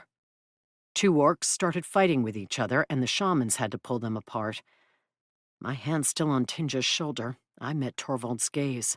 If the orcs completely lost it and attacked us en masse, we would have a challenging battle, especially if we had to worry about the clawed whatever piling on. Torvald nodded grimly at me. Ahead the tunnel broadened, and a chamber came into view, our destination. As with the wide passageway, it had been hollowed out with clean precision, with support posts lining the sides and beams in the ceiling. Something that looked like a small table or maybe a pedestal rested in the middle, but it was hard to see details. The light source came not from within the chamber, but from a 6-inch wide band of silver embedded in the floor, walls, and ceiling at the tunnel exit. Not only was it emitting the glow, but it seemed to be the source of the hum. A force field? Torvald wondered. The magical version? I didn't think there was a mundane version of a force field, unless one counted Star Trek technology. But I heard clacks and didn't respond. Not only that, but I sensed the strange, not alive entity that I'd detected after the wall came down. It waited in the chamber ahead. Of course, I muttered. It's a furnace guardian, Tinja whispered. Which is what? Torvald asked. Tinja started to answer, but broke off with a squeak as she glanced back. One of the orcs threw something. I dodged to the side as it whizzed between Torvald and me. It lodged in the earthen wall of the tunnel, a dagger. I couldn't tell which orc had thrown it. They were more focused on arguing with and punching each other than us, and it might have been accidental. The female shaman strode between them, chanting and raising her staff again. Her power knocked the orcs away from each other. The male shaman clawed at his arm, but that didn't keep him from striding toward us. Keep going! He pointed at the chamber. Find the artifact and figure out how to make this irritation stop! The pedestal is empty. The female shaman scowled past us and into the chamber. Are we sensing only the trap? That creature guards something, the male said. But the female's face had grown more skeptical. Go inside and deal with it. The male scowled at us and pointed toward the chamber again. Tinja, I squeezed her shoulder. I've never seen a furnace guardian before. Tinja stepped closer to me to avoid the encroaching shamans. Torvald and I pointed our weapons at the male, who lifted his hands as if to shove us through the force field, or cast another mental assault. He was glaring at me specifically, and I braced myself. But he snarled and clawed at his own head instead of attacking. But I've heard about them, Tinja added. They're constructs that dwarves make to protect the cores of their great underground cities, where their massive forges make heat and power for their people. They keep strangers out. Are they mechanical constructs? Torvald asked. Yes, I think so. That would explain why there's not an animal scent. The male shaman roared and flung his arms toward the ceiling. Go, now! Destroy it, or I will destroy you! I crouched, tempted to spring at him and knock him on his ass, but the female shaman succeeded in getting the rest of the orcs pointed in the right direction again, toward us. Irritation and fury burned in their eyes, and the whole pack raised their weapons as they focused on us, as if they believed we were the source of the magic disturbing them. Two warriors sprang past the male shaman toward us. All I had time to do was push Tinja behind me before a spear thrust toward my face. With my grip wide on the haft of my hammer, I turned it horizontal and thrust upward to parry. It knocked the spear high, leaving the orc's chest open as his arms flew up. I snapped my foot up and kicked him in the crotch, then shifted my weight to send a second kick higher, clipping him in the chin. He stumbled back into another orc trying to reach me. Metal clanged beside me as Torvald parried a blow. Sindari hurled himself into more orcs, his jaws snapping and claws slashing. Though we fought side by side, using the walls of the tunnel to keep them from flanking us, the sheer number of enemies was daunting. And they were enraged enemies, taking out their irritation over the magic that was driving them crazy on us. Torvald took down one orc, but two more sprang to take his place. Even as we defended ourselves, we were pushed back. We're almost to the barrier, Tinja blurted, scrambling to keep from being stepped on. See if we can go through, I called, not daring to glance back to check how close we were. A yelp came from behind us. No, and when you bump it, it hurts, Tinja cried. An orc I'd knocked to his knees swung an axe at my legs. I jumped to avoid it, then cracked my hammer down on his shoulder. He roared, drew a knife, and lifted his arm to throw it. Look out! I barked, hesitating to dodge because I didn't want it to go past me and hit Tinja. When the knife sped toward us, Torvald's sword stabbed out. As I leaned away from it, she deflected the blade with a clang. It flew back the direction it had come, the tip lodging in an orc's thigh. He roared in pain. While he was distracted by pulling it out, I slammed my hammer into his chest. The male shaman thrust him aside and pointed a finger at me, uttering two words in his language. Raw power lanced from that pointing finger and struck Torvald and me in our chests. I flew backward, the silver glow of the band in the wall flashing. Torvald struck the invisible barrier and cried out, bouncing back toward the orcs. I went through it. Startled, I hit the ground hard, only my reflexes turning the fall into a roll so that I didn't crack my head. Tinja, Torvald, and Sindari were stuck on the other side of the silver band, their backs inches from it. The tiger's tail brushed the invisible barrier, and he hissed and yowled, jerking it away and swiping angrily at the orcs. Where is the artifact? The female shaman demanded, even as the battle raged. Were we sensing only that barrier?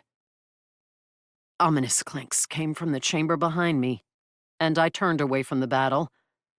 Before I'd only heard the creature, but now I could see it. A great mechanical construct that reminded me of a cross between a giant dog and a dragon without wings. It prowled toward me, metal scales covering its body, armoring its body. With its canine-like head, ears pointed and rotated in my direction.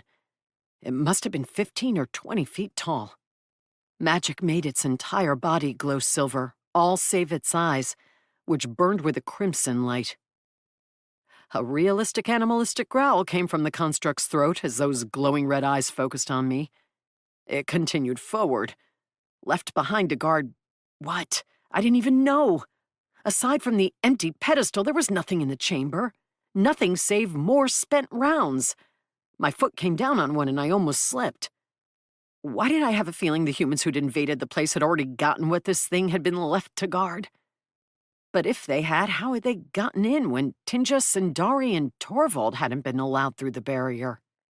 Unfortunately, the construct didn't realize that it didn't need to keep doing its job. Its jaws opened, showing rows of pointed metal teeth, and smoke wafted from its mechanical throat. A semblance of a roar bellowed from its barrel chest, and fire spewed forth, a great gout that burned the air for 10 feet in front of it. I scrambled back, but with Torvald and Sindari bunched up against the barrier and fighting the orcs, there was nowhere for me to go. They were stuck on that side of the barrier and busy with their own battle. I would have to fight this thing myself. Chapter 28. Another gout of fire spewed from the creature's metal jaws as it strode toward me, its scaled tail erect behind it. Keeping my hammer up, I danced out of the path of the flames while considering where to strike it and what its capabilities might be. Since it had caught up to and killed those men in the tunnel, It had to be able to move quickly. Thus far, it was only doing as much as it needed to keep itself between me and the pedestal. "Hello, good friend," I called in execrable Dwarven. It wasn't like I'd had anyone to practice with over the years. "We can be friends! No fire!" Unfortunately, I didn't know the words for Furnace Guardian or Don't Incinerate Me. "I think my mother might have helped make you," I said, switching to English. It probably wasn't intelligent enough to understand either language. "Look, this was her hammer." I raised it over my head. "Do you recognize it?" The power I sensed within the creature grew stronger, as if it were building up to a detonation, an alarming thought. It crouched, and I also crouched, ready to spring left or right if it charged. That was exactly what it did. Like a locomotive that could go from 0 to 100 in a split second, it sprang straight at me. I flung myself to the side, diving in an ungainly roll, thinking it might crash into the wall behind me.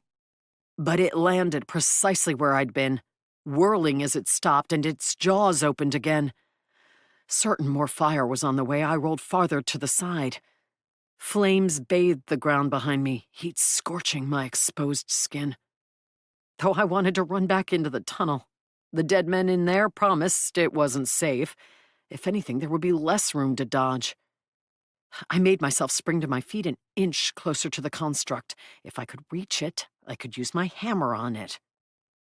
The flames stopped, and the crimson eyes locked on me again.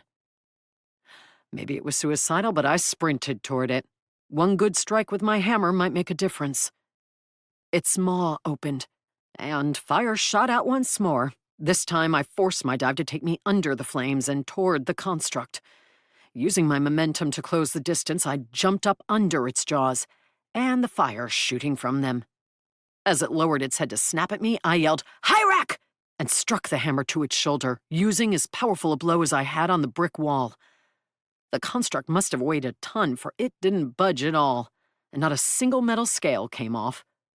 But as it had before, lightning arced from the head of my weapon. A dozen branches spread and wrapped all around my metal foe, crackling and brightening the air. Unlike with the wall, the creature's magic intensified instead of disappearing. It lifted a foreleg, claws longer than scissor blades flashing near my eyes. An instant before it would have struck down and pinned me with those claws, I dove and rolled to the side. Instincts warned me of another threat, and I made myself keep rolling, getting as far from my attacker as I could, as quickly as I could. A good thing, for it spewed more flames at me. Though they didn't hit me full on, they singed my clothes and I smelled burning hair. My hair. I leaped up and ran toward the only thing in the chamber to hide behind, the pedestal. It wasn't much wider than I and only came up to my chest. A few runes were carved into it, but I didn't have time to study them. "This is some lousy cover," I panted, crouching and glancing toward the tunnel. The good news was that Torvald and her tiger had taken down the male shaman and 3 of the orcs. The bad news was that they both bled from copious wounds, and the female shaman was still up, attacking with magic as she, or the insanity afflicting them, forced the rest of her warriors to keep fighting. Tinja had retrieved one of the thrown daggers, and she crouched behind Torvald. Hopefully the magic wouldn't compel her to slash wildly at friend as well as foe. Even if they fought perfectly together, I didn't know if their combined forces would be enough. I needed to help them. Clanks sounded as the construct ran toward me. Just need to solve my own problem first. I held up the hammer, wondering if a blow to a more vulnerable spot might do more to damage it. The eyes? I couldn't reach them. The snout? Smoke was curling from slits that resembled nostrils, but I couldn't reach those either. "Try kayak!" Torvald yelled back, without pausing in her own battle. "It means ice!" 10 feet away, the creature stopped, its mechanical maw opening again. I barked Torvald's word. The haft of my hammer grew cold in my hands, and crystals appeared on the double head. The creature shot flames at me. I prepared to dive to the right to avoid them, but instead of a narrow gout of fire, it flung a broad band at me. All I could do was crouch behind the pedestal and pray it and my hammer would protect me. The power of the weapon did seem to help, the haft growing even colder in my hands. But I still felt the heat. Fire crackled past the pedestal, roasting the air all around me so it seared my lungs and my eyes. I had to squint them shut under the intense light and heat. "Stop, please!" I tried in a mix of Dwarven and English. "My mother was Roxy, Princess Rodarska. She wouldn't want you to kill her daughter. Aren't you supposed to protect dwarves?" Heat scoured my throat and I coughed. "Princess Rodarska!" I cried again as if it might be a password to ensure safety. It should have been, damn it. But the fire continued. Even though the flames didn't hit me directly, they hit the pedestal and the air around it. I grew lightheaded. Frustrated, I cried my mother's name one more time and smashed the hammer against the pedestal. Too bad it was made from metal instead of stone, else it might have shattered and flung pieces into the construct's face. Surprisingly, a balloon of magic swelled from the pedestal and the heat vanished. Flames still danced in the air, but they weren't coming close to me anymore. No, they weren't coming close to the pedestal. It had created a dome-like protective barrier around it. The construct must have been smart enough to realize it, for it stopped and cocked its head, like a dog hearing something strange. If it hadn't been trying to kill me seconds before, I would have laughed at the quizzical expression. Then it sat back on its haunches. Sindari yowled. His enemies had backed him into the barrier. A noisy crunch came from the tunnel as Torvald slammed the point of her sword into the glowing metal band around the entrance. White sparks flew, and she flung an arm up to protect her face. She also yanked her sword free, and Sindari scooted away from the barrier. The glow of the band faded, as did the hum and aura of magic that had emanated from it. "Should have done that to start with," Torvald said, though she winced and shook her arm, suggesting she'd received some magical backlash. "Dreadful thing," Sindari said, facing the orcs again. But they'd paused in their attack. "That pedestal is not what we seek," the female shaman snarled. "Where is the Gyre Laika?" The what? "With the trap destroyed, I sense nothing except that." The shaman flicked her staff toward the pedestal, her face disgusted behind her tusks. "Anything else in there, Pulatasi?" Torvald asked, weariness in her voice, though she remained in a defensive crouch, her sword back to pointing at the orcs. "No. I think someone else already got what the dwarf renter was guarding. And I think you can call me Maddie after all this." Torvald gave me a weary thumbs up. In the aftermath of the battle, sweat mixed with blood from a gouge and dripped from her face. The female shaman, muttering in disgust, waved toward the remaining warriors, and they backed away, not bothering to collect their fallen kin. "Are you okay?" Tinja asked me, eyeing the construct sitting just beyond the barrier. "For the moment, if the pedestal drops its defensive magic, the creature might go for me again." I rested a hand on top of the pedestal, giving it a friendly pat. "Keep that barrier up, will you?" I had no idea if it had reacted to my mother's name or the hammer blow, but it pulsed under my hand. I almost sprang back, but it didn't hurt. The pulse almost seemed reassuring. Torvald glanced at the retreating orcs, then whispered, "You're sure that's not the artifact?" "I'm not sure of anything."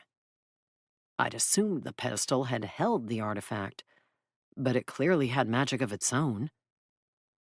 A click sounded, and that time I did spring back, but only a step since I didn't want to risk leaving the protective barrier. A door in the side of the pedestal opened, revealing a perfectly ordinary-looking storage cubby.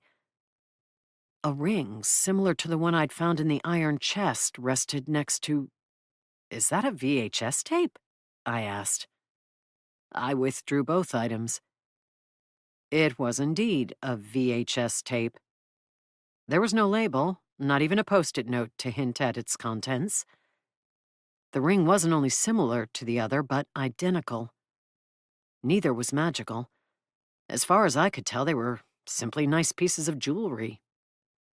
The door in the pedestal swung back shut. Disappointment rolled over me. Even though I had no need for a powerful artifact, after all that, it seemed like we should have earned more than someone's home movie. I glanced at the metal creature, not sure it would let me leave with the modest items. On a whim, I slipped the ring onto my finger.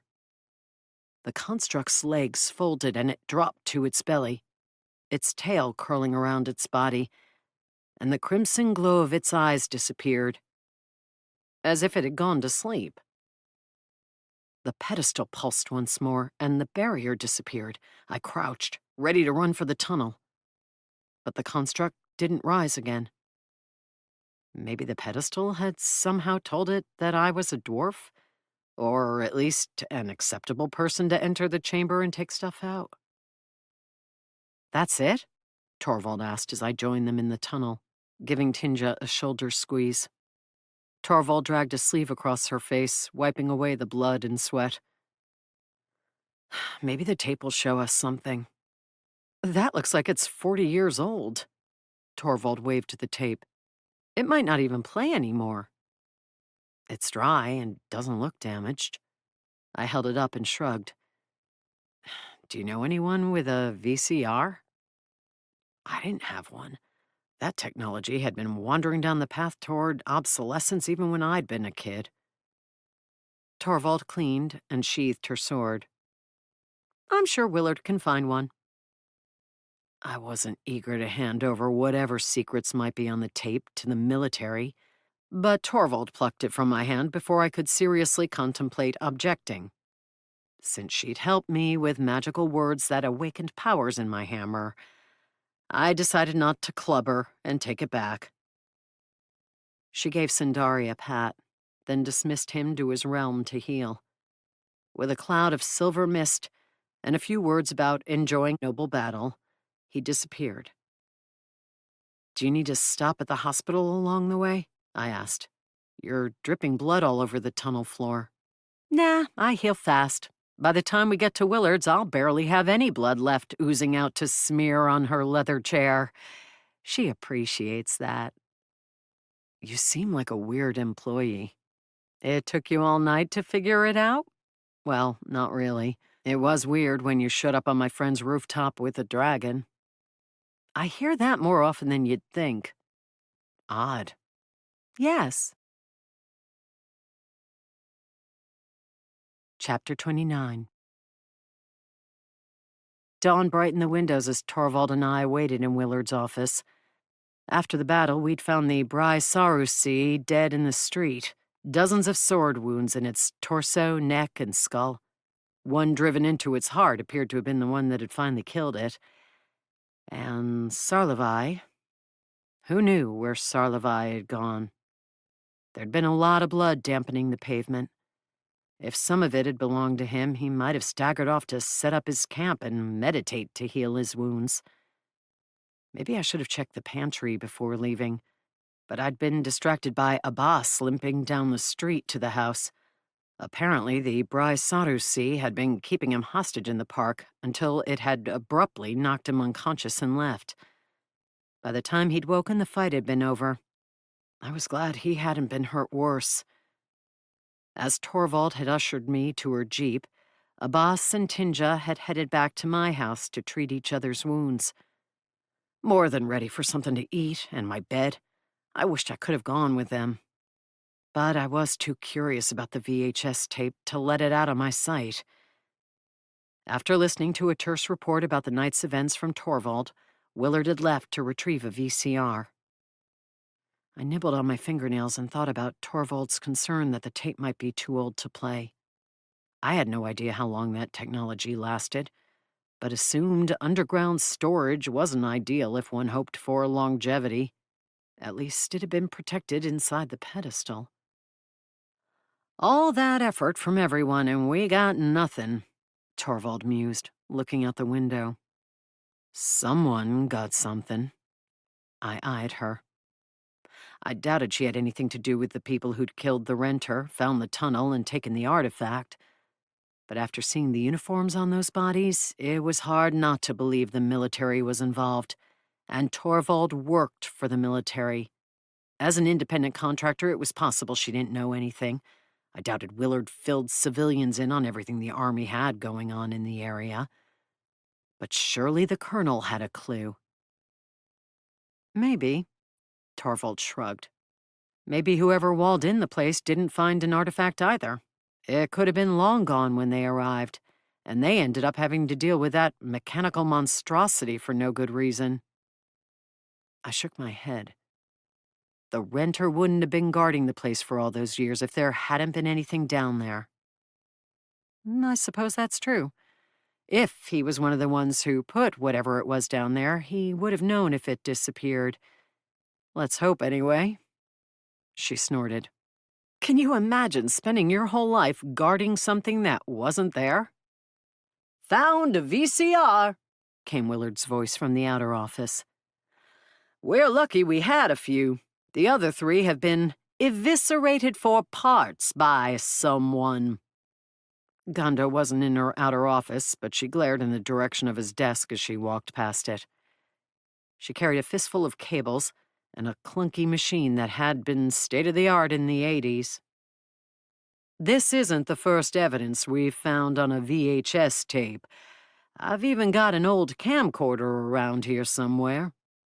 Are there a lot of magical beings out there that celebrated their arrival to Earth with home movies? Torvald helped Willard plug the VCR into a flat-screen TV that had been hidden in a cabinet. More than you'd think. They have a history of finding our technology fascinating. Or amusing, maybe, since they can replicate almost everything with some kind of magic or another. We're lucky you didn't find a glowing orb instead. I imagine it's hard to figure out how to plug those into a TV, Torvald said. Not joining in the chit-chat, I watched nervously as Willard turned on the TV and the VCR, pushed the tape in, and pressed play. A part of me longed to see my mother in the footage. Another part of me was so emotional from the dredging up of all my memories this past week that I worried I would break down if I did. All of me, however, wanted to know what I'd fought so hard for. I hoped the werewolves and orcs that had survived would put the word out to the magical community that the thing they'd all been panning over wasn't there anymore. At first, nothing but blackness played, and I sagged in disappointment. Willard hit the fast-forward button, and eventually the tunnel came into view with the camera operator walking down it and into the chamber. My breath caught when the camera panned to show the construct with its eyes glowing crimson. It looked newer than when we'd encountered it, the metal scales gleaming. Someone trotted into view, running up to pat the construct on one of its stout legs. My mother. She smiled and waved toward the cameraman as she gave the construct another pat and strode toward the familiar pedestal. This time it wasn't empty. Now we're talking, Willard murmured, leaning close to the screen for a better look. A glowing orange cylinder rested horizontally on top of the pedestal, a panel on the front showing dwarven runes, each also glowing orange. Were they buttons? Or instructions for operation? Can you read that, Pulatussi? Torvald asked. Maddie? No, I only know a few words of Dwarven. Even as I admitted that, I recognized one of the symbols, and a forgotten memory surfaced of my mother with chalk and a chalkboard, starting to teach me to read, English and Dwarven. I pointed. That's the equivalent of on-off. We've got plenty of language books that have been translated, Willard said as she pulled out a pen and pad to copy the runes down. I'll grab them and look these words up later. The camera was still focused on my mother. She now stood behind the cylinder, her hands resting on top of it. My hammer, her hammer, leaned against the pedestal at her feet. Her eyes were closed and she was chanting, the words barely audible since the cameraman wasn't close. Two male dwarves trotted into view, carrying something large between them. It reminded me of a lawnmower, with a huge conical attachment on the front. A giant drill bit? It was hard to imagine that cutting grass. "That's the engineer friend," I said, recognizing one of the dwarves, though he wasn't wearing his armor. "And oh, that's the renter!" "I think I know what that device is," Willard said, a hint of reverence entering her tone. "I've seen drawings in dwarven engineering books. If it's as powerful as the tales say—" "The lawnmower thing?" I asked when she didn't go on. "Or the glowing cylinder?" Willard held up a finger and pointed at the screen, wanting confirmation before she shared her hunch. I struggled to remain calm. People had been killed over what the renter had been guarding. I'd almost been killed over it. I wanted to know what it was. Torvald leaned her hip against the desk and watched, only looking moderately interested, because her mother hadn't been tied up in whatever the artifact was, and it hadn't been found under her house. After the male dwarves set down the hulking tool, my mother nodded and stepped back. The glow from the cylindrical device intensified, and a narrow beam streaked toward the tool. I winced, expecting it to explode. But after a couple of seconds, the tool roared to life, the conical attachment whirring. The dwarves cheered, and the engineer flicked a finger toward one of the earthen walls. The tool rumbled up to it, set the attachment, the bit, against it, and dug in. "Not a lawnmower," I said as dirt and rock flew. "A tunnel borer." I guess my visions of dwarves chiseling out their great underground cities with pickaxes aren't quite right, Torvald said. Though you can't blame me. Tolkien never mentioned tunnel boring machines. The dwarves only excavated a few feet before turning off the tool. For the first time, the person holding the camera, another dwarf presumably, spoke. Since he was close to the mic, his voice was louder and clearer, but his words were in Dwarven. Torvald and Willard shrugged and looked at me. More all but forgotten memories came to mind of my mother singing to me and teaching me rhymes in her native language. Most of the dwarf's speech was too rapid for me to decipher, and whatever they were discussing, it wasn't rhymes. But a few of the words were familiar. "Can you play that again?" I asked. Willard handed me the pen and paper and rewound the tape. As she played the section a few times, I wrote down the words in Dwarven the best I could, and then translated the ones I recognized. New home. Build. Power. "We've got linguists who can translate it fully," Willard said, tapping that last word. "But I think I've got the gist." I wasn't sure I had the gist, but I said, "My mother must have found out that Sarlevai was after her and fled here with some of her friends. Maybe dwarves sworn to protect her because she was a princess." "Not only a princess," Willard said, "but the heir to the dwarven throne. King Corvic Ironhelm's oldest of 2 daughters. I asked around after you left the office yesterday. It's common knowledge among the dwarves that Princess Rodarska's younger sister, Borothla, had ambitions. But none of the informants I spoke to had heard about an assassin being hired to take out Rodarska." "But Sarlevai admitted he was," I said. "I wonder why she chose Earth to hide out on. How did she know Sarlevai wouldn't think to look here?"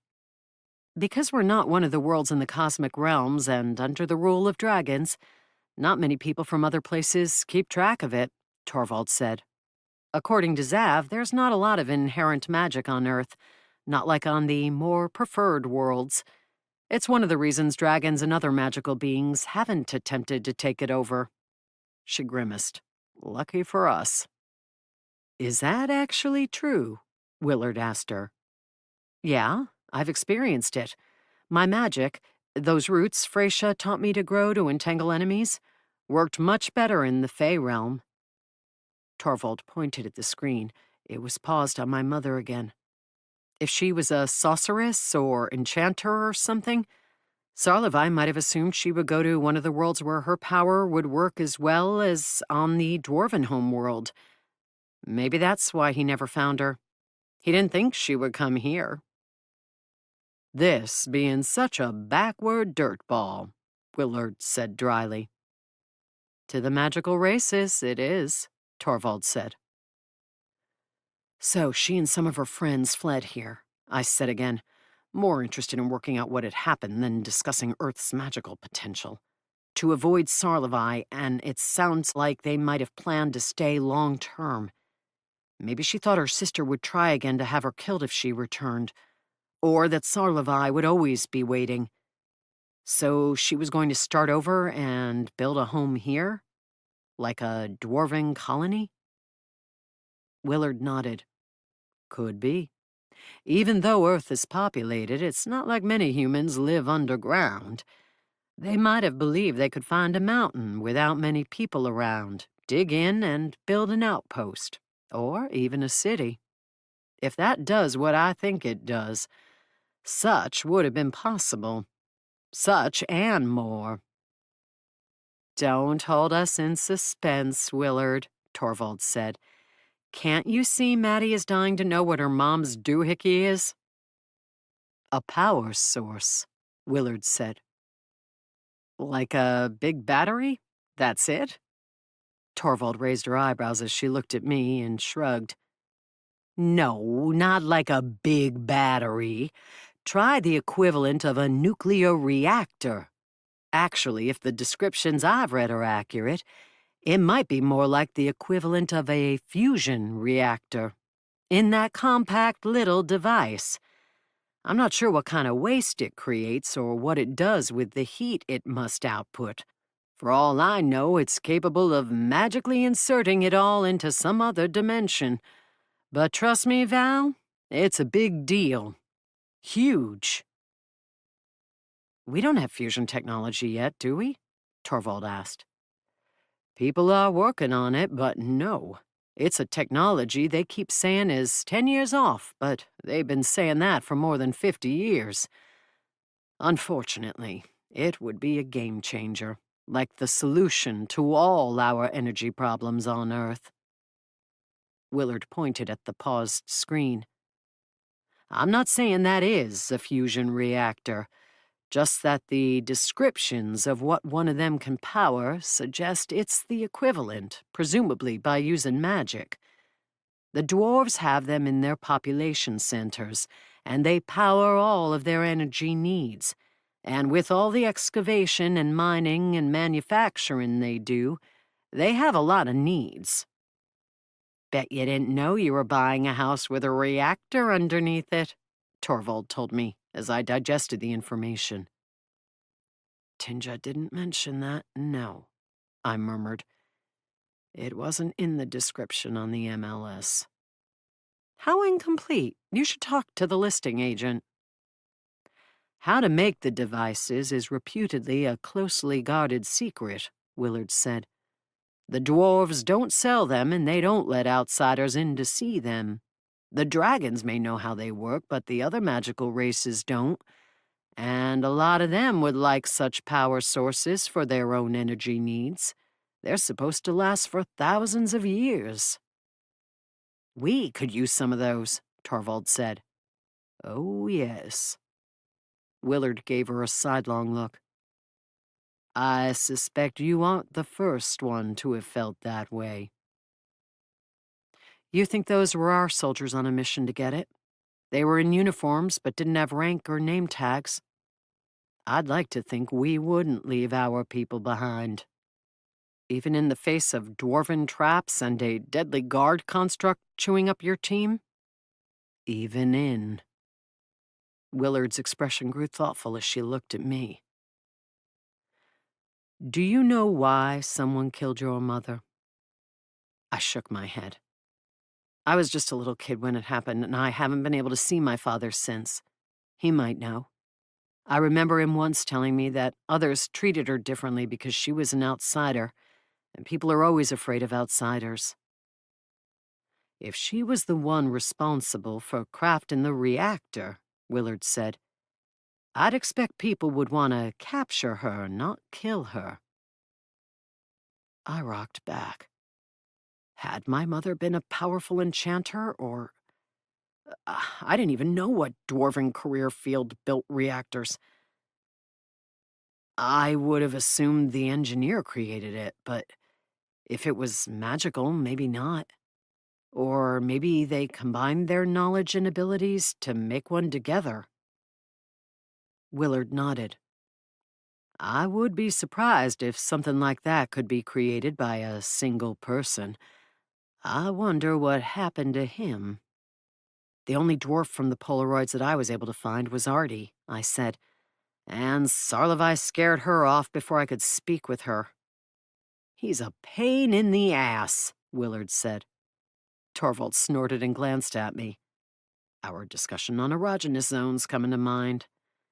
He did get the Bry Sarusi off our backs, was all she said. He has his uses. When his goals align with yours? Willard asked. Oh, that's about the gist. I don't think he ever cared about the reactor. I waved toward the screen.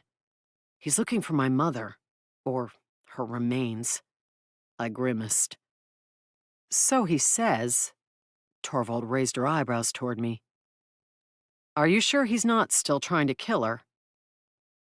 Not entirely. I shrugged. But he told me he wasn't, and you said he's honorable. To a point. In battle. I closed my eyes, thinking of all the times Sarlevi had helped me.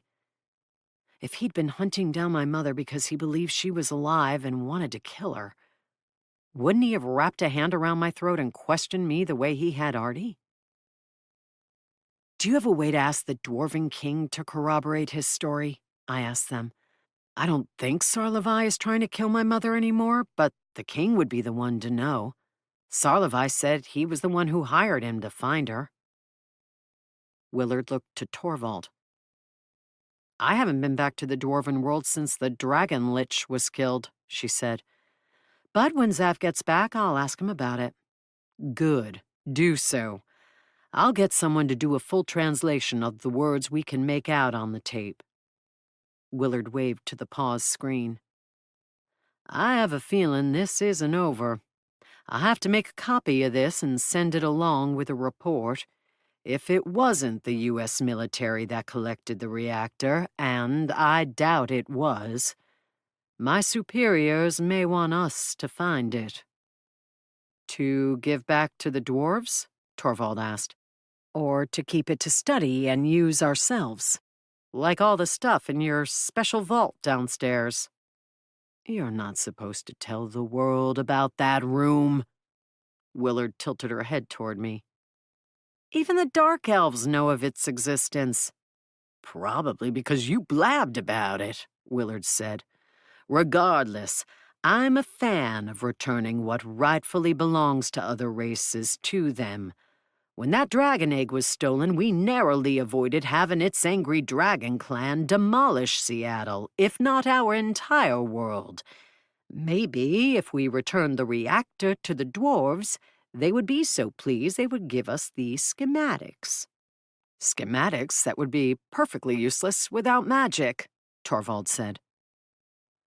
I listened to them without commenting. Whatever Willard claimed, I highly doubted that reactor, even if her people found it, would ever make it back to the dwarven homeworld. Isn't your roommate an enchanter? Willard asked Torvald. Dimitri is a quarter dwarf and uses his skills to make magical yard art and door knockers. A superpowered reactor is above his pay grade. Too bad. How did Pulatussi do out there, Torvald? I pulled my gaze from the image of my mother frozen on the screen. They were both looking at me. She was a beast, Torvald said. I think even Sarlevi was impressed by her ferocity. He didn't see the fight with the construct, I said. He saw you wail on two werewolves twice your height. I think one's head is embedded in a tree. It had better not be. I don't have a large budget for landscaping. Do you believe she's trustworthy? Willard asked, pointing to me. You think I can make an accurate assessment after one night? Torvald asked. You did battle together, multiple times. Isn't that all it took for you to fall head over heels in love with your dragon? Love and trust aren't exactly the same thing, but I think she's honest and will tell you how she feels. Oh, wonderful, Willard said. I love it when my troops tell me how they feel. You know what I mean. She'll do what she says and tell you to beat it if she's not interested. I don't think she'll leave you hanging. As I listened to them debating my trustworthiness, I realized the reason for the conversation and slumped. Was the colonel going to try to hire me again? Though I had more questions about my mother and her past than I ever had, that didn't mean I wanted to jump into the Army's arms. And I had a job already, an entire business of my own. I didn't need a side hustle, especially not one that pitted me against orc shamans, werewolves, and human-munching monsters from other realms. Battling bent nails and stripped screws was work enough for me. Such glowing praise, Willard murmured. And yet, I'll extend my offer again, Pulatussi. Will you consider working for my office, especially on jobs related to mysterious dwarves who built powerful magical artifacts in Seattle in the past? Are you going to threaten to throw me in jail again if I say no? No. I think you've done your penance. But once you see the huge combat bonus I give Torvald, you'll be eager to sign on. I'm not motivated by money. I glanced at Torvald. But out of curiosity, how huge? Like enough to buy a new truck, capable of carrying more than 10 2x4s at a time? If you want to make that kind of money, you're better off working for gnomes. Torvald shrugged apologetically at Willard. Your bonuses are enough to make the payments on a truck, Willard told her.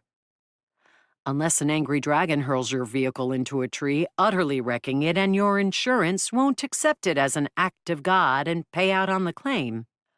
Pulatussi isn't going to have run-ins with dragons, just dwarves, and maybe elven assassins. You don't think Sarlevi can use his magic to hurl trucks around? Torvald asked. Willard propped a fist on her hip. What do you say, Pulatussi? I'll think about it. You said that last time, then fled through a portal to another world. Which Willard took personally. Torvald smirked. I'm a fair and accommodating employer. My people enjoy working for me. I promised to think about it again and backed out of the office. All I wanted was for my life to get back to normal.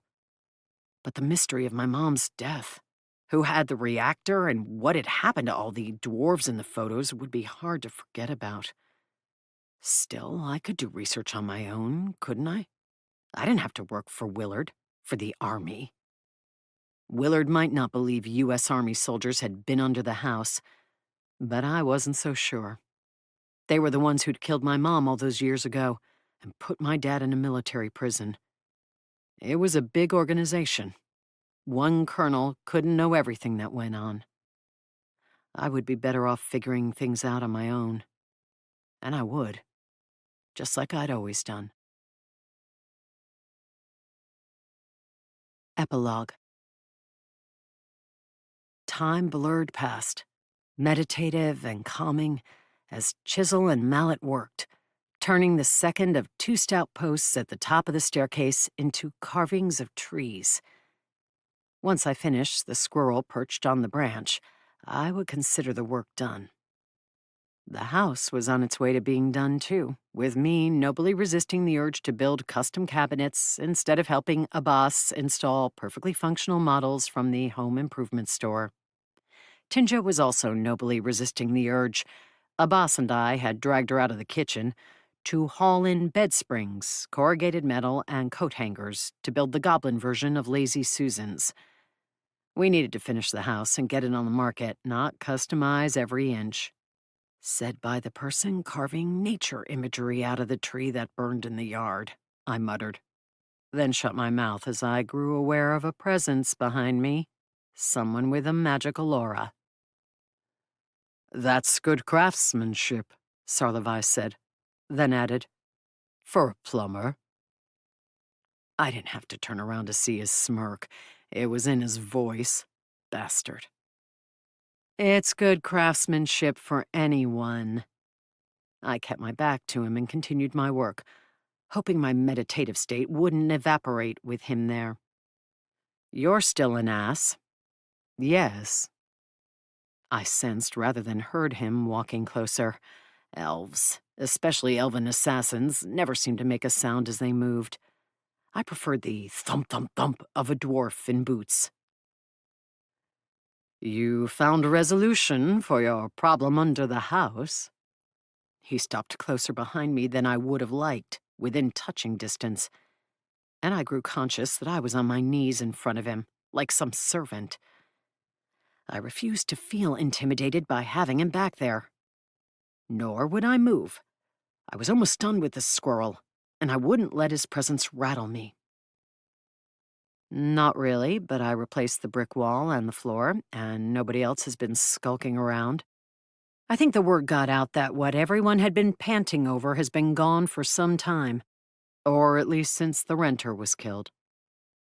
I assumed that was when the military had gotten it, and that they'd thought walling in and tiling over the entrance to the tunnel would be sufficient to keep that construct from getting out. Funny that they hadn't called in Torvald and her dragon to destroy it. But then Willard hadn't known anything about all this, and she would have been the one to unleash Torvald. A case of one hand not knowing what the other was doing, I supposed, and couldn't help but sneer down at my phone. Earlier, Willard had left me a voicemail. No doubt she wanted to know my decision. I hadn't listened to it yet, and I didn't know what I would tell her. Working with Torvald hadn't been as bad as I'd expected, and I appreciated that Willard hadn't shipped me off to a military prison or had me shot. I owed Sarlevi for vouching for me, as much as I hated to admit it, and ought to thank him. Even so, the idea of getting into bed with the army made my stomach turn. When you finish your work on this dwelling, you will search for your mother? Sarlevi asked. No, there's nothing to search for. She's dead. Letting myself believe she's not and starting some endless quest hunting all over the world for someone who isn't there. I swallowed, emotions surging at the mere thought. I could waste my whole life on that, and in the end it would just make things harder than they already are. Do elves have a term like wild goose chase? For the first time I looked up at him. His hands were clasped behind his back as he watched me work, his face hard to read. It implies something fruitless. Yeah. What if this is not fruitless? It is. If she were alive, she would have come looking for me a long time ago. I'm positive. Unless she was unable to. For 30 years. Has your father not been incarcerated for 30 years? Yes, but I know where he is, and I didn't see a building burned down around him. I rubbed my forehead, annoyed with Sarlevi for bringing all this up, for stirring up feelings that I thought I'd long ago come to peace with. Sarlevi rested his fingers on the top of my head. I froze, not sure what he would do, or what the gesture meant. It was hard to imagine someone like him offering comfort. I told the king, your grandfather, that I would do my best to find her, he said.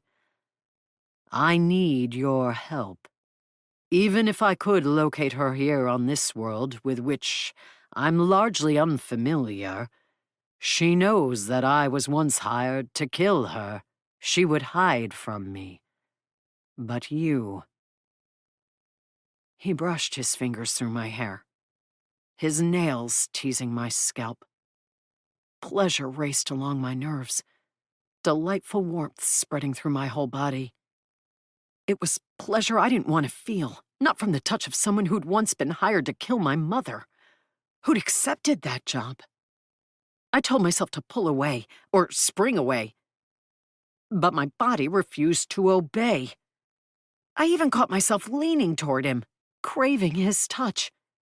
No, I froze, not letting myself crave anything of his. He was probably smirking down at me, amused that he could so easily stir my libido. She would come to you, Sarlevi said quietly, his fingers shifting from a brush to a rub, a massage. So you want me at your side to trick her. So she will accept my help if she needs it, and know it's safe for her to return to her home. I am no longer after her. What if someone else is? Is her sister still gunning for her? Her father knows of his younger daughter's duplicity now. He will protect Rodarska. Look, she's dead, all right? And I have work to do. I'm not going anywhere. The phone buzzed. Another call from Willard. She was determined to get an answer, wasn't she? Your services are requested by many, Sarlevi said dryly, as if he also knew what Willard wanted. Maybe he did. He had chats with Torvald, after all. Yeah, but I'm not working for her either, I said. I hadn't truly decided that yet, but I wanted everyone to leave me alone so I could go back to doing the work I loved and that I was good at, only pausing to thump bad guys on the side when I saw people in need of help. No. Is she not in your military? Yes. The military that has imprisoned your father? Yeah. Perhaps if you worked for her, she could arrange for you to see him. You must be curious about what happened that night, from an adult's point of view. Sarlevi kept massaging my scalp as he spoke, fingers occasionally brushing my ear or neck. It was the most erotic experience I'd had in months, and I was both indignant because he was trying to manipulate me, and I didn't want it to stop. Carnal thoughts of us sharing his little cot on his moss rug came to me, but I did my best to quash them, reminded that he could read minds. And if my father gave me a lead on if she's alive and where she is, I could tell you, I said. Of course. Sarlevi crouched down and touched the carving with his free hand. You are correct. This is good work for anyone, even by dwarven standards. I swallowed and muttered a grudging thanks, though having his face that close to mine was unsettling, even if he was looking at my work instead of me. And thanks for telling Torvald I wasn't responsible for the deaths of the police officers. He nodded and met my eyes. Instead of saying, "You're welcome," he said, "Assist me. Your grandfather would wish it. I doubt he knows I exist. Would you like an introduction?" I hesitated. Would I? Even when the picture of the king, of my grandfather, had shown up in the air over the blood-identifying device, I hadn't considered that it might be possible to meet him. But if Sarlevi could create portals to other worlds, he could take me to the Dwarven realm. If I was a good little girl and did what he wished. Sighing, I slumped against the post, leaning my forehead against the cool wood. Sarlevi rubbed the back of my neck, making my whole body tingle with desire as he waited patiently, and probably certainly, for his answer. He knew I was attracted to him, whether I wanted to be or not, and he was using that to his advantage. His fingers pushed up into my hair, nails scraping along my scalp, and my heart pounded in my chest, excited by the sensations and exhilarated at the thought that we might— No, we would not. I wasn't going to let him use me. I lifted my head and scowled at him. You're trying to do to me what you resent other people doing to you, manipulate me with sex. Admittedly, he hadn't promised sex. He'd made it clear he wasn't into me. He probably thought a little scalp massage would be painless enough. He barely had to touch me and get him what he wanted. And he'd very nearly been right. By rubbing your head? He asked dryly. You know what you're doing. Yes. Is it working? You're an ass. Yes. Sarlevai smiled faintly. If this doesn't work, I also brought cheese. The blue one. I barely refrained from salivating. That was almost as tempting as the promise of sex with a very agile, athletic, and hot elf. And I'd probably be able to look myself in the mirror the morning after eating cheese. His smile widened. Yes. Hell! I stared through the railing, afraid I would regret this, but— All right, I'll help you look for her. Just quit rubbing my head. Very well. His fingers strayed, and he caressed my ear before releasing me, sending such an intense wave of pleasure through me that I was sure to have erotic dreams for weeks. You still want the cheese, right? Damn straight I want the cheese. A brick of the blue every month that I'm helping you. I narrowed my eyes at him. And a wheel of the pink. Agreed. His smile shifted to a knowing smirk. He'd known I would cave to him before he'd walked in. What a smug bastard. As he walked to where he'd set down his backpack to retrieve my prize, my bribe, I picked up my phone to return the call. This is Colonel Willard, came the southern drawl. Hi, ma'am, it's Maddie. I accept the offer of a job. That's good news, Pulatassi. Apparently it was a rule in the military that one could only use surnames. I'll let you know when I have work for you. In the meantime, I'll wish you luck on your quest. My quest. Positive she didn't refer to rehabbing the house. I squinted suspiciously over at Sarlevai. He lifted the block of cheese in a semblance of a salute. The end. This has been Hammered, Legacy of Magic Book 1. Written by Lindsay Baroker. Narrated by Vivian Laney. This program was produced by Tie Def Studio. Copyright 2022 by Lindsay Baroker. Production copyright 2022 by Lindsay Baroker. Thanks for listening.